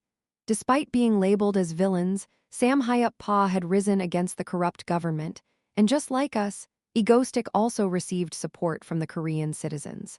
In fact, it was said that there were hardly any casualties in his terrorist attacks. As Katana continued with these thoughts, she suddenly recalled the previous meeting and got lost in her thoughts. Wait, come to think of it, he mentioned that the time-traveling hero is in the United States. It was Natsuha's confirmation of his words, so there is a good chance that this information is true. Who exactly is he? How does he know such things? Such doubts suddenly occurred to Katana. Japan's villain organization, Sam Hayap Pa, has recently been achieving victories against the government and the association. A few days after the Dragon Terror at the Ego Stream mansion, I was sitting on the sofa in the living room, minding my own business when I heard a voice from the TV. I looked up and saw Katana's face on the screen. The anchor's words continued. Despite being at a disadvantage against the government for a long time, Sam Hayap Pa suddenly started winning, putting the Japanese association in a difficult situation. However, among the citizens, there is considerable support for Sam Hayap Pa, saying they are better than the corrupt association. Did Katana listen to my words? Why are you suddenly focused on the TV? Do you have a thing for that type of woman? No, don't be negative all of a sudden. As I focused on the TV, I didn't even have time to breathe before I swiftly dealt with Seo Ya-young's negative comments. Then I watched the news again. Sam Hayap Pa is winning. It's a good thing. Maybe Katana listened to me and dealt with the traitor. Now, Japan's fate has changed a bit compared to the original story. Originally, Sam Hayap Pa would have been completely annihilated, and Katana would have died, but now that won't happen. At least they will hold out until the Moonlight Gate. That should be enough. Now, Japan won't be completely ruined by the corrupt association, which devoured the country and caused some events to affect Korea as well. Of course, Sam Hayap Pa won't completely drive out the Japanese association, but that's okay. Haha, it won't go that far, right? At that time when I was lost in thought, the news about Japan was over in no time. And the next news is about the terror attack involving Egoistic and the dragon, which has become a hot topic even abroad. Let's watch together. No, why do they keep talking about this all day long? I unconsciously changed the channel while seeing myself riding a dragon on the screen. Speaking of a dragon, where could the spirit be? Thinking about that, I went to find the spirit. Perhaps she would be sitting on the front steps in front of the large house as always, and there I could naturally spot her. Shin Ryong, what are you doing? A blue forest spread out in front of the big house. With the refreshing scent of phyton sides outside, the spirit had her feet stretched out toward the grass and sat quietly, just like any other time, gazing at the forest. With her long, black hair pinned with a hairpin, and wearing her usual white robe, she sat with a large gourd in her hands. Sitting alone, exuding a calm and mysterious atmosphere, she was hardly recognizable as the same person who had been crying out loudly in the sky as a dragon the day before. Are you having some impure thoughts again? What? Haha, of course not. Mentally rolling my eyes, I sat down naturally beside her. She slightly moved aside to make it easier for me to sit. Sitting next to the spirit like that, I gazed at the forest she was looking at. I somehow ended up back in the mortal world.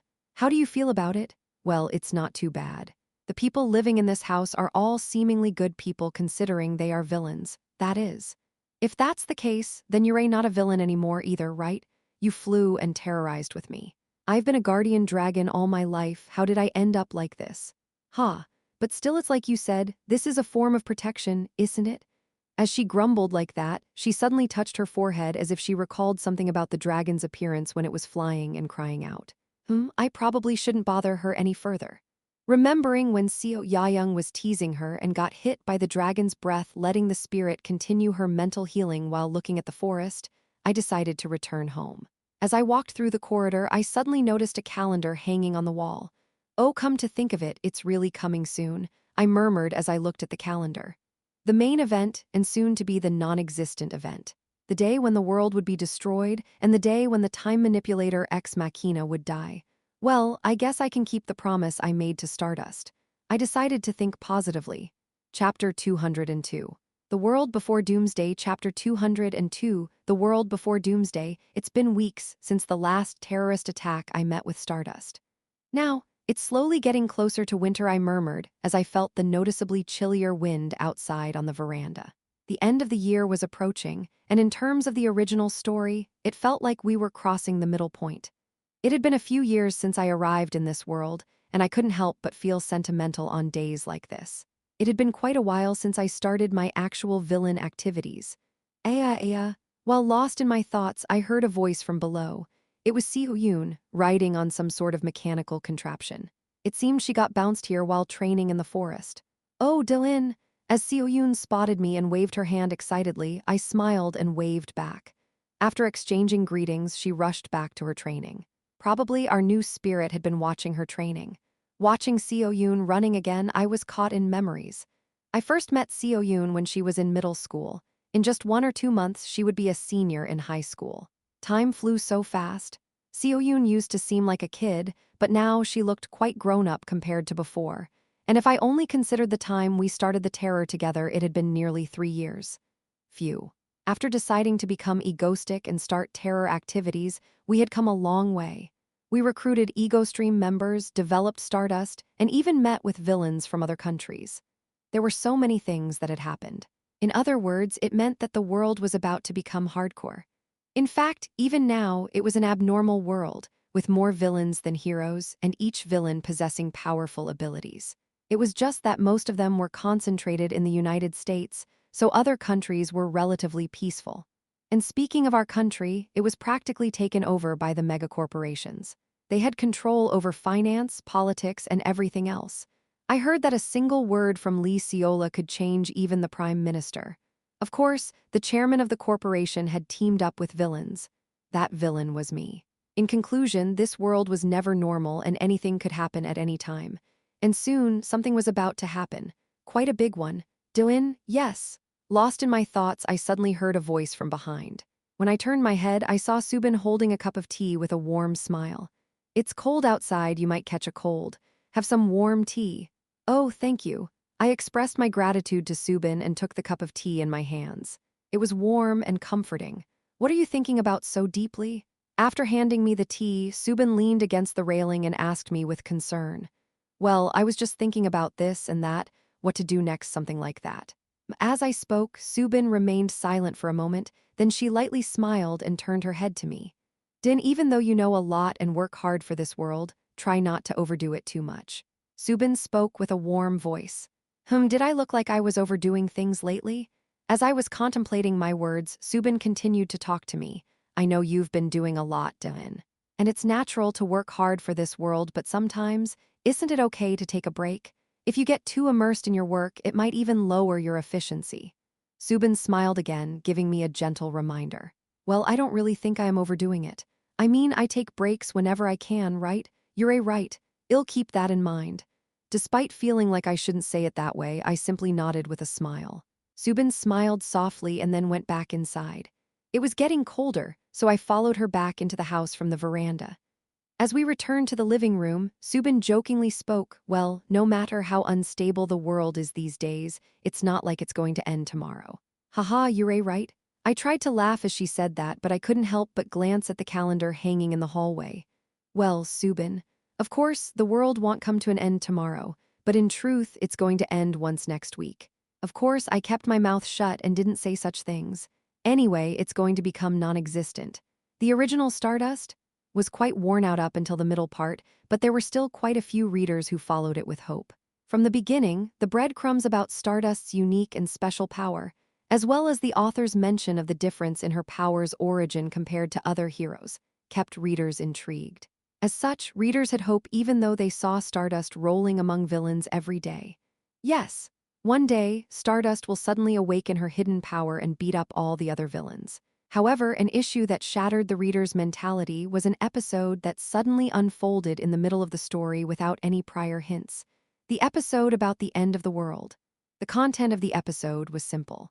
Suddenly, the associations, governments of various countries, and superpower holders began attacking the world. Nuclear bombs were flying, cities were burning, and even heroes went mad, destroying the cities. So this episode depicted the process of the world collapsing in an instant. It suddenly appeared without any prior context.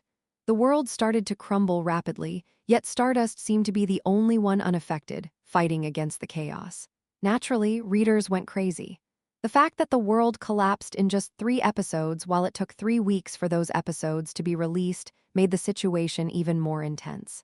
During that time, rumors and wild speculations about the author going insane were spreading. Although there were breadcrumbs about the world's destruction through Moonlight Walguang's dimensional experiment and the existence of a god, those were unrelated to the sudden and abrupt end of the world. Finally, after 3 weeks of agony, everything comes to an end in the last episode. S-class hero Ex Machina from the United States, who regained his sanity, sacrifices himself to manipulate time and prevent the apocalypse. This way, everything becomes an unseen event and the episode concludes. Of course, almost everyone, including Stardust, loses their memory of it all and the world returns to peace. Anyway, the shocking episode is about to begin, and there's not much I can do. I have no idea what the trigger is.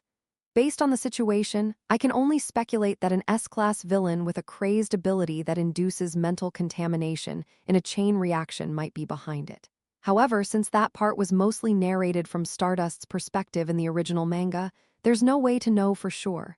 In any case, as they say, if you can't avoid it, enjoy it. I decided to take advantage of this situation. After the time reversal in the Apocalypse episode, the identity and death of the time-manipulating Ex Machina are exposed and reported worldwide. I used this opportunity to reveal Ex Machina's information to the villain conference, Cathedral. They might be skeptical now, but when the official information comes out, they'll believe me. That way, I can gradually expand my influence. Honestly, I didn't need to prepare much else. Everything will become a non-existent, and it'll just go on living a normal day. Of course, it'll experience the apocalypse, but since time will reset, it'll forget about it all anyway. So I spent my days as usual until then, coaching each member of our PMC Ego Squad, preparing for the next terrorism, selecting full information for Cathedral, choosing villains to deal with in advance and assisting in training the members. Just ordinary days. Of course, I also made some minimal preparations. Even though no one will remember the world's destruction this time, it's still something that will happen, technically speaking. In the original, Stardust tried desperately to stop the collapsing world all by herself, not knowing that time would be reversed eventually, shedding tears as she struggled. I had no intention of reproducing that crazy scene. So what? It will be deleted from the timeline and no one will remember it. It doesn't matter. It's just for my own satisfaction, even if I am the only one who knows. I can't bear to see Stardust suffer again. Even if I can't prevent the destruction with my own power, I can at least do that much. So I slowly prepared small things. The reason I told Stardust that we would meet again soon after the last terrorism was because of this day. Anyway, time passed quickly, and before I knew it, finally, the day has come. Dylan, what are you doing? In the living room during the morning. At that moment, everyone gathered there and I was focused on watching the TV. At this hour, the United States is celebrating the anniversary of the establishment of the U.S. Branch Association, with festivals still taking place in front of the Statue of Liberty. With the anchor's words, the Statue of Liberty appeared on the screen. I was watching it intently. Yes, there are only 5 minutes left now, the beginning of all this destruction. The head of the Statue of Liberty suddenly explodes and the tragedy begins. Yes, if the head explodes here, it means the start of all destruction. However, if it doesn't explode, it means the apocalypse has already happened, and time has been reversed due to Ex Machina's sacrifice. I have experienced all the destruction, but now I sit here without any memory of it happening. Now, will it explode or not? I watched the TV intently, and when the minute hand hit 12, that moment Kaya. On the screen, the head of the Statue of Liberty exploded, breaking into pieces. Oh, what happened? What just happened? Our Ego Stream members were also startled at that moment. I stood up from my seat and casually took out something I had prepared in advance from my pocket. It seems like I got caught up in a timeline where I need to deal with this. Chapter 203. Doomsday. Chapter 203. Doomsday. The Statue of Liberty exploded. In other words, the current timeline is the one where the world is about to be destroyed before Ex Machina reverses time. Realizing this, I immediately took action. Dylan, When I suddenly stood up from watching TV, everyone looked at me with confusion. Quickly, I retrieved the secret capsule from my pocket, clenched it in my fist, and activated it. Suddenly, smoke filled the living room. Doin', what's happening? Hey, what are yo doing? Caught off guard by the sudden phenomenon, my fellow members stumbled and collapsed. I am sorry, they were just sleeping. The world's destruction. All of this started a few minutes after the Statue of Liberty's head exploded, causing all superpowered individuals worldwide to go on a rampage, attacking cities like they were possessed. So I first made sure our team members were safe and asleep. Even if it's a timeline that will be erased, I didn't want to see my comrades attacking others. Phew, now they should all be asleep. As I looked around to check on everyone, I made eye contact with Yunwal, who was standing unscathed, blinking her eyes. The sudden silence filled the living room. Right, the magic circle. It seemed like Yunwal unknowingly activated one of her magical abilities to protect us. In the midst of this bewildering situation, I hesitated for a moment. Looking around at the fallen members in the living room, Yunwal gave me a slightly sad smile and whispered, "I believe you, Doin." Then, in one breath, she inhaled the smoke, and after finishing the spell, she collapsed to the ground. I approached her and held her gently as she lay on the floor. Quietly, I murmured, "I am sorry, Yunwal. Just sleeping for a while, it's just a momentary dream that we'll forget anyway." After checking on everyone lying in the living room, I left quietly. The effect of the magic would wear off after a few hours, and everyone would wake up. Those with strong innate abilities like Shinyong might wake up earlier, but it doesn't matter. Soon, the world would be destroyed and time would reset. With those thoughts in mind, I changed into the outfit I wore during our terrorist activities. Mask, hat, cape, everything check. I took the camera and memorized the sight of our sleeping members in the living room. Then, quietly, I left the house. Our members' mental states were now safe, and there was nothing more I could do here. Now I have to meet Stardust. The catastrophe struck in the blink of an eye. Breaking news. The United States has launched nuclear missiles toward Europe, China, Australia, and Egypt. In response, other countries are deploying countermeasures and retaliating with nuclear strikes on the United States. A sudden global nuclear war broke out. Out of nowhere, the U.S. president initiated nuclear attacks on multiple continents, and the world plunged into chaos. But little did we know, this was just the tip of the iceberg. Even worse events were yet to unfold. Breaking news. The villain organization Etheria, led by the S-class villain Celeste, has initiated a large-scale attack. They are targeting the United States and turning the nation into a sea of flames. Breaking news. The National Hero Association of the United States is attacking its own citizens. Heroes are smashing the cities, and the exact reason remains unknown. Breaking news. Superpower detention centers in the United States, Europe, and Russia have all lost control and been destroyed. As a result, the S-class villains held in isolation have been released, causing nearby cities to be reduced to ruins. Breaking news. The armies of the villain organization Atlas in the North Atlantic have begun invading the world. Citizens living near the coast are urged to evacuate immediately. Breaking news. The superpower detention center in the east of South Korea, East Carceris, has collapsed. All S-class villains have been released, so citizens are advised to evacuate to safety. This is crazy. On the rooftop of a high-rise building in downtown Seoul, I was watching the city below while listening to the news in real time. Boom, kaboom. Explosions and billowing black smoke were heard and seen everywhere. The apocalypse that had descended upon the present time. If the word doomsday were to take form, would it be like this? I simply looked down below with a calm gaze. This situation was never something I could interfere with in the first place. I have no idea where the initial trigger of this catastrophe came from, or what caused all the abilities users, governments, and associations to attack their own people. I can only guess it might have been a hypnotist or something like that.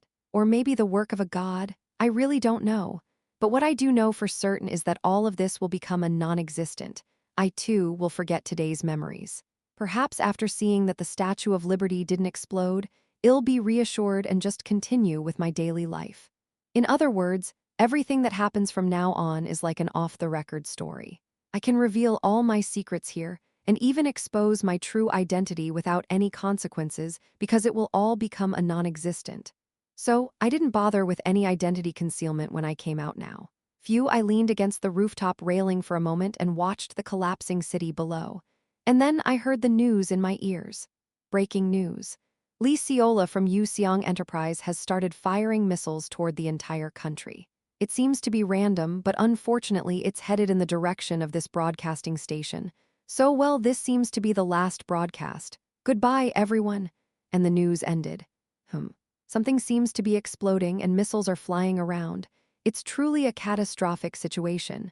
Well, I didn't really have any strong impressions. After all, these are all meaningless scenes. It's like watching a movie. These isolated events won't have any significant impact on my daily life or future, considering they will all disappear from the timeline. Even I won't remember these scenes. Still, I took a moment to recall the original story.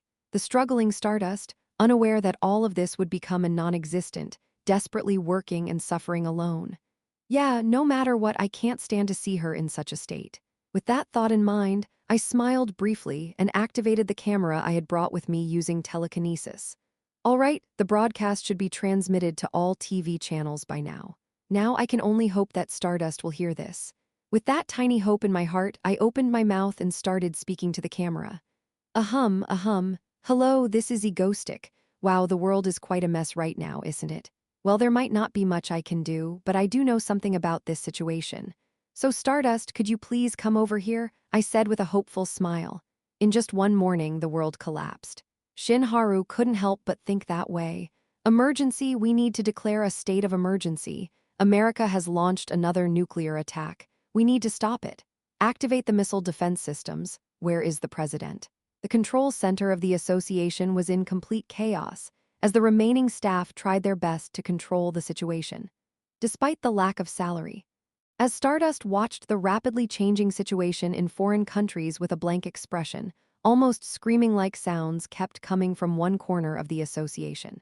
The detention center in the east suddenly broke open. The villains are all escaping in droves.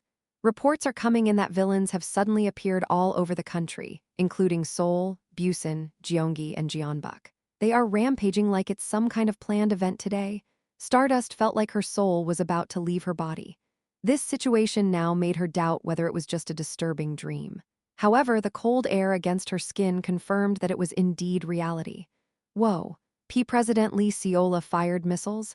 It seems to be missiles hidden by Yu Seong Enterprise. What did you say? After momentarily freezing, Stardust regained her composure upon hearing the news and quickly tried to call Lee Seola. Currently, the person you are calling cannot be reached. Please leave a message after the beep, but all she heard was the busy tone. Lee Seola always answered her calls no matter how busy she was, but today seemed to be an exception. I'll head outside for now. Sure, please do. Well, it seems like there's nothing more we can do. Passing by the murmuring staff, Stardust stepped outside. A chilly wind blew, and the sound of explosions echoed from all directions. Oh, Shin Hara's eyes trembled uncontrollably. Where should she start, and what should she do? She had already received all the reports from the association. The sudden news that all superpower holders, including heroes and villains, were going mad, and even world leaders had gone corrupt. The entire world was now hurtling towards destruction in just one morning. In such a situation, how on earth should she handle it? She had roughly flown around and dealt with visible villains, but it felt like an endless loop. As soon as she subdued one, another appeared, an endless cycle. Under this overwhelming wave, Shin Haru found herself on a psychological cliff. It seems there's no answer. It's likely the end. The world is already in ruins, and what could she possibly do alone? And in that situation, suddenly an idea popped into her head from none other than it was a villain, a certain man, Egostic. In the middle of this psychological turmoil, she realized something. She had relied on Egostic more than she thought.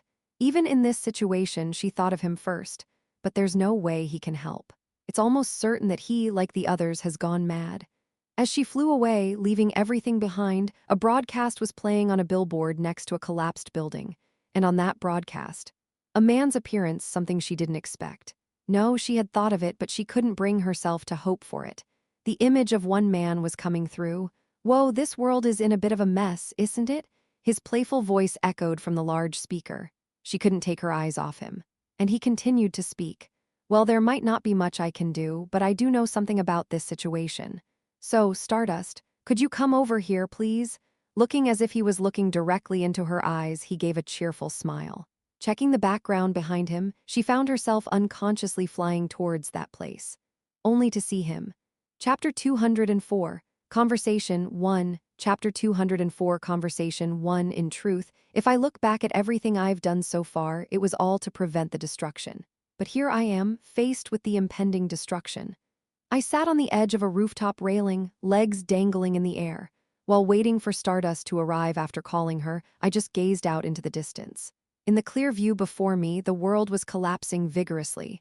Everything humanity had built was crumbling. But well, I didn't really care. After all, this would all become a fleeting dream in an instant. Whatever I said or did here, it would all become nothing. So the scenery before me only provided a sense of I need to work hard to avoid it ending up like this in reality. I had initially tried to fall asleep. But then, Stardust suddenly appeared in front of me. As someone who remembered her struggles during this apocalyptic time in the original, I just couldn't leave her be. That's why I called her through the broadcast, telling her not to worry too much and to take a break. After all, it's a time-traveling dimension, so she shouldn't suffer too much. Actually, would she believe what I say? No, would she even come here in the first place? Still, I had to try, and after such a wait, she came. Egoistic welcome, Stardust. The clear blue sky stretched out above us. Black smoke rose between the gaps in the scenery. Amidst the real-time collapse of human civilization in the background, I smiled slightly and greeted Stardust as she looked at me with slightly trembling eyes. Floating in the air, she looked down at me. Under the continuous sound of bombings, I continued to speak in a calm voice. Thank you for coming. To be honest, I was worried about what to do if you didn't show up. Anyway, since you're here, let me tell you the truth behind all this chaos. I remained seated on the railing in front of her and began to explain. I was worried she would be overwhelmed by the accumulated stress, but to my surprise, she didn't rush toward me in distress. Instead, she calmly nodded her head, and I felt relieved by her response. With that assurance, I started to explain the situation. In fact, to sum up everything I said, it's just this Stardust, this time will be restored by another superpower users. It will become nothing. You won't remember anything that happened today. I explained it all in detail, how it seems like some superpower holders caused all of this, and the time manipulator in the United States will reset time. Something like that. Perhaps both you and I won't remember this conversation we're having right now. It will all become nothing, and this collapsing world will return to its original state in a few hours. So until time goes back, let's just relax together. I finished saying everything I wanted to say. Thankfully, Stardust listened quietly to what I had to say without interrupting. But would she believe me? Now that I think about it, it sounds like an extremely unreliable statement. It's odd that I know all this information. Haha, well, even if you don't believe me as I was speaking to her, her voice came from in front of me. I'll believe you. Isn't it hard to trust me? In an instant, I raised my head at the voice that came from right in front of me. There, before me, Stardust was quietly smiling and looking into my eyes. She softly laughed and said to me, "It's not anyone else. It's you. I'll believe you. Completely." At that moment, I unknowingly held my breath. Her appearance, with the bright blonde hair fluttering in the air as she faced the sky, and the way she looked at me with a gentle smile, was too beautiful. Or maybe it's because, without a shred of doubt, she's telling me she trusts me completely. Whatever the reason, thank you, I couldn't help but say that. Can I sit next to you? Sure, yes. As I responded, she was already sitting next to me on the railing. She still had a faint smile. While I struggled to catch up with what was happening, she was smiling and looking at me. As I continued to try to find the right words to say close to me, right by my side, she sat with her hands resting on the railing, looking at the sky in front of her as she spoke to me. So, you're saying time will reset anyway. Yes, that's right. Everything that's happening now will become nothing. We won't remember any of it. In response to my words, she just gently swung her legs without giving any specific reply. At this point, I thought she might ask me how I knew all this, but she didn't ask such a question. Instead, Stardust threw a different question at me. But then, why are you and I not going crazy like everyone else? We're both perfectly fine. Stardust asked me out of curiosity, and I answered, because our source of power is different. Our source of power is different? She seemed genuinely curious, turning her head from looking at the sky to looking at me with interest. If I delve too much into the theological aspect, we'll end up talking about it all day, starting from the three gods of the origin. Considering the time constraint, I provided a somewhat condensed answer. Yes. Unlike others, the source of our powers is different. Our powers have different origins from the start, so we aren't affected by the powers of other gods. Yeah, let's just explain it like this for now, but it would be awkward if she asked who these gods were. Thankfully, she asked something else after hearing my explanation. Then the origin of our powers is the same? Yes, that's correct. I see, I get it now. Satisfied with my response, she gave me a soft smile, and then turned her gaze back to the sky in front of us. And so, a moment of calm returned. Seizing the opportunity, I took a deep breath. Did Stardust ever appear this affectionate towards a villain in the original story? I don't think so, I don't know. Everything we're doing right now will become nothing, and we won't remember any of it. What does it matter anyway? Overthinking will get you nowhere. Let's just enjoy the moment. So I sat there next to Stardust, enjoying the breeze blowing on the rooftop. Despite the sirens wailing and smoke rising from somewhere, I couldn't bring myself to think about the fake destruction. It felt like a surreal experience. Stardust also remained quiet, watching the scenery by my side. And then, after a while, as she silently gazed at the scenery, she turned her head to look at me and spoke. "You know, egoistic." In response, I turned my head as well and was taken aback by her face so close to mine. She continued, her gaze fixed on me as if she had been longing to ask this question for a long time. "Can I ask you one thing?" "Oh, go ahead." In response to my answer, Stardust looked into my eyes, filled with a desire for something, and asked me a question, as if she had wanted to ask this question for a long time. "Egoistic, are you really a villain?" For a moment, it felt as if time had stopped, such was the impact of her question. She looked into my eyes with her blue ones, asking if I was truly a bad person. And at that moment, as someone who used to be a fan of Stardust, I realized something. It wasn't a question about whether I was formally a villain or not. It was more than that. It was about whether I was truly a bad person or not. For a brief moment, I turned my head away from her question. And then she continued with her earnest voice, full of conviction. "All the acts of terror you've committed so far, were they all just to torment people? Only for your own personal gain? Or was there another reason behind it?" Looking at me, she kept asking with a serious tone and a sense of certainty. Listening to Stardust's words, I paused and pondered for a moment. Why would she ask such a question in the first place? Could it be that she has always been suspicious of me? Nah, that couldn't be it. Stardust hates villains so much. Maybe it's because she knows I know everything about the conspiracy behind this destruction and called her here. Still. Anyway, since all these memories will disappear, and everything happening now will vanish as if it were an illusion when time goes back, maybe I can speak the truth for now. With that thought in mind, I opened my mouth, deliberately putting on a playful smile to lighten the heavy atmosphere. "Oh no, am I caught? Well, the truth is I did everything to prevent the world's destruction. I wanted to stop the future where things could end up like this." "Haha," I said it as if joking, trying to lighten the mood. "Aha, I thought so." "What? Haha, somehow I had a feeling." In response to my words, she laughed and answered, "Tell me more in detail, about everything that has happened so far." And as I looked into her eyes, shining with anticipation, I couldn't refuse her question. "Where should I start?" It's going to be quite a long story. But well, it should be enough to pass the time. So I slowly began to speak. "It's a bit chilly here, isn't it?" "Yes, it is." Shinharu, it had been quite some time since she arrived on the rooftop where Egoistic was sitting. From the moment she arrived, she heard his words about how all these events would be resolved by turning back time, and even though it was hard to believe, she trusted him without a shred of doubt.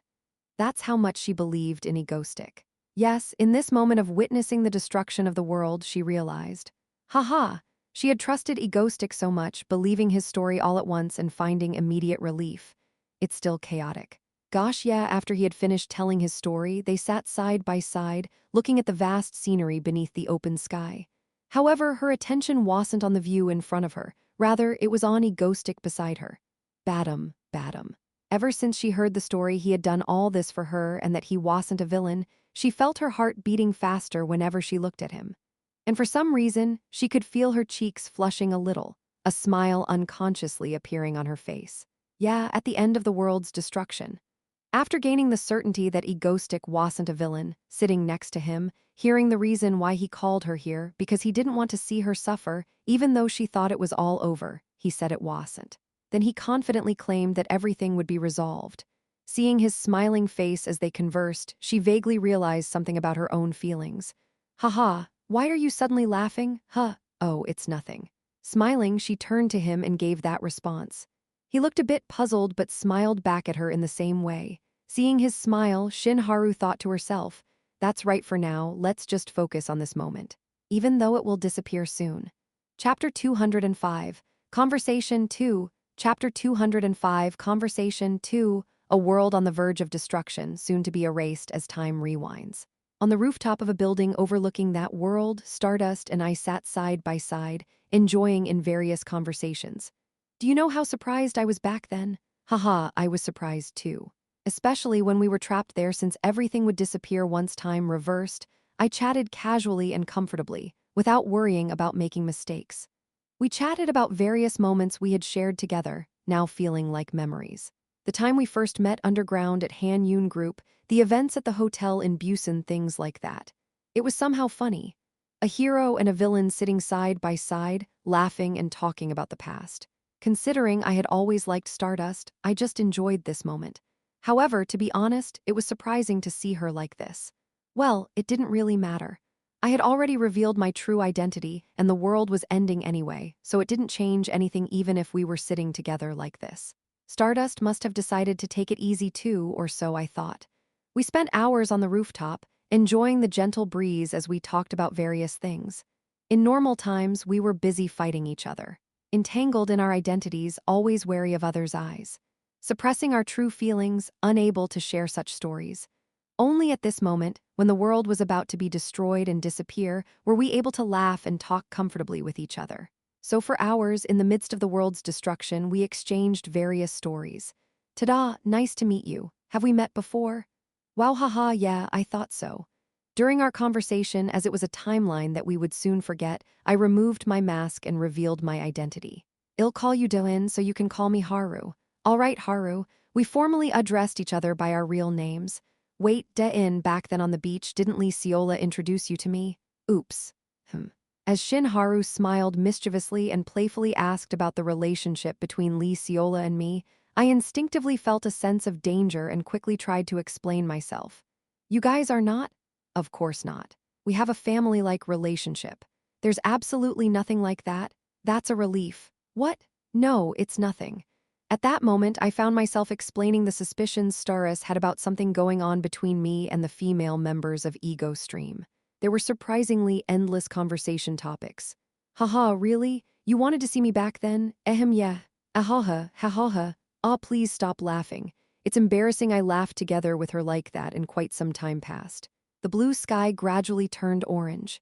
In fact, at one point during our conversation, Walguang Bridge tried to revive, causing a seizure, and suddenly it turned into night, but it must have failed as it returned to daytime again.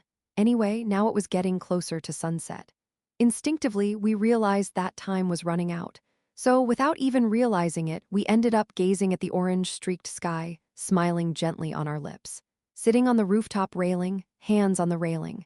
That way, we sat at the top of a world on the brink of destruction, waiting for the time to rewind. In the midst of that, I, lost in thought, quietly reflected on the serious conversation we had shared today while the conversation temporarily ceased. I know it too. The current situation is unusual. As I mentioned earlier, I revealed my identity, and it's a moment when the world is on the brink of destruction. Maybe because of that, I extended a reassuring hand to her, who might have been psychologically overwhelmed, causing the shaky effect. However, even considering that, Haru felt too close to me, as if we had been old friends from the beginning, not between hero and villain, as if she didn't hate me or hold any resentment. I liked Stardust. From the very beginning, of course, so I could laugh and talk with her, enjoying her company. But Haru, to be honest, it was strange from the start. She readily accepted my words about time rewinding without a hint of doubt, as if she had trusted me from the beginning, even though I am a villain. Why? And then, hey, yeah.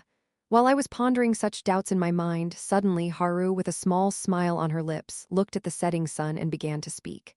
Under the crimson sky, in an atmosphere where something made my heart race, she spoke to me. "I've been thinking about it now. Yes, to be honest, I never really disliked you, Dylan, I mean egoistic, from the beginning. Actually, I don't think I ever did." Hearing those words, I doubted my ears. I turned my head to look at her, but she still stood there, gazing at the reddening sky with a serene smile. And she continued, her gaze still fixed on the sky. I think I may have just tried to dislike you consciously, because you're a villain causing terror and evildoer, and I am a hero, a savior. Naturally, I should hate you, that's what I thought. What is she saying? Regardless of my confusion, Haru continued to speak. But now that I think about it, when was it? Was it the day when the plane crashed, the day you called me? She paused there, taking a deep breath. Then, with a sense of conviction, she spoke again. Since then, I don't think I disliked you that much. On the contrary. Actually, the opposite. No way, nah, this can't be true. Over time, all those moments when you cared for me, they all added up. You, and Haru softly murmured, as if whispering just for me. She smiled while looking at the sky, but there was a slight shimmer of moisture in her eyes. Without meeting my gaze, she continued with a slightly trembling voice. Haha, isn't it funny? At the end of everything, at this moment that everything will eventually disappear, I finally realized my feelings. And I am only telling you now. Still gazing at the sky with slightly reddened eyes, Haru kept murmuring. Just like that, I got to know Shin Hara's feelings for the first time. I couldn't say a word. How did it come to this? Instead, I silently pondered in my mind. I had definitely tried to be her eternal enemy, a perpetual villain in her eyes. That's why I acted the way I did. But I was also a villain for the first time, so there might have been some immaturity. Yeah. Should I not have contacted her to cheer her up when the plane was crashing? Should I not have rescued her in the underground that day? Should I not have intercepted when Han Yun Group invaded with their giant weapon? Should I not have caused a storm at Walguang Bridge? Should I not have stepped in for her in front of the demon castle that day? I don't know. However, even if I could go back, I would probably do the same. But I should let someone know about this. I felt that I had to tell my future self about this, even if I had to turn back time. It was wrong. My plan to become Stardust archenemy, an eternal adversary, a wicked villain, was fundamentally wrong. To remain a villain, I needed to change my plans, even if it was for the sake of the world. However, I couldn't convey it. The flow of time couldn't be altered, even with my stellar powers. As I seriously pondered the situation, I felt something touching my hand, which was resting on the railing. It was warm and soft. Tap, tap. Her fingers were getting closer to my left hand. And just as I turned my head, I locked eyes with Haru, her blue irises slightly moist. I can't, she softly asked me with a small voice. It doesn't matter, it's the end anyway. Everything will become nothing. In the crimson light of the sun, reflecting in tears that sparkled, surrounded by a breathtakingly beautiful landscape, I looked at her as she spoke to me like that. I couldn't say or do anything. Soon, her fingers gently touched mine. Before I knew it, her hand completely covered the back of my hand. I, too, slightly moved my hand to hold hers. She seemed a little surprised, and I quietly thought, yeah, I liked Stardust. From the beginning, of course, so it shouldn't matter, I don't know. Future matters will be handled by the future egoistic. Being a villain or anything, that's a problem for my future self to solve. If he's as clever as I am, he'll come up with new strategies. It's not a problem for me from a timeline that will disappear anyway. That's how it will be. And since it's the end anyway, everything will become nothing. I just need to focus on this moment. With that thought in mind, I held her hand and simply smiled at her. Haru widened her eyes for a moment, then she burst into a wide smile. Her eyes became teary with joy. Boom, boom. It seems like it's almost over now. Yeah, how much time has passed like this? We were quietly watching the explosions erupting below the crimson sky on the rooftop, still holding hands. Today's day will end like this now. The world will completely perish. Time will go back, and the events of today will be completely forgotten between the memories of both of us. And then we will return to the days of fighting each other. I will continue to terrorize and she will stop me. I will laugh while turning on the broadcasts and she will rescue people. Days like that. Haha, why are you laughing? Nothing, as she looked at me with a questioning expression. I said that and held her hand tightly once again. She muttered but her ears were still blushing. Well, but I didn't think there was much difference since it was me, so I stayed quiet. Boom, it's not the end. Huh. As the booming sounds and mushroom-like clouds approached closer to us, I quietly opened my mouth to speak to her. Even if time goes back, we are still the same two people. People don't change. Someday we will have another conversation like this. That's right. Raising my other hand, I gently wiped away the tears on her cheeks. I spoke to her, don't cry, okay. And in response to my words, Haru even smiled slightly with her red eyes. Boom. And her appearance was so beautiful that I couldn't take my eyes off her face. And then, boom, time went back again. Chapter 206. The World After Destruction, Chapter 206. The World After Destruction, the headquarters of the American Association. A hidden underground bunker far below the surface. It's known to only a select few, and even the President of the United States would not be able to enter here without permission. This secluded place was heavily fortified and isolated from the outside world to prevent any intrusion by superpowered individuals. It lacked mirrors and televisions, always brightly lit due to the presence of a teleporter who could freely move in darkness. The bunker was equipped with various devices to counter teleporters. This place was the residence of the world's most important hero, Ex Machina, the only individual in the world with the ability to turn back time. And he was currently leaning against the wall, coughing up blood. Cough, cough. Heaving a deep sigh, he struggled to catch his breath. His brown hair was now tainted with yellow and his skin turned pale, likely due to fear. Wobbling, he walked through the deep corridors of the underground complex. I stopped it. Unknowingly, he mumbled in a hoarse voice. Cough, another bout of blood. He clutched his trembling hand tightly and dragged his feet, finally reaching his own room. The trail of blood marked his path. Ha ha, cough. Once inside his room, he collapsed onto the floor. Ex Machina, his real name is James Machina. He coughed up blood while placing his hand on his chest and murmured, "With this, all of this will come to an end." It took too long. The range of time that his ability could handle had surpassed its limit. If he turned back time now, he would have to stake his own life, which he had protected so far to prevent the danger to humanity. But it's ridiculous. Humanity has already been annihilated. What's the point? Yes, as far as he could ascertain, he was the last survivor. There was no longer any meaning in trying to prevent the end. He had been living all this time to prevent it, and now this was the end he had tried to stop.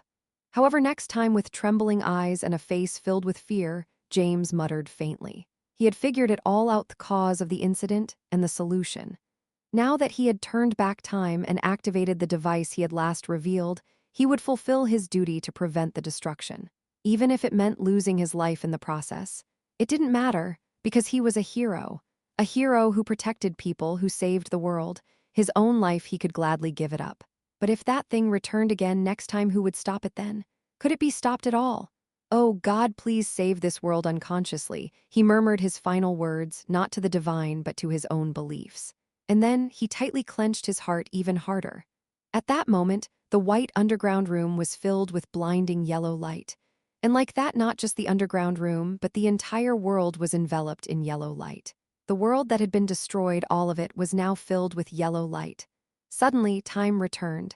In the Ego Stream headquarters, the main house. Yawning, "What are you doing, Dylan?" "Oh, I am just watching TV." "Why are you so focused on watching that? What is it?" Seoyun looked puzzled as she picked up a piece of apple with her fork and asked me. The living room in the morning, where everyone had gathered. I was watching TV with great concentration, to experience the moment of destruction. At this moment, the United States is celebrating the anniversary of the founding of the U.S. Branch Association, with festivities still taking place in front of the Statue of Liberty. As the anchor spoke, the image of the Statue of Liberty appeared on the screen. I was watching it intently. Yes, it's almost time. The moment when it will be decided whether I will be caught in the time of destruction or not. The head of the Statue of Liberty suddenly explodes and the tragedy begins. Those were the words clearly mentioned in the original. If the head explodes, it means the destruction is beginning. But if it doesn't explode, it would mean that the destruction has already taken place, and time has returned due to the sacrifice of Ex Machina. I have already experienced all the destruction, but here I am sitting without any memory of it, as if it never happened. Now here we go. Will it explode or not? That's the question. I focused on the TV like that, and finally at the moment when the minute hand pointed to 12. Nothing happened. Yay. Even though quite some time has passed, people are still enjoying the festival in front of the Statue of Liberty. This is Kim Yumi, reporting from the night in the United States. I collapsed onto the sofa. Fortunately, it seems to be a time period where I don't have to deal with anything. Well, if you think about it, technically the past me already dealt with it, but it's not my problem anymore. It's not my job to handle the past. Din, are you feeling unwell? No, you've been sighing a lot since earlier. Yunwal looked at me with a worried expression from across the sofa. I reassured her not to worry and patted her head. It was a sigh of relief, Yunwal. I leaned back against the sofa, putting my hands in my pockets. I could feel something round like a ball. Perhaps, if the head of the Statue of Liberty exploded and the destruction began, I would have triggered this smoke gas first. But now it's not that time, so there's no need for that. I'll have to put it somewhere in my room again. Jae-young, that was mine, right? Ah, Seo-yoon, where's yours, where's mine? Everything is ours. The apple flavor is sweet. I don't think it was this sweet the last time I had it. Shin Ryong, should I get you one more? Like that in the lively living room, I quietly sank into my thoughts. There isn't much information on the internet, so it seems like the destruction was indeed avoided. Perhaps Ex Machina sacrificed itself to reset time on a large scale. Since the original work didn't properly explain the cause of this event or how Machina stopped it, there's no way to know for sure. Anyway, it's a relief. Now, the important thing is to think about what to do next. Soon, the news of Ex Machina's sudden death will likely be revealed to the whole world. His identity, which was kept a secret, will probably be exposed due to this unexpected death, I remember. Anyway, that's a story for a few days later, so let's forget about it. But there was something more important to ponder. That is, what did I do in that destroyed timeline? According to my plan, I was supposed to meet a tormented Stardust without knowing that time was reset, and I tried to comfort her so that she wouldn't unnecessarily suffer. I am not sure if I did well. She might not have listened to me. It's probably something I'll never know, but if things went well, if she believed me and stood by my side, I probably would have told her everything without hiding my secret. After all, it's a time that will disappear. A forgotten memory. Haha, I wonder how Stardust reacted. Huh, Stardust? Oh, it's nothing. When Seo-yoon turned her head, wondering about my quiet muttering, I smiled, made an excuse, and walked to my room. I wonder what Stardust's reaction was. Did she get angry? Did she show contempt? Or maybe she was taken aback. She might have been bewildered and laughed. Well, it's something I will never know now, since I can't remember anything either. However, as I grabbed the doorknob of my room, I couldn't help but feel a slight ache in my chest. As time passes, moments are gathered. What's wrong with me? Am I having an arrhythmia? I don't know. Why does my chest keep aching? Why do I feel like I forgot something important? Why does my heart keep pounding? Seriously, I don't know, I muttered as I sat in the chair. Is it a side effect of time regression? But I haven't regressed in time. It's strange. Maybe it's just because I feel empty inside. However, a sudden thought crossed my mind. For some reason, out of nowhere, I blurted it out unintentionally. I miss Stardust. Thump, thump. Korean Hero Association headquarters. Stardust office? Sitting there, holding a pen and clicking it, Shinharu absent-mindedly pushed out a calendar and peeked at it. Liar. Well, I'll be able to see him again next time, I guess. It's been a month since Egoistic came riding on the dragon during the last terrorist attack. He said I'd see him again soon, but a whole month has passed. What's so soon about that? He'll probably come back in another 3 months like usual, and he'll call that soon? With a soft sigh, Shinharu leaned back in her chair and lifted her head. Then, her eyes caught the TV screen hanging on the opposite wall of the office. At this moment, the United States is still celebrating in front of the Statue of Liberty, commemorating the anniversary of the establishment of the U.S. Branch Association. On the screen, the image of Americans enjoying the celebration was being shown. And for some reason, she couldn't take her eyes off that screen. Unknowingly, she kept watching the scene. As time passed, yes. Despite a considerable amount of time passing, people are still celebrating in front of the Statue of Liberty. This was Kim Yumi, reporting from Nighttime America. Well, nothing particularly unusual happened. It was just a regular news broadcast showing the festivities and then ending. Why did I want to see that? She turned her gaze away and returned her attention to her work. And there, at that moment, thump. A sudden droplet fell onto her document. Where did that come from?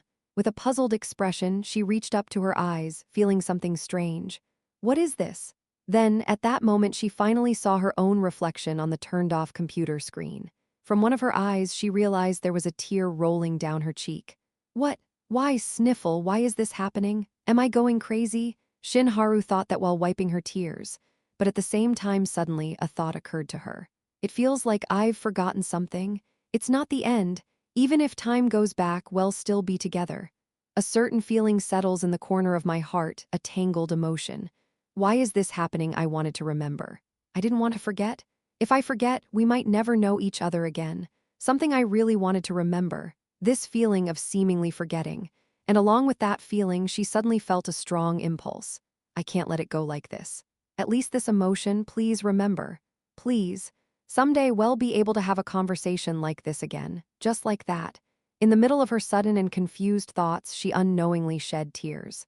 She gathered her thoughts, her dizzy mind, and sorted out her confused emotions. Soon, she quietly leaned back in her chair. I don't know why this is happening. I can only guess that it might be due to the stress I've been under lately. However, a certain thought has been coming to her mind since earlier. The perplexing and inexplicable thoughts ended up revealing her heart. Shinharu softly murmured, I miss Egostick. Somehow, for some unknown reason, she wanted to see Egostick. Right now, right away. Chapter 207. Winter Life. Chapter 207. Winter Life. Although time has returned and the disaster has been averted, after the day we escaped from annihilation, winter has already arrived. Look at the heavy snowfall. I stood on the veranda and murmured. Perhaps due to the house being located in a secluded valley, the snow was falling heavily. I watched as the once green mountains were now covered in a pure white, breathing out white vapor. This year is passing by safely too. As I observed the snow falling outside the window, I thought about the future. I have come a long way so far. The never-ending journey is gradually showing signs of hope. When I conducted the first terror attack, I wondered if I would even survive until the incident at the Walgwang Bridge gate. But now, I can see that day approaching. I managed to hold on until the end of the apocalypse episodes. By the end of this year, I should finish training the PMC and start recruiting for the second and third generation. I continued my thoughts. It's time to seriously consider the world after the dimensional rift was opened at the Walgwang Bridge and the monsters started to rampage. In the original story, it turned into an extreme situation from that point onward. It was already chaotic, to the extent that one couldn't distinguish whether it was an apocalyptic story or a hero story. They said the population decreased by more than half. Of course, it's impossible to prevent the dimensional rift from opening. It was set to open sooner or later even without the interference of the Walgwang Bridge incident. However, at least I should make an effort to minimize the damage. Then, it will be time for the final battle. Phew! I exhaled a white breath once again. First, I should start preparing for the upcoming Walgwang Bridge incident. And also, I need to prepare Stardust for the final battle. She is the only one who can prevent the world's destruction. Thinking briefly about the annihilation, my feelings became complicated. It's only natural that my head starts spinning when I think that the chaotic situation from the latter part of the original story might become reality after the Walgwang Bridge incident. Din, are you finally done watching the snow alone? Come in and have some cocoa. Having seriously contemplated the future, I returned to the living room, where Seo-yoon handed me a cup of cocoa. It was warm and sweet, quite delicious. Tastes good. It's good, right? I made it. Really? Of course. Since I'll be a senior in just a few more days, I can make cocoa even better than Subin now. She proudly declared, seeming more excited than when she explained a gadget to me. It's probably her way of showing her gratitude, and I find it adorable. I am thankful too. I continued to admire the snow for a few more minutes, and Seo-yoon seemed to be in a good mood as her lips curved up. After spending some time together, she suddenly found something funny on her smartphone. Meanwhile, I turned on the TV again to watch the news, hoping for something interesting. However, while yawning, I couldn't find anything particularly special in the news. As Seo-yoon giggled and showed me her phone, she handed it over, saying, "Look at this. When a stick gets tired, ego stick, so funny tn. Ego pronounced in Korea almost like ego, which is a long sigh people make when they're tired. Comments, ha ha ha, what a joke, teacher, why are you writing such posts? I dislike myself for laughing at this. I pressed the upvote button because I couldn't resist. Stop pressing the upvote button without seeing it. Seo-yoon, is it funny? Isn't it funny? Ah, it's exhausting, ego stick. Ahaha. Seeing Seo-yoon laugh, I couldn't help but smile too. Our Seo-yoon still acts like a child. No, wait, is this more like a dad joke? Anyway, I enjoyed watching Seo-yoon show me some funny posts from my fan cafe while sipping on cocoa. Yeah, this is good. People are all laughing and chatting peacefully. At this time in the original story, there were several terrorist attacks every week, and hundreds of people died, plunging society into chaos. Protests condemning heroes like Stardust and Shadow Walker for their incompetence were happening every day. Of course, Lee Seola managed to dissolve them with her authority, but still. As I peacefully rested in the living room, enjoying the peace, the TV suddenly reported Japanese news. And now, let's look at the latest news from Japan. CEO reporter, do we have breaking news? I finally leaned back on the sofa and turned my gaze towards the TV. Japan, oh right, I completely forgot about it while dealing with the end of the world and all. I remembered in the original story, Japan was controlled by a corrupt government, and Sam Hyup-pa with Katana were fighting daily. The story mentioned that Sam Hyup-pa would be defeated, leading to Japan's downfall. So I gave Katana a little favor by providing her with information on the traitor. I heard that she was losing every day before but gradually started to win. I wonder if things have improved now. It can't be that she's still losing, right? I had such thoughts. While absent-mindedly watching the news, I heard some shocking news. Yes, Sam Hyup-pa are overwhelmingly winning against the Japanese Association. Experts predict that the Japanese Association will collapse within early next year. Wait, what? Why are you collapsing? I was surprised and adjusted my posture to focus more on the news. In response, the International Association was asked for assistance, but they refused. Some believe that the International Association is not intervening due to the corruption of the Japanese government and association. On the other hand, Katana, the leader of Sam Hyup-pa, has expressed that even if they win, they will allow the association to exist and not defy the world order. I am startled. I looked at the TV with a slightly dazed expression. Seriously, just because one traitor was dealt with, the situation flipped like this? In the original story, Sam Hyup-pa were getting beaten up every day and now they are winning. Well, I guess it's a good thing. I don't know. I had thought that the situation would remain chaotic for quite a while. And I never imagined that Sam Hyup-pa would reach a point where they could defeat the association just with that one piece of information I gave them. Yeah, it would be best if Katana remembers my favor and doesn't forget about me. The villain conference, Cathedral, is going to be held soon, so I might meet her then. With those thoughts in mind, I made some plans. Before that, though, I should at least prepare for the chaotic situation after the Walgunjio and meet our PMC members. Great. You've improved a lot from before. At the training room in the underground headquarters of the PMC, Yu Xiong Squad, I watched over the training performance of our PMC members. HMPH, it's nothing. I am still lacking. She modestly responded to my praise, but her lips curved up slightly. That's number 2, Yellow. She possesses the ability to shoot arrows of light, and her skills have improved significantly compared to before. Her bow accuracy, as well as the power of the light arrows, have grown considerably. Now she's almost at the level of the early Stardust. Of course, early Stardust was much weaker than the current powerful Stardust, but considering she was just an A-class back then, Yellow's growth is quite remarkable. That's partly because of the ongoing power inflation and also considering the fact that she's using the ore I worked hard to find. By the way, talking about Stardust, I wonder what she's up to these days. Is she still catching villains? I should check my fan cafe or organize information when I get home. Wait, why am I thinking about that now?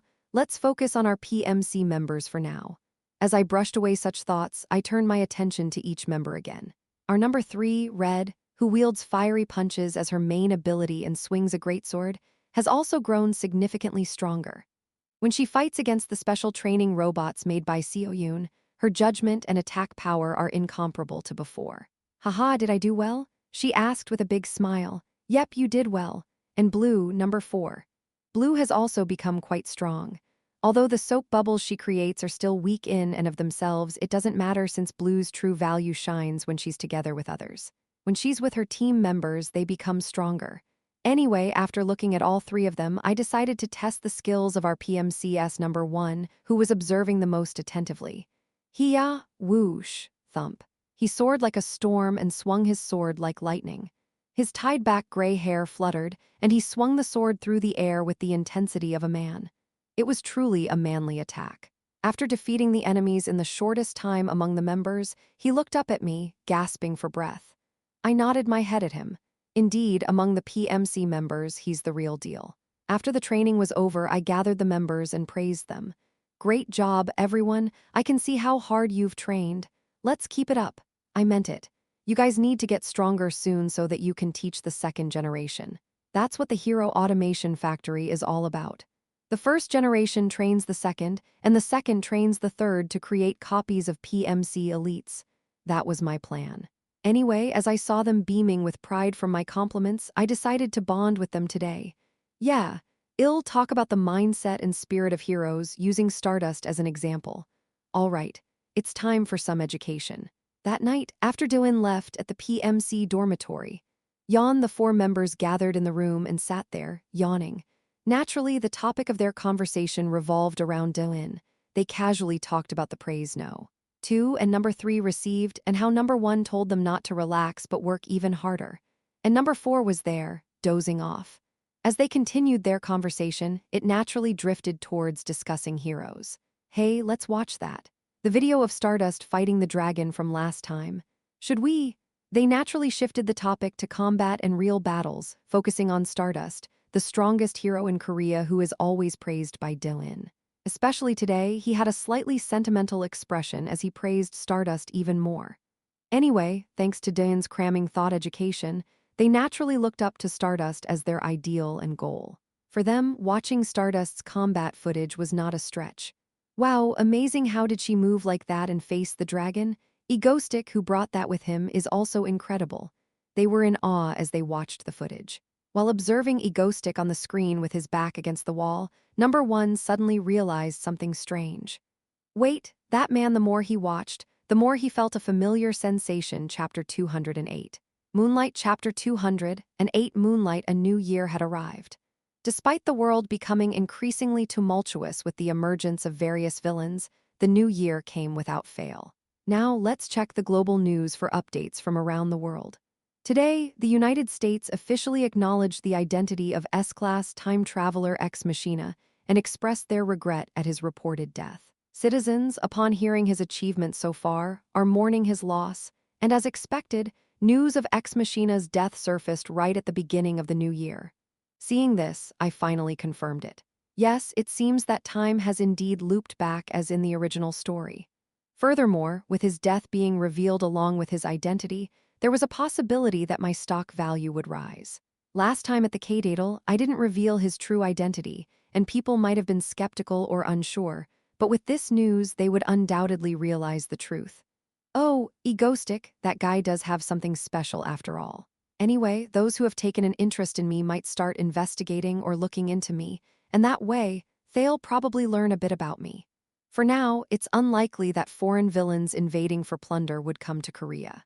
Anyway, my goal is to spread rumors about me abroad, preventing the invasion and thus saving Stardust from unnecessary trouble.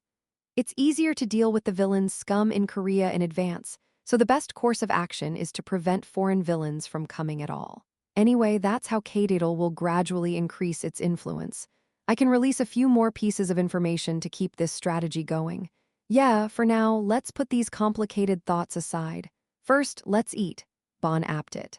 Yes, enjoy your meal. So we welcomed the new year by eating rice cake soup around the dining table. Subin was watching us with a smile. Since I also helped make the food, I had already eaten a bowl with Subin, who said she went to get some herself. Is it good? Yes, it's delicious, Dylan. Yoonwal smiled and replied. Yes, it's good to see her enjoying the meal. Lately, Yoonwal has been catching my attention. I feel a slight sense of guilt whenever I see her, but I can't quite figure out why. It feels like something I should remember, but I can't quite recall. Strange. It reminds me of the past. The villagers used to treat me to this. Meanwhile, on the side, Shin Ryong suddenly murmured something lost in memories. I have no idea when she's talking about.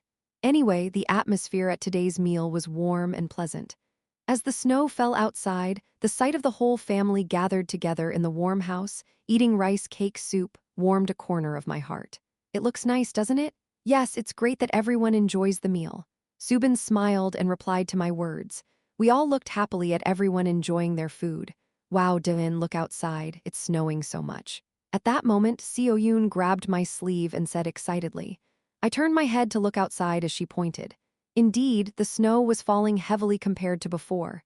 This winter, there's a lot of snow, not good for terrorist activities. While I was thinking about that, Seo Yoon blinked and said, on days like this, we should have a snowball fight. Huh.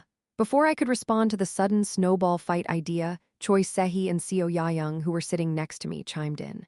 Oh, a snowball fight? That's a good idea. I used to do it when I was young, but I haven't done it as an adult. Sure, I'll have to tell Sehi who the older sister is after a long time. Haha, you think it's you. I bet it's the other way around. Hee hee, are you mad? No, I'm just thinking about how to turn you into a snowman. And just like that, Choi Sehi and Seo Ya-young suddenly got fired up.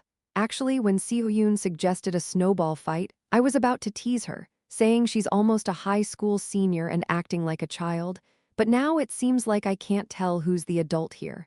Well, that's how it went. We finished eating and naturally decided what to do next. Villains, those who create chaos in society through acts of terrorism, become a source of fear for ordinary people. With overwhelming abilities, they threaten civilians with terrifying power. But what do they do in their spare time? The answer: snowball fights. Ha ha, try to dodge this, you can't escape. Sehi Ya-young, be careful next to you. Well, of course, there might be a difference in scale. As I flew around wearing a scarf, I watched them shooting snowballs at each other like cannonballs.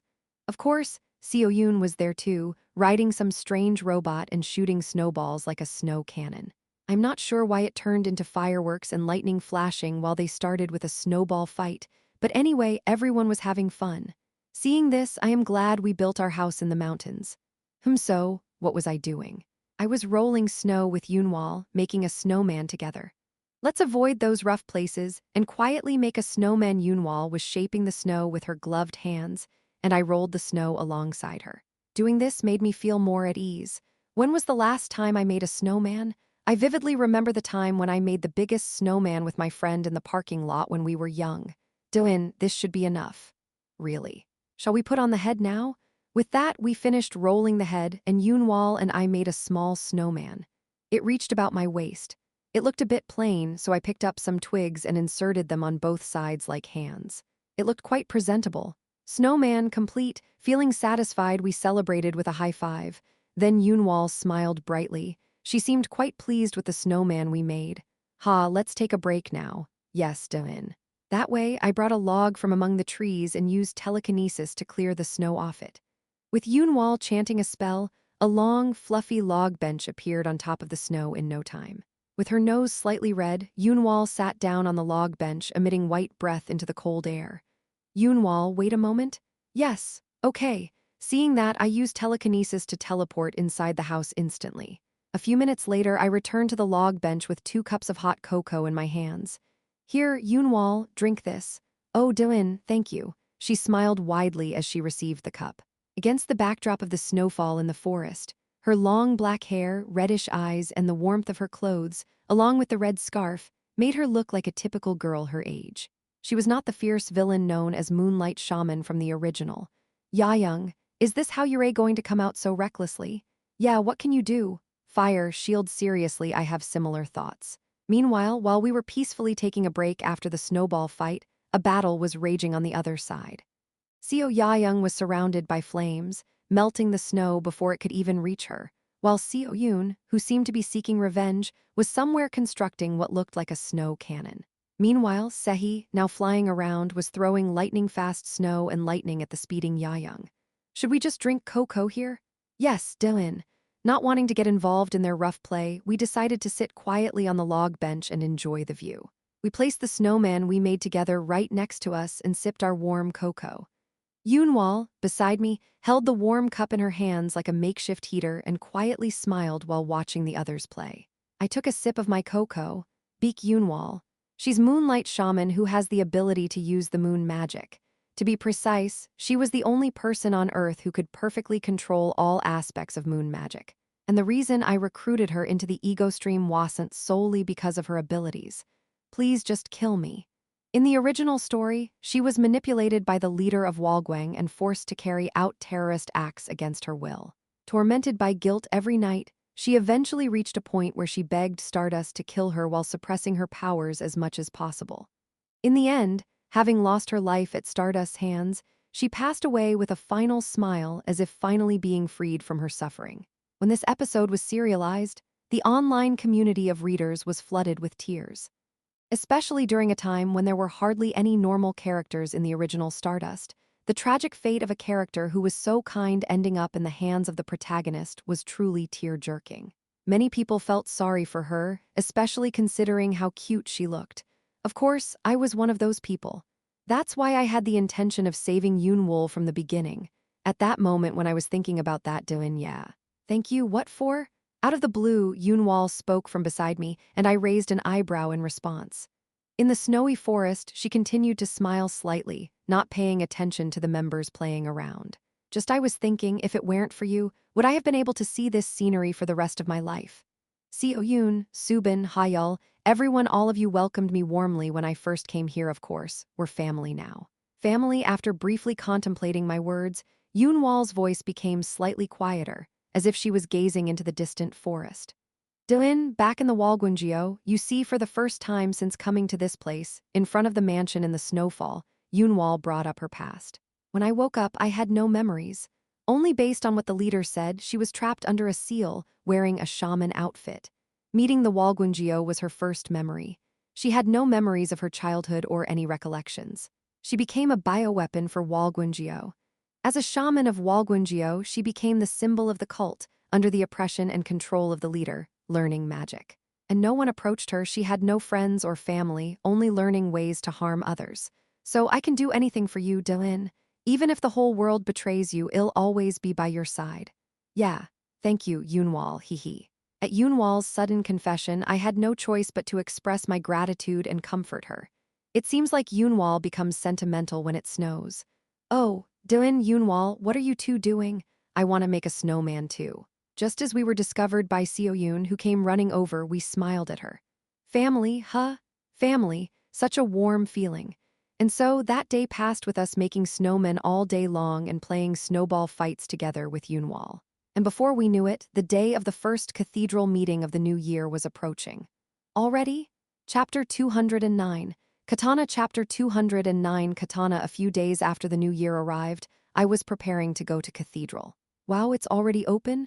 Does everyone have nothing to do? As I was getting ready, I thought about that. I mean, I have a lot of information to share, and it's nice to see Uncle Atlas again after a long time, but I'm not sure about the others. Or is Celeste's intention to get closer by meeting frequently? When I saw them last time, the people sitting next to each other exchanged greetings and chatted quietly, so maybe they are becoming close like that. It was mentioned in the original story that the cathedral frequently opens. Of course, I was sitting next to Uncle Atlas from the beginning, and the next time I was sitting beside our red mohawk-haired friend, so I didn't have much time to meet others. Oh, but there was one person. Katana, the S-class villain from Japan, that woman. Well, can you call that a conversation? I just unilaterally provided information to her while she was subtly cautious of me. Anyway, thanks to my advice, she completely turned the tide and is now thriving. I think the news recently mentioned that only the Japanese Association's formal surrender remains. They even said that public sentiment is already in Katana's favor, so I guess I've done enough. But Katana, when she sees me, is she pretending not to know me? Should I call it playing possum? Now that you've gotten the information, it's time to wash your hands of it, right? Or maybe in the end, she will definitely get back at me like in the original story? I don't have much to say about Katana since I don't know her well. Well, whatever. I'll know when I get there in a little while. So after getting dressed, I plan to tear up the letter sent by Celeste and head to the conference room. I'll be on my way, Subin. Yes, take care. Oh, wait a moment. In the warm sunlight shining into the living room, Subin smiled at my farewell and walked towards me. Then, she stood in front of me and briefly lowered her gaze before adjusting the collar of my clothes under my neck. This side is slightly crooked, rustle. Feeling the touch of her fingers on my body, I stood quietly for a moment until she finished fixing it. That way, in the living room, only our breathing could be heard for a while. There, all done. With a gentle smile, Subin finished adjusting my clothes and softly spoke to me. It was close to home. Thank you, I'll be back soon. Yes. Subin answered with a bright smile. Let's go with strength. After giving a wry smile, I tore the letter in my hand. And like that, my vision wavered once again. Hello, egoistic. The cool air touched my skin.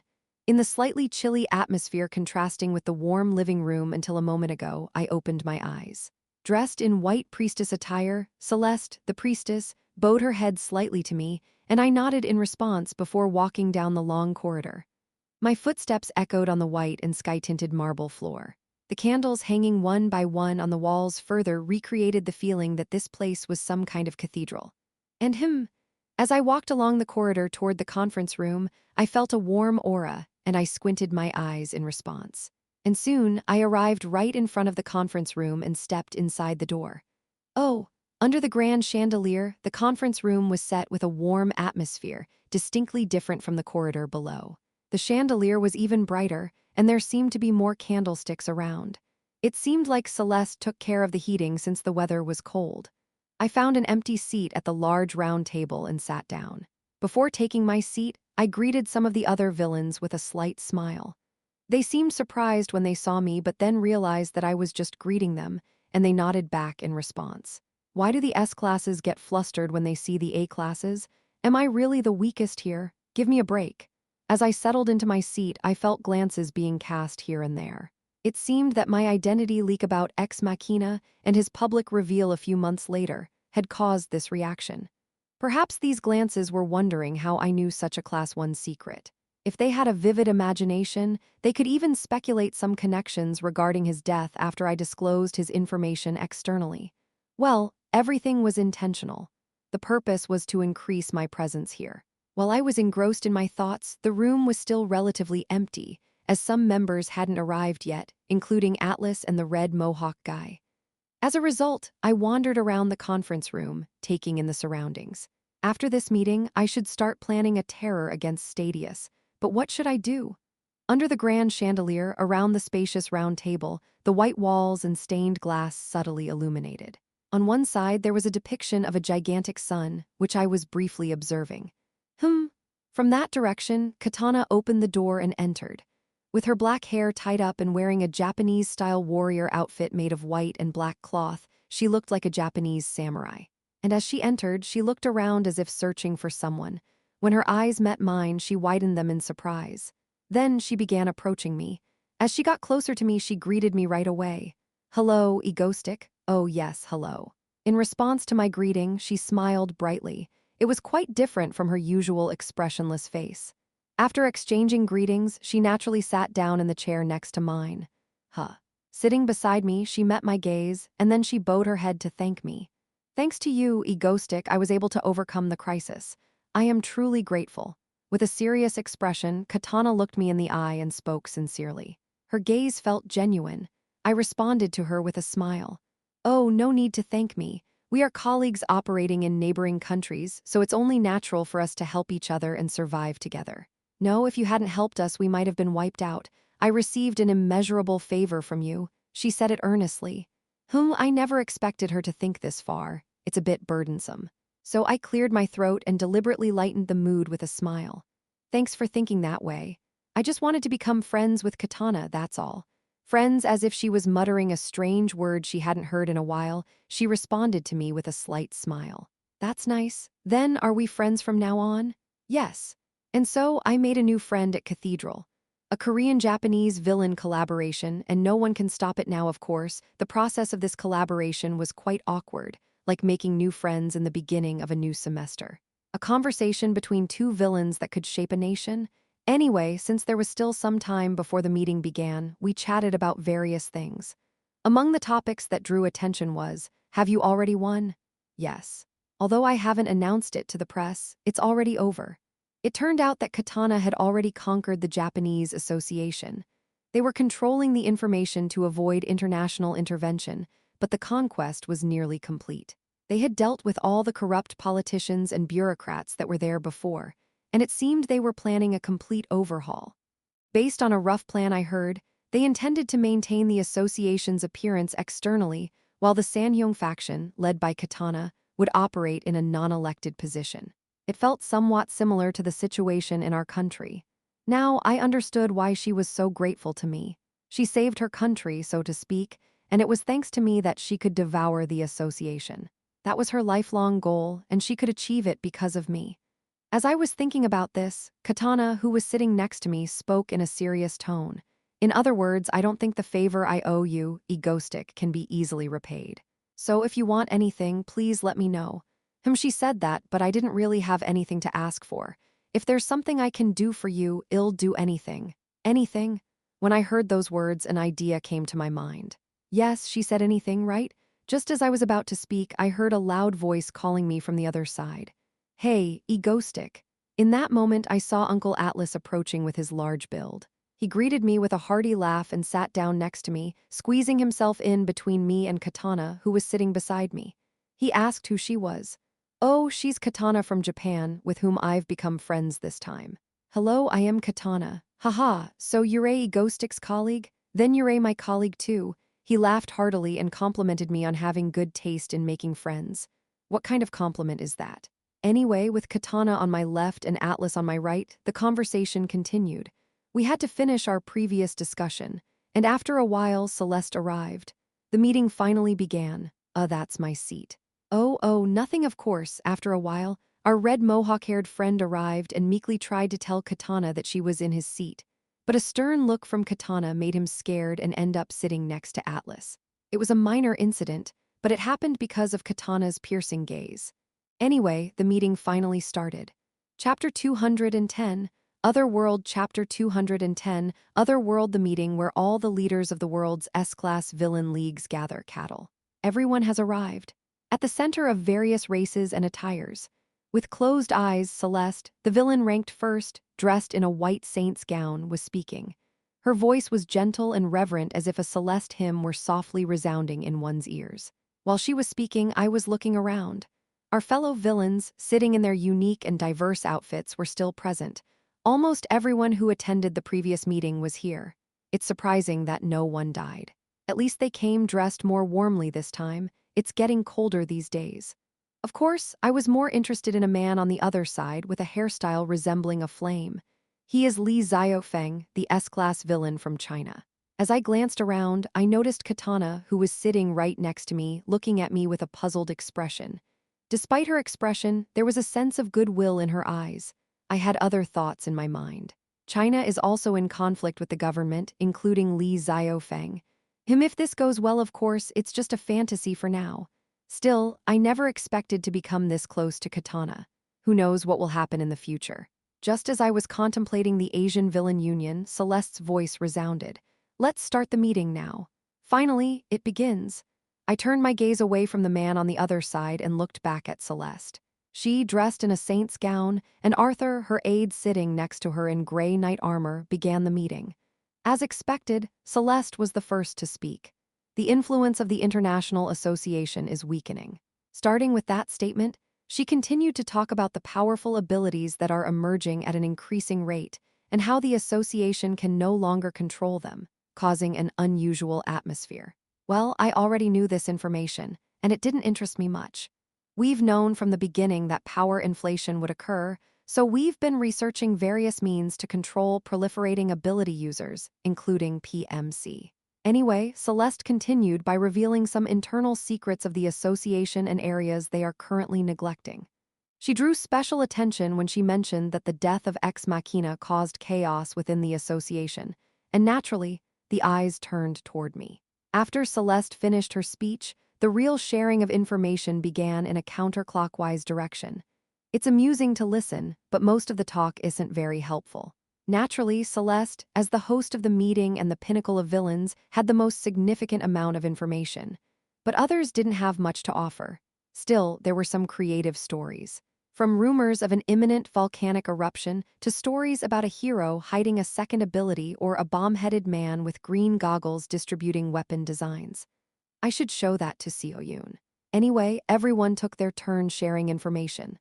Finally, after Katana, who seemed to have some inside information about the association due to her actions in Japan, finished her sharing. It was nearly the end, and my turn finally came. Numerous gazes were concentrated on me much more than when others were speaking. Considering that many people have been pretending not to look at me since the beginning of the meeting, it's only natural. I smiled slightly and met all those gazes. In the previous meeting, I leaked information about a hero with an almost zero-class secret ability. From his name to his ability, I accurately revealed it. Furthermore, shortly after I spoke about him, he died, and his identity was exposed to the world. So it's only natural that they have to focus on my words. They are curious about who I am and whether I'll reveal shocking information again. Last time, everyone's attention was concentrated on whether it was just a coincidence or not, and I had no intention of betraying their expectations this time. Yeah, let's reveal this information now. I opened my mouth and spoke. Everyone, do you all know that this universe is not the only one? That was my quiet statement thrown onto the silent round table. At my words, they seemed to be puzzled at first. It might seem like a sudden and confusing remark. Continuing from there, I said, more precisely, there is not just one dimension. This universe is composed of multiple dimensions. It's like the multiverse theory. Generally speaking, there are other worlds that we can't normally reach. Well, I don't intend to go into a deep discussion about dimensions here.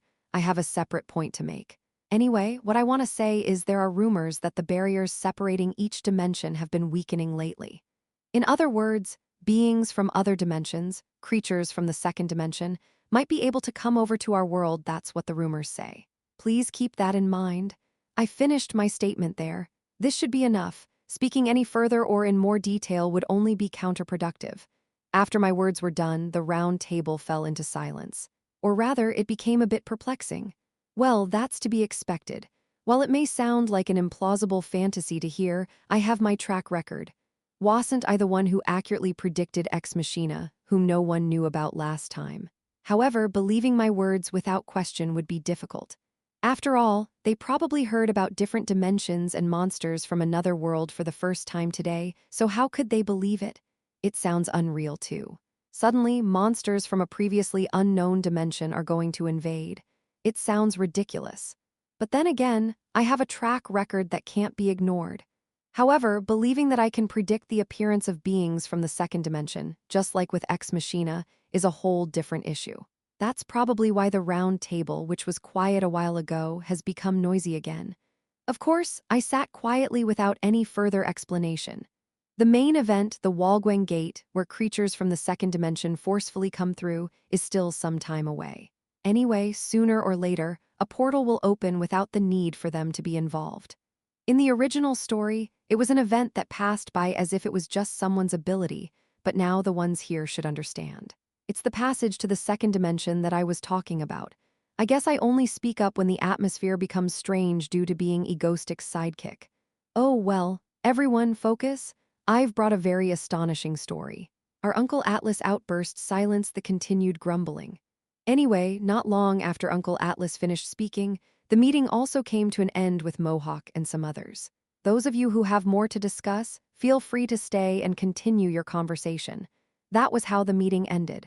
Some left, but a few remained to exchange discussions among themselves. I suppose that's how it goes when we live in different countries and are far apart. We take the opportunity to talk more when we have the chance to meet. And we were no different. Haha.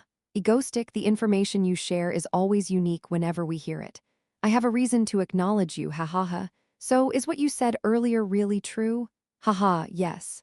I've heard about it as well, and I think it's quite plausible. Well, in any case, we'll defeat whoever comes at us. Ha. As expected, it was an answer typical of Atlas, pretty thoughtless. Well, it's true that someone who leads a legion of fishmen like him would have no fear of beings from another dimension. In fact, in the original story, it was Atlas' legion that defeated the most monsters that came out of the gate. If what you said is true, we should also be prepared to some extent. Katana, who was sitting next to me, nodded her head. However, for now, it seems like most of them don't have any special concerns. The existence of invaders from another dimension sounds vague, and there's no guarantee they'll be hostile. Well, we'll find out more later, and we can talk about it when the time comes. With that, we exchanged a few more words before starting to prepare to leave. After all, there are many listening ears around here. Hyung Nim, please be careful. Tien, refer to an older brother in a very formal way. This only applies for male. Ah, yes. With that, after exchanging greetings with Mohawk and Atlas, I started to prepare to leave. It's time to go home, and something happened. Just a moment, Egoistic, yes. Katana stopped me. When I looked at her with a smile, she had a serious expression and said to me, earlier I was interrupted and I couldn't finish what I wanted to say. I am truly indebted to you for everything. As much as I owe you, I want to do anything I can to help. Is there anything I can do for you? She looked into my eyes, speaking so sincerely. I glanced at her for a moment and then I spoke. Anything? Yes, anything I can do. With a firm determination, I told her what I had been thinking since earlier. Well then, there is one thing I'd like to ask of you. Yes, please tell me. Katana, would you join me? I stopped for a moment and then continued with a smile. In doing terrorism? What? She, who had shown such determination, suddenly looked puzzled at my words. Well, she didn't expect me to be willing to make such a request. Chapter 211. The Perfect Plan. Chapter 211. The Perfect Plan. Katana, would you join me in the terrorism? That was my response to her request, promising to grant any one favor, thanks to my advice that helped her partially conquer Japan. At the edge of the cathedral after she had spoken those words. Kanbanwa, egostic-san, T/N. Hello/hi in Japanese. Hello, everyone. Kanbanwa, I came to Japan. Well, how did it come to this? After exchanging greetings with the members of Sam Hyup Pa, please have a seat. The most prominent villain organization in Japan and the de facto rulers of the entire country now that the association had lost its functionality. Sam Hyup Pa. I was in Katana's office, the leader of Sam Hyup Pa. A neat and clean room that gave a slightly wooden vibe. On one side, there were what seemed like medical books stuck to a bookshelf on the wall, and on the other side, an old map of Japan was attached to the wall. It had an antique feel in various ways. Have a sip. Oh, thank you. Katana, who had poured tea for both of us, sat down at the table between us. I took a sip after receiving the warm tea. It had a deep yet refreshing taste with no aftertaste. Putting down the teacup, I smiled and said to Katana, the tea is very good. It has a deep flavor. Did you brew it yourself? Yes, I'm glad you liked it. She replied with an indifferent expression. However, there seemed to be a slight sense of satisfaction. Her expression didn't change much, but something was in the atmosphere. Anyway, we chatted briefly over tea. After the atmosphere had loosened somewhat, Katana brought up the main topic again. Are you saying you want me to join your terrorism in Korea? I stopped tasting my tea and looked up at the voice in front of me. Katana mentioned the terrorism I had talked about earlier. That's right, this is the reason why I came to Japan. After proposing the terrorism when the cathedral ended, I was about to go home, but she suddenly dragged me here. It doesn't seem like a conversation that we can end quickly. She wants to discuss it in a more private space. I also might not see her again for a while, and she also wants to repay the favor, etc. I nodded my head without even realizing it when we were saying those things. I was shaking hands with Katana and tearing the letter, then suddenly, when I opened my eyes, I was in Japan. Anyway, I nodded in response to her words in front of me. Yes, that's right. I would like you to join hands with me in terrorism in Korea. That's my request. She pondered for a moment with a neutral expression at my words. At first glance, she may seem cold, but that's just her face. It doesn't actually seem that way. There's almost no change in her facial expressions. In fact, when I held her hand in cat-addle and explained the reason why I had to come to Japan, she was expressionless, but there was urgency in it. In the original work, it was mentioned that she was not very good at expressing emotions. Anyway, I focused on Katana in front of me. With her black tied hair and wearing a martial arts uniform, she seemed to be considering my proposal to participate in terrorism in Korea with me.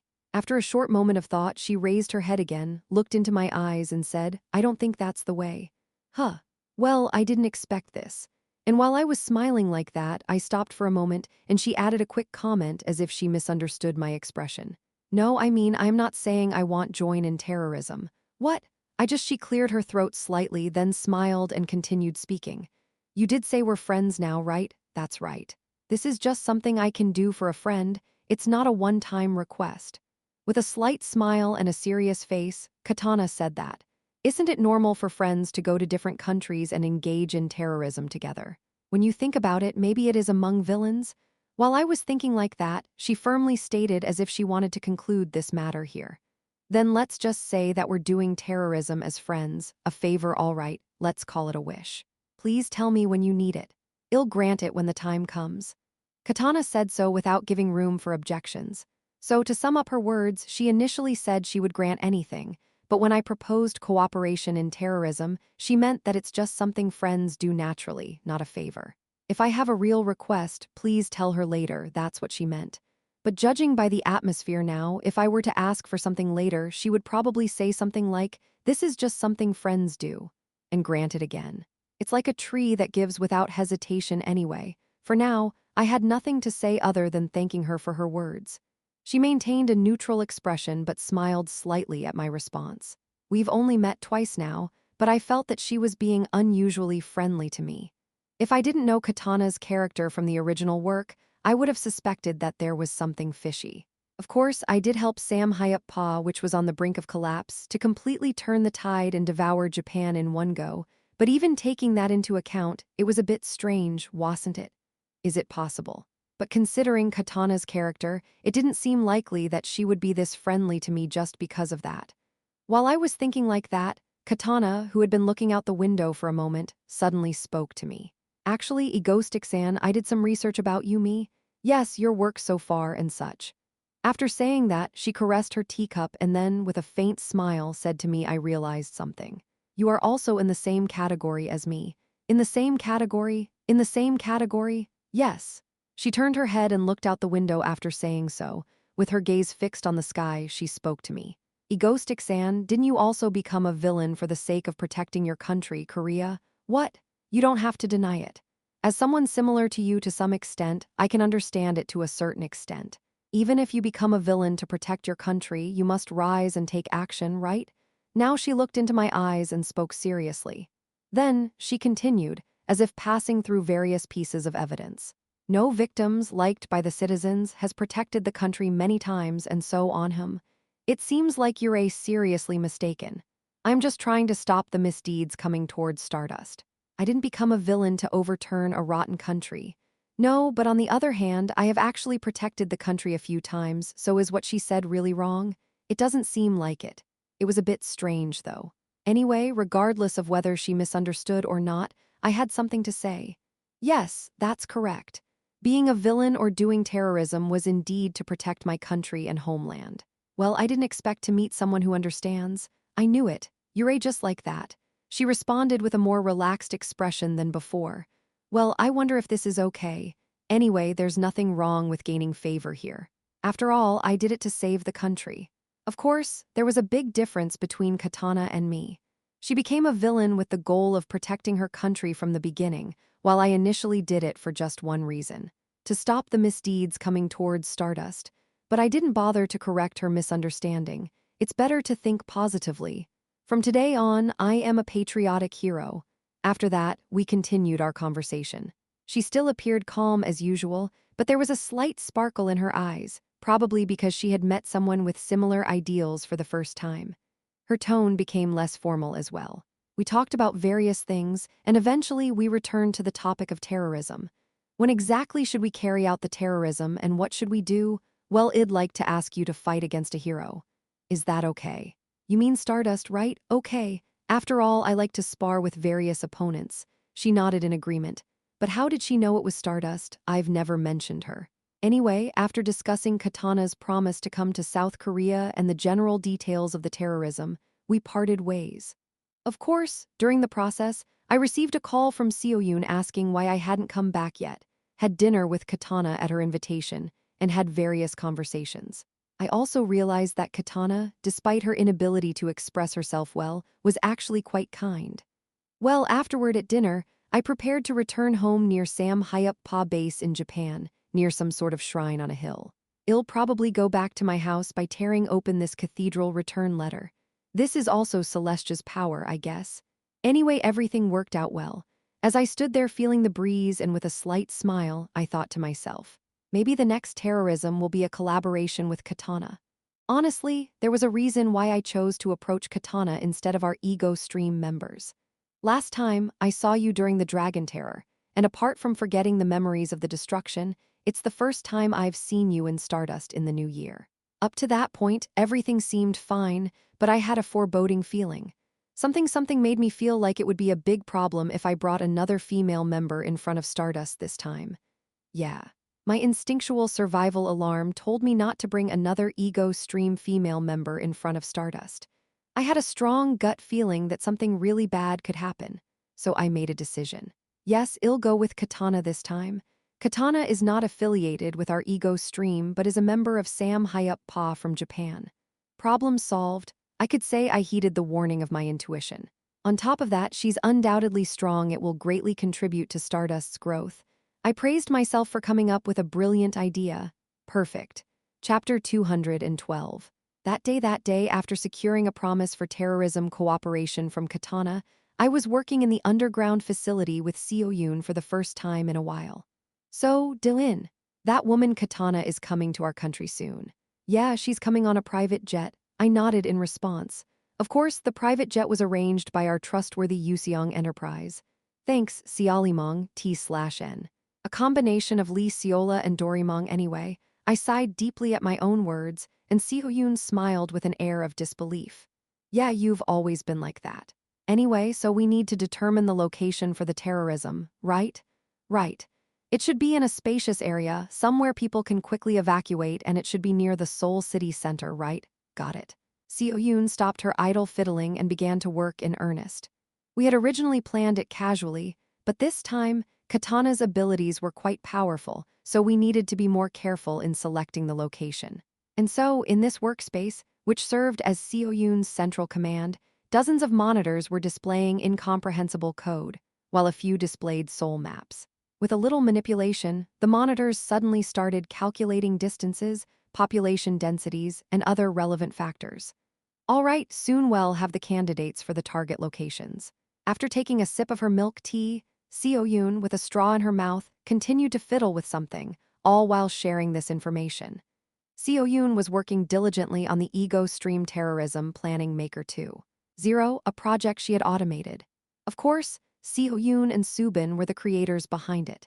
It was somewhat amusing to think about a villain using a terrorism planning generator that also calculated how to minimize casualties. Sipping on the milk tea Seo Yoon handed me, I watched as the device did its work. Since most of our Ego Stream activities happened here, Seo Yoon worked hard today as well. After a while, several potential target locations appeared. Subin had joined us to help with this task. Oh, Subin SSI Yurei here? Yes, Yurei already here, Doin. Subin answered me with a slight smile. She sat down naturally and began working with a series of pop-up windows appearing on the monitor. Subin had a computer science background, and I occasionally forgot that. She usually played more of a supporting role for our Ego Stream members. But in reality, she possessed hacking skills that were more than capable of assisting Seoyun. We continued our meeting, eventually selecting a location in Seoul. It looked like we could proceed with our plan here. We should start preparing for the broadcast too, it's going to be busy. I leaned back in my chair as I spoke. Katana would be arriving soon, we'd be carrying out the terrorism together, and I'd also get to see Stardust after a long time. It felt like there would be a lot to do again. While I was lost in thought about the future, Seo-yoon suddenly spoke to me as if something had crossed her mind. By the way, Do-in, yes. Being here with Subin and Do-in like this in the underground basement makes me remember the old days, the days when we lived here. She said it with a smile, the old days. I can't believe it had been a while. Back when you used to call me Hyung, right? Hey, when did that happen? I've never done that. You remembered it wrong, please forget it quickly. Seo-yoon puffed her cheeks in response to my teasing and averted her gaze. The tips of her ears turned slightly red. Hee, Subin watched us and chuckled gently. Indeed, for a while, it was just the three of us, me, Seo-yoon, and Subin, who did almost everything together in this underground facility. Later, members were added one by one, starting with Hayul, and we moved from the house to the mansion on the hill. We established Ego Stream, and it had been quite some time since then, judging by Seo-yoon's height alone. Of course, our actions didn't change much. Terrorism targeting Stardust, but this time as a global collaboration. Our Ego Stream is evolving. So, after chatting in the underground basement for a while, wow, look at how pretty this Katana Uni is. Suddenly, Yoon said as she searched for Katana on the internet, trying to ease her nervousness. We went on to prepare for the upcoming events by going to the PMC for additional training and taking care of other tasks. Thank you for coming, Katana. It's been a while, egoistic. Katana finally arrived an hour after her announcement. After treating her to a meal as a pre-terrorizing ritual in Korea, I explained the final details of the terrorism plan to her. I understand. If the fight gets too intense or it looks like one side is winning, I'll withdraw. Yes, that's right. Since the terrorism itself is not easy, there's no need to push too hard. I explained it to Katana like that, and particularly if she ever felt overwhelmed, she should give me a signal and I'd call it off. We couldn't risk anyone's life here. Reading my concerns, Katana smiled faintly and reassured me. You don't have to worry. Besides, I can use this opportunity to improve my skills, so sparring is always welcome. It's been a while since I could wield my sword against a formidable opponent, she said as she lightly wiped her Japanese sword at her waist with a cloth. Well, with her skills, which allowed her to establish Japan's top villain organization, Sam Pa, and defeat the association. Her abilities were undoubtedly top-notch. "Shall we start heading out now?" At my words, she nodded her head. I checked my attire one more time and grabbed my camera before leaving. Katana was also neatly dressed in her martial arts uniform, her black hair neatly tied up as always. "All right, let's go." I held her hand, and we headed for the location of the terrorism. The collaboration between Korea's top villain and Japan's top villain was finally starting. I was curious about people's reactions. Stardust's reaction was a bit intimidating, but anyway. And so I prepared to turn on the broadcast. It's been a while since I've tried terrorism. A class hero, Stardust, Shinharu, had been feeling a bit uneasy lately. The increasing number of villains, especially the direction they seemed to be heading, had her worried. Up until now, she could handle them all, but would it continue to be the same in the future? She had a feeling something big was coming. But more than that, when will Egostic come? Despite the change of seasons, Egostic hadn't arrived yet. He said he'd be here soon. Well, maybe we'll meet again soon. Yeah, he had definitely said that. Smiling as if it were obvious, as if it were certain that they'd see each other again. And so, he left. Several months had passed and the seasons had changed, but there was no sign of him. Of course. Lately, whenever she thought of Egostic, a vague emotion and headache would wash over her. She didn't know why she felt this way, but whenever she thought about him, she could feel a tightness in her chest. Especially since a few months ago when she had suddenly shed tears on her own. It had been going on since then. A feeling of something missing or forgotten. A faint fluttering sensation in her heart. In the end, all of these feelings were tied to one simple thought. She wanted to see Egostic. She didn't know it, but only her emotions remained. In fact, despite the stress from the increasing number of villains, she justified her desire to see a villain by considering Egostic as something special. In conclusion, recently, she had been thinking about Egostic more often. She found herself gently touching Egostic's cloak that she had hung on the wall as evidence, thinking when he would come. Of course, she quickly shook herself and tried to get back to her senses.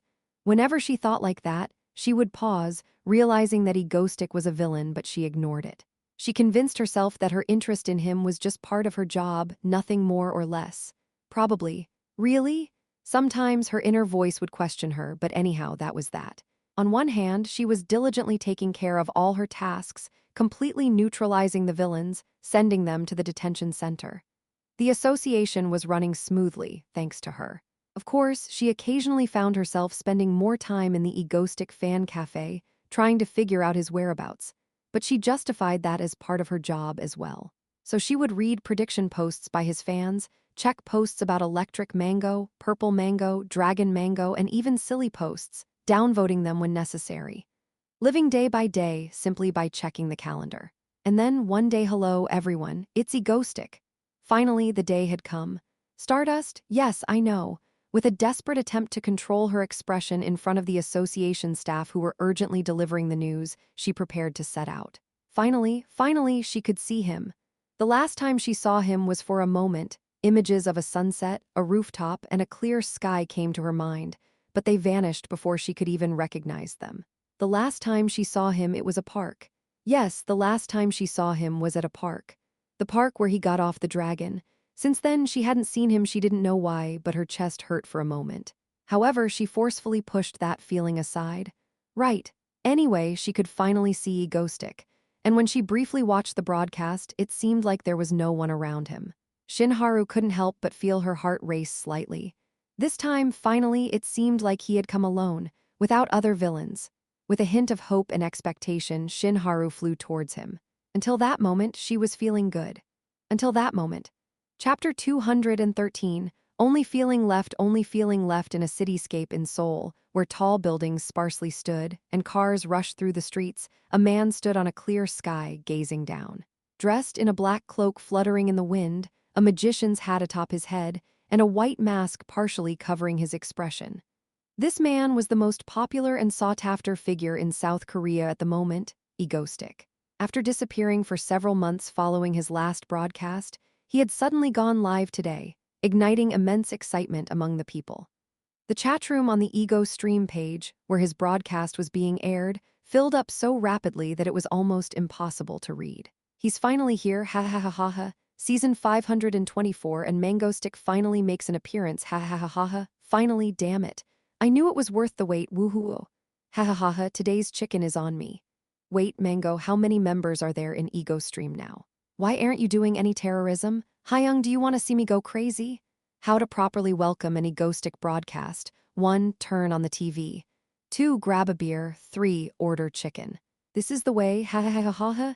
A win for the stay-at-home workers who can instantly tune into the broadcast. Ha ha ha ha ha. Mango's broadcast time melts away just by watching the beginning. Ha ha ha ha ha. For the first time this year, my heart is racing. Ha ha ha ha ha. Is this love? After turning on the broadcast and seeing Ego Stick's face, my time finally started moving again. Whether he knew it or not, Ego Stick continued speaking with his characteristic mischievous smile, his cloak fluttering in the wind as he addressed the camera. Yes, thank you all for the warm welcome. It seems like it's been quite a while since we did a big broadcast like this, so I've prepared something really special this time. Ta-da! With arms wide open, he announced as such. Of course, the chat window became even more frenzied with people eagerly asking what he had in store and who he was bringing along. However, Ego Stick didn't reveal anything just yet. With his ever-present smile, he continued as if it were obvious. But as always, a good villain needs a good opponent to truly shine, right? So I'll wait for you, for my hero, Stardust, until she arrives. Come on, hurry up. He chuckled and finished speaking. At that moment, from one corner of the sky, someone was flying toward them. It was Stardust, with her golden hair glistening, flying to meet him. He had finally arrived. That news was enough to make Shin Haru immediately take flight. Did she rush out as a hero because news of a villain had appeared? Or did she, as Ego Stick, fly faster than anyone else? Shin Haru couldn't tell. However, thump, thump. Since his last act of terrorism, an unusual feeling had grown stronger in her. When she thought about it, her heart raced, as if she had forgotten something or something had changed. She had no idea why this strange feeling was emerging or what it meant. It felt like she would understand when she met him. That's why Shin Haru was flying to meet Ego Stick. To see him, she had flown through the chilly wind, her hair fluttering in the breeze, all the way to the location where Ego Stick was appearing, far from the association building. That's how she finally got to meet him. Hello, Stardust. Ego Stick. In the chilly, windswept sky in that place, the two of them finally met. Stardust is finally here, ha ha ha ha ha, Ego Star, Ego Star, Ego Star, Ego Star, Ego Star, Ego Star, Ego Star, Ego Star, Ego Star. Ego Star, Ego Star, Ego Star, Ego Star, Ego Star, Ego Star, Ego Star, Ego Star. If Ego Stick and Stardust are together, the broadcast ends for the day. Lol, Stardust is his lawful wife. It's already written in the record. T/N is actually a comic that went viral because of a funny scene in it, but since it can't be literally translated, I'll leave it as record. Wow, the chat is getting deleted while we praise Stardust. What's going on? Everyone hide. T/N. People on the internet uses this alphabet to express them feeling scared of something. Oh, so the hacker girl isn't managing this chat, ha ha ha ha.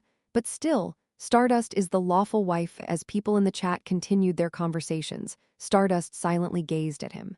Ego Stick, yes, it's me. You keep calling my name so eagerly. You don't have to call me like that. I am not going anywhere. Haha, he joked and laughed. However, Stardust Shin Haru couldn't find it in herself to smile. Standing there in front of him, finally looking at his smiling face. Whirling emotions swirled within her. Time passed by. Those times when you did things for me. Gathered them all. She couldn't remember anything, but this is not the end. Even if time goes backward in the end, it's just the two of us. So please don't cry. For some reason, looking at the smiling Ego Stick in front of her, she felt a swelling, affectionate emotion. She didn't know why, but she felt her heart racing. She wanted to stand by his side, be with him, make him look only at her. Unexplainable, strange feelings, even to herself. But clearly, unmistakably, those kinds of emotions were rising within her. However, she managed to suppress her emotions for now. That's right, they were meeting as a hero and a villain, nothing more. She could deal with these strange feelings after the task at hand was completed. But my heart is getting complicated. It feels hard for me to face you with these confusing emotions. But towards her, he was smiling like it was nothing. Shin Haru, with a somewhat hurt heart, found herself asking him without even realizing it. Why didn't you come earlier? What do you mean? You said you'd be here soon, so why did you take so long? Almost involuntarily, she voiced her feelings, sounding like an accusing tone. She couldn't help but shoot him a question like that. Haha, did I say that? And in response to her words, he laughed as if to ask what she was talking about. Seeing his reaction, it was as if he was implying, "What's the matter with you?" It caught her off guard, and she couldn't help but chuckle slightly. She slightly smiled without herself knowing. As the day turned, their first joint terror mission began. Even though I had just turned on the broadcast and called for Stardust from the sky, "Why didn't you come earlier?" Haha, did I say that? Stardust gave me a cold look. Facing her like that, I could only respond with a smile. Well, I did think I'd meet her soon. I might have actually met her. The events of the doomsday had vanished from our memories, after all. But there was no way I could say something like that now. I had no choice but to brush it off like that. No, and I had no idea that she would really question me like that. She's not angry, right?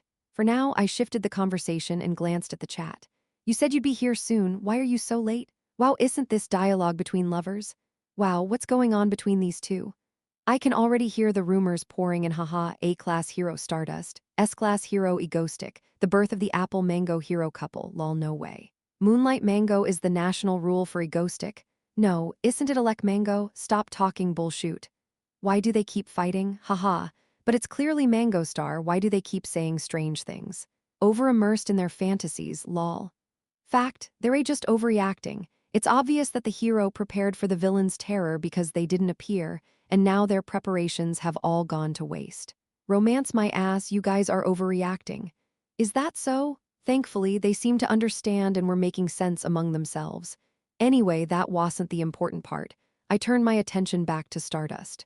She looked at me, slightly giggled, and said, "Wait, why are you laughing? Just found it funny. I can't believe it, you're laughing at a villain. That's shocking." Ha. While saying that, I couldn't help but smile back at her. Strangely, on this day, I found myself unable to tear my gaze away from her smiling face.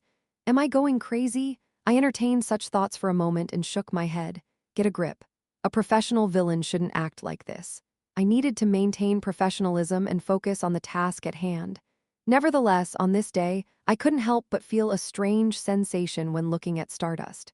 She was exceptionally beautiful when she smiled. So for a while, Stardust and I found ourselves smiling at each other. What's going on with these two in this atmosphere? Of course, I quickly regained my composure after looking at the chat. No, it hadn't even been a few seconds, but they were already causing a fuss. Do they realize I can see this? Should I go all out for this terror mission? Anyway, I laughed and prepared to start the terror mission in earnest. Lately, my instincts had been quite on edge, and I had worried a bit. However, seeing Stardust smiling put my mind at ease. Honestly, it's strange that the terror mission is set in a good atmosphere. Anyway, with that in mind, I was ready to proceed with the next step without any concerns. All right, anyway, it's time to start the terror mission in earnest. Don't be surprised, everyone. It was really hard for me to contact her. Looking at the puzzled Stardust, I continued to the next step. I teleported for a moment to a nearby rooftop. Ah, is it finally my turn? Yes, Katana-san, please show us your skills. Oh, and you do remember, if the situation turns unfavorable, yes, I understand. I'll do my best. Katana replied, giving a faint smile and shaking hands with me. I reappeared in front of Stardust after introducing her. Allow me to introduce? My longtime friend who came all the way from Japan, the #1 villain in Japan, Katana. Hello. She slightly bowed toward the camera.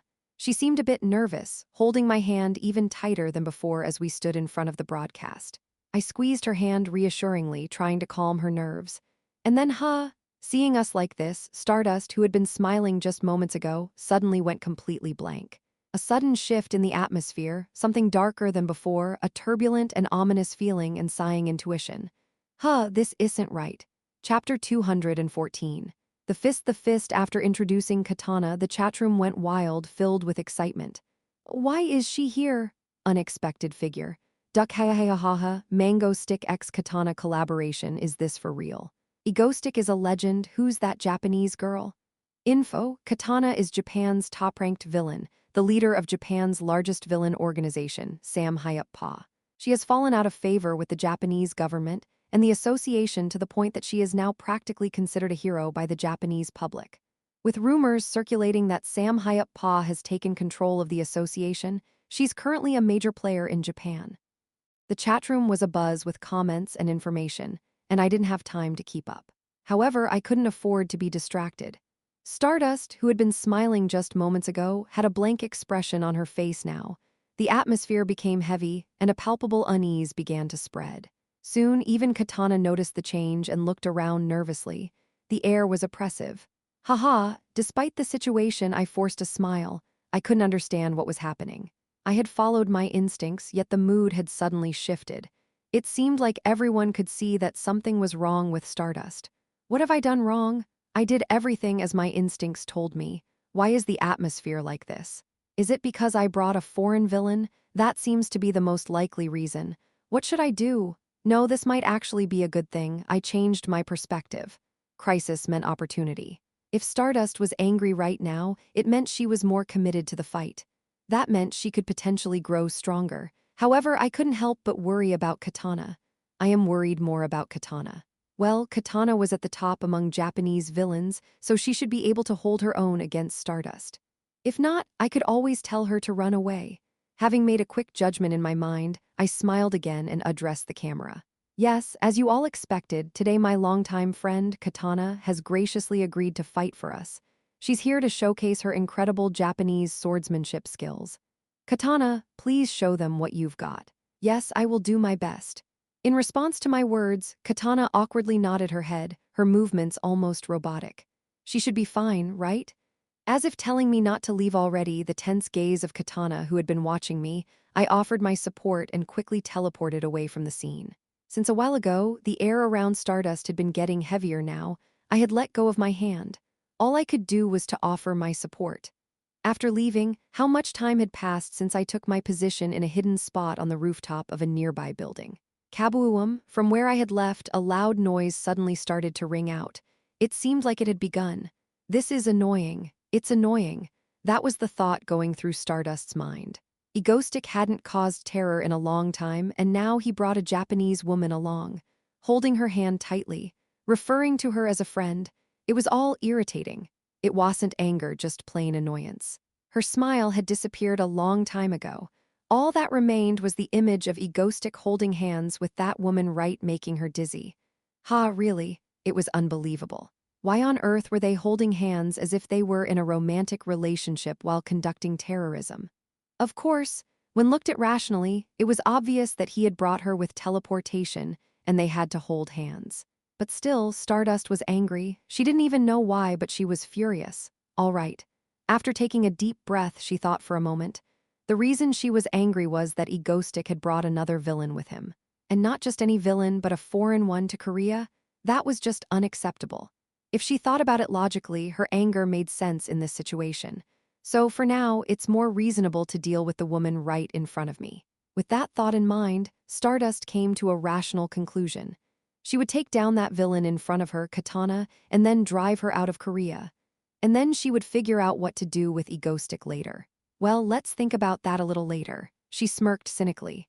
All right then, I'll leave it to you. Then, a voice from below. Egoistic had disappeared and Katana, the woman who had descended to the ground, was now visible. With her black-tied hair swaying from behind, dressed in a traditional martial arts uniform and holding a Japanese sword, Stardust looked at her. Stardust, with a serious expression, clenched her fist. As her fist emitted a yellow light, Katana jumped towards her with a sharp sword in her hand, moving like the wind. With a loud noise, they collided in midair. This woman, she must be taken down right here, right now. With such determination from Stardust before fighting with Stardust, at Egoistic's request, Katana had done some research on her. Whom enhanced physical abilities and flying through the air, she was a typical physical ability user, but more powerful than any opponent Katana had faced before in terms of physical attacks. However, if she didn't have long-range attack methods or special abilities, Katana was confident that she would win with her sword. Phew, that's how they ended up back in the heart of Seoul. Katana raised her sword, cutting through the air. With incredible speed, she soared through the sky, pressuring Stardust. With the abilities of both Stardust and Katana, the fight was no longer a typical battle. It was a spectacular scene, like a dazzling martial arts performance, impossible for the camera to capture. Why the hell can't we see anything when they're flying around so fast? They keep flashing yellow lights, and their swords sparkle in every direction so quickly that we can't see anything, hahaha. I thought Katana was a master of swordsmanship, but why is she suddenly appearing everywhere like a flash, hahaha? Are they actually hurting each other? They're moving so fast that we can't see anything, ha ha ha. Stardust was still ranked as A-class, but in reality, she was now stronger than most S-class abilities. Katana, on the other hand, had gathered numerous followers below her with her swordsmanship and abilities, forming the largest villain alliance in the country and overthrowing the association. Especially since Stardust had no intention of going easy on Katana, and Katana was determined to use this opportunity to further improve her abilities. Their battle was truly an intense showdown. As expected, she avoids a direct confrontation. At that moment, Katana thought as she split the air with her speed. With her sword poised and swiftly swinging, Katana's long and sharp blade made it difficult for Stardust to approach. Katana's reflexes allowed her to block Stardust's attacks no matter where they came from. On the other hand, Stardust fought using only her fists, which put her in an advantageous position if she could block all of Katana's attacks with her sword. However, there was a difference between them. Katana could jump high into the sky from the ground and use the building's walls to fly, while Stardust could freely maneuver in the air using her own abilities. Nevertheless, this advantage didn't necessarily favor Stardust. This is so frustrating. In the sky, her hair fluttering, Stardust thought quietly. Despite a fight that had been going on for several tens of minutes, the situation was ambiguous. Trying to attack while avoiding Katana's sword was not easy. In fact, Stardust had only applied pressure so far, without landing a direct hit. While Stardust was undoubtedly strong, the situation was different when they had similar abilities and the sword was a dangerous factor. Trying to attack while Katana could retaliate with her sword was challenging. Stardust had to dodge Katana's attacks and find a solution, which she was still contemplating. Wait a moment, why am I so afraid of that sword? Suddenly, a thought flashed through Stardust's mind. Few with her martial arts uniform fluttering and her tied-up hair swaying in the air, Katana felt it. Swish, continuing to press Stardust and looking for an opening just one hit. If Katana could land just one successful attack on Stardust, she would win. Originally, the situation was in her favor. While Stardust was busy avoiding her sword, there would eventually be an opening. All she had to do was find that loophole and strike. Of course, the same applied to Katana. If Stardust managed to land one hit, it would be over. However, Katana was no ordinary opponent. She had taken down thousands with a single blow before. She was an expert at finding loopholes. With that in mind, Katana continued to aim for her opponent's openings while flying through the air. And then, at that moment, Stardust thrust herself forward with a straight punch directed at Katana, and then found it, loophole. Katana calmly regulated her breathing. She didn't know why her opponent suddenly acted that way, but it was an opportunity. She planned to redirect the punch with her sword, disturbing the balance, and then strike from the side. It's not a matter of life and death, so I just need to be reasonable. With that judgment in mind, Katana prepared to deflect the punch with her sword. Suddenly, an intense light emitted from Stardust's fist. What's going on? Kabuum. Stardust changed direction abruptly, not aiming at Katana but sending her fist diagonally toward the sword itself. Before a bewildered Katana could react, her sword shattered into pieces, accompanied by a brilliant light. Katana was taken aback. Anticipated title for tomorrow's Korean patriotic TV video, shocking horror, can Korea's K-punch defeat Japan's 1,000-year-old swordsmanship? Japanese swordmaster decides to learn Taekwondo and tears shed. What's the reason behind the tearful statement, starting today, I've decided to abandon the sword and learn Taekwondo? She seems to be in trouble. Chapter 215. Heart-sword clash. The intense battle between Stardust and Katana seemed to come to an end the moment Stardust shattered Katana's Japanese sword. Katana was left in shock, and Stardust quickly sent a punch towards her. Reacting swiftly, Katana threw the remaining hilt to the ground and agilely leaped backward. She then used her powerful legs to kick off several nearby buildings, moving further and further away until she finally landed on a rooftop. With her white martial arts uniform and swaying hair, she let out a sigh. Few and so, as Stardust, with a bright yellow light emanating from her fist, continued to fly towards the defenseless Katana. Is it really ending like this? How to deal with a sword master. 1. Destroy the sword. 2. End. Wow, hey Mango, it hasn't even been an hour since the broadcast started. Amidst the confusion in the chat, Katana, standing on the rooftop, calmly took a deep breath. She extended her hand towards the empty sword sheath. I didn't expect to use this here despite the life-threatening situation, Katana spoke nonchalantly. She extended her hand as though there was something in the empty sheath. And then, what is it?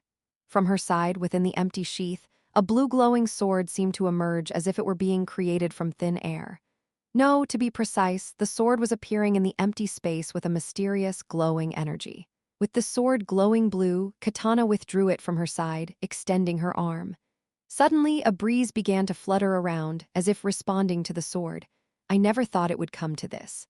Katana controlled the sword made of a swirling blue energy within her hand and thought to herself. Katana, an S-class villain from Japan, had never lost a one-on-one battle before. She single-handedly subdued all the rampant villains in Japan's various factions with her swordsmanship, even pressuring the association to establish Sam Hyup Pa. In essence, she had reached the pinnacle of Japan. In other words, in one-on-one combat, she had never been defeated. I never expected to have to use this much power today. As Katana calmed her breathing, she thought quietly. Stardust, the hero she faced today, was unexpectedly powerful, much stronger than what she had seen in her previous videos. It was as if her abilities had evolved. Out of all the opponents she had faced in Japan until now, Stardust was the strongest. In fact, she seemed even stronger than that.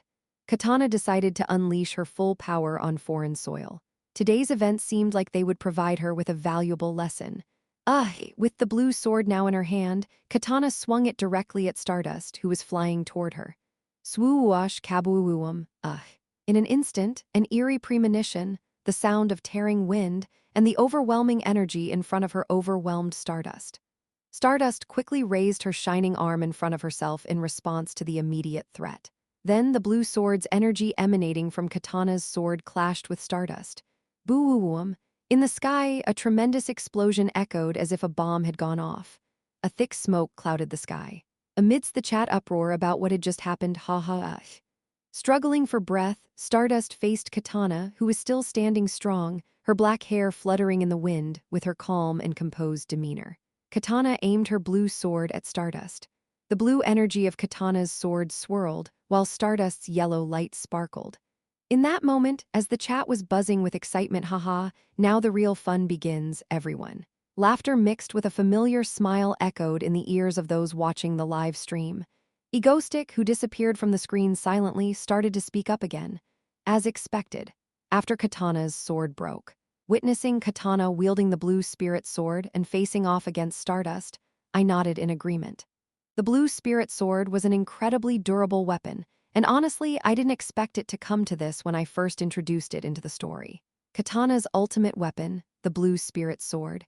It may sound quite cheesy, but it's an actual martial art technique that appeared in the original work. To be precise, it was a hidden weapon that her comrades pulled out at the critical moment when they were being overwhelmed by internal betrayal. Honestly, I didn't expect that the sword itself was made of a material that wouldn't easily break, so I didn't think I would come this far.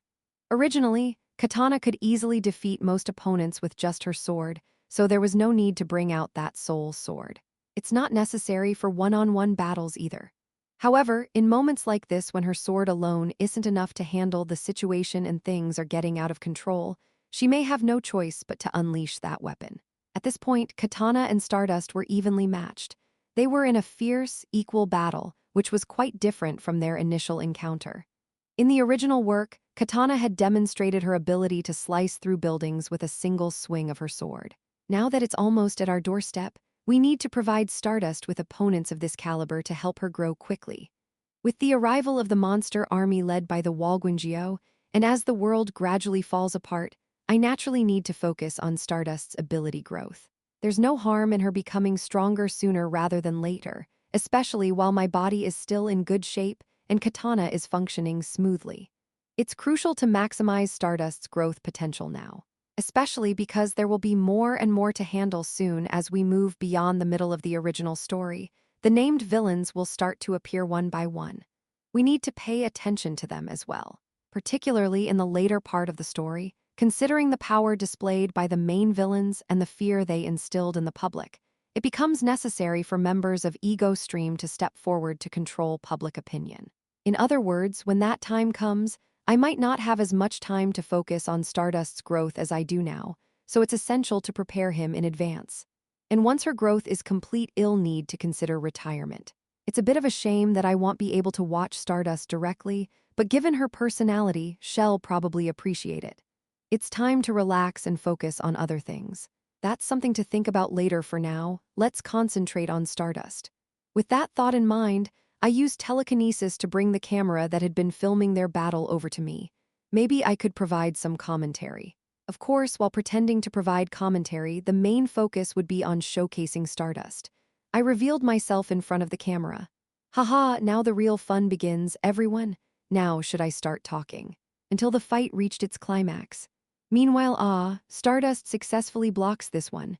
I've heard that no one has ever blocked Katana's sword aura before, but Stardust just did it. Kaya ha, seriously, I've only heard of Katana before, but she's seriously strong. But Stardust is impressive too. I can't tell who's going to win overall. It's a fierce battle. Wow, Stardust is blocking all of Japan's top-tier attacks barehanded. Cheers to the host for another round. But seriously, Egoistic explaining everything is making it so much more enjoyable. Earlier, something felt like it was missing, but it's because Mango wasn't here. Why doesn't Egoistic fight himself and only does commentary? So annoying. Show us Mango fighting. Hee, if Mango starts fighting now, he'll be knocked out by one punch from Stardust and taken captive by the association, and then he'll be gone. But seriously, what is Katana doing here, fighting with Stardust? I really don't get it. Well, Egoistic asked for it. Normally, if Mango asks for something, they all listen. It's common sense, right? Mango, conquering Korea and now Japan too, expanding to a world under his control. They even seem pretty friendly, don't they? HOXY, wow. T/N, is it? In slang, while glancing at the livelier chat, I continued with my commentary. Occasionally, there were some useless comments, but that wasn't important right now. The battle between Stardust and Katana was fierce and intense. Katana had mentioned that she wanted to break through my wall this time, and it felt like she was giving it her all. Stardust, for some unknown reason, was fighting more fiercely than he did against me. It was terrifying. As time passed, the end of their battle drew near.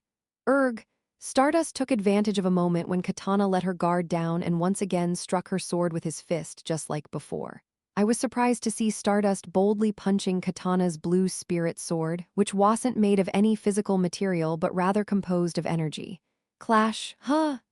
What is this? Could it break like that? Stardust punch, Stardust punch, Stardust punch, Stardust punch, Stardust punch, Stardust punch, Stardust punch, Stardust punch, Stardust punch, Stardust punch, Stardust punch. Stardust punch? The punch tore through the blue spirit sword. Stardust, hooray Suki, yay, this is a K-hero. Kekekekek, Stardust had simply punched the blue spirit sword with her starlight-infused fist, shattering it. Katana, with a look of surprise in her eyes as if she had never even considered this possibility, lost her balance in midair. That's when I teleported. I caught Katana from behind, as if embracing her, to end today's terror here. In truth, Katana could summon her blue spirit sword again, so the battle would continue, but it had been quite some time already and the intensity was too high. Ending it here was the right call. I roughly held Katana and prepared to deliver the broadcast ending message. That would be it for today. I thought it would be that simple. Chapter 216, her grief above the bustling city of Seoul, the wind howled through the sky. Clash, Stardust, who had shattered Katana's blue spirit sword with her fist, was confident in her victory. Of course, Katana didn't just stand there and take it. She quickly regained her composure and tried to summon another spirit sword into the air. Swish, haha, too bad, but it ends here. Egoistic. As if embracing Katana from behind, Egoistic appeared. He held her in her arms as they teleported away from Stardust, maintaining some distance from him. Katana, are you okay? Yes, I am fine. Egoistic continued to hold Katana as she responded with a composed expression. She had stopped summoning her spirit sword, seemingly accepting the situation. Is this the end of the broadcast? No. Is it ending here? More. Come on, Mango barely appeared today, is this fair? We've been watching them fight for an hour straight. At this point, isn't it safe to say Stardust won? Katana-chan was fighting from Korea according to the news, but there's no point if it's already over. While the chatroom erupted with comments about the broadcast ending, Stardust's attention was elsewhere. The two of them clung to each other like lovers. Yes, she understood it intellectually that Egoistic was probably just supporting Katana as she was about to fall. But the heart had a different way of thinking. Stardust's heart fluttered as she watched their intimate embrace. Why am I feeling like this? In truth, whether Katana and Egostick were embracing or not didn't matter to her. As a villain, she shouldn't care about who hugged whom or what they did. However, for some reason, why did her heart ache so painfully when she saw Katana looking at them with such a dark expression? When the two finally separated, still holding hands as if they were reluctant to let go, they both turned to face Stardust. Okay, haha, I thought I could easily defeat Katana, but Stardust, you really are tough. While I don't know what might happen if Katana continues the fight in a foreign land, it wouldn't be right to push her further. So, we'll end it here. Egostick still smiled and continued speaking, but Stardust didn't hear his words. He merely looked at the hands that Katana and Egostick had been holding onto, which now hung in the air. Then, we'll conclude today's terror here. Goodbye, everyone. Egostick's final words echoed, and he manipulated the camera once more. Then he turned his head to look back at Katana and Stardust. They were still holding hands. Haha, Stardust. I won't lose next time. As he spoke confidently towards himself, he paused when he saw her expression. Honestly, Stardust couldn't understand why he was angry. Why should he care about what Egostick did or said? After all, he and Egostick were just a villain and a hero, nothing more, nothing less. But when Egostick held Katana's hand so tightly, an image from his memories surfaced in his subconscious, and deep within his inexplicable feelings, he couldn't help but think that he should be the one holding that hand, or that he had been robbed of something. For some reason she couldn't quite comprehend, but she felt a sense of loss, as if something that should have been her was taken away. Stardust? Startled by her own unusual reaction, she looked at Egostick's bewildered face. And yet, she couldn't help but feel a bit resentful towards Egostick for breaking some unspoken promise. With both of her fists clenched tightly, Stardust couldn't stop himself from blurting out, "You jerk." That was the best she could do. She couldn't explain what was wrong, but one thing was clear: Egostick was a jerk. A jerk. Today I felt good. First and foremost, I successfully completed the mission with Katana.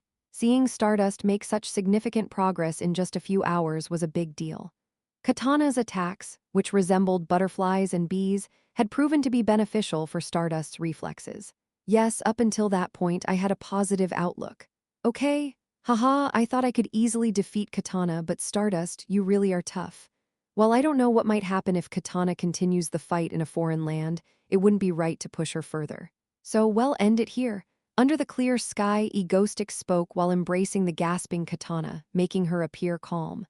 I delivered my closing remarks to the camera, feeling satisfied with the day's events. Given that Katana had used her heart blade and fought alongside Stardust, I felt that we had done enough for the day. Well then, we'll wrap up today's terror here. Everyone, take care. Mango failure, bring Electra with you next time for sure. It's been a while since we saw our electric mouse. For real, why do Ego Stream members hide and not show themselves? Terrorize more often?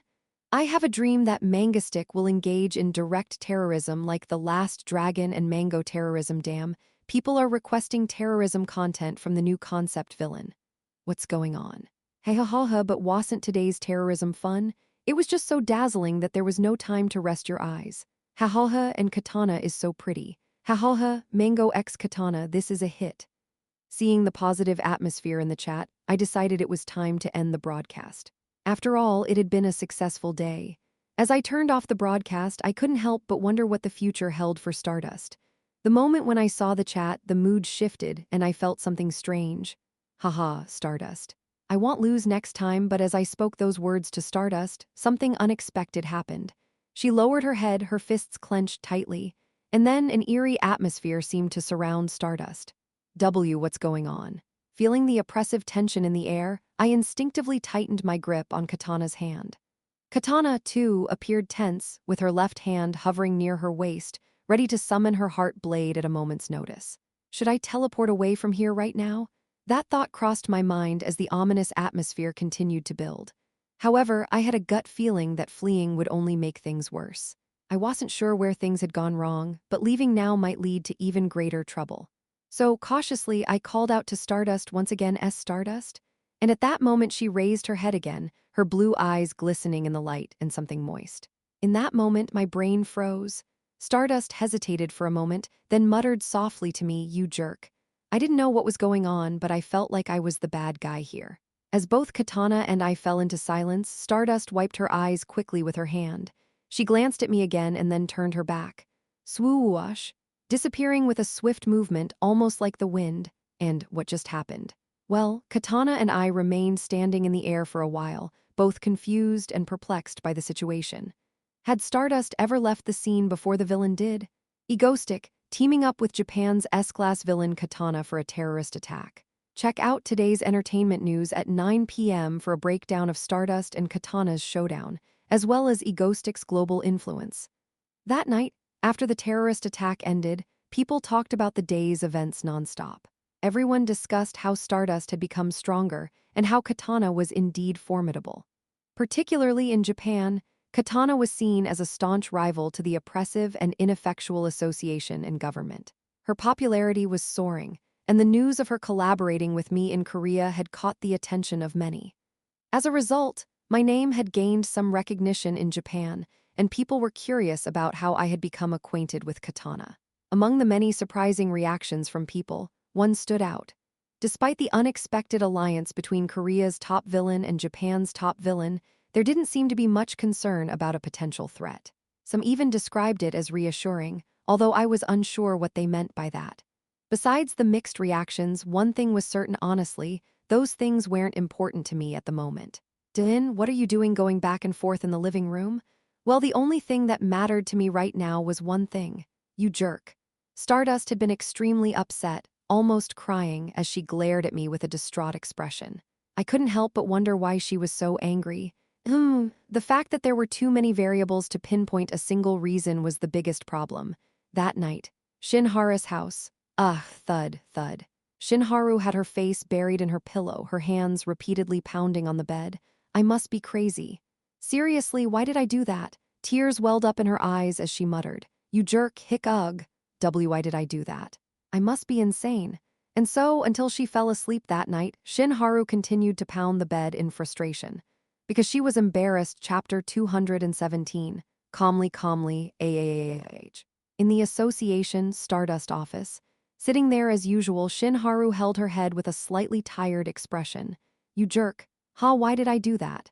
Why did I do that a few days ago? Egoistic attacked with terrorism. Fighting against him, the new villain who had appeared out of nowhere. And then inexplicably, no matter how hard she tried to forget it and focus on her work, that moment kept replaying in her mind, and she found herself silently screaming. Did a hero really cry and yell at a villain only to run away in the end? Did she even shed a few tears? And did she do it in front of Egoistic of all people? Thinking about that incident, Stardust blushed again. I must have been insane back then, truly insane. Stardust, how's your body? Are you okay? If something's wrong, let us know immediately. At that moment, a notification came through the association's internal messenger. After checking that it was from the president, she quickly replied that she was fine. After her fight with Katana, the president seemed a bit more concerned about her physical condition. It wasn't entirely strange. After all, when she thought about it, Katana was probably one of the strongest opponents Stardust had faced to date. Katana, that woman, was much stronger than I initially thought at the time of their fight. She had been so consumed by anger and had fought without thinking clearly. Later, she had heard that Katana was considered one of the top-level villains in the world. Honestly, during their battle, she hadn't noticed any significant difference between Katana and the other villains she had fought against until now. She didn't seem especially strong. However, was she that strong? Later, when she read the reports in the news and listened to what the president had to say, it seemed that Katana was indeed a formidable villain. She was originally ranked number 1 among Japanese superpower holders, after all. So, the fact that she had fought Katana on equal terms had become quite a hot topic, even in Japan. Well, she didn't exactly engage in a life-and-death battle with Katana. The woman had moved as if it were a sparring match rather than with the intent to kill Stardust. Stardust had no intention of killing Katana either, she only wanted to suppress her. Especially considering that Egoistic had intervened in the middle of their fight, maybe things would have been different if they had a deadly fight. Lost in such thoughts, Stardust suddenly recalled the last scene of that day. Katana almost embraced by Egoistic and herself, who had cried and attacked in a fit of emotions. Her cheeks turned red, and with a strange sound escaping her, she eventually collapsed onto her desk. Why did I do that back then? What got into me? But feeling the cold surface of the desk, she quietly pondered. Back then, for some reason, she had truly felt a pain in her chest when she saw Katana, the villain woman, embracing Egoistic and holding his hand. Why, yeah. For some reason, she felt that way when she saw Egoistic collaborating with that Katana. It meant that South Korea was in danger. The danger from the villain factions had increased, so it was natural for a hero to react that way. Besides, Egoistic was a bad guy, right? So that was probably the reason. Yeah, that must have been it. Was it the only reason? She felt annoyed because of that simple thing. Stardust couldn't answer that question. No, if anything. It's you who completes me. Cough, you owe me one now. I'll take care of the rest. Maybe there's no other reason. Like that, Shinharu alone in her office on the upper floor of the towering association building in the heart of Seoul, she lay there, alone, lost in deep thought. Yeah, eventually, with slightly reddened eyes, she reached a conclusion. That's it. It's because of Egoistic, said to me. Looking at me, claiming myself to be your hero, but openly works with other people in front of my eyes, it's normal for a hero to feel uncomfortable. That's right, she wasn't being weird. Perhaps all heroes that have archenemies like her would feel the same way. And if you're a villain, you should only care about your nemesis, your enemy, right? That's common sense. Yes, it must be common sense. Also, I would know if it was his ego stream, which he referred to as his family. Since he brought in another famous villain I had never seen before, making me fight her, and he was holding her hand and such. As a responsible hero, as an archenemy, as a nemesis, it's normal to feel sad. Yes, that's it. It's definitely right to capture and lock them up. A villain who kept looking at anything other than their hero needed to be punished. First, you should capture them and keep them by your side. Yes, you should catch villains. Stardust, who had been lying on her desk, murmured with slightly reddened eyes. In this way, her head, exhausted from not sleeping properly for a while, stress piled up, and her confused and resentful feelings combined. She eventually arrived at that conclusion. How to ambush the opponent, how to make the opponent faint, how to capture and teleportation ability user, how to catch a fleeing opponent. For a while, her internet search history became quite specialized. For one person only. Yes, Doin, since we're meeting next week, I'll ask you about it then. Yeah. Thanks as always, Ciola. Oh, don't mention it. I am the one who should be grateful. Thank you, Doin. You introduced me to Katana, and that's helped strengthen our two countries' relationship even more. Ciola laughed and continued. Well, considering that Ciola wields influence in the South Korean political field and Katana has essentially taken control of the Japanese association and government, when the two of them meet, it's practically a diplomatic summit. They've become quite close, but that's a good thing. And about that anti-ghostic broadcast, is that what it's called? You have that broadcasting station you established. Oh, yeah. I perked up when Ciola mentioned it. It was the specialized broadcasting station I set up with a journalist and later sold entirely to her. I thought Ciola could manage the ownership better than I could since I had no time to deal with it. This time, we're going with a concept that Egoistic has brought an unimportant Japanese villain, and he's profiting from our country. Oh, that sounds great though. Why? Well, it's just that we're getting a lot of complaints right now, and there are petitions to shut down the program that are going up on our side as well. Well, you can't cave to that kind of pressure. Just keep going. For those who doubted my identity as a villain, I had no choice but to continue to indoctrinate them. No, what if they praised me for bringing a famous Japanese villain and called it a show? I couldn't let that happen. I didn't think I was wrong. I had to keep explaining rationally and logically why I was a villain. Honestly, I am not sure what's the point when I had achieved my goal of becoming the villain of villains and even got into the cathedral, but anyway, I still keep it going.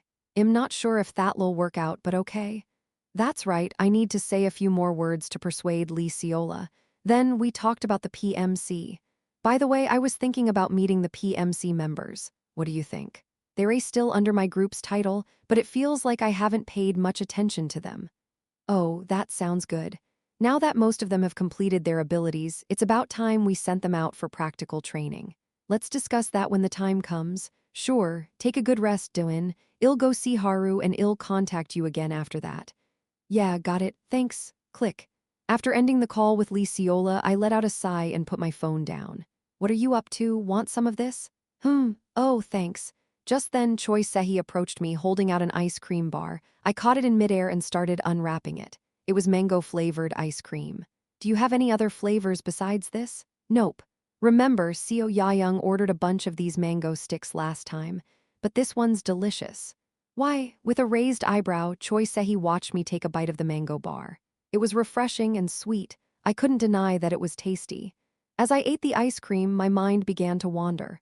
Katana had returned to Japan, seemingly satisfied with the fight against Stardust. She had even mentioned that it was a good experience and said she'd come back anytime if the opportunity arose. After bidding farewell to Katana, my thoughts turned to a different matter. Specifically, Stardust. Why did she react that way at the end? You jerk. Yes, I am a bad guy, that's right. I am a villain, and if I am not a bad guy, then what am I?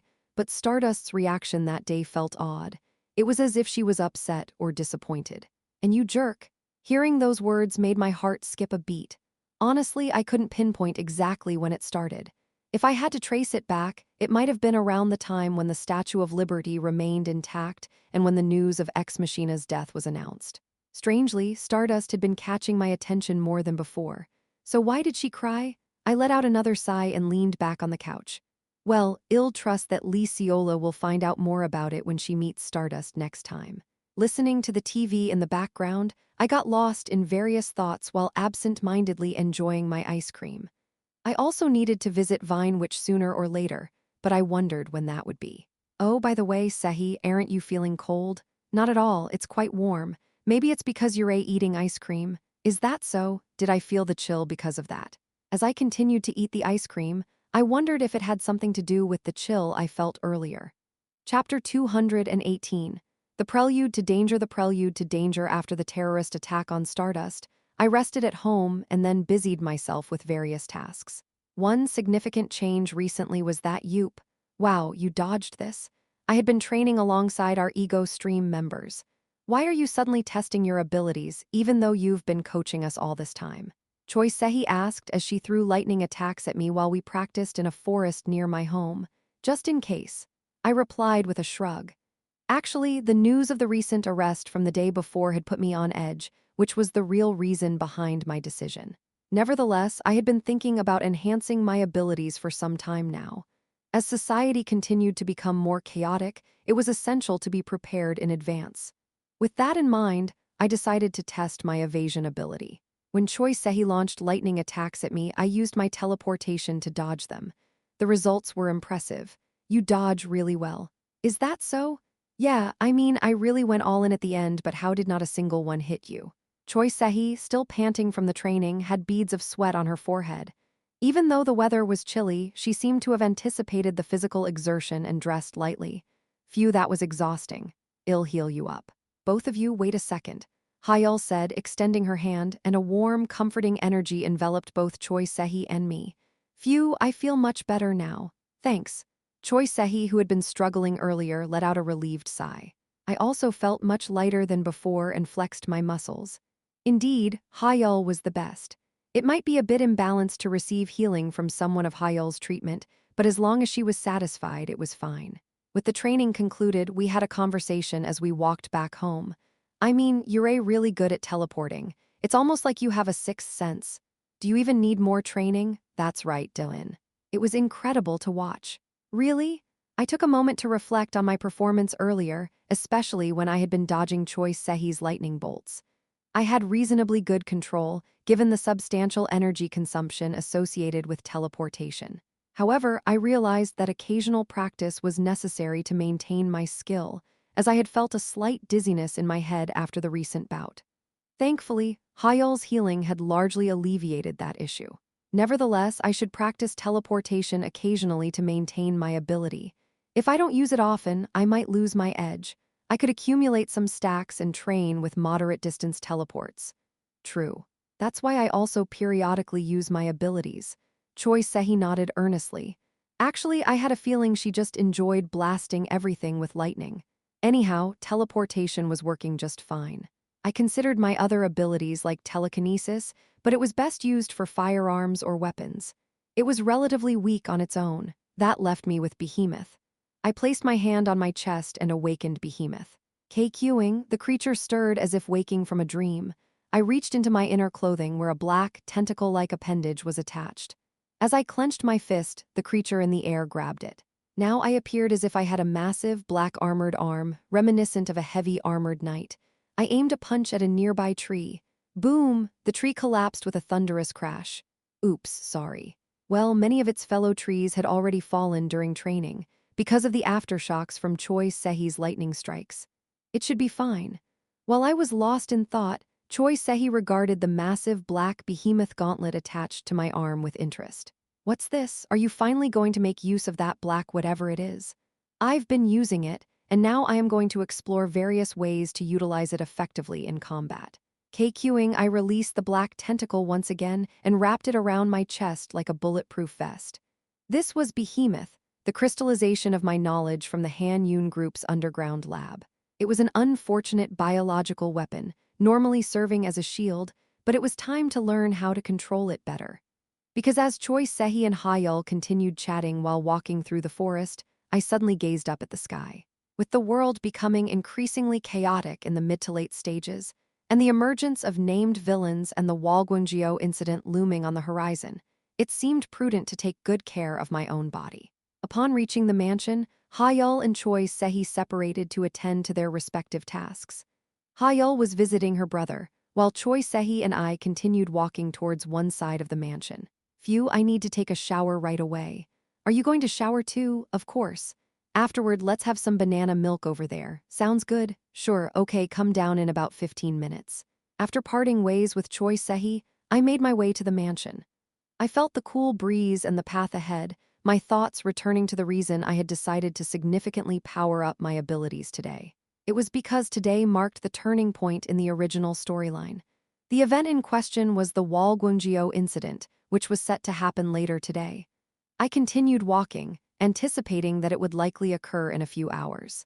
Under the dark night sky, a massive azure portal opened in the heavens.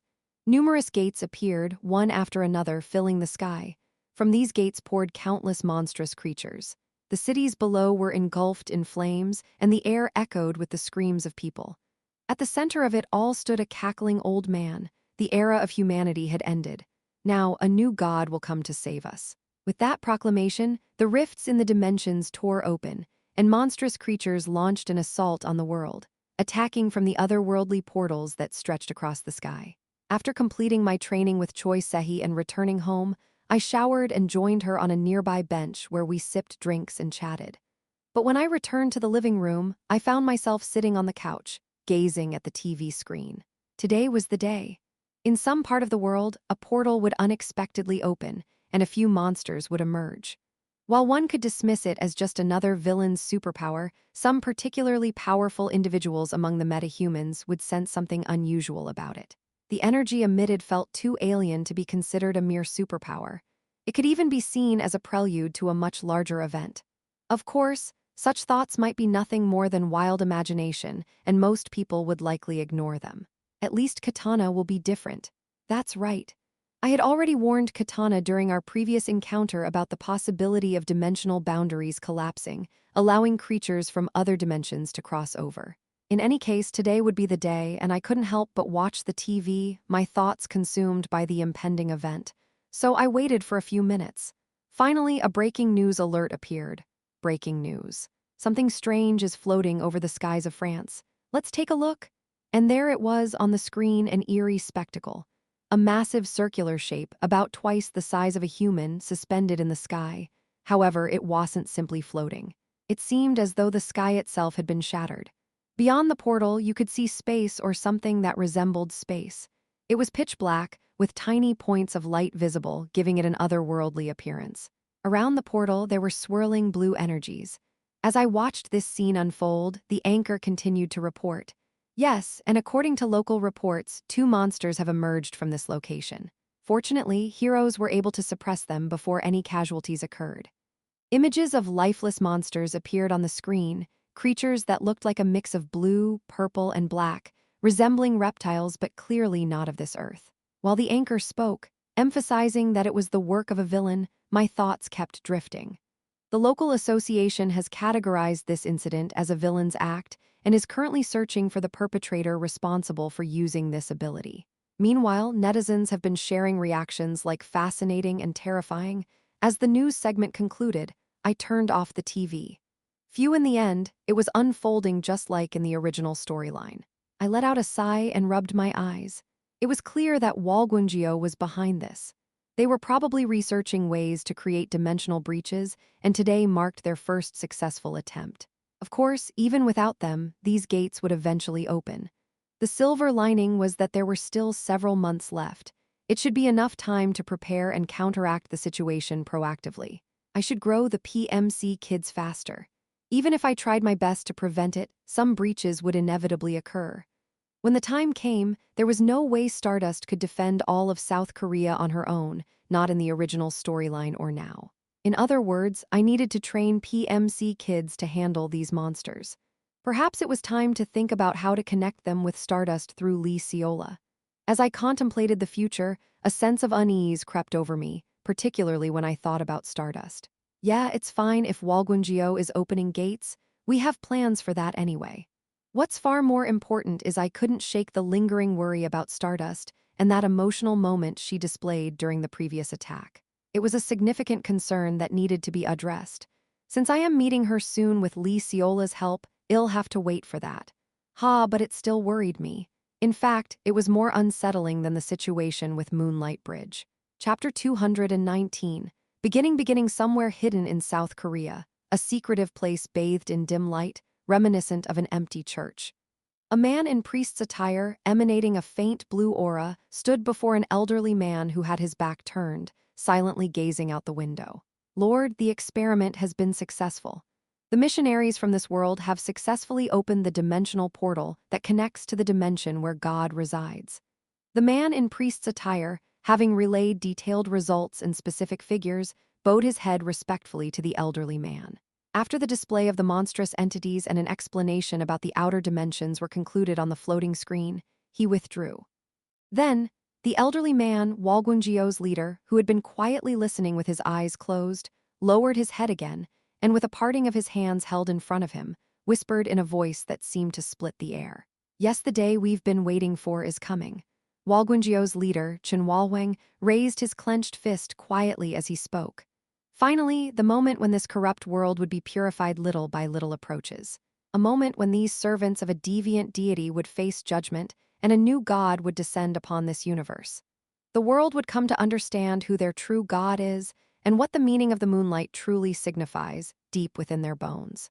Muhahahahaha. With laughter that resembled dry coughs, the elderly man's maniacal laughter filled the empty church. Cough, cough. Yes, the day of judgment is approaching.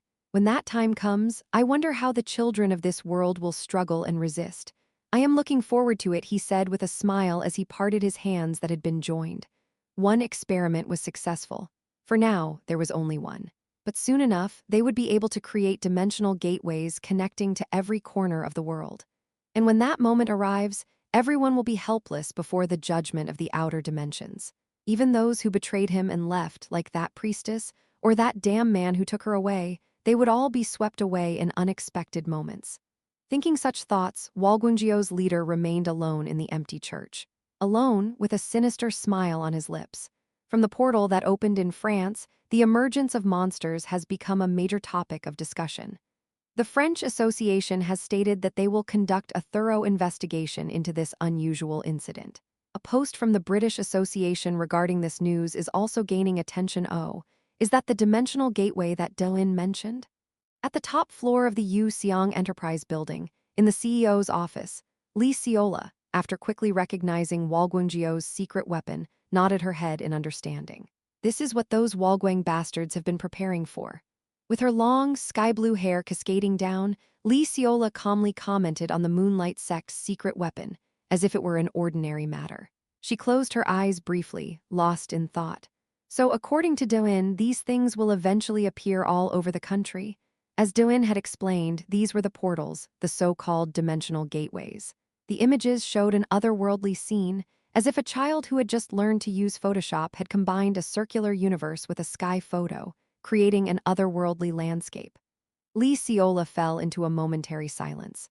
So that's why he insisted on increasing the number of heroes. According to Doin, it was necessary to train powerful superpower users because the situation would get more chaotic in the future.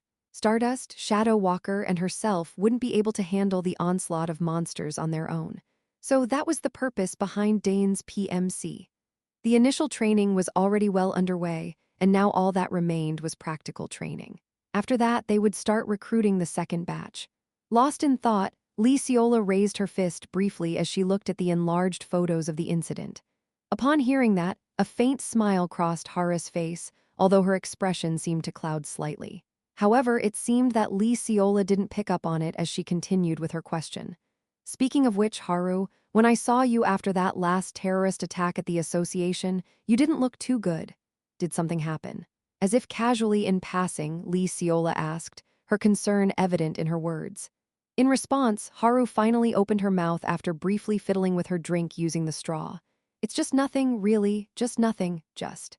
I had some doubts for a moment back then. I felt a bit frustrated, and negative emotions seemed to well up for no reason after saying this. She stared blankly somewhere for a moment. Then with a faint smile, she looked back at Lee Seola and continued. But now I've roughly figured out a solution, so don't worry about it. Thanks. Well, I'm glad to hear you found a solution. If you ever have any more doubts, feel free to talk to me. Sure. Haru smiled again and took a sip of her drink as she held her cup. Watching her friend's contented demeanor, Lee Seola quietly lost herself in thought. It seemed like she wouldn't mention it anymore. She must have emphasized not to worry, so there was no need to press further. Well, for now, she looked fine. With that in mind, Lee Seola smoothly shifted the conversation to other topics and started chatting about various matters.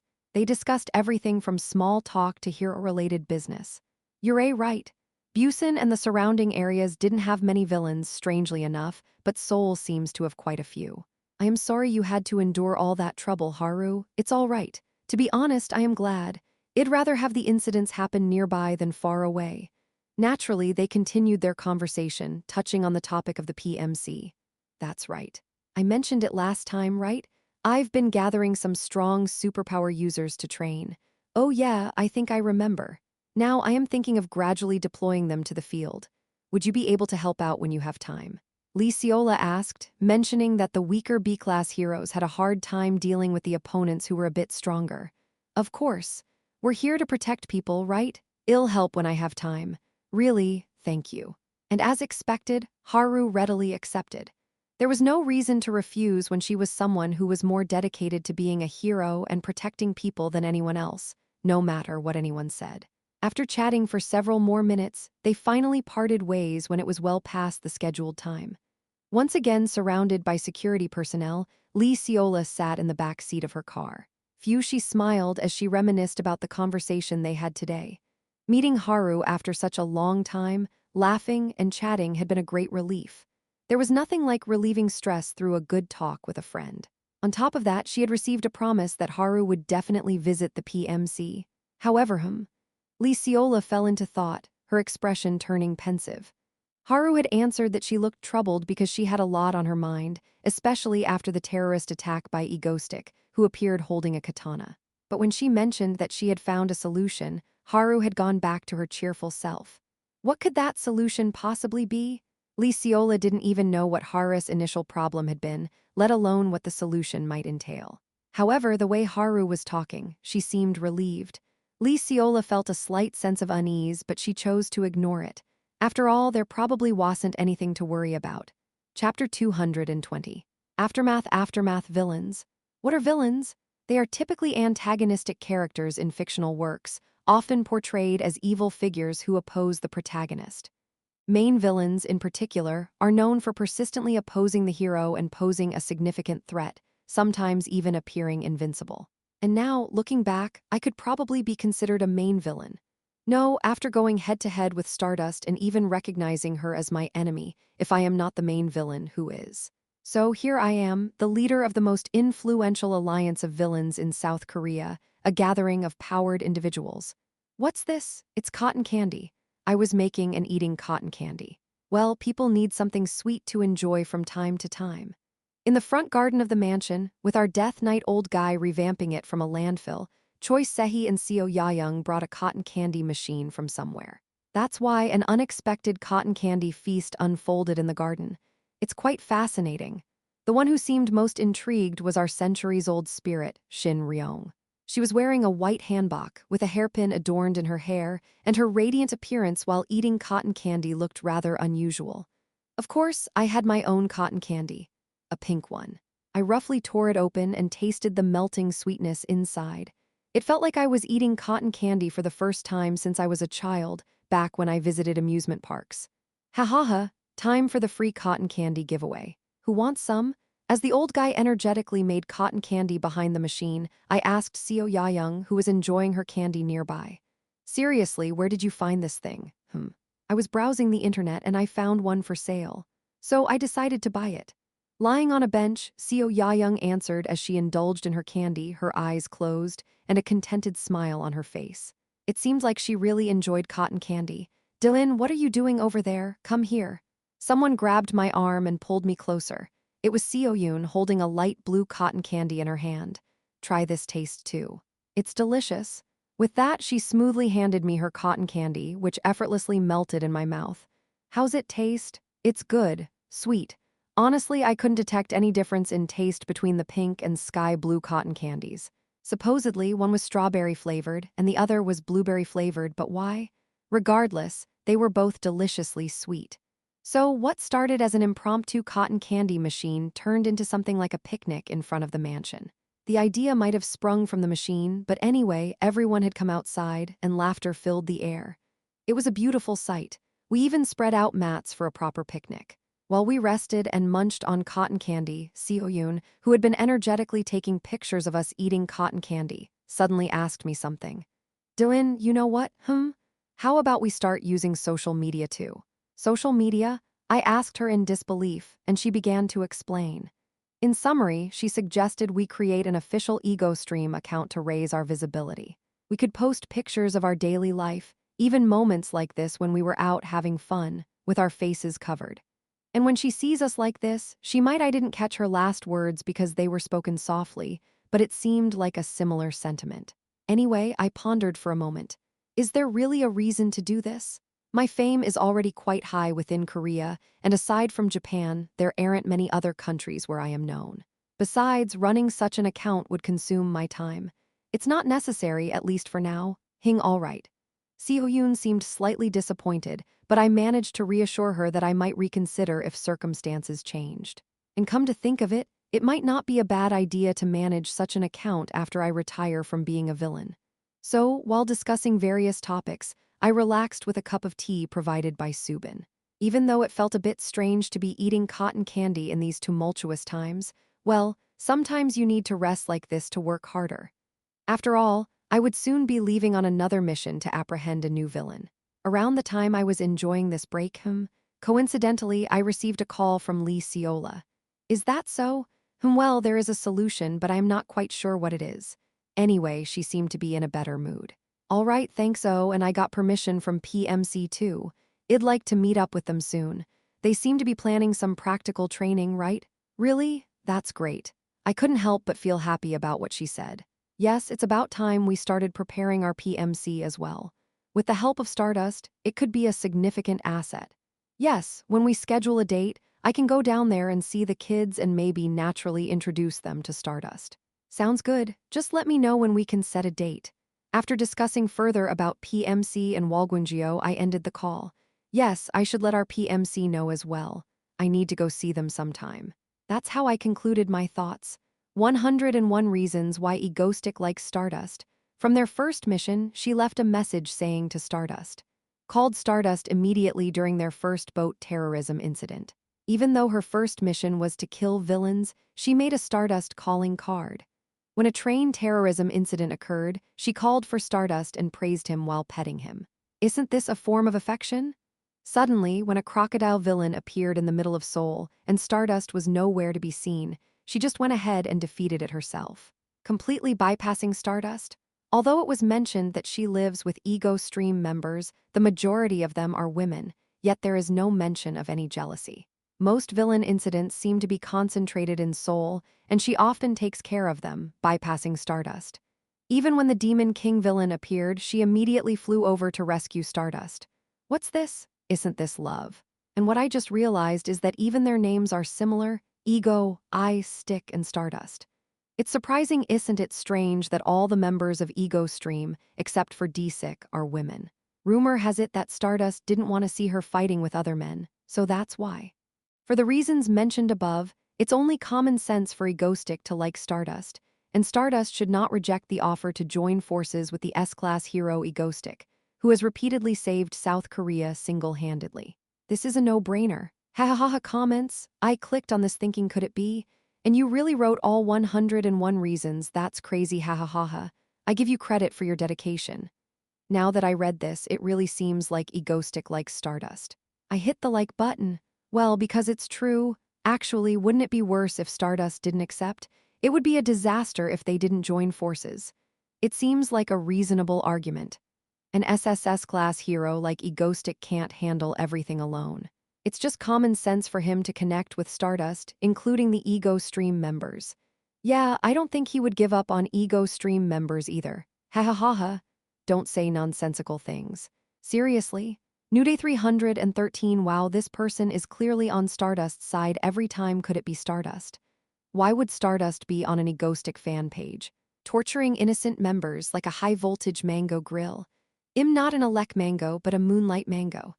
Ego Stream, elect mango, moonlight mango, purple mango, hacker mango, all of them. Stardust alone. Now, who should Stardust connect with, logically? Why didn't you include ice mango? That's the foundation, neglecting the rising trend of Japanese mango. Why is there a debate on who Egostick's lover is in a post titled 101 Reasons Why Egostick Likes Stardust? Seriously, stop bullshooting? Hey, Lee Sejong, what are you doing? PMC, a subsidiary of Yuseong Group. Main building. Seo Ki-young, PMC number 2, who was having a conversation from behind, asked Lee Sejong, PMC no. 1, who was focused on his smartphone. It's nothing special. What's up? Come on. It's about what Do-in said today. We can finally see Stardust. We should think about how to greet Stardust when we meet her in person. She spoke with a slightly embarrassed but unmistakable sense of anticipation, her bright red short hair bobbing. She had been eagerly looking forward to the opportunity to meet Stardust in person, thanks to Do-in's continuous brainwashing about Stardust being the best. The same applied to PMC number 3 and number 4 as well. Of course, number 1 was also excited. After all, isn't Stardust at the pinnacle of South Korea right now? Their desire to catch a glimpse of his extraordinary abilities in person was the same. They all gathered and started discussing the matter, except for one disappointing aspect. Do-in requested not to mention her story to Stardust if possible. It was disappointing for them because they wanted to introduce their teacher. As the conversation continued to flourish, something seemed to weigh heavily on Lee Sejong's mind. He had white hair tied back neatly and remained quietly lost in his thoughts. Do-in, the teacher who always said Stardust was the best. Egostick, who claimed to have 101 reasons for liking Stardust. That familiar feeling he always got when he saw Egostick on TV. Do-in had always avoided mentioning Egostick, who was currently the top villain by a strange margin. Lee Sejong's thoughts continued to spiral in this direction. Eventually, he made a decision to share his speculations with his colleagues. But why did Teacher Do-in tell us not to talk about himself to Stardust? Yeah, no matter how you look at it, it feels like he's really hiding his true identity, but we can't figure out what it is. He definitely gives off the feeling that he's either a hero or a villain. As they continued to discuss this, one, who had been listening to the conversation between number 2 and number 3, finally spoke up. I think I might have a rough idea of Do-in's true identity. Huh? The sudden statement from Lee Sejong left the other 3 blinking in surprise. He then calmly shared his thoughts with them. It's just my guess, but I think Do-in might be the A-class villain, Egostick. Huh? And just like that, unbeknownst to Do-in, a small ripple began to spread within PMC. Chapter 221, Sparring Ep. 221, Sparring PMC. The talented individuals I nurtured to alleviate Stardust's burden from the chaos caused by the monsters unleashed after the Walguangjio incident.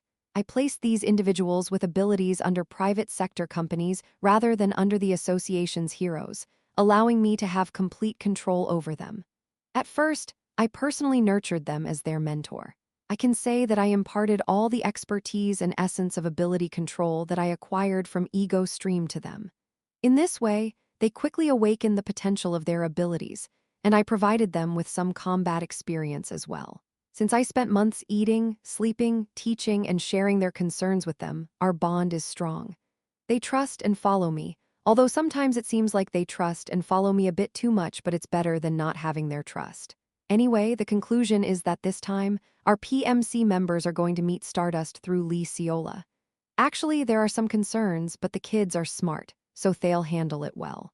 Besides, after the Walguangjio incident, when our PMC members officially debut, they'll have to deal with Stardust eventually, so it's better to build a relationship and trust in advance. Plus, if Stardust checks their abilities, it'll be even better. So, the Yuseong Squad, PMC headquarters. Since Stardust is coming today to teach our squad members, I was giving them a final briefing before they meet Stardust. All right, do you remember what I said? Yeah, we got it. Act polite, be eager to learn as much as possible, and keep our teacher identity a secret. Number 2 replied with a fist bump and a snort, flipping her light crimson hair. She summarized what I said quite neatly. Yes, well remember, teacher. Meanwhile, number 1 nodded and replied uprightly. This kid is really well behaved. Actually, considering that no one uses a katana, it might be better for them to learn from someone other than Stardust, but anyway. Well, in any case, I am looking forward to it.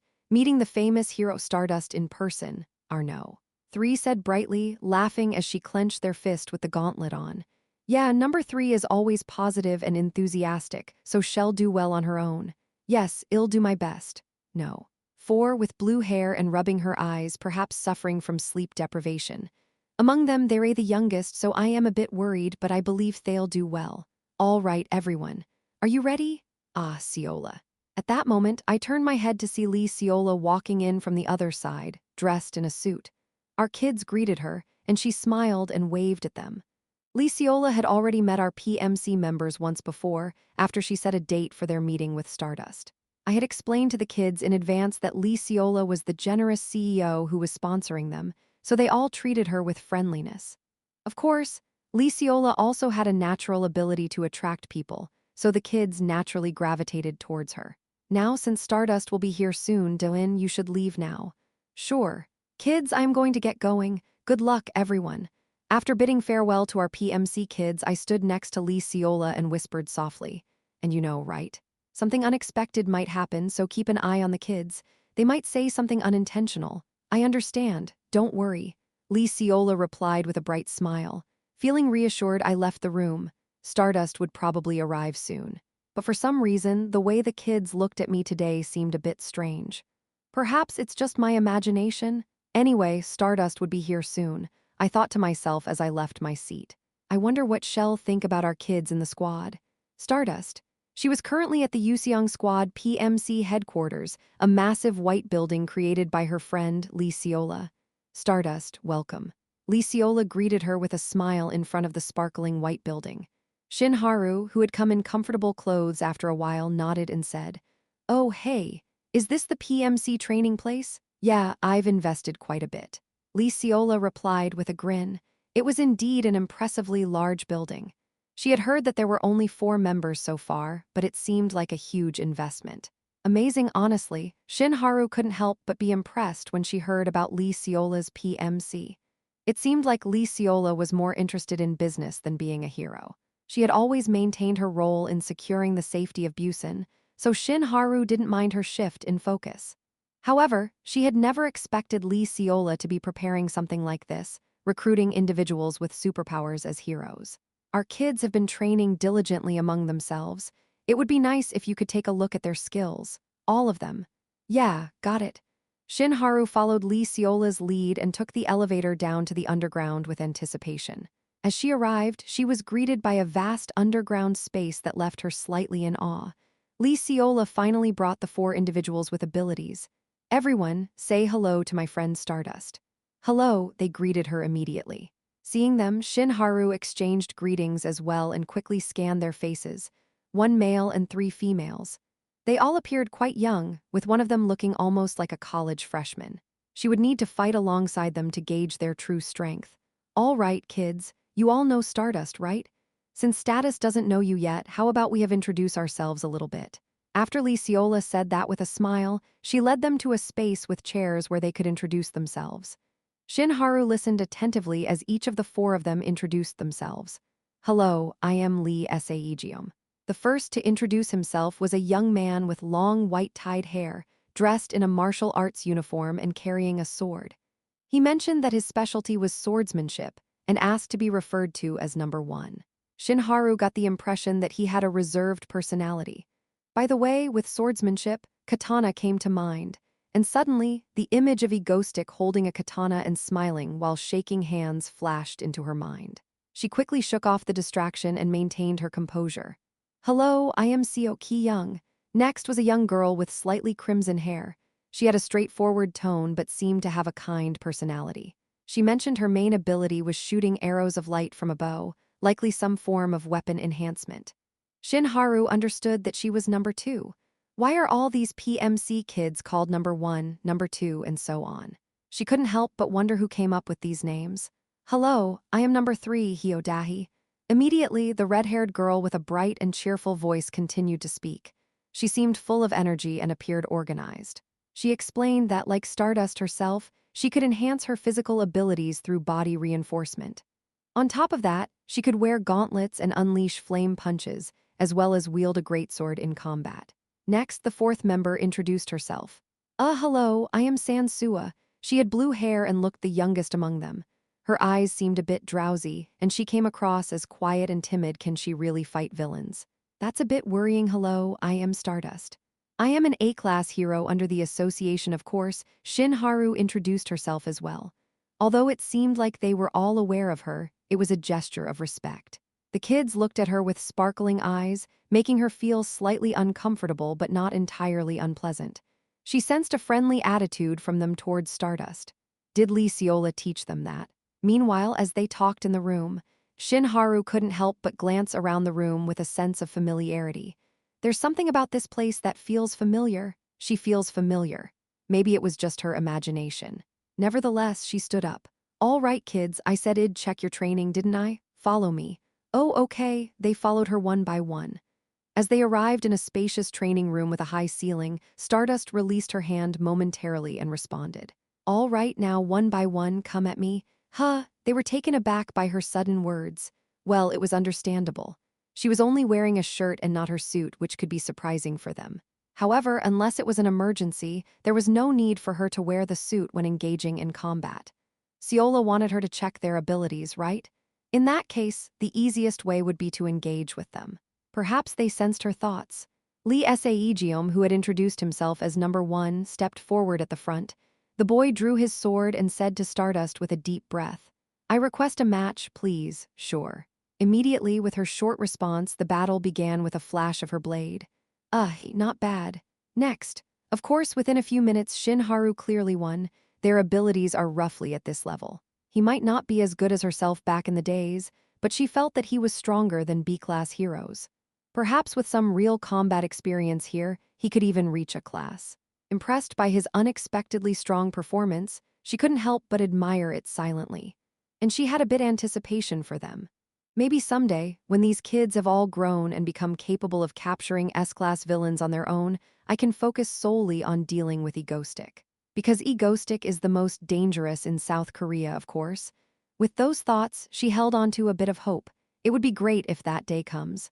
Chapter 222 Awareness several hours later. Unlike the PMC members who were sitting on the floor, gasping for breath, Stardust was standing there, looking quite composed. Well, they still have a long way to go, but they seem quite strong at this level.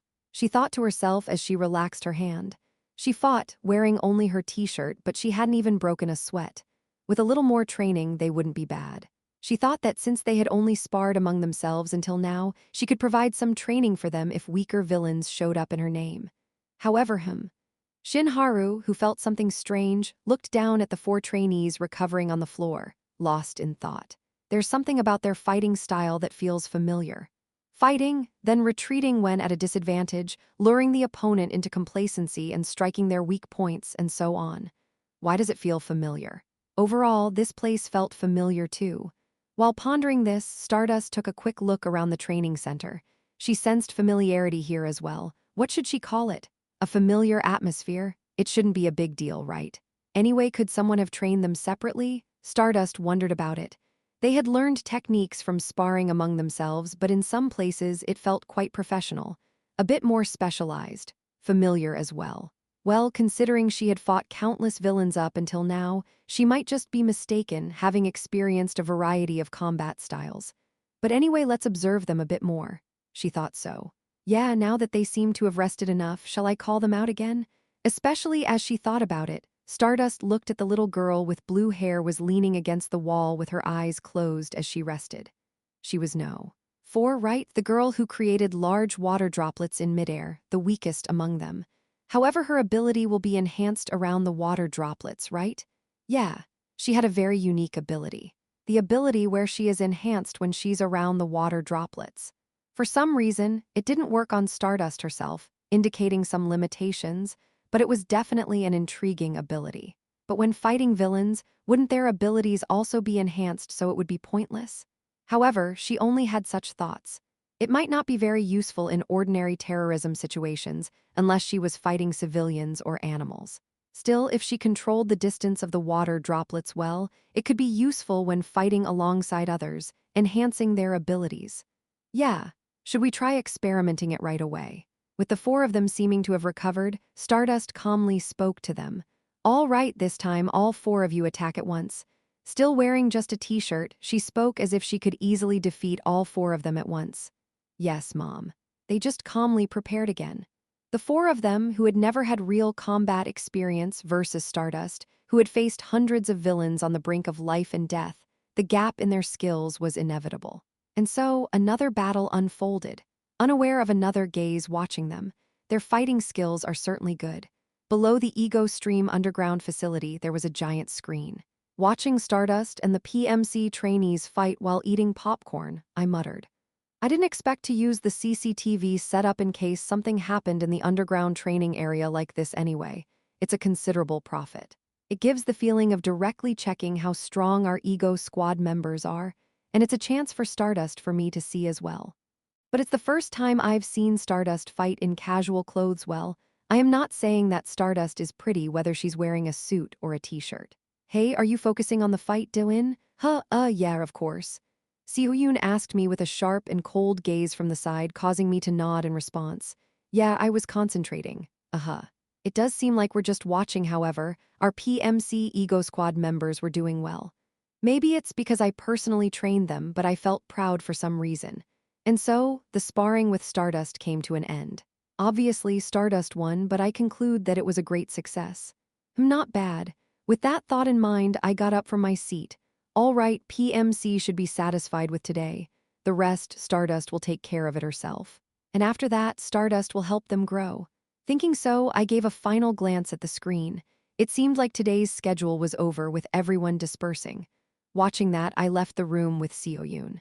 Now the remaining tasks were eliminating a few villains in advance and perhaps visiting our Vine Witch once more. Oh right, Dylan, I've made a new device this time. Would you like to see it? What is it, heh? It's a variable constant converter, which means while chatting with Seo-yoon like that, I closed the door. I had done everything thoroughly, so there shouldn't be any issues. The meeting Stardust and our PMC members had all been arranged. Yeah, what could go wrong? No matter how you look at it, Teacher Do-in seems to be egoistic. That night, the four of them sat together, discussing this with serious expressions. Since number one, Lee Sejeom, had already explained the various pieces of evidence he had in mind, they all sat with serious expressions. Yeah, it seems so. Seo Ki-young. At that moment, Seo Ki-young, the girl with a blank expression and reddish-yellow hair, murmured with her mouth slightly agape. When he first told her that Do-in was egoistic, she had frankly denied it until the end, much to the amazement of the others. In a slightly lifeless voice, she mumbled. Stardust, she looked incredibly beautiful. There's no way I wouldn't like a woman like that. She had a derecognition filter anyway, so I don't think we saw her probably though. At that moment, as number three's innocent curiosity chimed in from the side, number two muttered with a weak voice. No, even if it wasn't there, I can still feel it. What did you even see? Why do I have to go through this while Seo Ki-young was torturing herself, grabbing her hair? The remaining three gathered together, sticking their heads to each other and whispering. With a curious expression, number three Hyo-dahi said, So let's say Do-in is egoistic, then why did he teach us? Egoistic is villains, isn't he? Well, maybe he wants to turn us into antiheroes? Wow. So, are we villains now? Is that a good thing, actually? As number 3 and no. 4 were talking, number 1, who had been listening, shook his head and said no, that's not it. Don't you remember the heroic spirit he always talked about? Oh, right. When number 3 understood after hearing that no. 4 spoke in a quiet voice again. I mean, if Egoistic is a villain, maybe he's training us to be heroes at first and then planning to corrupt us into villains. Kind of like fallen heroes, you know. Hearing this, Lee Sejeom closed his eyes and pondered. Fallen heroes, heroes who pursued justice but fell into corruption, betraying humanity and wielding their blades against them. It seemed plausible. That could be it. As Lee Sejeom said so with a slightly perplexed look, suddenly, Seo Ki-young, who had been sitting there absent-mindedly, slammed the floor and said, "Anyway, whether Doin is a villain or not, that's not the important thing. What's important is now that we know Doin is a villain, what are we going to do? What's important about that?" Lee Sejeom answered indifferently to Seo Ki-young's words. Whether Teacher Doin is a villain or a hero, we've already decided to believe and follow him. So that's not what's important. Yeah, I've already received him grace. Right. But we're not the Yuseong squad, we're actually the Ego squad, right? Ego squad, it actually rolls off the tongue better, doesn't it? Ego squad. That's a cool name. Seo Ki-young furrowed her brow as they talked, and she spoke up as if she couldn't believe it. No, what are you talking about? That's obvious. Now the important thing is what we're going to do. Are we just going to go to Doin and ask him if he's egoistic? At that remark, Lee Sejeom fell silent. In the meantime, Hyo Dahi suggested her opinion. Let's just say it. We all know Doin is egoistic, but we don't care. Well, believe and follow her even if she doesn't hide it. Right. I think that's a good idea. As number 4 Sansua also nodded in agreement, Lee Sejeom shook his head and said, "No, it's not time yet. We don't have 100% certainty that he's egoistic, and we don't know much about him either. Right now, it wouldn't be strange for the villain who is undoubtedly egoistic to be working with hero Lee Seola, would it?" Oh, come to think of it, you're right? When Hyo Dahi slapped her thigh and said that, Lee Sejeom nodded with a serious expression. Yeah, so let's learn more about him and later on, let's be honest with him. Until then, under no circumstances should we tell anyone. Got it? Yes. Heh, I understand. That way, the ones who began to identify themselves as the Ego Squad quietly started to learn about Egoistic. Wait, does Din really like Stardust? Isn't this like the We Got Married level? T/N, an old Korean variety show where 2 celebrities were selected to experience a marriage life with each other as a couple. We got married. What's that? They're so diligent. So if we put mint chocolate cake in here, ta-da, it becomes a tiramisu cake. Huh, what's wrong with you, Doin? Ah, it's nothing. Please continue explaining, it's fascinating. In the underground basement, as I was looking at the device that Seo-yoon had made and suddenly felt a strong sensation again, I glanced around, but then refocused on Seo-yoon's words. It seems like my energy levels have dropped lately. I should consider taking the tonics that Subin gave me again. I felt like my ears were burning. Chapter 223, which I can't believe I am still writing this. In my room, as always, I was writing in my diary. It consisted of a list of events and simple incidents just like always, and the emotions I felt. I know this will be necessary later, so I worked hard on writing it, but I wonder how long I have to keep writing. Well, I have to keep writing. What else can I do? After sealing the special diary that nobody else should see when I visited the Vine Witch, I naturally turned on the computer. Various files on the desktop, containing various terrorist plans and information on other villains that I was acquiring one by one with Lee Seola's help. Everything was being prepared step by step. So I guess it's okay for me to take a short break, right? I quickly entered Stardust Fan Cafe with that conclusion in mind, our Stardust Fan Cafe, which I personally manage. It's a place where mainly fans of Stardust gather to celebrate and praise her. Popular posts are often videos and images of Stardust defeating villains, but during ordinary times, we share typical posts about daily life. Especially recently, there are many posts about Ego Stream versus Stardust who would win. Once a discussion like this opened, it sparked heated debates with over 100 comments, fiercely opposing each other. The main point of the content is whether Stardust can win if all members of Ego Stream attack her all at once. By the way, the sad part in this discussion is that I am not included in all of Ego Stream's members. I mean, even if I use Behemoth and carry a gun, I am quite strong, you know. So I subtly mentioned that, but I received an incomprehensible response saying, "Egostic is a commodity." What would happen if Ego Stream and Stardust fought together? In reality, people may not realize it, but that's an impossible scenario. I would never order everyone to fight at once. Am I insane to do that? If I did, that entire region would be devastated. However, let's assume for a moment. In our team, Yunwal and Shinryo are strong. Since we have an overwhelming number in general, Ego Stream would probably win. It's one of the 4 main events in the original story when Darkened Seoyun hacked the villain detention center and caused a mass jailbreak. Numbers matter. The same goes for the Gate of Walgunjio. Of course, in general, if they fought to the death, Stardust would eventually win. I nodded with that thought in mind. Stardust is the protagonist of this world. Compared to her biggest feature, which is her body reinforcement, flying ability, and super senses, nothing else matters. The reason she survived until the latter part of the original story, which turned into a crazy mess, was only one: the more trials she faces, the stronger her abilities become. Thanks to this, becoming stronger. It's really simple yet powerful. Typically, heroes have fixed abilities. Just look at our PMC members. Their abilities remain the same as when I first recruited them. However, through training, they can unlock and utilize their abilities' hidden potential, making them seem stronger. In contrast, Stardust isn't like that. Her abilities simply become stronger as she faces more crises. Simply just like that. In that case, if Ego Stream and Stardust were to fight, Stardust, who keeps experiencing crises in real time, would keep getting stronger and might eventually win, of course. If we fight for our lives, the story may change. But anyway, while lost in thought with such ideas, I suddenly snapped back to reality. No, why am I pondering these useless thoughts? There's something more urgent. Meeting the Vine Witch and asking her a few questions. Yeah, she should be around here. Muttering those words, I opened a drawer. From deep inside, I retrieved it. It emitted a slightly murky grayish-white light, this thing. Moonstone, found among the remnants of the Demon King scattered after the last Demon Castle incident. Yeah, since I have time today, I should go see her. I put that stone into my pocket, preparing to visit the Vine Witch after a long time. I should probably change my top though. A secret building hidden among alleys. I was treading carefully down the stairs leading to the basement of that dimly lit place. And as always, no matter how far I descended, the end of the stairs remained invisible, an infinitely connected staircase. Stuck in a scene straight out of a horror movie, I found myself trapped in the never-ending stairs. I instinctively tapped a certain part of the wall.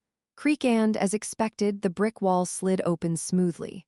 I passed through the elegant corridor that had appeared behind the wall, and after reaching its end, I gently knocked on the black door. Upon entering, I felt the warm air inside. Beyond the curtain, her silhouette was visible in what felt like an incredibly elegant room adorned with candles. You came. Yes, hello. It's been a while. As I walked in, I could see her sitting at a small round table. The Vine Witch, wearing a deep green robe. I knew you would come today. She said so while caressing the round crystal placed on the table. There's such thing in magic. Anyway, after exchanging a few more words, I went straight to the point. Mom, do you know what this is?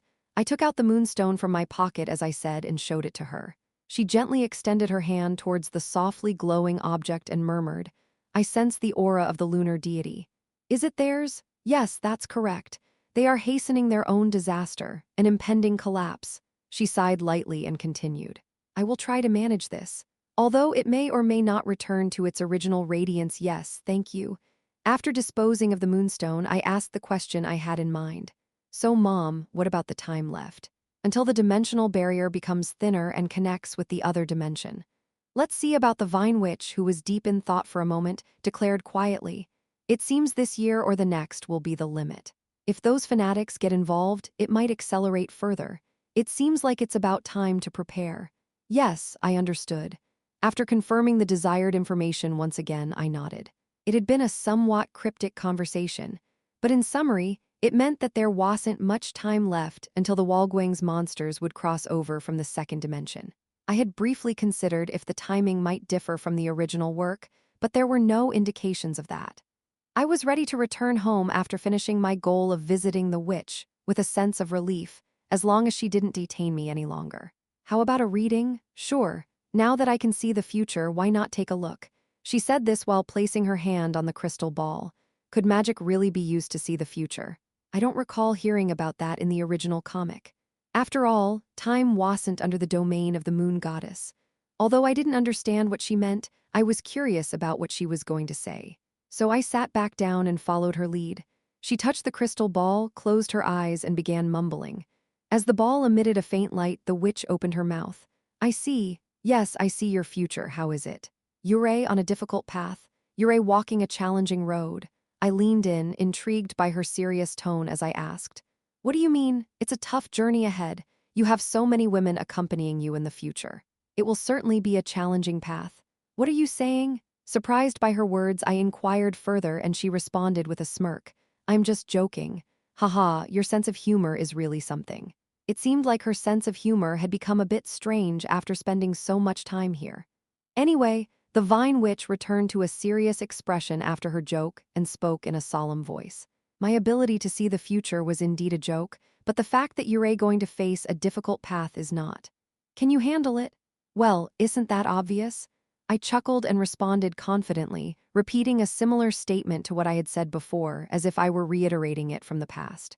If I were going to give up here, I wouldn't have started in the first place. That's right.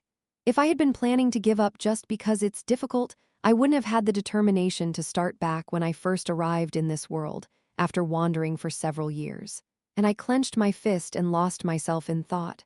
Truth be told, I've prepared for everything up until the Moonlight Gate.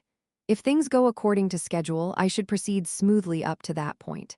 There shouldn't be any major incidents. However, I couldn't shake the feeling of foreboding that had persisted. Somewhere underground in South Korea, in a dimly lit space with very little light, a few people were laughing. Hee hee, that's right. We've finally uncovered it. Now that bastard is done. Speaking with sinister and laughter-infused voices, they continued. Yes, who would have known?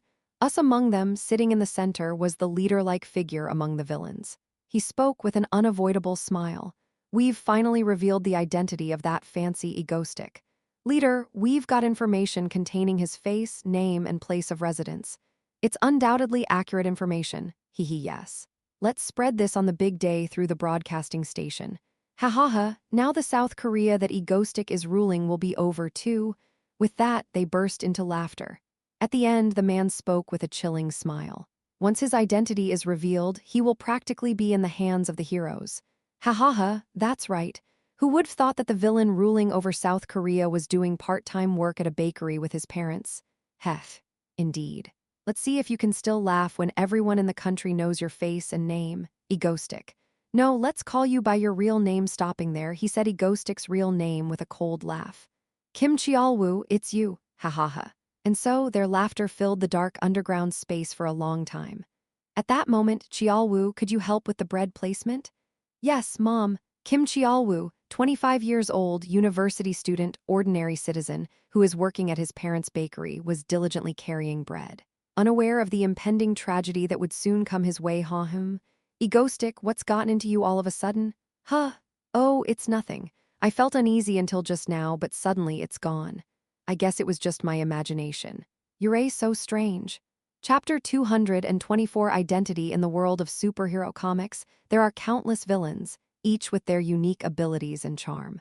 These villains often showcase their individual appeal while challenging the protagonist. Among them, the villains with captivating abilities and personalities tend to be popular among readers. However, now that I've fallen into this superhero comic world, what's important about these villains is not their powers. What truly matters is their character. Whether they were once good and fell from grace due to certain circumstances, or if they were inherently evil to begin with. That's what's important. If a villain was once good, removing the catalyst for their fall would be sufficient. However, as there are more villains who were inherently evil, it's best to just nurture Stardust to defeat them than send them to prison. And most importantly, the wicked ones. Those with overwhelmingly powerful abilities or those who have killed dozens or even hundreds of people. Dealing with such individuals is a necessity before any further sacrifices are made, before Stardust cannot save them, and before she feels guilty for failing to do so. However, among these villains, there are those whose identities I already know, thanks to the original story, while there are others whose identities remain completely unknown. Especially the ones who suddenly appeared after the Moonlight Gate incident. The comic didn't provide any description of their identities. This means that I have to find them with the minimum information available within this world. In reality, with the population of South Korea, this would seem like an impossible task. But with the combined power of Lee Seola, who controls South Korea's authority and personal information, and the genius hacker Seo Yoon, nothing is impossible. And so one morning, Seo Yoon found yet another person from the list I gave her. Doin, I found one more person on the list you gave me. I think it's this man. Really? Let me see. It was a day like any other when I was working on the sofa. Seo Yoon approached me with her laptop and showed me a picture of the man in question. A face that seemed to exude a strong impression, a bald man with a shaven head. Alongside his picture were details about his identity, his career, and something found at his home.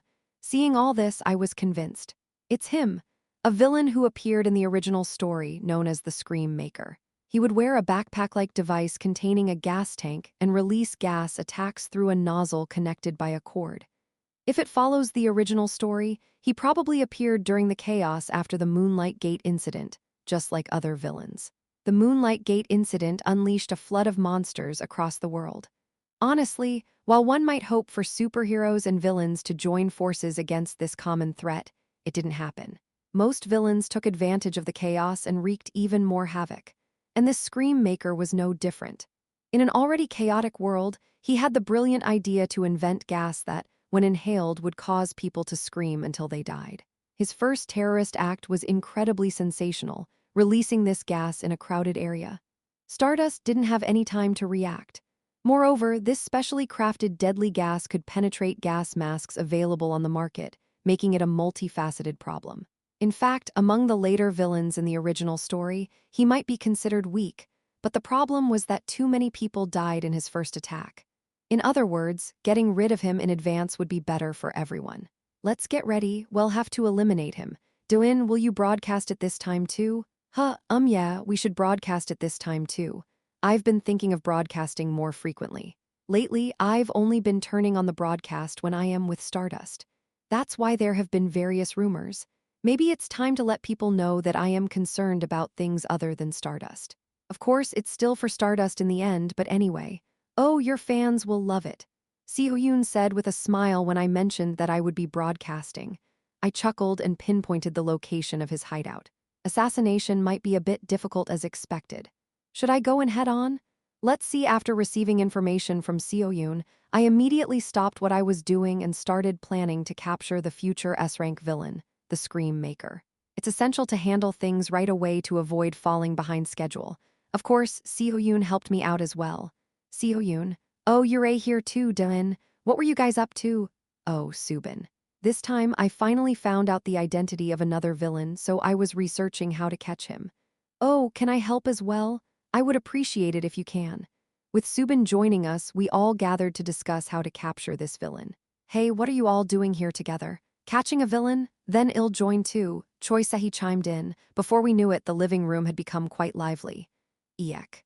Of course, even Seo Yayoung, who lay on the living room floor while screaming, was with us. I just let her be since she wasn't causing any trouble, so the grand plan to capture the villain started in the living room. Thanks to Seo Yoon quickly obtaining the layout of his house, we had some productive conversations. Let's take a break. Yeah, I am dying. This should be enough for now, Doin. Rest, everyone. I'll prepare some fruit. With the plan roughly in place, the rest of us were all exhausted. Well, this should be sufficient. Doin, I have a headache, ouch. Seo Yoon climbed onto the seat next to me and complained while I leaned on the sofa. I grabbed her head and gently massaged her. Feeling better? Yeah, Egostick's technique, scalp massage. Ever since I did it once before, Seo Yoon seemed to enjoy it, and she wiggled happily as I continued. Choi Sehi had already gone to harass Seo Yayoung, who was lying down. So, in the living room bathed in warm sunlight, I sat on the sofa, massaging Seo Yoon's neck and shoulders, and indulged in random thoughts. Every time things are peaceful like this, I wonder how much more peaceful it can get. It's a world where there's no answer, considering the Moonlight Gate and what will happen after that. Yeah, somehow, it'll all work out. Let's think positively. Enjoy the moment? Hee, that's enough. Doin, next time I'll give you a massage, try lying down on the sofa.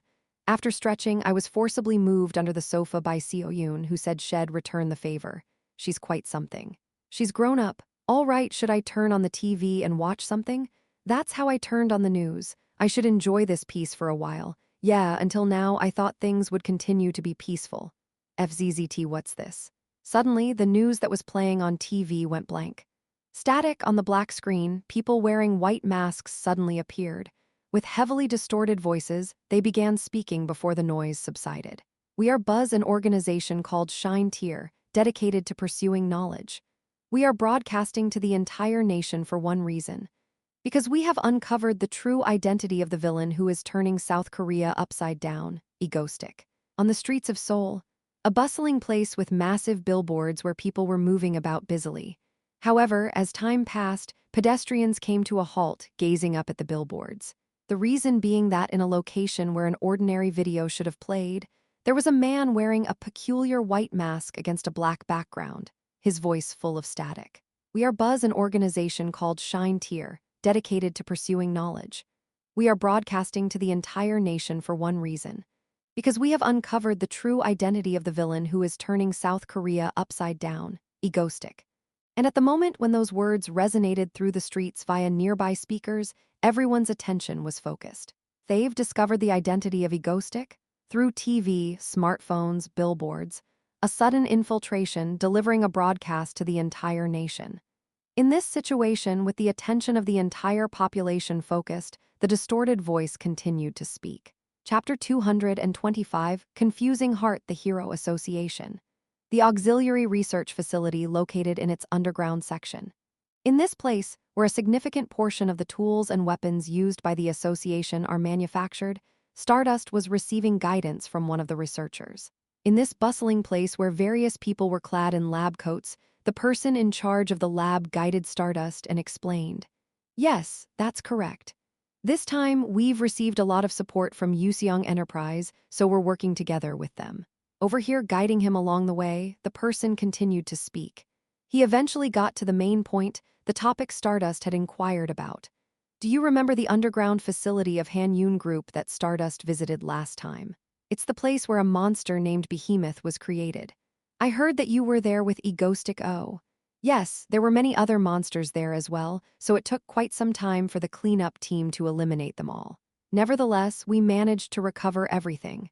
Oh, so this is, yes, it's the containment room where Stardust was trapped due to the ability suppression. This was made by dismantling the wall used for that purpose. He said this as he pointed to a white room isolated in one corner of the research facility. However, he added a caveat. Creating this material in mass production seems to be quite difficult. It appears that the material itself is somehow tied to some sort of ability, and honestly, we haven't been able to grasp the underlying principles. From what we've observed in the experiment results, it seems that when this material seals off a space flawlessly, from floor to ceiling and walls, no type of ability can be used within it. For now, in my opinion, if abilities come from the outside, it seems to function by completely severing the connection with the outside. We're still researching it. I see. Stardust simply responded. Following the guidance of the employee, she explored other equipment and returned to his current location. Now, in her office, Stardust sighed while examining various documents. It's not that simple. She had hoped for something like handcuffs that would suppress the opponent's abilities the moment they were put on, but it seemed impossible. She felt disappointed with that thought. If only we had things like that, we could easily detain many. Speaking of him, as she pondered this, she involuntarily thought of his face. The face with a mask covering half of it, the smile he always directed towards her. As she thought of him, Stardust shook her head suddenly and slapped her cheeks. For some reason, her cheeks had turned red when she recalled his face. Perhaps it had gotten hotter in her office. Yeah, I need to think of a way to detain them quickly. Muttering to herself, she began researching new methods. After all, this was her fault for treating the archenemy like that. Yes, other than this method of capture, there was no other choice. Using the remaining time, she delved into researching different ways to capture her archenemy, just as she always did. While the TV played muted news on one side, suddenly it went blank. There was nothing but noise. Watching this, Stardust thought quietly, did the TV break down? Then a thought crossed her mind. No, could it be a villain's transmission interference? And if it were, there was only one villain who could do that. Could it be Egostic? In that moment, filled with anticipation, she felt a great disappointment as she watched the screen and listened to the unfamiliar man with a white mask. We are Buzz, an organization called Shine Tier, dedicated to pursuing knowledge. What is this? It wasn't egoistic, but rather others pretending to be egoistic. It was confusing and pointless. Unconsciously licking her lips, she began to prepare herself. She didn't know who they were, but they were clearly villains, so if they threatened terror, she needed to be ready to rush out. Stardust, a villainous group is broadcasting across the country. Yes, I am watching it right now. She calmly replied to the association employee who rushed in. It wasn't the first time something like this had happened. It was probably just another threat of terror. Yeah, she thought that was the only possibility, but then, as the next words were spoken, she froze. We are broadcasting to the entire nation for one reason. Because we have uncovered the true identity of the villain who is turning South Korea upside down, egoistic. What? What did they just say there? She had been casually opening the closet door to get her prepared items when her body suddenly stopped. Just now, what did the villain say? Her brain finally processed the words, and she quickly turned her head towards the TV. Whether she liked it or not, the character on the TV screen continued to speak. Finding this information was not easy. Egoistic. He was extremely cautious and secretive in his activities, leaving no evidence. Wait, what are they saying over there? She mumbled in confusion. They mentioned something about knowing Egoistic's identity. How could this be? He doesn't seem to know about it yet. However, we have finally managed to trace his footsteps through years of investigation, and we have successfully uncovered his identity. His identity, his name, everything. And we want to share this information with everyone, right now. Stardust, who had been listening up to that point, froze in place. At the same time, time seemed to slow down and her thoughts began to whirl like a storm in her head. They were going to reveal Egoistic's identity, his true self. No, what do you mean no? Another thought crept into her mind. Egoistic is an evil villain, right? Knowing his identity and capturing him would be a good thing, wouldn't it? Besides, when you think about it, the identities of most S-rank or higher villains are usually exposed. What's the problem? That's right. What's the problem? Right. There is no problem, to be honest. In fact, when you think about it, there is no problem at all. It's actually a rare opportunity to capture the leader of the most dangerous villain causing chaos in the country. However, in that moment, she felt as if her breath had been cut off. His identity would be exposed to everyone, not just to her. Could he? No way. It couldn't be. Egoistic would undoubtedly suffer. He had his own life, his own everyday existence, and his own moments when he wasn't acting as egoistic. When that was exposed to everyone, what would he think? What actions would he take? During that brief moment, she involuntarily imagined his distorted expression filled with anguish. Not the smile he always showed her, but a different side of him. She had always wanted to uncover Egoistic's true identity. Always, she had wanted to know. Last time, she had even mistaken and pressured an innocent person, believing them to be egoistic. However, she didn't want to know his true identity in this way. Cut off the communication right now. Why are we just letting a villain doing a broadcast? We're doing our best too. But as you know, this is Stardust's accusations and the hurried responses from the staff below, and amidst all this, already on the screen, the man's mouth was opening. Egoistic, his true identity is no. Stop. Despite her silent outcry relentlessly in front of the entire nation, Egoistic's identity was exposed. Egoistic. His true identity is none other than this man, Kim Cheol-woo. At the same time, a frontal photograph, address, occupation, and other details appeared on the screen. He-Uok, T/N, gasping sound when a nearby staff member saw the revealed identity of Egoistic, they gasped in shock. Stardust, frozen in place, watched all of this. Unconsciously, she tilted her head. That man, Egoistic. How it doesn't look like him at all, does it? The innocent-looking man's face confidently displayed on the screen. While watching that figure, Stardust couldn't help but have an instinctual feeling. Because she had always watched him closely, had conversations with him face to face. At a glance, she realized something.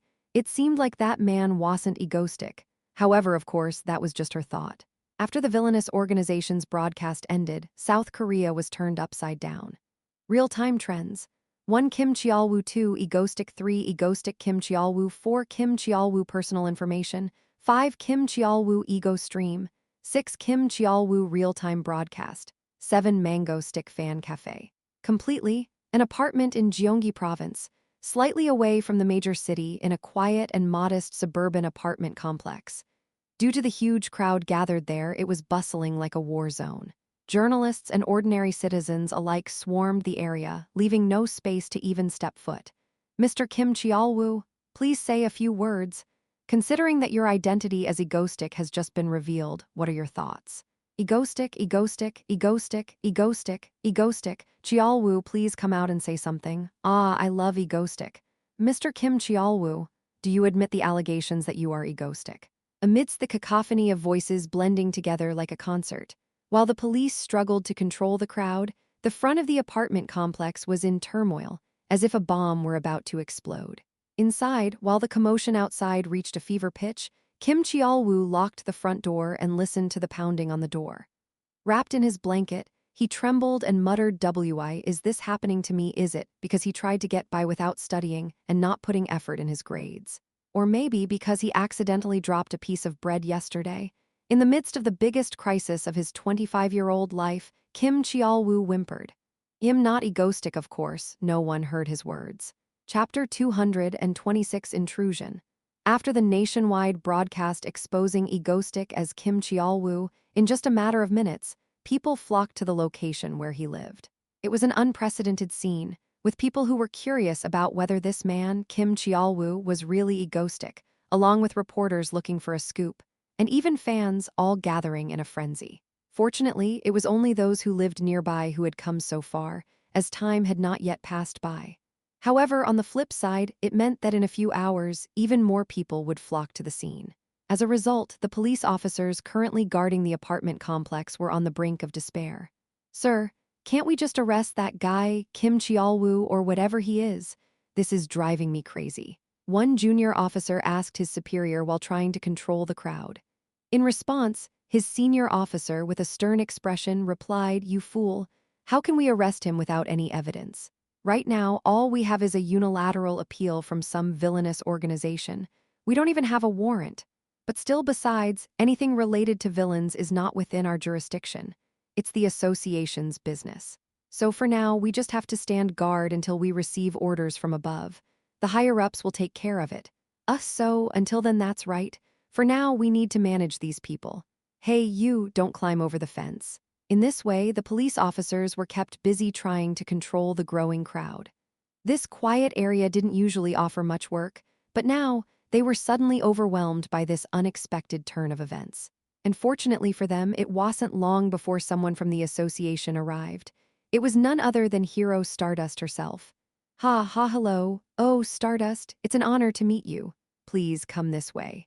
As the spectators cheered upon seeing Stardust descend from the sky, she followed the guidance of the chief police officer toward the location where Kim Chialwoo lived. As she walked down the apartment corridor, the sight that immediately greeted her was a group of police officers gathered in front of one unit. "Chialwoo, we'll take you to a safe place first. Come out and see for yourself." Chialwoo. As the police officers knocked hard on the firmly shut front door, the people inside the unit spotted Stardust approaching, causing them to fall back in surprise. "Oh, Stardust? Yes, hello. From now on, I'll take charge here, so please step aside." "Oh, okay." With that, the police officers stepped back. Stardust paused for a moment, then grabbed the doorknob and forcibly opened the door. "I can compensate for this later." For now, she needed to meet this man named Kim Chialwoo. She entered the house with such thoughts. Upon seeing the broadcast claiming that Egostic was Kim Chialwoo, she had rushed to the location where he supposedly lived. However, in truth, she wasn't entirely convinced that this man, Kim Chialwoo, was Egostic. That's why she needed to find out, to confirm whether this man named Kim Chialwoo was truly Egostic. With such thoughts in her mind, she headed to a closed room within the house. She could faintly sense a presence inside. After taking a deep breath, she hesitated for a moment before decisively opening the door. As soon as the door swung open, she heard a scream.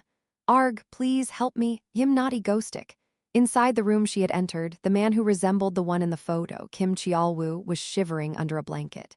And finally, as she laid her eyes on the man suspected of being Egostic, she let out a sigh of relief. Phew, she felt reassured. This man was not Egostic. Having seen Egostic up close, conversed with him, and even felt his embrace, she could tell. The man trembling before her was not Egostic. His voice was different, his height slightly shorter, and his physique was different from Egostic's. At a quick glance, they might appear similar, but as Egostic specialist, she could immediately discern the difference. This man, Kim Cheol-woo, was not egoistic. I wonder why those people grabbed the wrong person and caused such a commotion. It was fortunate. It was really fortunate. Stardust felt relieved for a moment. But then a sudden doubt crept into her mind. Wait a minute. Why am I feeling relieved? Shouldn't I, as a hero, be disappointed that this man isn't egoistic? It was a golden opportunity to apprehend the villain. Yes, that's right. It should be like that. As she pondered these thoughts on her own, her introspection was interrupted by the anxious plea of the man who had been sitting in front of her. I really am not egoistic. Please save me. If I were egoistic, I would have teleported away a long time ago. Why would I still be here? I am just a baker, I know. I am just a normal college student, okay? I also believe that you are not egoistic, Mr. Kim. Really. Do you trust me? Yes. Sob, thank you, holding back Kim Cheol-woo, who was almost about to prostrate in gratitude, she quietly explained. She told him that they needed to go to the association for an investigation, as it was too chaotic here. She assured him that once the investigation was over and his innocence was confirmed, she would announce to everyone that he wasn't egoistic. Listening carefully to her detailed explanation, Kim Cheol-woo appeared bewildered but nodded in agreement. Will the investigation take a long time? It probably won't take that long, but I still think it will take a few days. Sob, all right. Kim Cheol-woo got up with a sigh as he grasped the situation. He then followed Stardust outside. He's out, Kaya. Kim Cheol-woo, please look over here. And as soon as he appeared outside, a multitude of voices filled the air. He looked almost as if he would faint, and with the support of the police officers, he started to descend. Stardust, while looking at the crowd that had gathered, let out an involuntary sigh. Do these people still believe that egoistic is this Kim Cheol-woo guy? When will they realize that it's not him? Egoistic. Kim Cheol-woo, show us your face just once. With such thoughts in her mind, she let the various noises wash over her. Suddenly, she felt the surrounding buzz grow even louder. Kaya, it's egoistic. What's happening here? Everyone, egoistic has arrived. And as she heard these noises, Stardust couldn't help but feel increasingly annoyed. No, this man is not egoistic. How long is he going to endure this? This won't do. I should officially make a statement. With that thought in mind, she turned her head toward the corridor. It was only then that she could see. People were not looking at her, but rather they were looking up at the sky. What's going on? Intrigued by this, she took a step forward and raised her head to look. It was only then that she could see. Hello, everyone, I am Egoistic, here for an interview with Egoistic. Nice to meet you. Draped in a cloak, wearing a hat and a mask. A man who was more familiar to her than anyone else, flying through the sky while laughing. Yes. Suddenly, he had appeared from the sky, the real Egoistic. He was here. Haha. Watching his appearance, Stardust revised all the thoughts in her head. Yes, the perfect way to prove that Kim Cheol-woo, that man, is not egoistic was for both that man and egoistic to exist in the same place at the same time. That's right. Of course, you would do it like this. Without causing any commotion, cleanly. While Stardust, who hadn't expected to see him like this, was lost in thought, she blinked her eyes at another sight that she only now noticed. Wow, oh my, Cheol-woo. How does it feel to fly in the sky? Clearly, Kim Cheol-woo, the man who had been walking with the officers in front of her, was now hanging in midair beside Egoistic. No, when did he take him away? Seriously, with such thoughts, she chuckled and looked up at Egoistic. Yes, since he didn't seem likely to cause harm, she would just observe for now. But why does it feel like he's avoiding my gaze? Suddenly, she had that thought. No, it couldn't be. Surely not. Above the sky. Floating in the air and looking down at the people below, I recalled the events that had just taken place. A strange organization that nobody had ever heard of, pointing out a random man claiming to know Egoistic's true identity. Having roughly grasped how things were unfolding, I made a decision after a brief contemplation. Yes, it was time to step forward. Actually, I had another idea, but it was about our ego stream quickly releasing a statement. Something like, Kim Cheol-woo is indeed egoistic. Return him immediately. You know, that sort of thing. Maybe it would have caused even more confusion. However, I didn't want to create unnecessary chaos. Even though I was a villain from the start, due to hunting down other villains in our country were wary of me. So if I suddenly disappeared, it could cause as much confusion as if Stardust vanished. That was what Lee Seola had analyzed. So I had no choice but to step forward like this. That's right. I was standing there, holding this man named Kim Cheol-woo in front of the apartment where a crowd had gathered and in the sky above. but there was one unexpected aspect in all of this. Namely, the fact that Stardust was also here. I hate you. Suddenly, I felt like I heard her say that, the way she had choked up when we last met. I didn't expect to meet her like this again, and it was incredibly awkward. Anyway, I decided to avoid Stardust's gaze as she stood in the apartment corridor, and I immediately turned on the camera. That was my goal for today. Since the purpose was simply to prove that Kim Chialwoo and I were different individuals, I set one goal for myself. Avoid eye contact with Stardust. Chapter 227, Another Self. Hey Dusties, is it true that Egoistic is really Kim Chialwoo? Is that true? I find it hard to believe. Comments: if you check other communities besides our Stardust fan cafe, there are rumors about Kim Chialwoo being Egoistic circulating around, haha. Like Egoistic is never seen when the villain is causing terror, and their heights are similar, that kind of thing. Seriously, it's too coincidental, haha. Maybe he's not, so it's better to stay neutral, right? I checked the Egoistic fan cafe to see what's going on, and it's in chaos, haha. But if Egoistic's identity is revealed like this, it won't be good for Stardust, right? I am worried. Among our Stardust fans, the only one who takes care of our Stardust this much is Mango Stick. Seriously, Egoistic is like an honorary hero, no way, haha. Egoistic really appeared on the broadcast, haha. Really? Was it fake news then, haha? I knew this would happen, actually I didn't know, ha ha ha ha ha. Where, can you share the link? Just turn on terrestrial TV news. It'll come out right away, ha ha ha. In the sky above, where people had gathered to see Egoistic in person, it was a moment when everyone rushed to Kim Chialwoo's house upon hearing the announcement that Egoistic's real name was Kim Chialwoo. Haha, everyone. We came looking for a new Egoistic who just appeared. Is this him? Something unimaginable happened at that moment, a situation that no one could have foreseen. Right in front of the man suspected to be Egoistic, Kim Chialwoo, the real Egoistic appeared. Yes, I just came here myself. I turned on the broadcast. Egoistic's live broadcast is on, ha ha ha ha. I stand Chialwoo stick from now, ha ha ha ha ha. Whoa, how can Egoistic and Kim Chialwoo be in the same place? Did Mango finally master cloning jutsu? Haha. Kim Chialwoo is not Egoistic. Egoistic suddenly accused of something random, and Mango Stick immediately comes to the rescue. Truly an S-class hero who even cares for a wrongly accused, sob. So that villain organization completely messed up, huh? What evidence do they have for this? They're idiots, haha. Egoistic could debunk their claims just by turning on a broadcast, haha. Anyway, this is a chance for Egoistic to turn on the broadcast and make Mango Stick fans go wild, haha. It'll be the first one, haha. I never thought that I would go through something like this in life in the sky above, where countless cameras were capturing me, wearing a mask and hat. I sighed quietly while swaying my cape in secret. No, I've seen heroes' identities exposed, but I've never seen villains' identities exposed, let alone wrongly accused like this. As a result, I found myself standing above the people once again. Is it really Egoistic? Various noises could be heard from below. Some ran away upon seeing me, while others enthusiastically took photos, and I couldn't help but sigh inwardly at their reckless behavior. How could they be so fearless? In situations like this, it would be tempting to bring a few guns and start shooting, but today I only intended to speak my mind and then leave. Yes, the reason I came here today was to address just two things. The man named Kim Chialwoo had no connection to me, and to issue a warning to the organization that spread fake news, Shine Tear or something. But before that, I needed to prepare for Stardust. I shook the man named Kim Chialwoo in my hand, who had been lifted up by telekinesis, and spoke to him. All right, today I am here to set up an interview. If anyone approaches, you guys might startle me and I could drop this person, so please stay away. Oh God, please save me. I shook Kim Chialwoo, who was already suffering enough today, once again. I am sorry, Chialwoo. I'll definitely make it up to you. So, with another traditional hostage play where we didn't even make eye contact, I had prevented Stardust from approaching in advance.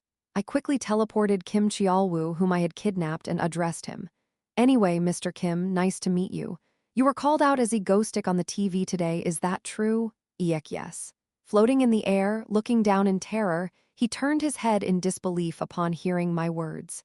He seemed to regain his consciousness to some extent and looked at me as if he were the most unfairly treated person in the world. No. What are you talking about? When you, Egoistic yourself, are right in front of me? I am just a person cosplaying as Egoistic. Aren't you Egoistic? Arg, of course I am just kidding. Thank you. He seemed exhausted, running his hand through his hair. Ha ha ha, leave our Chialwu alone. Ha ha ha ha ha, Chialwu stick. Stop pretending not to be egoistic. Chialwu, I am sorry, but I just burst into laughter whenever I see your face now. Ha ha ha ha. All right, with this conversation, people should roughly understand that Kim Chialwu and egoistic are completely two different people. After relieving the unfair suffering of the civilian who had been accused of being an A-class villain overnight, I continued with the prepared words from above, where countless cameras were still recording me. Well, I was also quite surprised. I mean, my identity was supposed to be untouchable, but suddenly it was exposed and Mr. Kim's face appeared. I initially thought it was something Mr. Kim had planned. Huh, no way. Kim Chialwu was startled. I reassured him by raising my hand. Yes, yes. After meeting you in person, I am sure you didn't do this to yourself. Thank you. Kim Chialwu replied weakly from the air. Chialwu seems like he's lost his soul right now. Ha ha ha ha. He went from being known nationwide as Mango Stick to now having an interview with Mango Stick in the sky. Want his mental state collapse. Ha ha ha, it's not even like a light novel plot. Ha ha ha. Woke up in the morning and found out I was an A-class villain regarding the fact that I could never be egoistic. Impossible. But it wasn't impossible. It's impossible, you crazy bastard. Ha ha ha ha, but still, Chialwu Stick, you've gained a lifetime supply of Anju, right? Isn't that good? Ha ha ha, T/N. Side snacks people usually eat when they drink alcohol in Korea. Ha ha ha ha ha, this situation itself is just too funny. Ha ha ha, all right, that should be enough. I finally placed my hand on Kim Chialwu's seemingly lifeless shoulder and shouted, "Don't worry, Mr. Kim. I'll take care of your revenge." What? I'll find that strange villain organization that targeted you and beat them up. How does that sound? Kim Chialwu suddenly regained his spirit at my words and he clenched his fist into the air, shouting, "Yeah, those bastards. Oh, I am on air. Yes, please, I'll leave those guys to you. Don't worry about that. And by the way, there are hundreds of thousands of live viewers right now. Do you have any final words?" Haha, he weakly laughed, looking at the camera with vacant eyes before saying, "I am working at Chialwu's bakery near Gyeonggi-do, so I'd appreciate your interest. Please come and buy some bread." "Thank you, yes, we heard you." Ha ha ha ha ha ha, Chialwu Stick's subtle ad, ha ha ha. "Oh, I live nearby from now. I'll only buy bread from Chialwu's bakery, ha ha ha ha." Chialwu Stick, seriously, now that you think about it, his mental fortitude is amazing, ha ha ha. He answered all those questions while suspended in midair meters away with egoistic. And now he's even doing advertising, ha ha ha. Kim Chialwu's successful strategy of turning a crisis into an opportunity, ha ha ha. The broadcast today is so hilarious, ha ha ha. Thank you, those knowledge villains, for making such a great show.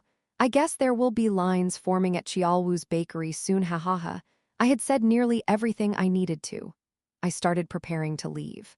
While we were up in the sky, people were still taking pictures and shouting slogans of unidentified origin. "Yeah, it's time to go. If I stay longer, Stardust might show up." All right, I need to say this before leaving. I turned my head to face the camera, smiled, and said, "I came here after hearing about another egoistic, but it seems like there was a misunderstanding. So, you guys from the organization called Shine Tier that spread fake news and made me move for no reason can anticipate me. Well then, Mr. Kim, we should say our goodbyes for now." "Yes, thank you, you're a welcome." After smiling at him, I swiftly controlled my teleportation to bring Kim Chialwu back to the ground. Then I looked at the camera and said, "That's it for today's broadcast." "Thank you." I ended the broadcast with that and immediately teleported away. The broadcast was only 10 minutes long. Phew, that was a quick one. All right, that's decent for a hit.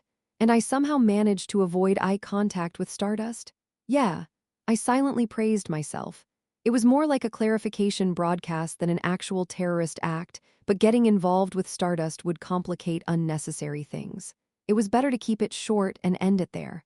Besides, after the last incident, I still couldn't gain the courage to face Stardust directly. What if she calls me a jerk again?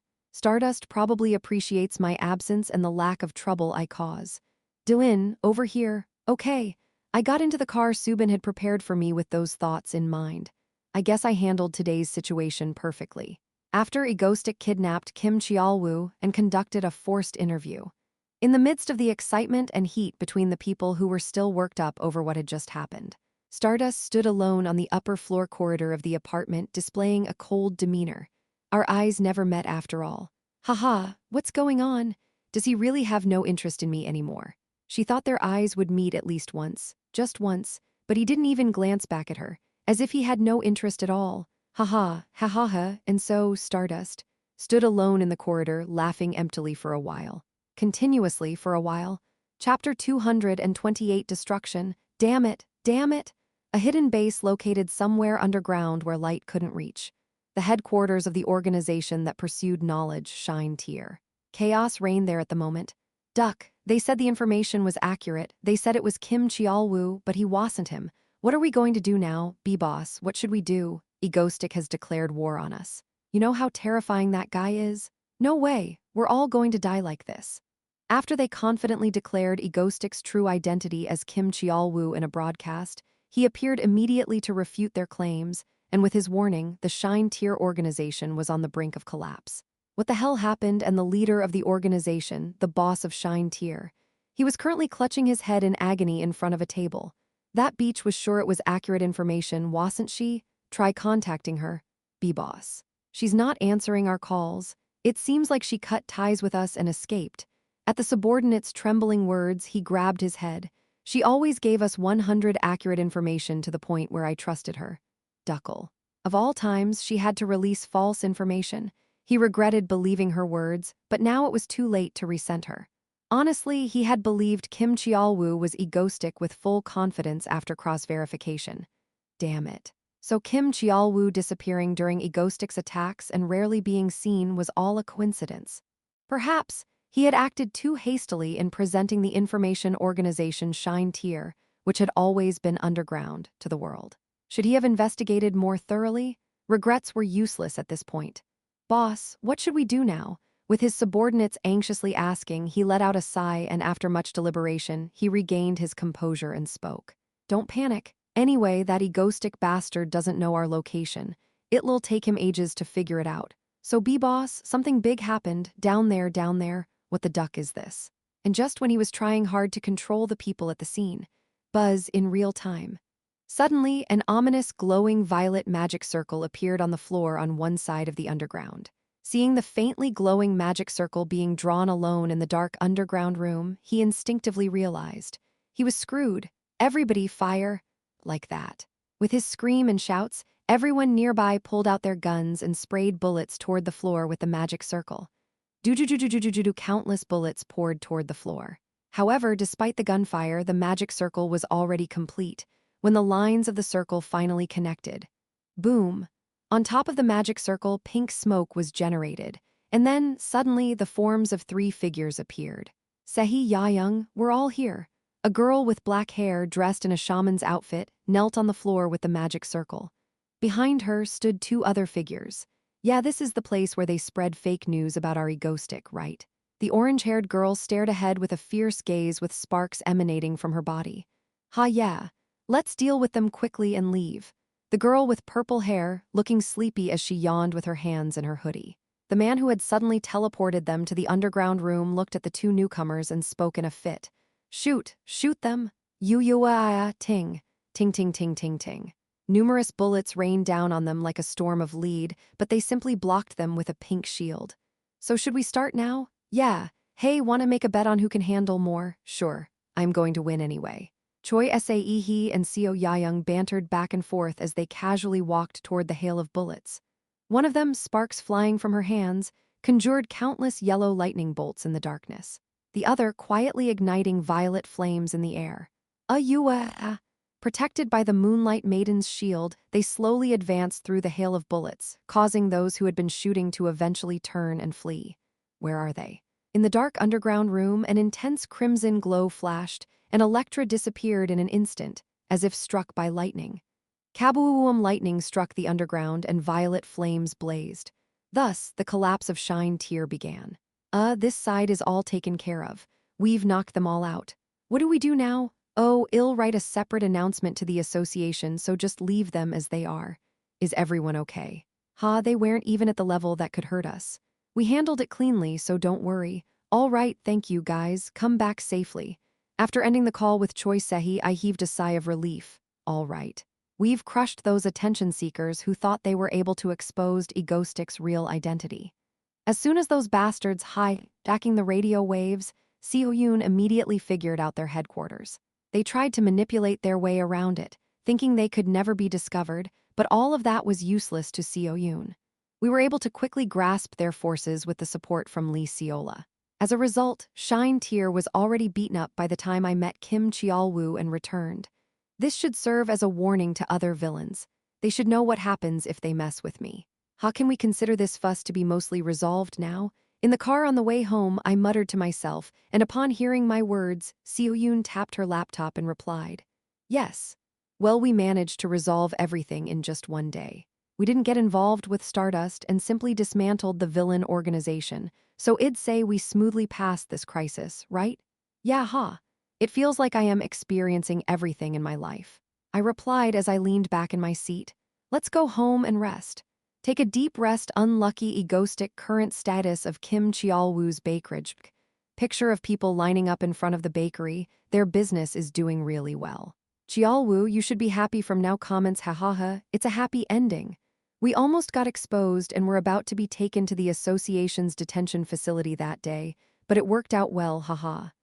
Honestly, if Egoistic hadn't shown up that day, we would have been in big trouble. Haha. What's even funnier is that they're selling baguettes with mango inside and calling it mango stick hahaha. They're even a limited edition hahaha. Hahaha. Oh, of course. They can't resist a free collaboration opportunity. Cheol-woo really stirs things up when he comes in hahaha. Several days after the Kim Cheol-woo incident, the once buzzing excitement quickly died down. Most people regarded it as a mere incident. However, everyone couldn't help but be amazed by the power of Ego Stream, who swiftly located and dealt with the villain organization Shine Tier, which had attempted to leak his identity. Hilarious, Stardust was at the scene of the Kim Cheol-woo incident hahaha. Video? If you watch closely around 50 seconds in, Egoistic suddenly said he would drop Kim Cheol-woo, probably because he sensed Stardust's presence, right? So Stardust just stood there without moving, didn't even make eye contact, and simply left hahaha. Stardust got wrecked hahaha. It's a proof that Egoistic has no interest in Stardust, right? Comments kid, please delete the post hehe Mango Stream fans keep poking fun at Stardust. Is this the weight of being a true hero? But seriously, I don't get it hahaha. I thought Mango Stick would at least pretend to notice Stardust and say a few words, but he didn't say a word to the end hahaha. Did they have a fight? Did they really fight when there were no cameras? Could have been a marital dispute hahaha, crazy beaches hahaha. They're both heroes and villains anyway. Fighting should be normal for them hahaha. There's no barrier in love. Ha. This makes me angry again. I've heard about this on other fan forums hahaha. People were saying that Stardust had a mental breakdown. They're talking about it there too? Those forums are filled with Stardust fans, so they just analyzed the psychology among themselves and concluded that Stardust likes Egoistic hahaha. The cafe manager takes down all those kinds of posts immediately so it's not noticeable. Wow, so it was all nonsense from Mango Stream fans hahaha. I should've known. No, the conclusion is ducking hilarious hahaha. If Stardust is disappointed, it's a bummer hahaha. Of course, there were people continuously making absurd claims. Why, Seo Yoon, what are you reading? At home. I asked Seo Yoon what she was reading after seeing her read my fan cafe on a large tablet next to me. I couldn't believe what I was seeing. How they were desperately trying to create drama out of nothing, all because I didn't make eye contact with Stardust. Seeing my bewildered expression, Seo Yoon, with an innocent look on her face, asked, "Why? Is there something strange?" It's nonsense from the beginning. I cut to the chase and said, it would make no sense for Stardust to be disappointed. Instead, she would probably be pleased that I didn't cause an accident. When I explained this, Seo Yoon brightened up and said with a smile, "Then just ignore Stardust whenever you guys meet from now on." No, that's exaggerating. After all, I am doing all of this for Stardust. There's no way she'd feel that way. Maybe after retirement. That's all I thought. Chapter 229 Anxious Hunch? After the Shine Tier incident, I spent time tracking down and dismantling those responsible for the event and then scouring their information. They were like an information guild in the world of games, so it seemed they had a lot of data. Of course, most of the information wasn't particularly relevant to us, so I handed it all over to Lee Seola. However, there were still a few intriguing information. What are you doing, Dylan? Just reading through some of this stuff. I either saved or noted down a few things. While the evidence was still lacking, there were some interesting stories. There was a good chance some of it was fake information, though. Of course, this was coming to an end soon as well. Let's call it a day for today, Seo-yoon. We can wrap up the rest tomorrow. I think we've covered everything we need to. Ham. All right then. T/N. Yawning with most of the analysis done, I put the visibly tired Seo-yoon to bed and made my own preparations. The sudden activities of these individuals had created a lot of work, but it had been an educational experience. It had been a while since Id encountered a villain group that wasn't even mentioned in the original story. Of course, the villainous groups not mentioned in the original comic aren't particularly threatening. They're just a bunch of amateurs, as they say. It seems like these guys fell for false information. Anyway, that wasn't the problem. I had a different issue. It all started on the day I intentionally avoided making eye contact with Stardust. Since that day, I've been feeling increasingly uneasy. It's as if something is warning me that I've done something I shouldn't have. But what could be so wrong? Villains can avoid eye contact with heroes. However, maybe I should think about it the other way around. I was causing a ruckus, almost like a terrorist, and then I met Stardust. But Stardust intentionally ignored me. Instead of growling at me as he usually does, saying egoistic, and all, he completely avoided eye contact and ignored me. It's as if he treats me like a non-threat, someone unimportant. Wait a minute, it almost feels like I've done something wrong. So, in the quiet of the late night, after turning off the lights and lying in bed before sleep, I wandered around my thoughts alone. Of course, I know I am having strange thoughts. In the first place, it's not common to be so concerned just because a villain ignored a hero. However, upon further reflection, the relationship between Stardust and me is somewhat unique compared to others. Aren't we each other's arch-nemeses, not just typical hero-villain foes? Back then, should I have said something to Stardust, even if it was just pretending? Why am I worrying about this again? With those deep thoughts in mind, I just shook my head and tried to dispel them.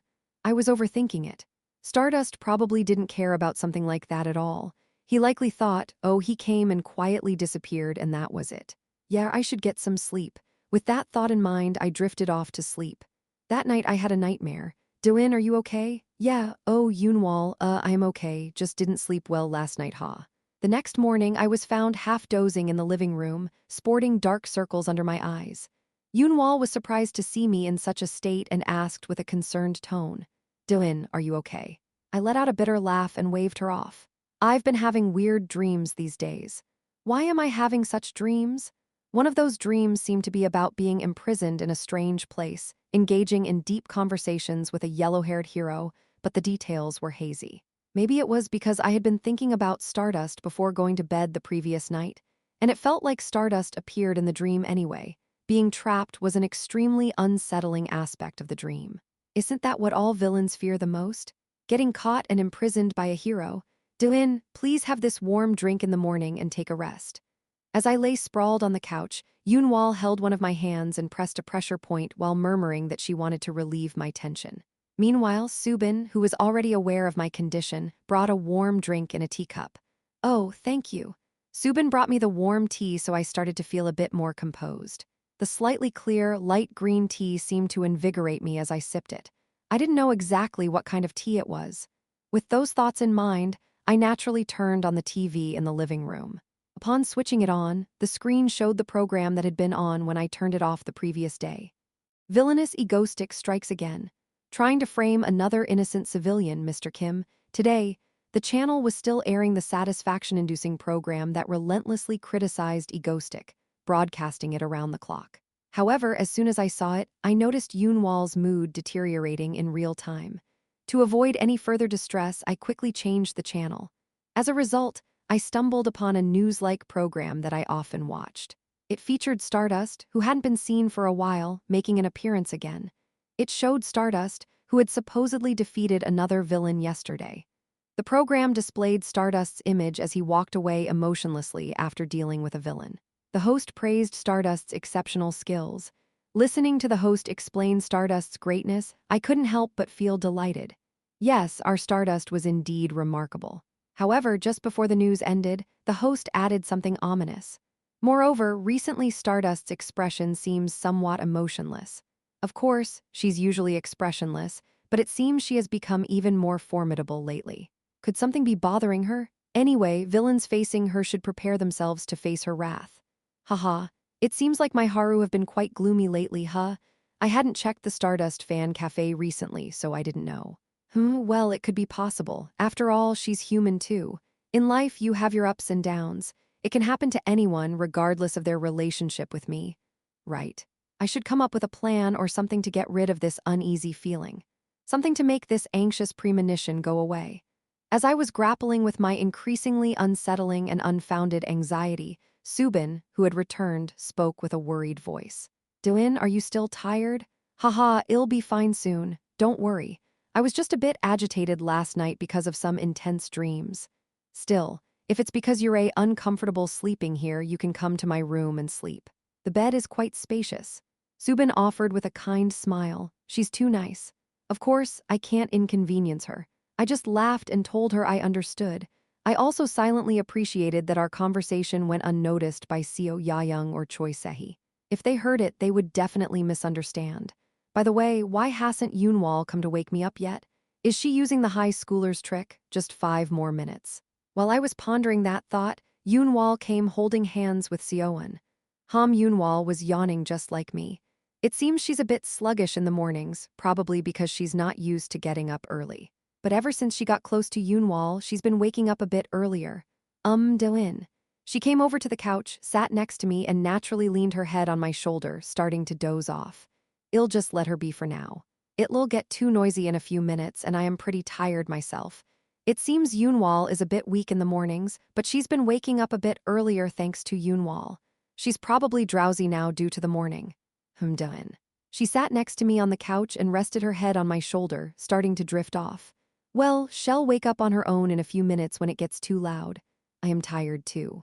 Anyway, starting today, I need to finish reading the remaining information and start preparing for our next operation. Preparing to hunt the S-Class villain, Scream Maker, whose capture was delayed due to the recent chaos caused by those Shine Tier guys. I'm going to do another broadcast again this time. I wonder if people will still like it. Scream Maker. A muscular skinhead villain with an oxygen tank-like apparatus on his back, connected to a hose through which he expels gas to attack. One peculiar aspect of him is that he creates a special poison gas using his abilities. Anyone who inhales even a small amount of the gas unconsciously screams and eventually dies. This guy, who looks dangerous at first glance, was immediately classified as an S-Class villain in the original work. His abilities were specialized for mass destruction, sending dozens of civilians to their deaths in a single attack. In other words, there's a reason why I am inclined to send him away first. Not only is he highly dangerous, but too many people died in his initial terrorist attack. Stardust was fine after inhaling a bit of the gas, but the others weren't so lucky. Given that the original work is a grim one, Stardust naturally failed to apprehend him at first and suffered greatly in front of numerous civilian casualties. And of course, I don't want to witness that scene. Stardust has maintained her mental stability until now. I can't just shatter it at this point. Plus, there were too many civilian casualties. So, after finally gathering some information about this guy in this round, I started discussing the operation with our Ego Stream members, including Seo-yoon. Until then, everything was going smoothly. I've been through this kind of thing several times before. However, what? You want to go alone? The atmosphere suddenly changed when I said I'd handle it alone. I felt it when I saw Subin's worried expression and heard Choi Sehi's disbelief. This won't be easy to convince them. Chapter 230 Discord and Mockery. The day I told the members that I would handle Scream Maker alone. There was strong opposition, but after a lengthy persuasion, I finally managed to convince them. Do-in, if you seem to be in danger, Yoonwol will be nearby, ready to assist. All right. You can come if it seems like I am in extremely danger. And in case things go wrong, well, I'll join in and demolish all the buildings with missile-like things to save you, so keep that in mind. And this time, make sure to bring Death Knight's ring with you. Got it? All right, it wasn't easy, but anyway, the important thing is that I managed to avoid opposition to going alone. Even if it had to be done like this, it's better for me to go alone. The villain's toxic gas ability is dangerous with even a small inhalation, and given what I found out about where he lives, it's even more so. Yeah, based on simulations I ran using the original work as a reference, it's most desirable for me to just go in alone and take him down. I know his attack patterns better than anyone else. And then, whom I pondered deeply. Scream Maker. Just as I chose to face the risk rather than entrust Stardust, dealing with him is extremely difficult when you know nothing about him, especially as the story progresses further into the original work. Especially later on, in the association, there are those who are called something Maker besides Scream Maker. These villains formed an organization called the Maker Trio and engaged in intense battles. Among them, our Scream Maker was the toughest. And with those thoughts in mind, I reread the file I had received. He lives in a massive pension-like building on the outskirts of Seoul, but in reality, it's a research facility. It's filled with various scientific equipment, essentially a weapon to chase intruders. These villains nowadays are quite thorough. Ah, I miss the old days, our teleporter and those kinds of villains. In the early stages of the original work, they were pure villains who could be ambushed while taking a nap at home. Now, all that's left are crazy people fortifying their homes, of course. That doesn't mean they can't be apprehended, but anyway, we continue to finalize our plans. Dylan, please be really careful, okay? Dylan, if it seems dangerous, make sure to run away. Got it. Dylan, I'll be right next to you, so if anything happens, I'll come right away. All right, all right. Now I am really going. On the outskirts of Seoul, in a penthouse that stood conspicuously alone on a flat plain, I prepared to make my move. Naturally, I set up the cameras in midair. All right, it's time to start the broadcast. After Egostick's Kim Cheolwoo broadcast, regardless of whatever Egostick did, fans of Mango Stick from all over the country were quite satisfied when he turned on the broadcast, even though the broadcast time hadn't been more than a few minutes. Experts had already taken GIFs from the video and created numerous memes and shorts, which had been uploaded. Especially because Egostick only appeared once every 3 months or so and only 4 times a year, fans were more excited, even though it had been turned on early this time. Because of that, no one expected it. Egostick, who had only recently turned on the broadcast after several weeks.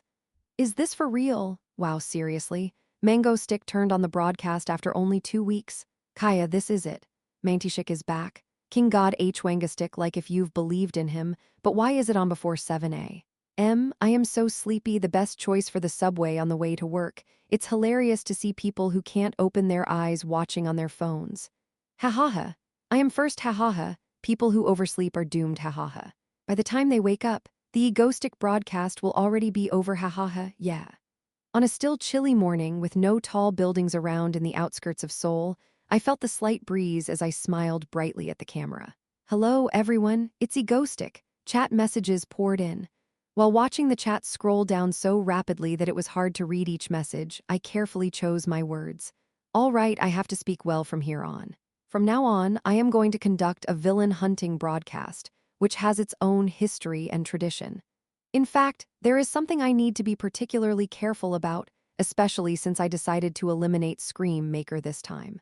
What concerns me the most is the justification for taking him down. In reality, this might not seem like a big deal, but it's a significant issue. As someone who originally adopted the villain concept, I can't just randomly hunt down other villains without a clear reason. No matter how many I defeat, there must be a clear justification. What's the difference between that and a hero if I just eliminate villains because I am bored? Actually, the bigger issue is the other hidden villains. They might think, is Egostick coming to deal with me too? That means the enemies are increasing. I need a clear justification